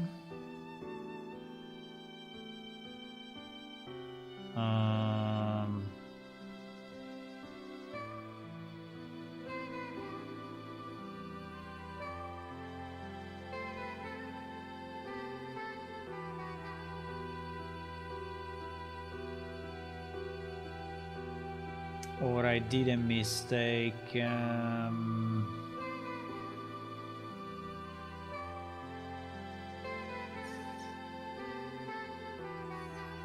When are we receiving the max values? Because that's a max value, 100%. That's a max value put in the wrong field.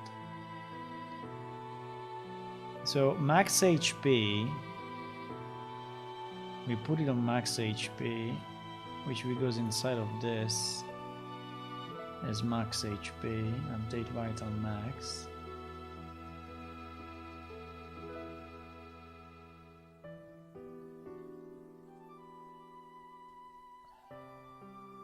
By the gods, this can't be happening. What the fuck? Yeah, exactly.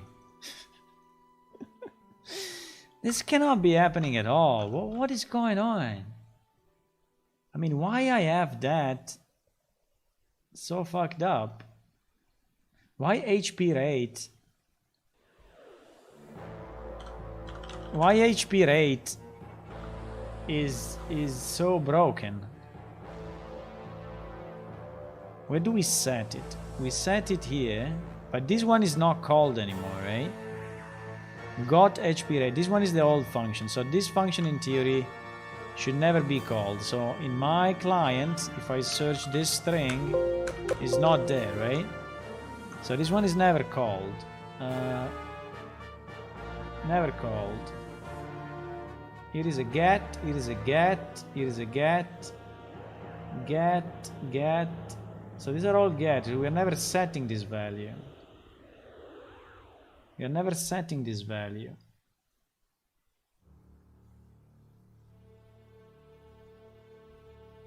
We are setting it here, but it is only for the group. And the group is a completely different thing. No, we are never setting it here. The only place where we are setting it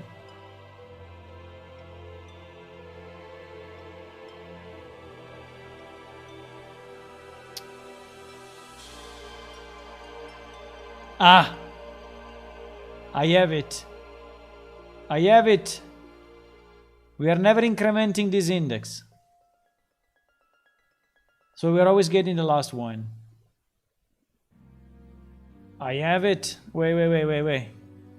Let me search the old client. I forgot a plus.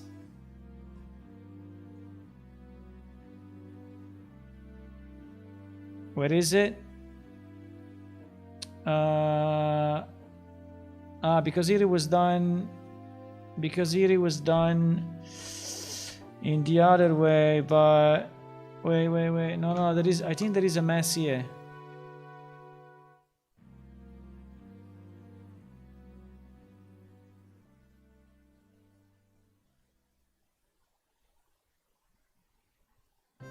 What the fuck? I'm not even cycling here.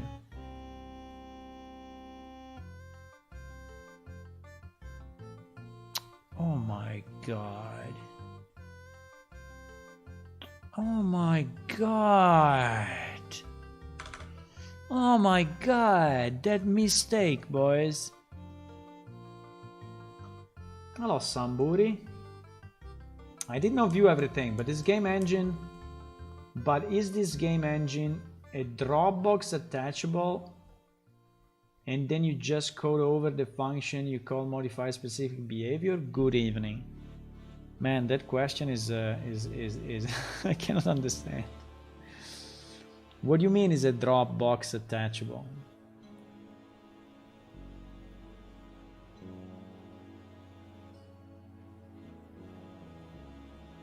Is a Dropbox attachable and then you just code over the function to call modify specific behavior?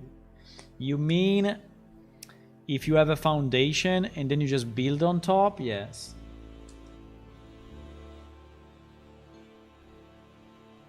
If you, Unreal Engine is giving you a lot. Unreal Engine is giving you a lot already as a base.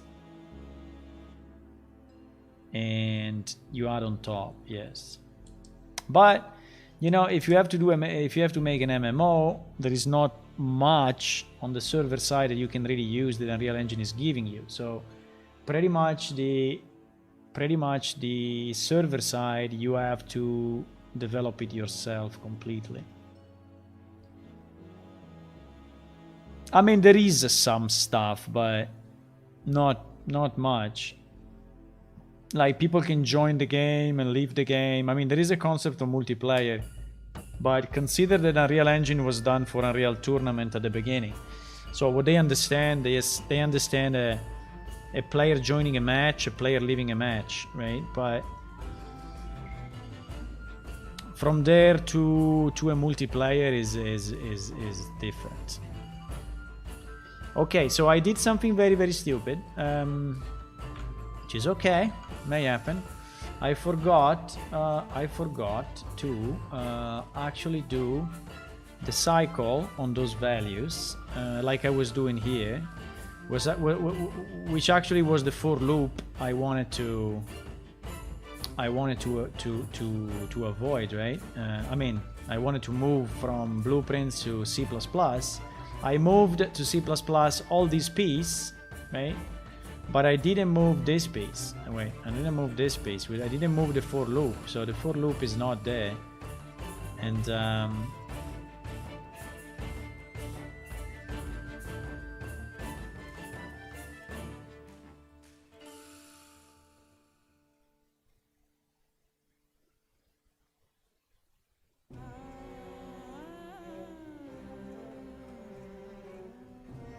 I'm just a bit. Wait. So let's do the same thing. I'm for looping on this.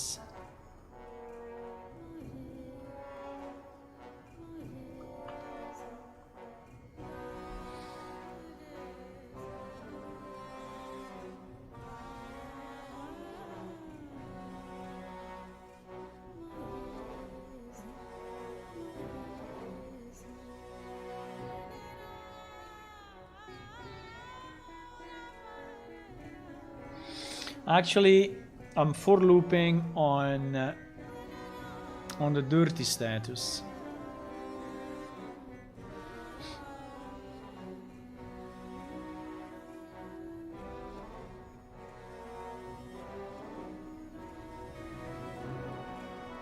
No, but wait a second. Okay, the theory is I have this array. Every time I find something, right? Every time I find something, it means that I used one slot in the array. So the only thing that I need to do, I don't need to for loop. The only thing I need to do is to plus this freaking thing, okay? Every time I find a line, I need to plus that. Every time I find a line, every time find a line, and then when I'm here, I need to plus the other one. Now I don't know which is which. Which one is which one?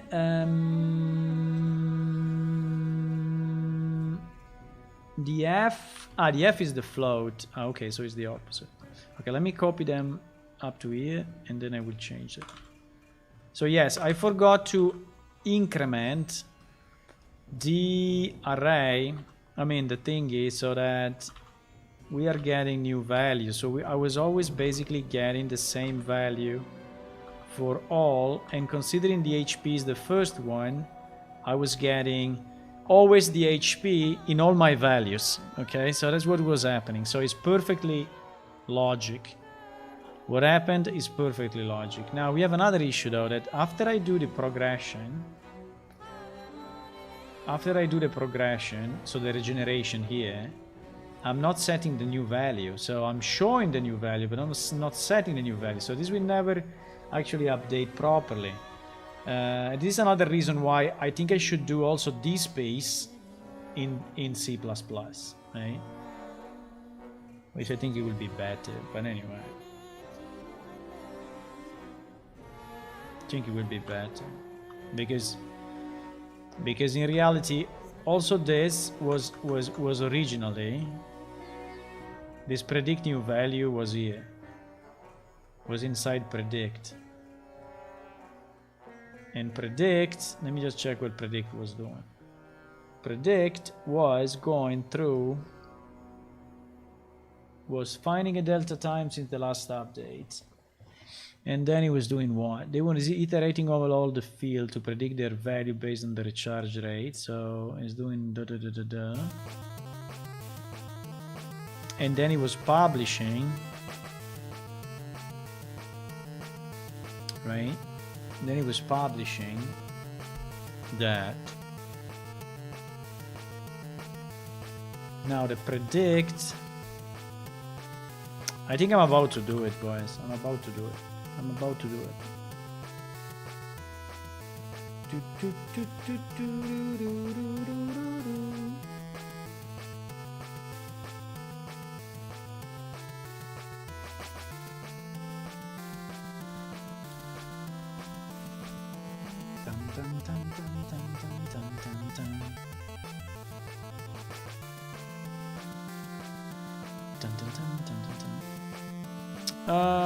Well, I can give you a list of all the things that it does and it doesn't do, but I think it would be a long list. But let's say yes, that Real Engine by itself is able to put two players in the same level, and from one client you see the other guy moving, and vice versa. So movement, jumping, collision, physics is all managed. But when you need to do more than that, like combat, it doesn't exist. So you have to create it. Or when you need to do an inventory system, it doesn't exist. So you have to create it. Or when you have to cast a spell, or when you have to pick up an item from the ground, it does not exist, so you have to create it. Right?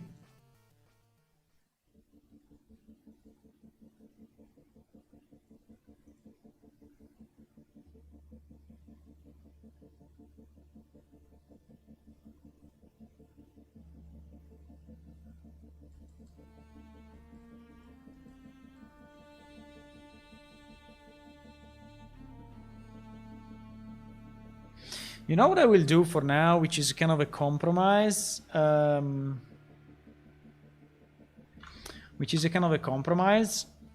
think I will create a function. I think I will expose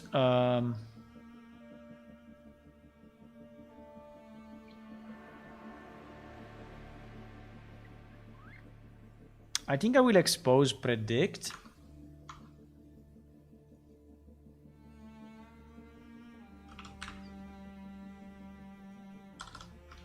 I think I will expose predict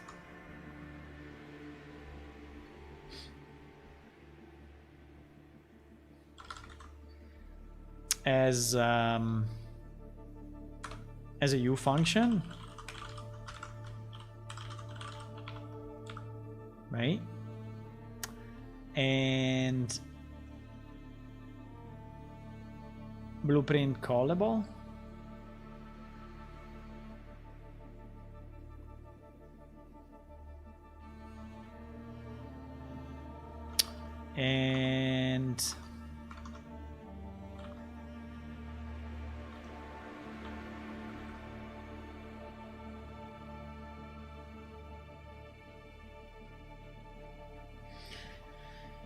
And it will have no parameters because we don't need any parameters, I guess.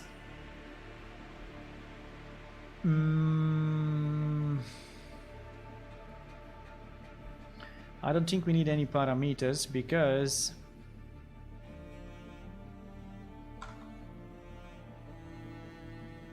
we can get the now.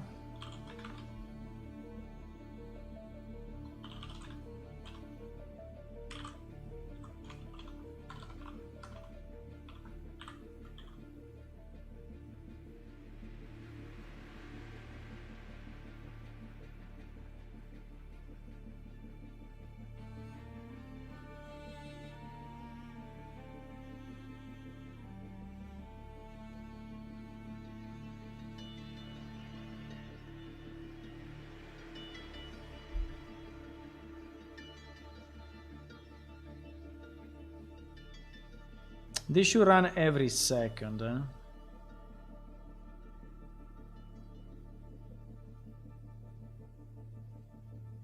The delta time should always be 1 second, by the way.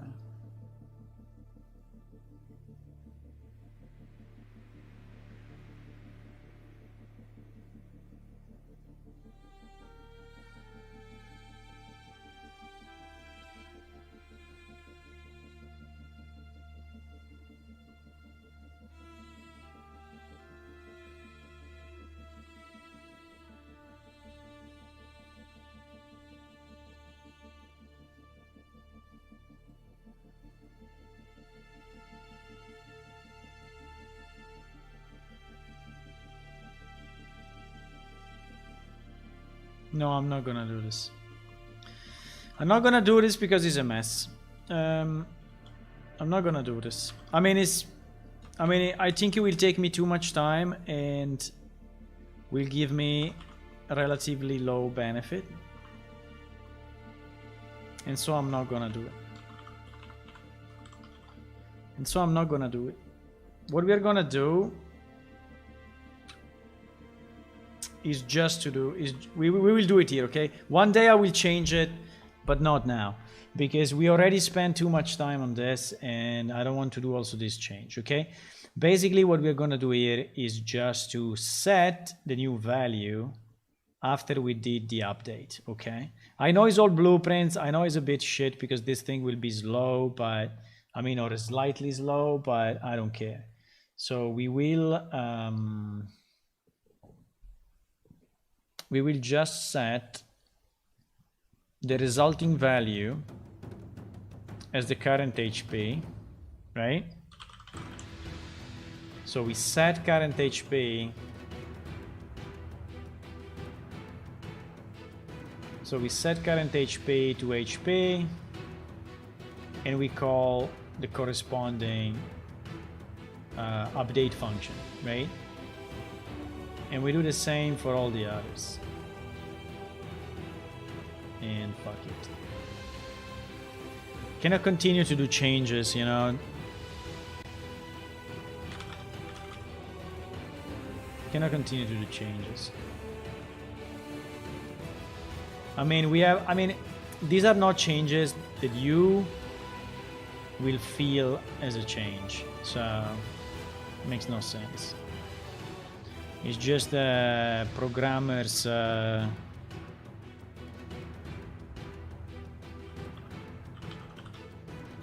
it's just programmers heaven, you know. But it's not giving any real benefit, so fuck it. We're just gonna set the new value.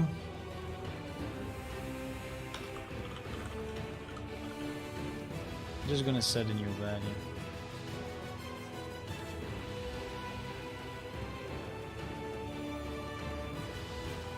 Anyway, here we are already on the client side, so we are not, you know, killing the server with stupid updates, and you will have a good PC, so it should be fine.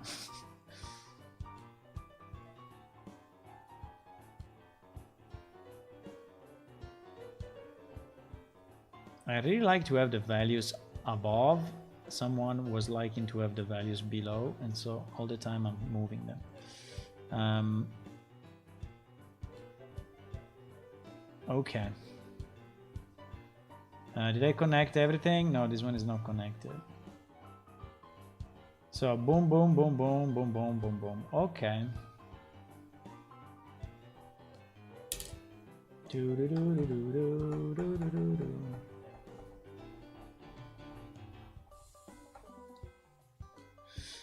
You are a tattoo apprentice. Okay.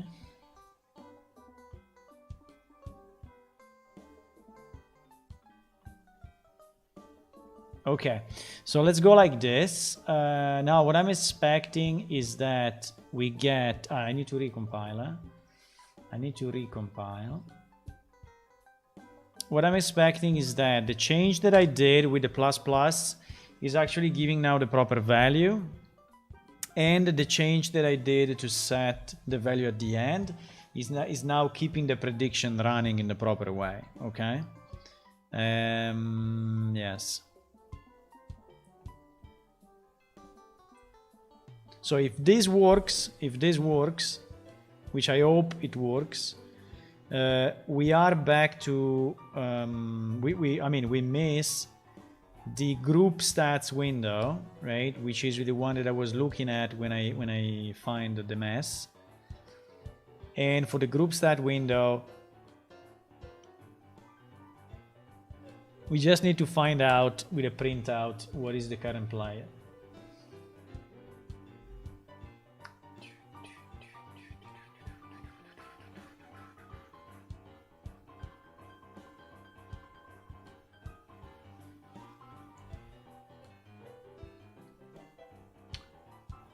Ba-bam-ba-bow.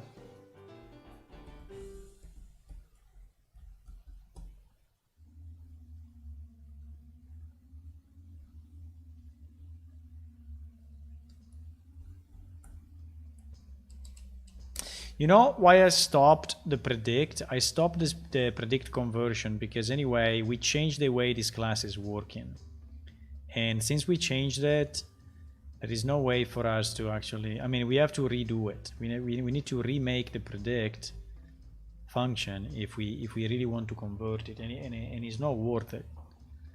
It's not worth it. At the moment, it's not worth it.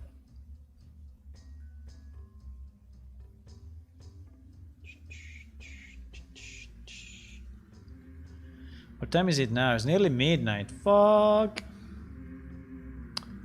Fuck.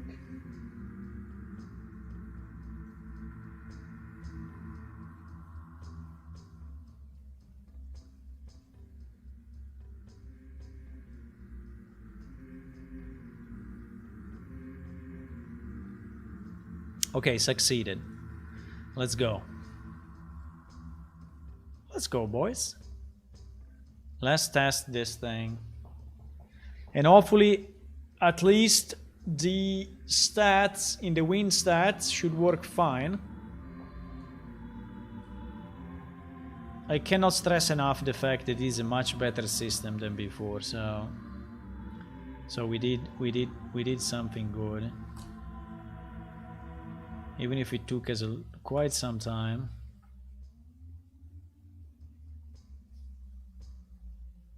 But it's a much better way.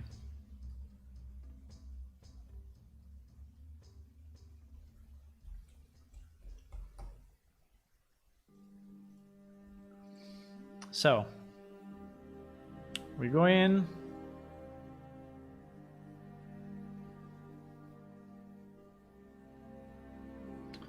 We go in, we spawn our poison thingy. We drink our poison thingy. This thing goes down, okay. And it starts to regenerate properly, okay.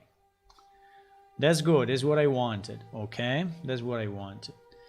Now let's try with the spell.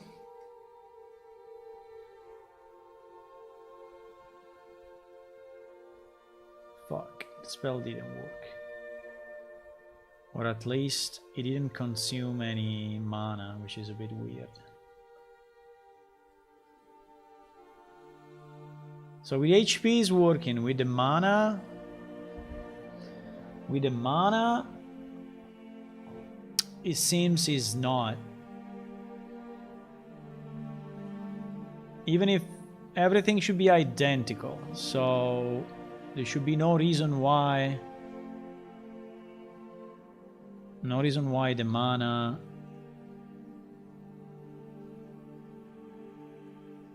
Let me check if actually we are consuming mana, because again, maybe because we are a game master, we are not.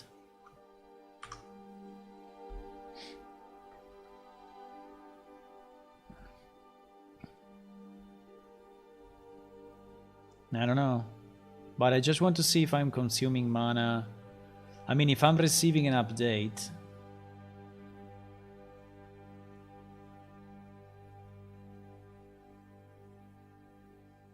for the mana being used.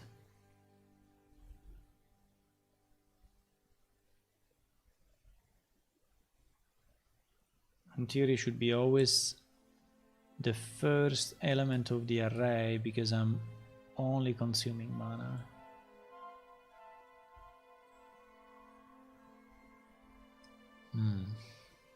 Let's see.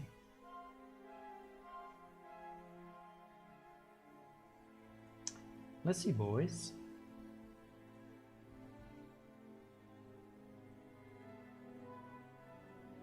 Okay, this one we don't need anymore, the breakpoint. We got a current mana 150, but it's good. I mean, it's the initial value, so it's normal that we got that.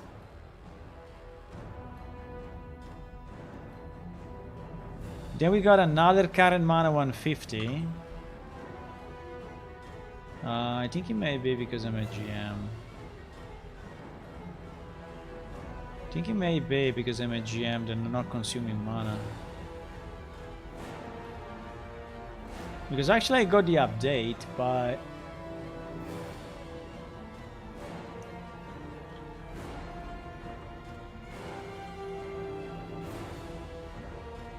Okay, let me check the group window meanwhile, since we have this thing open.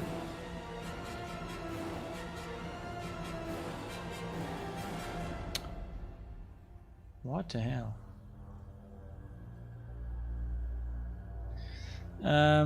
Let me launch another client. Let me try to group them and see if we get the information we want on the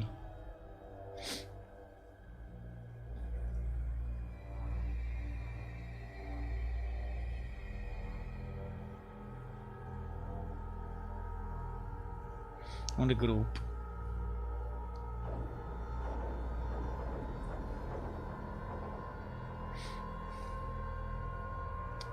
Okay, I need to enter with another account because now there is the check, so we will not be able to log in with the same account twice.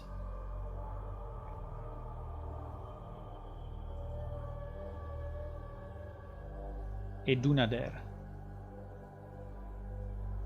Okay, he's already next to me. I don't know why it's popping up that gildy thingy all the time for him. So if I want to go in a group with this guy, I cannot just right click on him. Fuck, I need to fix that. But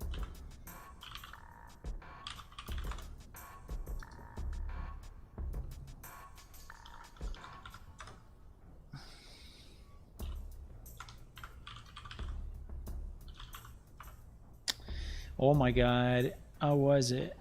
Invite. Okay. Melare.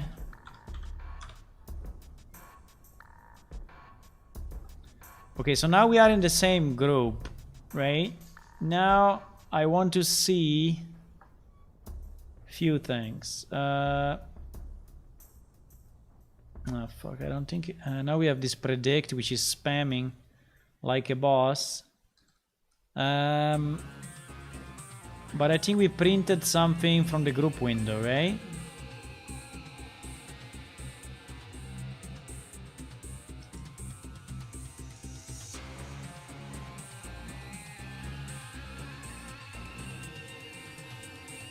Receive group member.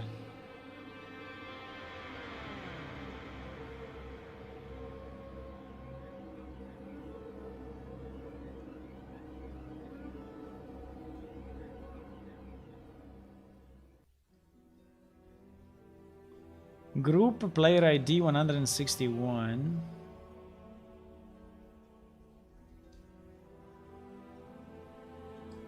Setting race 9.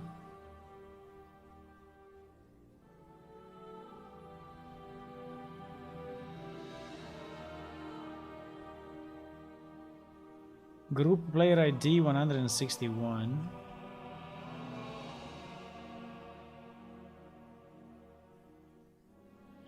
So, okay.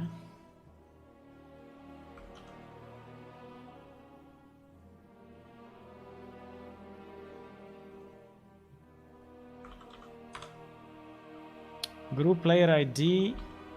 Ah, I'm receiving only the other player. Ah, okay. So I'm receiving in this window. I'm receiving only the other player. So most likely, can I move it? Yeah. Most likely, the okay. Let me see if I damage myself in any way. If this window is doing something. At the moment I think it will not, but just to see.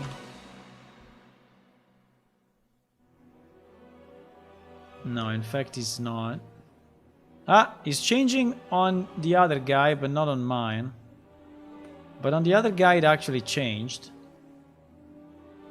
Okay, so it's updating properly for the other guy, but not for me. Yes, which makes sense, because for the other guy, we are still using the old method. And I think for the other guy, we will still keep the old method. So I think it's okay. I think it's okay. But the important point is that this group player ID, I basically receive it only for the other guy. Okay. Okay, but... Okay, the good news is that it works for my stats, right? That is done. I mean, the my stats seems to be done now. I don't know why it's not working for mana, but we will see. But that is working. Now, we missed for the group, and then maybe we can go back and check for the mana why.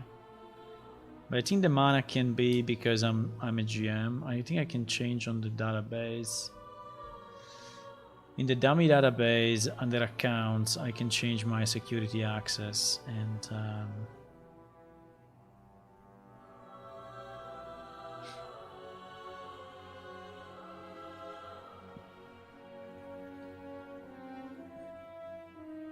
I can change the security access of this and put it to 0.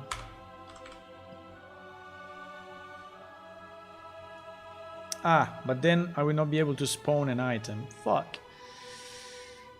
Okay. Yeah, but casting a spell, yes. Okay, but we don't need to spawn an item anymore.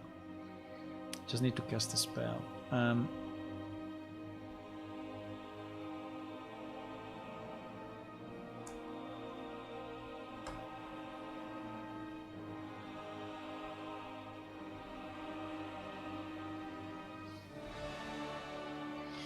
Okay.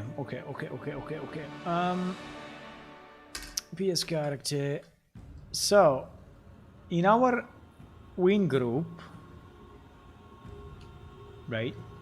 I was wondering if this player ID, okay, and this player ID is only the other guy.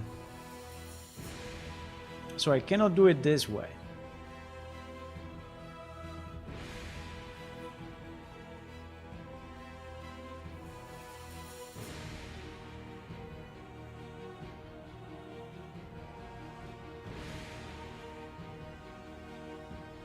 So I don't understand then.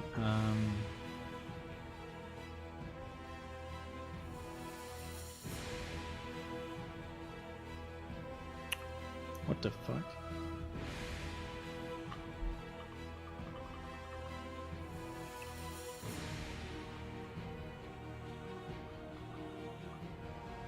Glue player ID 161.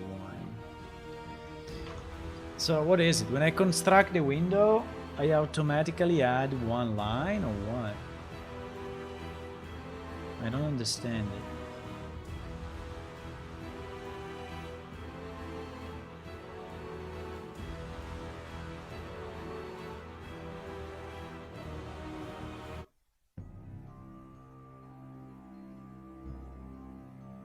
Setup group player. Add child. Add child.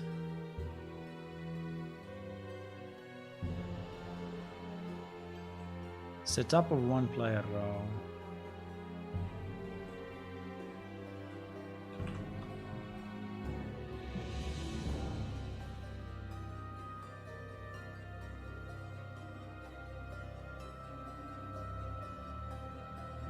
Ah, look at this.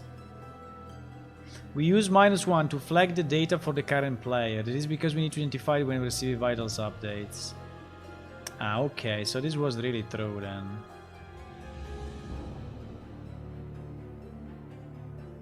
If the current player ID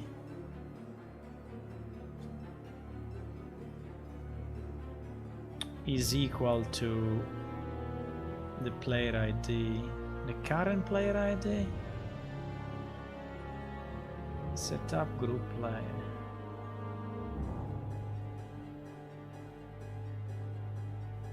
Current player ID. Ah, okay, the current player ID is this.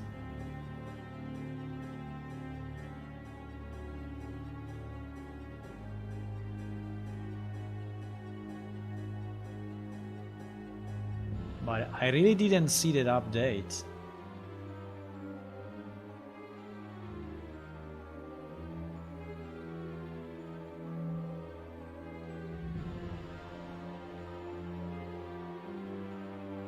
No, I don't.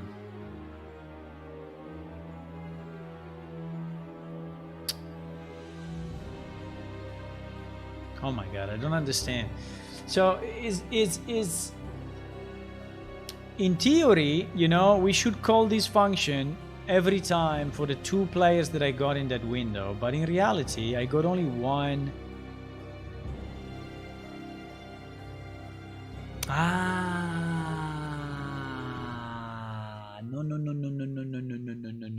No. This actually executed twice. 3 times actually.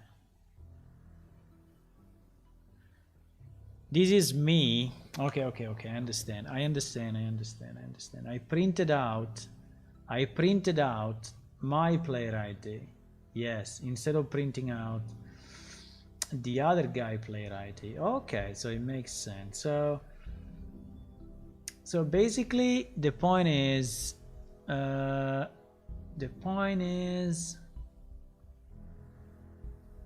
if these 2 are equal, this one is mine.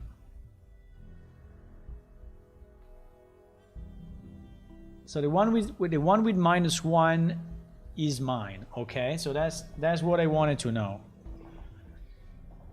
The one with -1 is mine. Okay. So when we receive the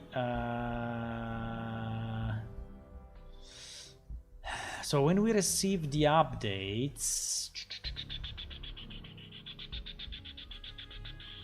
which is this one, right? I need to update my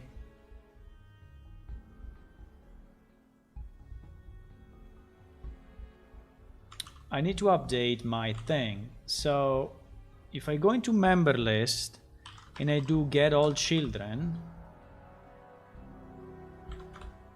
and I do a for each of all of them, it's a bit annoying, but I wanted to have my WD player set, but it's okay. Well, maybe wait, maybe I can do this. Wait, I have an idea. Maybe we can do this only once, you know, when we receive the group members in the complete, right? We can do one cycle on all of them. Yes, let's do this. So we do it only once. I think it's a great idea. So we do it only once. We do a for each loop of whatever. We cast the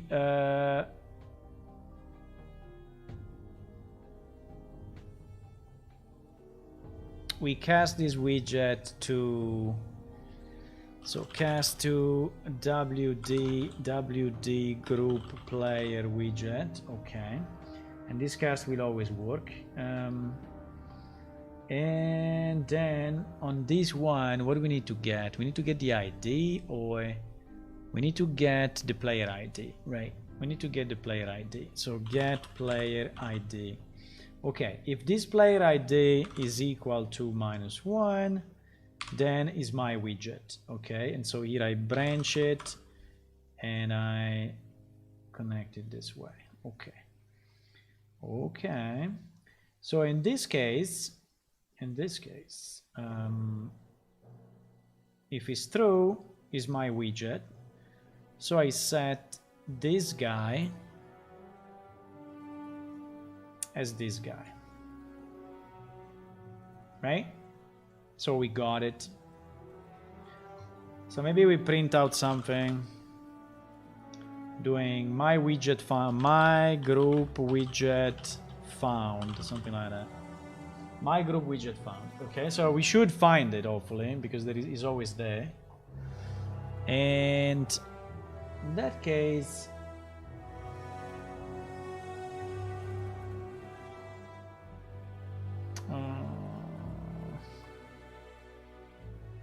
and in this case,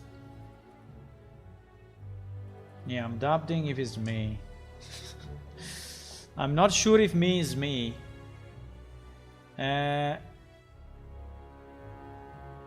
in this case, sorry, this branch was just an idea, but it's not the right one. So fuck it. Okay, now I have in my, now finally I have in my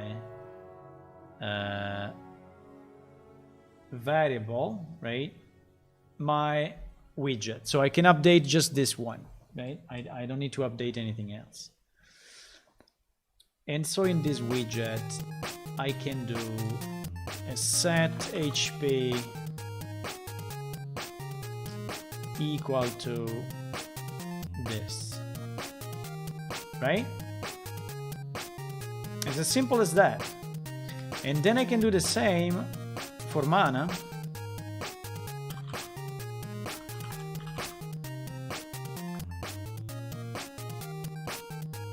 Because you know, now that things are set up properly, things are simpler than to change.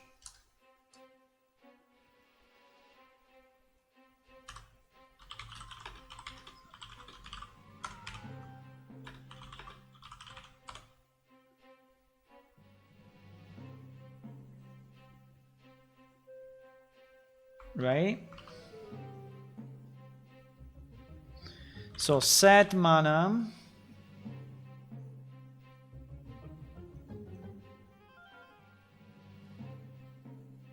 Now the mana rate, I don't know.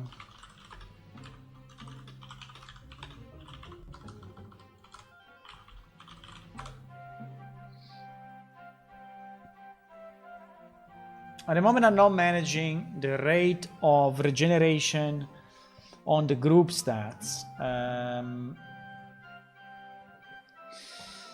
which is something that anyway I need to do. It's not super high priority because, you know, but it's not super high priority.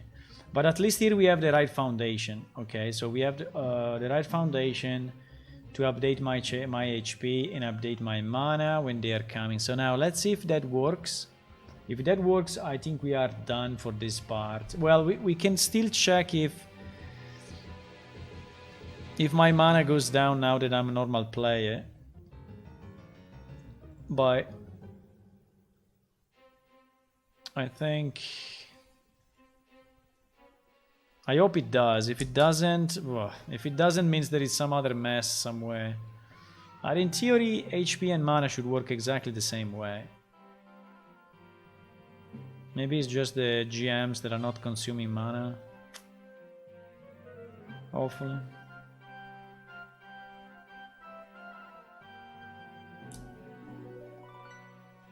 Hopefully.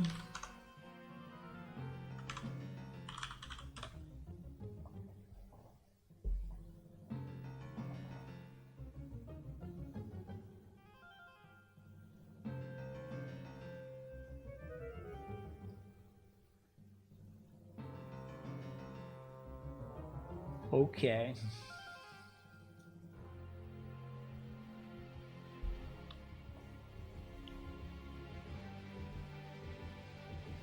Go down, please. It's not going down at all. Fuck it. Okay. So or the cost of the mana is 0, or we are not really publishing any change. Okay. So I think we have an issue with the mana. Or, I don't know, something is not working with the mana. Or the spells are not consuming any mana, or there is a problem with the mana. Crap! Why? Why?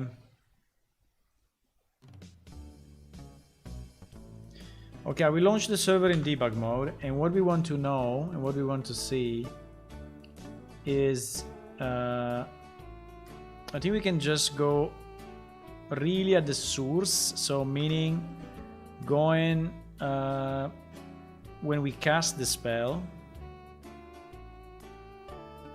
So I think in spell manager or something like that, there should be cast the spell. There it is. I think in cast the spell we will see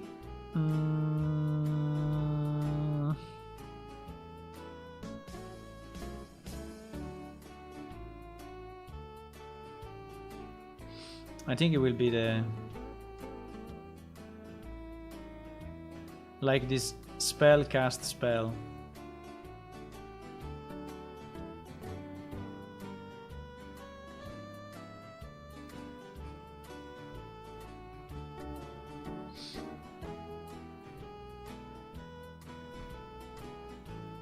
For some reason it seems that it's not draining any mana.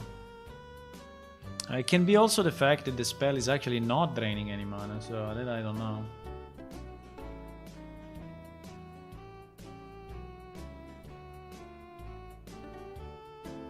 I don't know, Visual Studio, completely GG.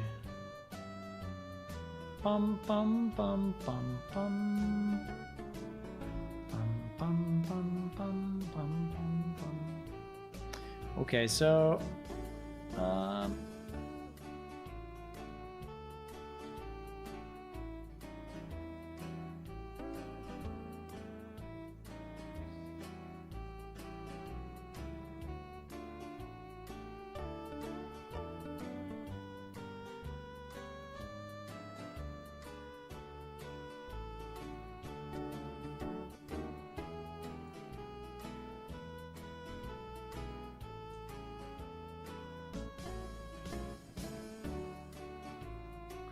UPS, so I think is inside this event. I think is inside this event. I don't understand where he's sucking the mana though. Where he's sucking the mana. I think he's sucking the mana.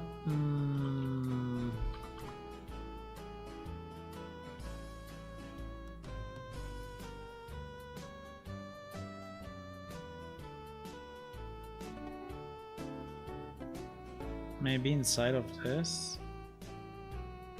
But the mana should be used before this. Where the hell are we sucking mana? I think there should be a math script or something that is doing the mana calculation. Maybe and the dummy database is just empty. Calc mana. Yeah, calculate mana cost. Okay, it's this thing. No, there is a calculation. So this calculate mana cost should be called somewhere here.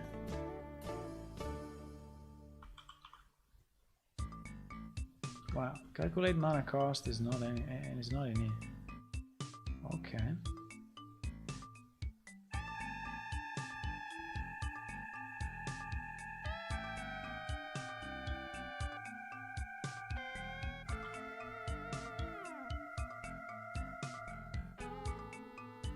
Ah, yes, is here. Is here. Mana cost. This one is the one that is doing the thing. Is one that is doing the thing.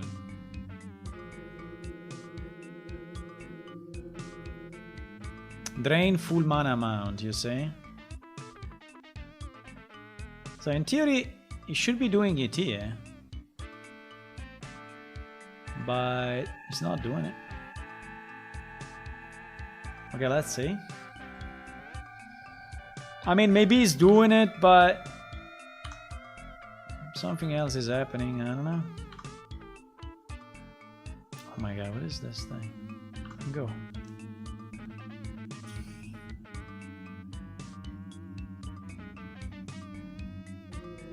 We can check if we have a...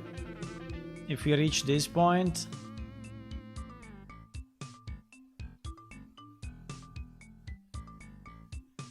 Wow, we received it already.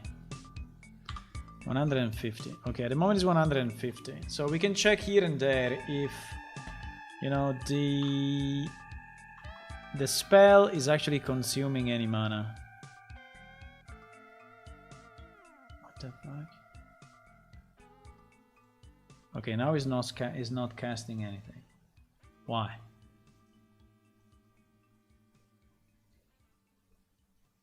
Ah, okay, sorry, because it was stopped here. Yeah, it's saying mana 150 though.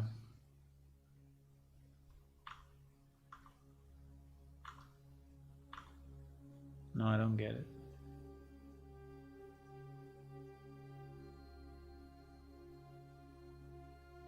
Mana value 150.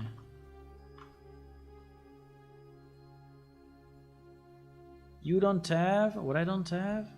Ah! I don't have a purified glyph. Oh my. Okay. I'm gonna purify all my glyphs right now.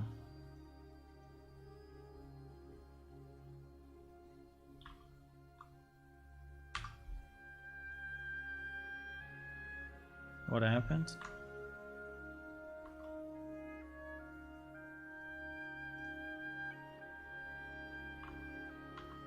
Oh my god, this thing is so annoying.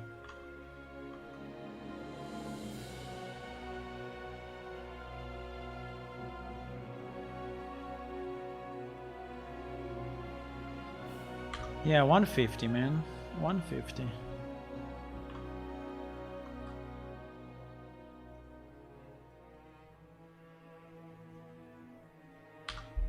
I don't know why I'm getting continuous updates of mana, but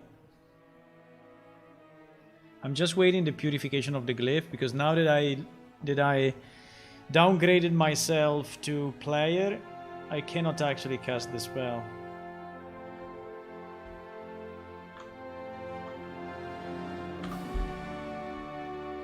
Okay, let me remove this breakpoint because it's useless.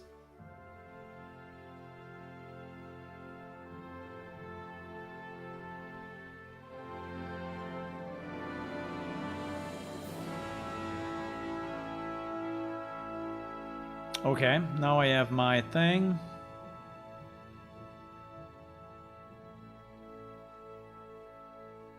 You can't cast spells while carrying too much. Oh my god! Okay. I have too much weight on me. What is weighing so much? These weapons?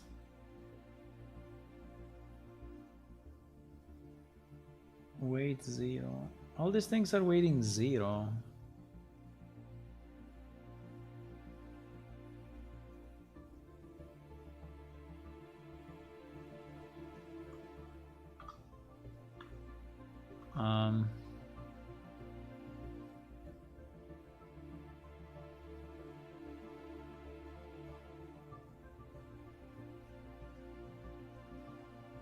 No idea what is going on.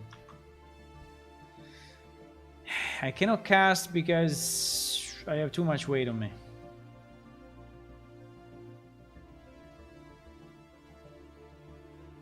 Because I think I'm overweight or something.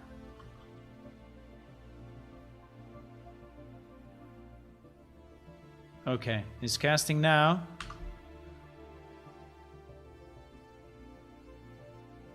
Is calculating the mana cost, which is 8. I mean, it's not much, but anyway. My mana went down. Okay, so I think that yes, GMs are not affected by mana drain, so that's why. Okay, my mana went down. Okay, so it's working, boys. It's working.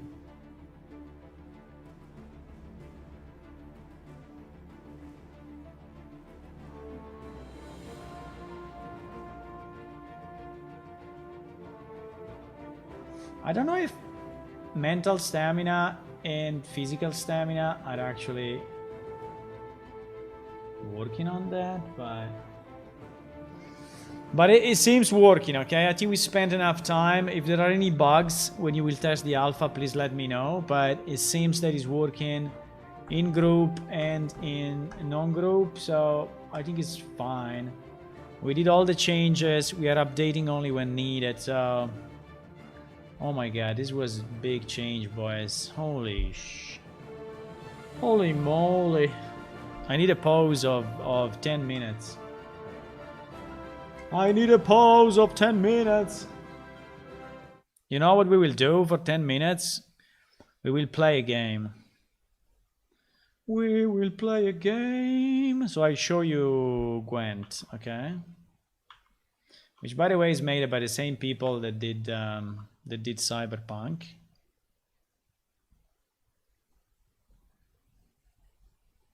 I need a pause of 10 minutes. My brain is like inside the C++ so much. So this is Gwent, which is the card game based on The Witcher, and he has a kind of a weird way of I mean, it works like in a weird way. So basically, I don't know if any one of you knows it, but basically, and by the way, this one now is green. This one. The way it works, the way the game works is basically that you have three games, right? Every time with an enemy, right? So, and you need to win. You need to win 2 games out of 3, right? So you may win this and lose this, and you're still winning, right? And obviously you go 1, 2, and 3. You know, you play 3 games, and you have to win 2. Now, the fact that you need to win 2 is kind of interesting because you are using the same deck, right? So while you go through these 3 games, you use only one deck, right? And so this means that you need to think, if I use a creature here, I will not have it available here, right? In the 3rd game. So I think it's kind of interesting because you have to think what to play early and what to play late, what you can keep and not. And also there are some cards which are allowing you like to bring back to life stuff that you lost before. So you may even do something different, which is losing by purpose some creatures at the beginning to then bring them back later on and strike harder, right? Okay, so I will show you how it works.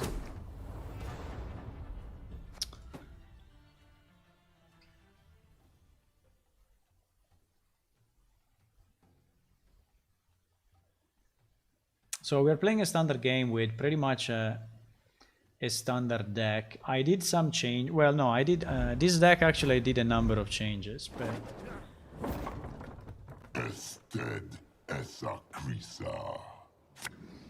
we are against pretty much the same hero. He may have a different, a different set of cards, but the hero is the same because also the hero has a power. Here we have to change cards if we want. Now, what I want at the beginning is to keep these small guys because they boost up. I want to keep this guy, which is very strong, and I want it in my hand. And I think that all the rest, except this one, we should go. And this one, I don't know.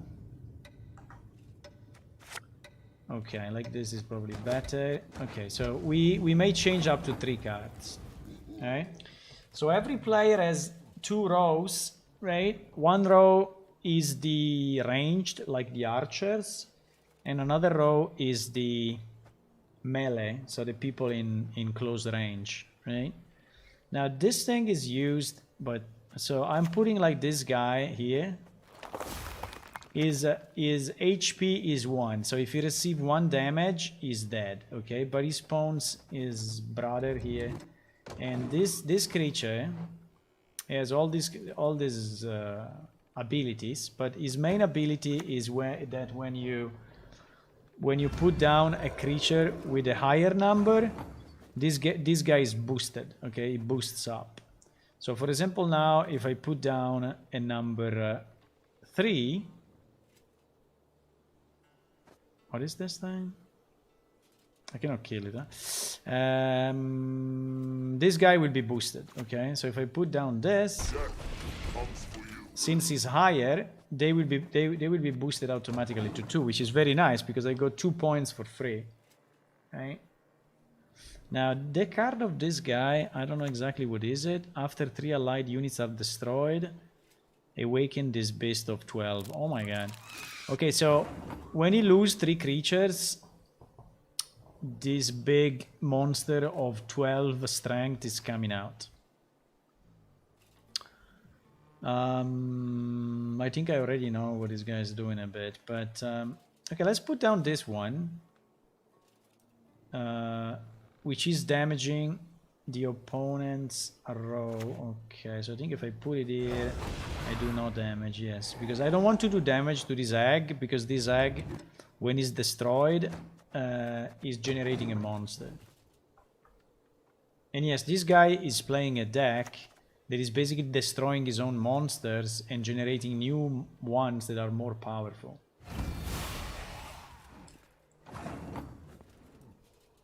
Okay, so he generated a 2 and a 6. Yeah, you see also this one, when it dies, when this one dies, it's generating a new monster. When this one dies, it's generating a new monster. So this guy is playing a deck based on this. Now, you know if you are winning based on these points. So at the moment he has 11 points on the board, and I have 12 points on the board. And the one with more points on the board wins, right? So I think what I want to do this. So all my 3 creatures will boost, right? So you can see from the beginning of the game, these 2 now are 4-4. They started as 1-1. So basically with 1 card, I got 8 value, the value of 8, which is in this game is a lot. They say that all the cards are around 6. The problem is that this guy is preparing something, you know? He's preparing this combo where all his monsters will cannot die, and they will start to replicate with stronger monsters, which is really a problem for me. But I cannot really do much on that. What I can do, I can like try to kill this one.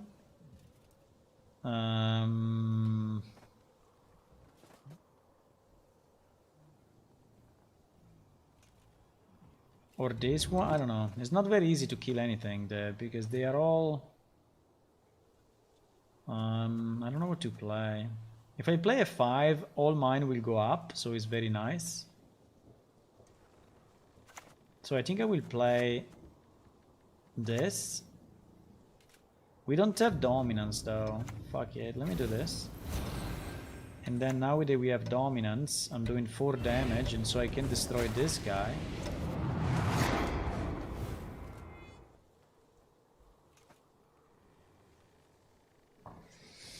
We should remember that when we I used what the fuck? I used one of my powers, but it's still saying 3. That is strange. I used my power of my hero, but for some reason it's still saying that I have 3 available. Did I gain 1? Did I gain 1 in any way? I don't know. Anyway, now we are 29 to 14, so we are in very big advantage at the moment in this round, right? In this first round. So in theory, considering the big advantage, I need to put down cards that are not too strong. Unfortunately, all these cards are very, very, very, very nice. Probably the one that is the smallest is this one, or this one. I think this one. I'm going to move this to the same row, so if I do damage, I do damage to all of those. Yeah, I'm not telling you the ability of every creature because otherwise it will take like days, but basically every creature has slightly different abilities, and if you right click, you see the creature and you see all the abilities, and you need to learn them a bit. Yeah, this is the same hero I have, which is very nice. Is this card here, which is allowing you to immediately destroy an enemy with strength of 9 or more. And so this guy is still pushing. I mean, he's still putting cards on the table, which is a problem for the next rounds, right? Because as I told you, you will be using the same cards, the same deck. So we are using a lot of cards. Here, unfortunately, I don't have any bad cards. So I think I'm gonna use this one and hope that he gives up, right? Now I'm 31 to 17, so much ahead. He should pass. He should pass now and end the first turn and lose the first turn. But no, he's still playing. Fuck it. So probably he has a combo that is coming out, or he just wants me to consume my cards, right? Which is annoying because these cards are probably the best one I have.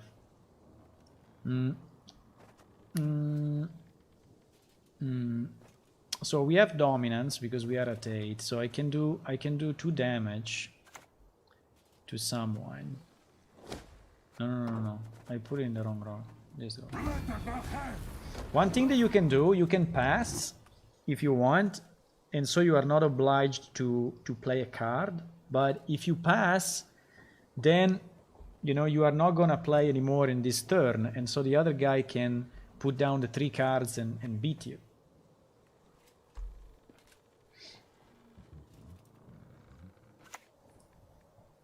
So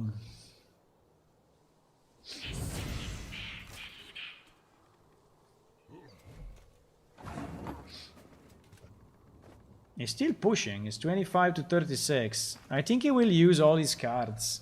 I think this guy is a new player or what. I don't know. He's doing something weird, really. He should not do this. He should not do this. We have dominance, so I do 2 damage. But I must play a card, you see? I cannot... I need to play... I must play a card, so... We will go with this. It's a pity, but I will go with this. Now we are 45 to 23.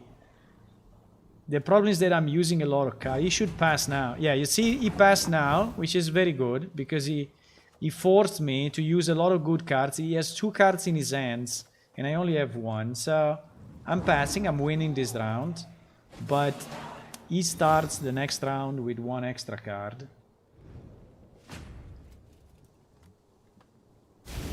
Because he has 2 cards in his hand, right? And we only draw 3 cards now, so this one I really don't want. This one is very nice. This one is a bit of a gamble.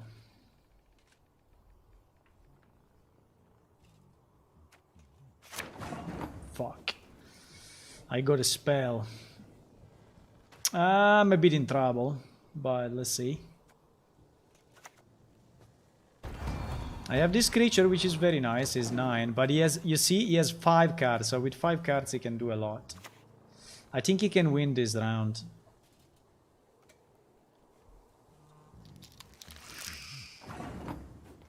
Ha! Now I'm in trouble.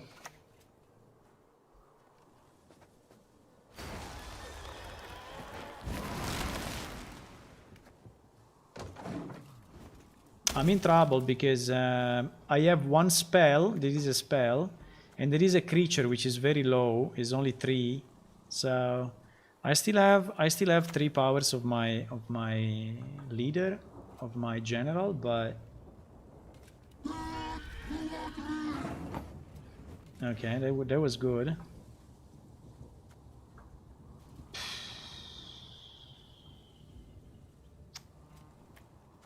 This is kind of annoying. I think I will lose this round. Depends what he has in his hand, but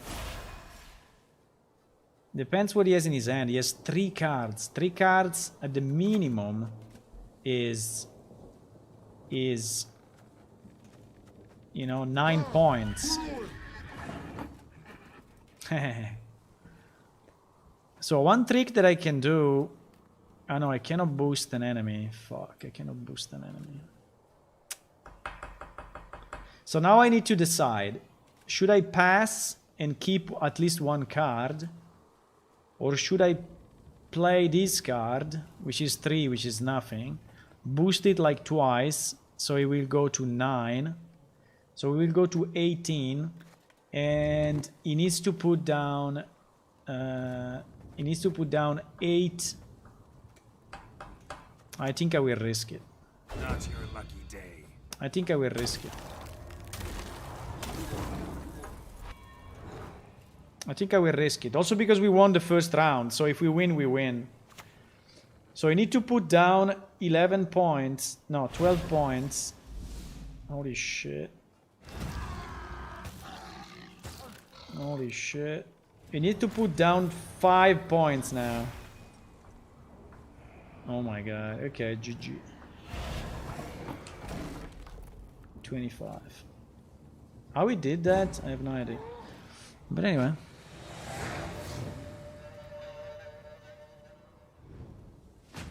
This was random, by the way. Okay, so we are 1-1, huh? We didn't lose yet. We are 1-1. So I won the first one, he won the second one. Anyway, he used all his abilities. And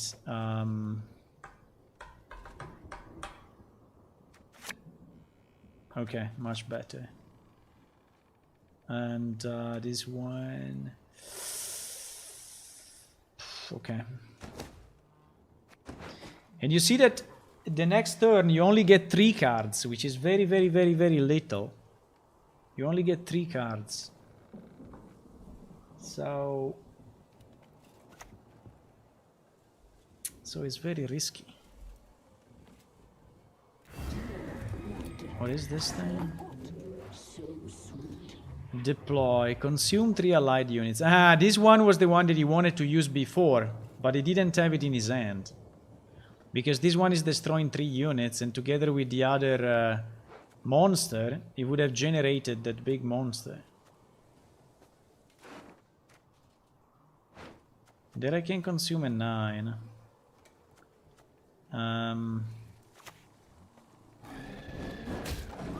Let me do this for now.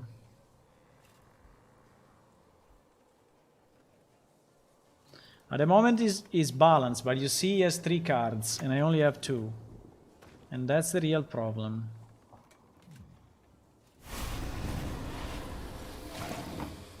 Oh my god, this card is super strong.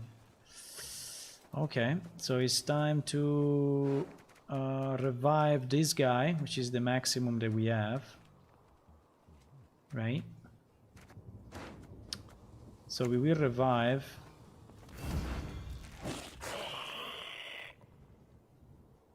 Fuck! I did it on the wrong row.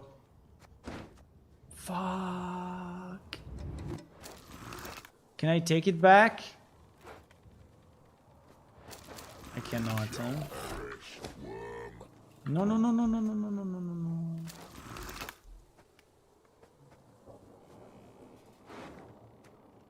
Fuck, so I can only get a 6. What is happening? I cannot... I pressed escape and now I cannot do shit. I don't know. I don't know what happened. I couldn't click on him anyway. Okay. I think we lost this, unfortunately. I couldn't click on... I don't know what happened.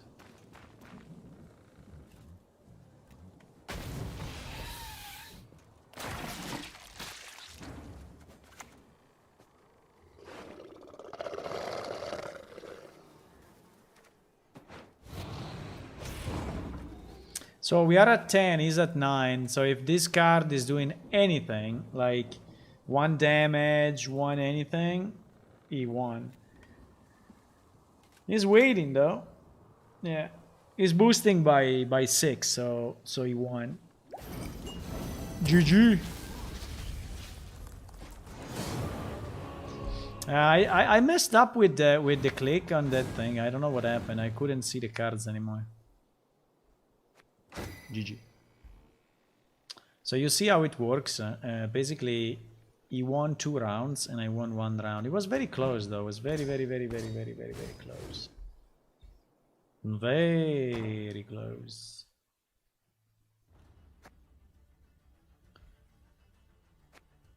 Do you play any card games?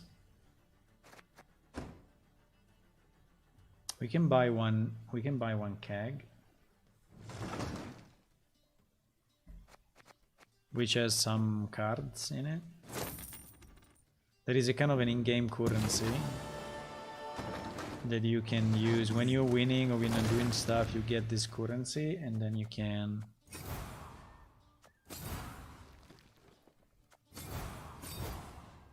so these are the cards that I'm getting in this package. And then I'm getting a gold one, which is very nice. And I need to choose which one. This one I already have, so I don't want to have 2 gold because you can only place 1 gold at a time. This one is a thrive, meaning that it's boosted up when another with higher power is played.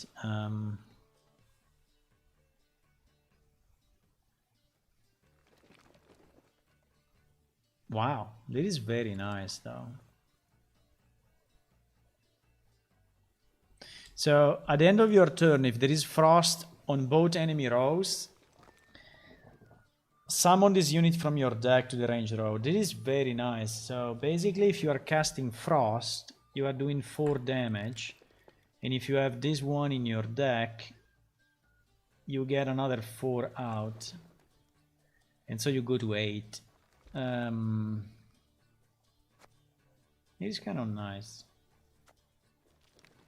This one I never saw. Deploy melee, damage an enemy unit by 1. If it's bleeding, deal 3 damage instead. Blows up by the stray unit base power. I think this one is a vampire and is working with this bleeding technique. And I think you need to have a lot of vampires that are doing the same bleeding to just, you know, use like the bonuses together. I think I prefer the other one. I prefer this one. Because you have to choose one of the 3, right? As your 5th card. So I think this one is very nice. Also, I think we can incorporate it like in our deck if we want. Human soup eat. Okay, good. Yum. Elfie soup. Elfie soup.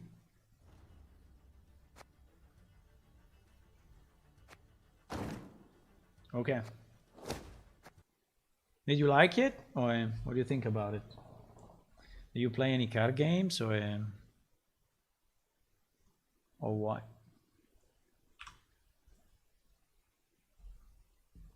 Or you all disappeared? I don't know. I was speaking by myself, or what?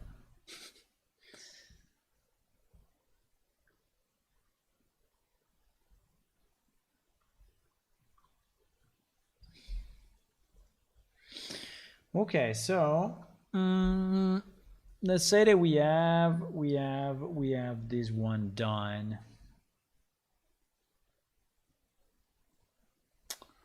We have this one done. Now, it looks nice. Yeah, I think it looks nice.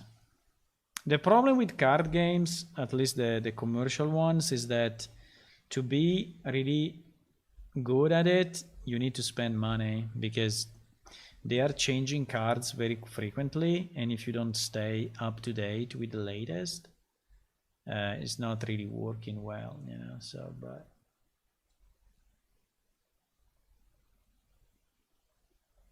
it is on Steam, not on Stream. The name is Gwent, if you want to try. Gwent, the Witcher card game, like this. So it's based on the Witcher. It's based on the Witcher thingy, on the Witcher lore. I think it's good. I think I like the concept. I think I like the concept. Okay, so what do we do now? What do we do now, boys? So that one is done. Okay, let's consider it done. And should I delete all the stuff that is not relevant anymore? Or should I keep it? No, I think I can delete it. Like we have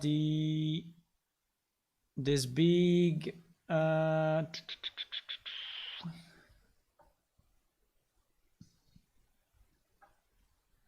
this update current vitals, or I can at least place a comment, you know.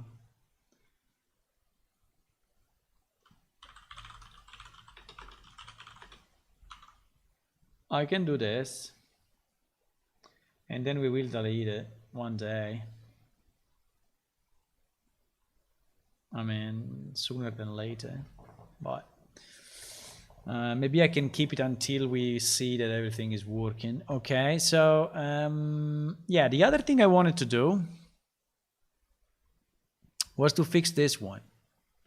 Exchange window, currency icon, toggle the chat window, which is very weird. But I think in the exchange window, at the moment, I did not implement yet the possibility to exchange money, right? So I think we can check the exchange window. Exchange.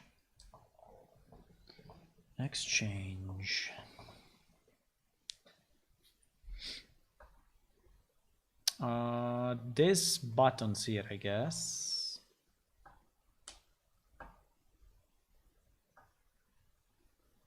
These buttons here, icon 1, grid panel. Ah, because these ones are the wrong one. Okay, yeah. These ones are WD menu bar, and obviously they should not be. So these icons are wrong. This icon should be. Now, how does this work in the old game when you are exchanging money? I think you are just clicking and is asking you for an amount.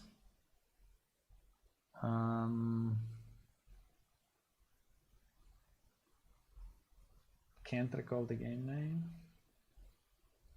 Shadowverse, Yu-Gi-Oh, and similar one.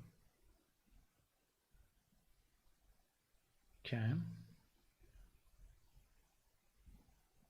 There was one card game that I liked a lot in the past, but now is dead, which was called MMDOC, Might and Magic card game. Might and Magic Duel of Champions.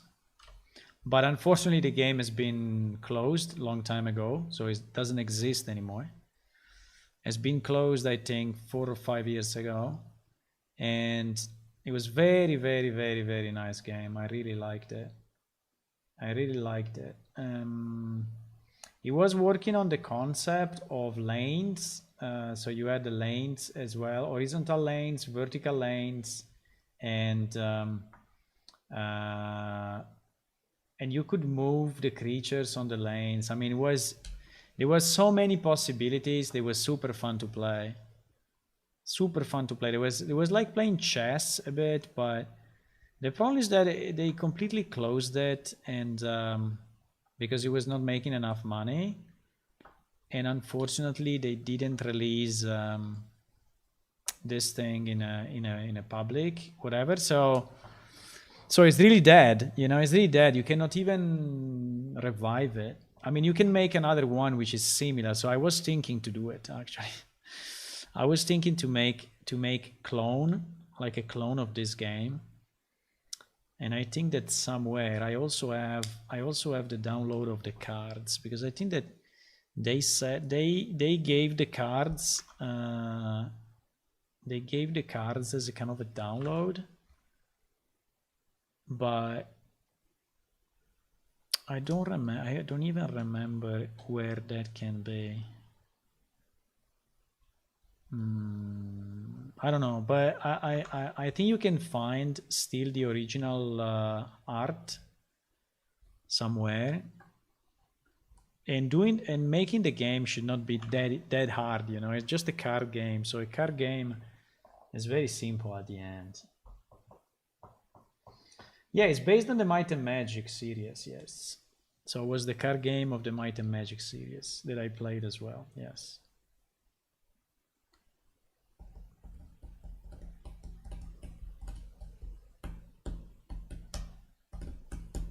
No, that game Hula doesn't exist anymore. So you cannot play it. Is gone.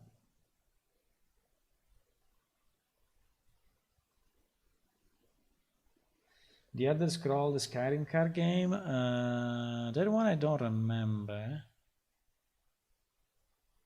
I remember one called Legends. Maybe was that one? Skyrim Legends. I don't know. I remember a Legends card game that was based on big franchise, but I don't remember. Anyway, we need to change this button somehow. How we are gonna change them? I think we need to change them.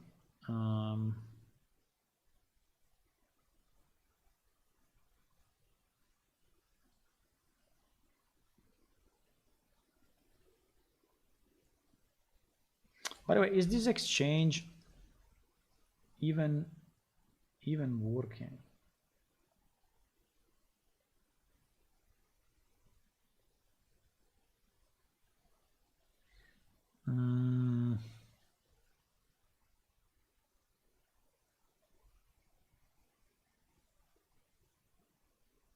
I mean, the exchange is working, but I think that the money thingies are not working at all. The problem is that there are some quests, I think, that are asking you for some money or some, no?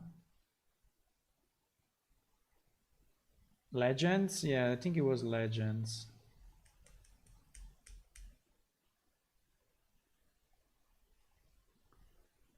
But did it disappear or what? But I didn't like. I remember that I tried it, but I didn't like it. There was something. Now it was very long time ago, but I remember I tried it and I didn't like some mechanics or I don't know. It was working kind of in a weird way. Yeah, Magic the Gathering. I have it. Yes, I played it a bit, but I don't know. I don't like the fact that they change the card so often. I don't like the rotations. The rotation are too often for me. Every time I go there, there's completely new stuff, and every time I need to restart from scratch. I don't know. It's kind of weird.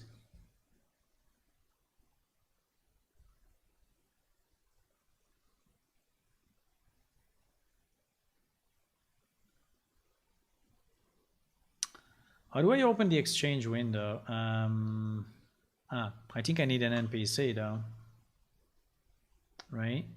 Otherwise, without NPC, I think it would not really be possible. I think I have too many things open here.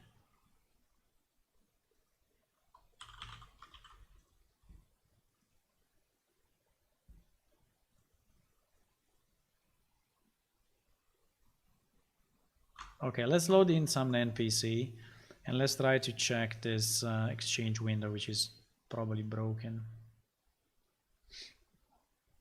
Imagine the Gathering. Yes, I have it. I have it on Epic.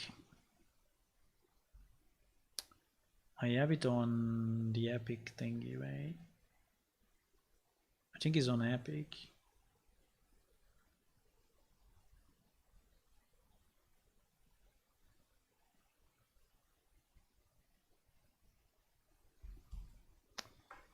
I think I have it. I have it installed as well. Let's see, is here. Is there any new free game in the store?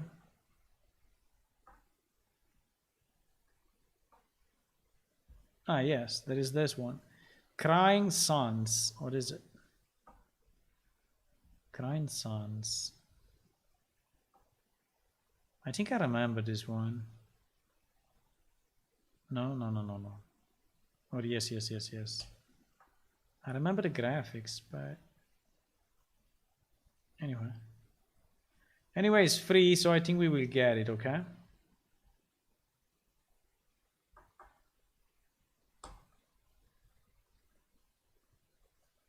Meanwhile, we are logging in.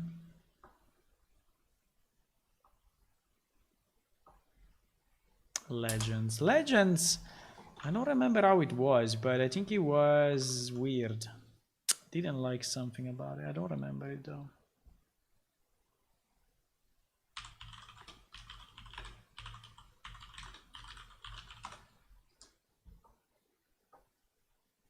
(2016). Oh my god.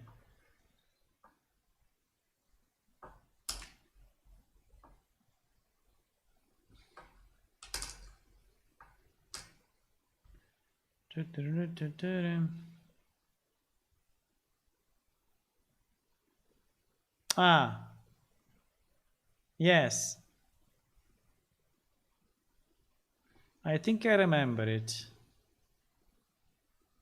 but there was something weird. I don't remember. There was something that I didn't like.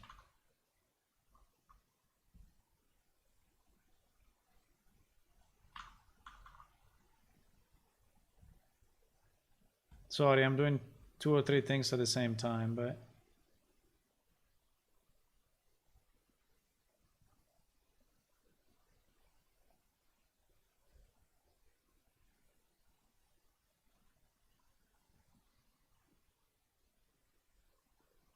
trying some demo. No, we get the real game, not the demo.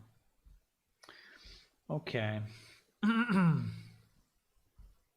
So I need an NPC, yes, an NPC like that one to exchange with him.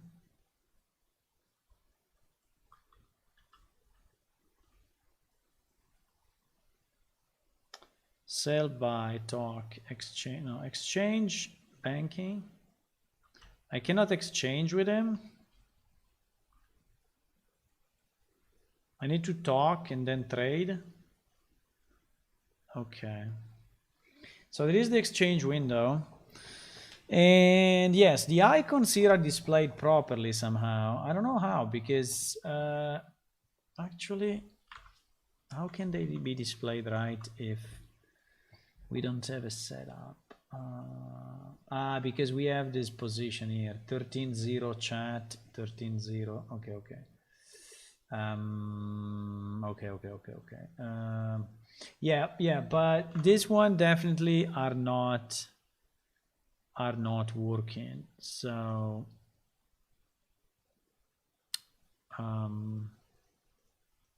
do we want to click on the button, or do we want to click on the, because I could just place an image with the pointer to the thing and then having a button on top that is just popping up I think it should kind of pop up your inventory, or no, sorry, your the no, not your inventory. The it should pop up the selection box, no? Or a box that lets you enter a number with how much you want to put. I don't know how much is in the old game. How is it in the old game? Is a pop-up with a number, I guess, huh? We can do it like that.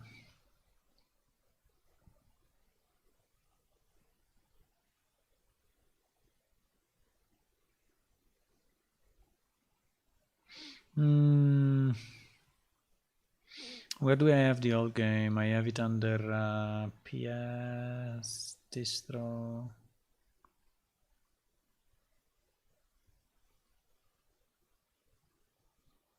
This one.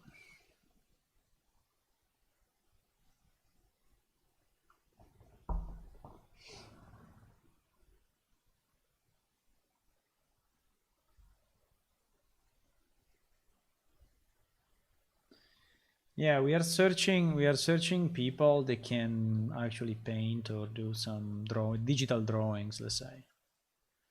We need some digital drawings.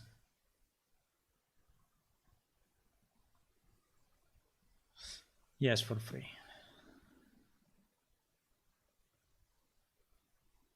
Exactly, for free. I mean, for free like our game is. Our game is for free.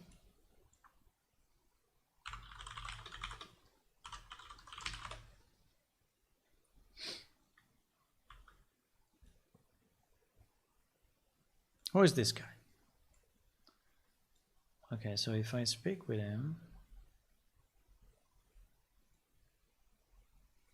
and then I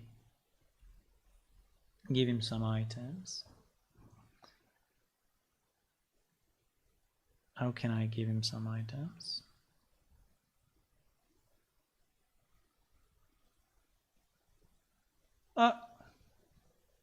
I think it's relying on the inventory, so that I have to select it from here.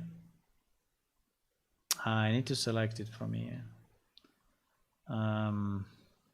Okay. Makes sense. So if you have only one, it picks only one. If you have two, you can say two and you can put it there.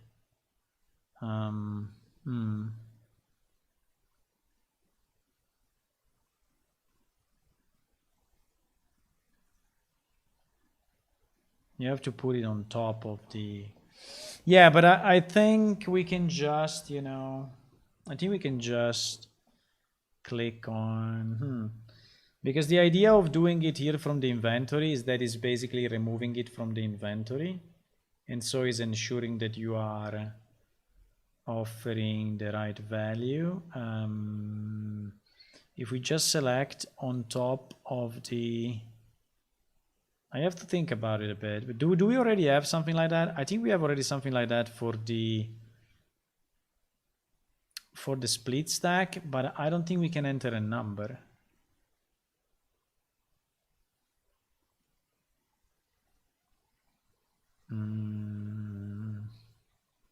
I think that the drag and drop from your inventory is ensuring that you actually have that value, because if I just let him click on this, he may not have that value that he's trying to put, so we need to do the check afterwards, right?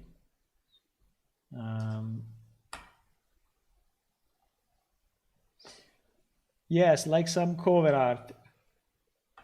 We need some. We need to improve the races lore, and so we need the sketches and drawings on the races. Yes, exactly. That is what we need. But if you are interested in helping, you can join. Yes, you can join Discord. And I cannot use this client anymore after I use the new one.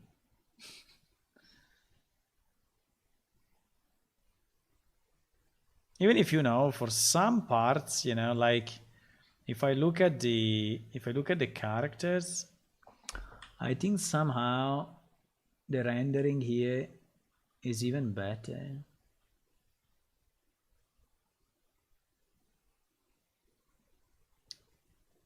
Than in Unreal, because I think in Unreal we exaggerated a bit in trying the new shaders, and so some of the armor really looks bad.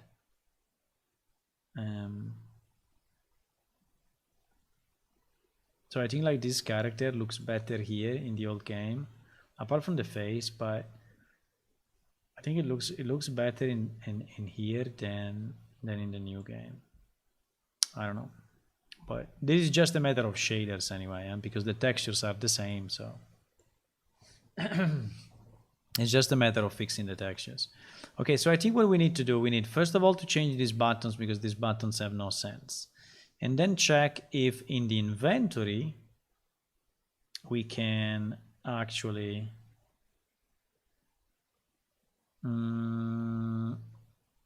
what is the inventory?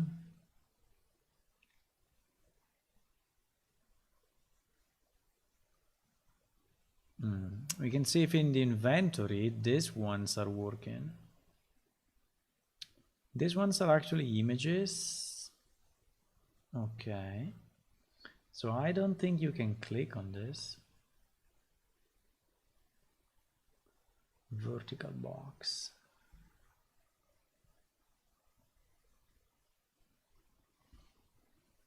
I think these ones are also not working. So I think we need to fix these ones. And can you drop, oh fuck, I closed it. Can you drop money to the ground in the old plane shift? Because I think at the moment also this is not working. So dropping money on the ground, exchanging money, and things like that.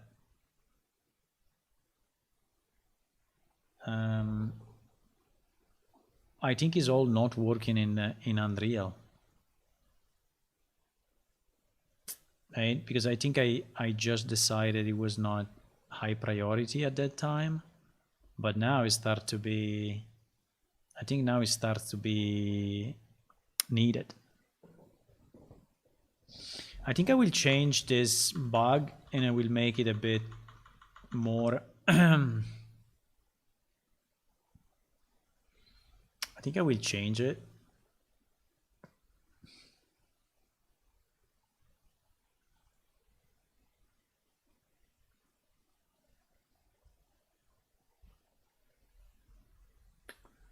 And I will change it to inventory and or money, or cannot exchange money. And then in the description we can say, when you can find the link is in our main page. If you go in the main page under chat, but I can give you the link. Is it?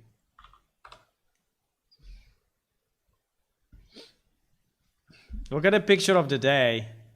Wow. Look at this. Yeah, it's also if you scroll down in YouTube, there are all the links.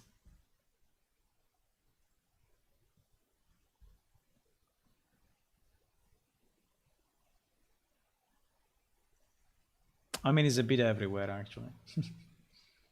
Yeah, you see, if you click here, nothing is happening. Right? So if you click on your inventory, you cannot really move money. You cannot drop money. You cannot give money. So basically money is not working at the moment in any way. So I think we need to fix this.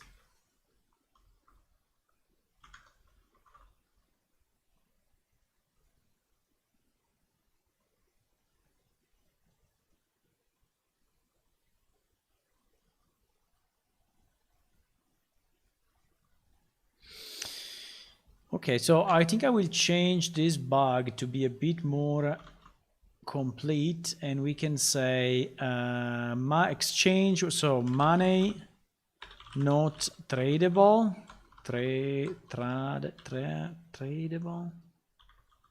tradable, exchange window and inventory window, right? I will change it like this.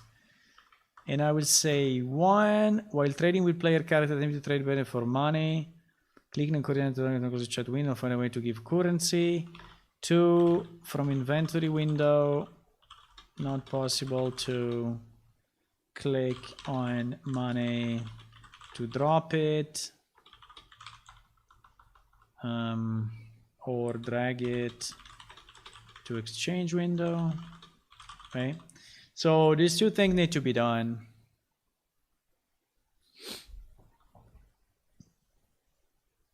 I think it's very high priority. I mean, it's probably not very high.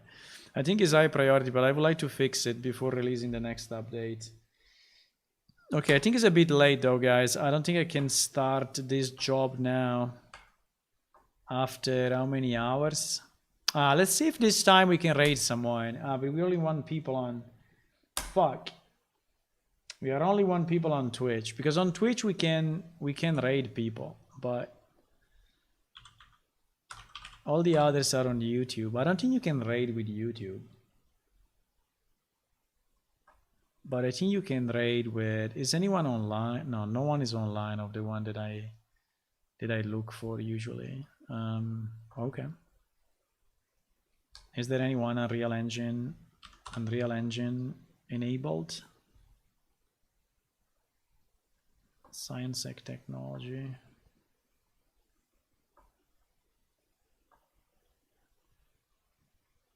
Sometimes you search for something and you don't know if, like this guy is programming something in Unreal Engine. No, he's programming completely different stuff. This guy, none of them is programming Unreal Engine. There is no Unreal Engine developers. Fuck it.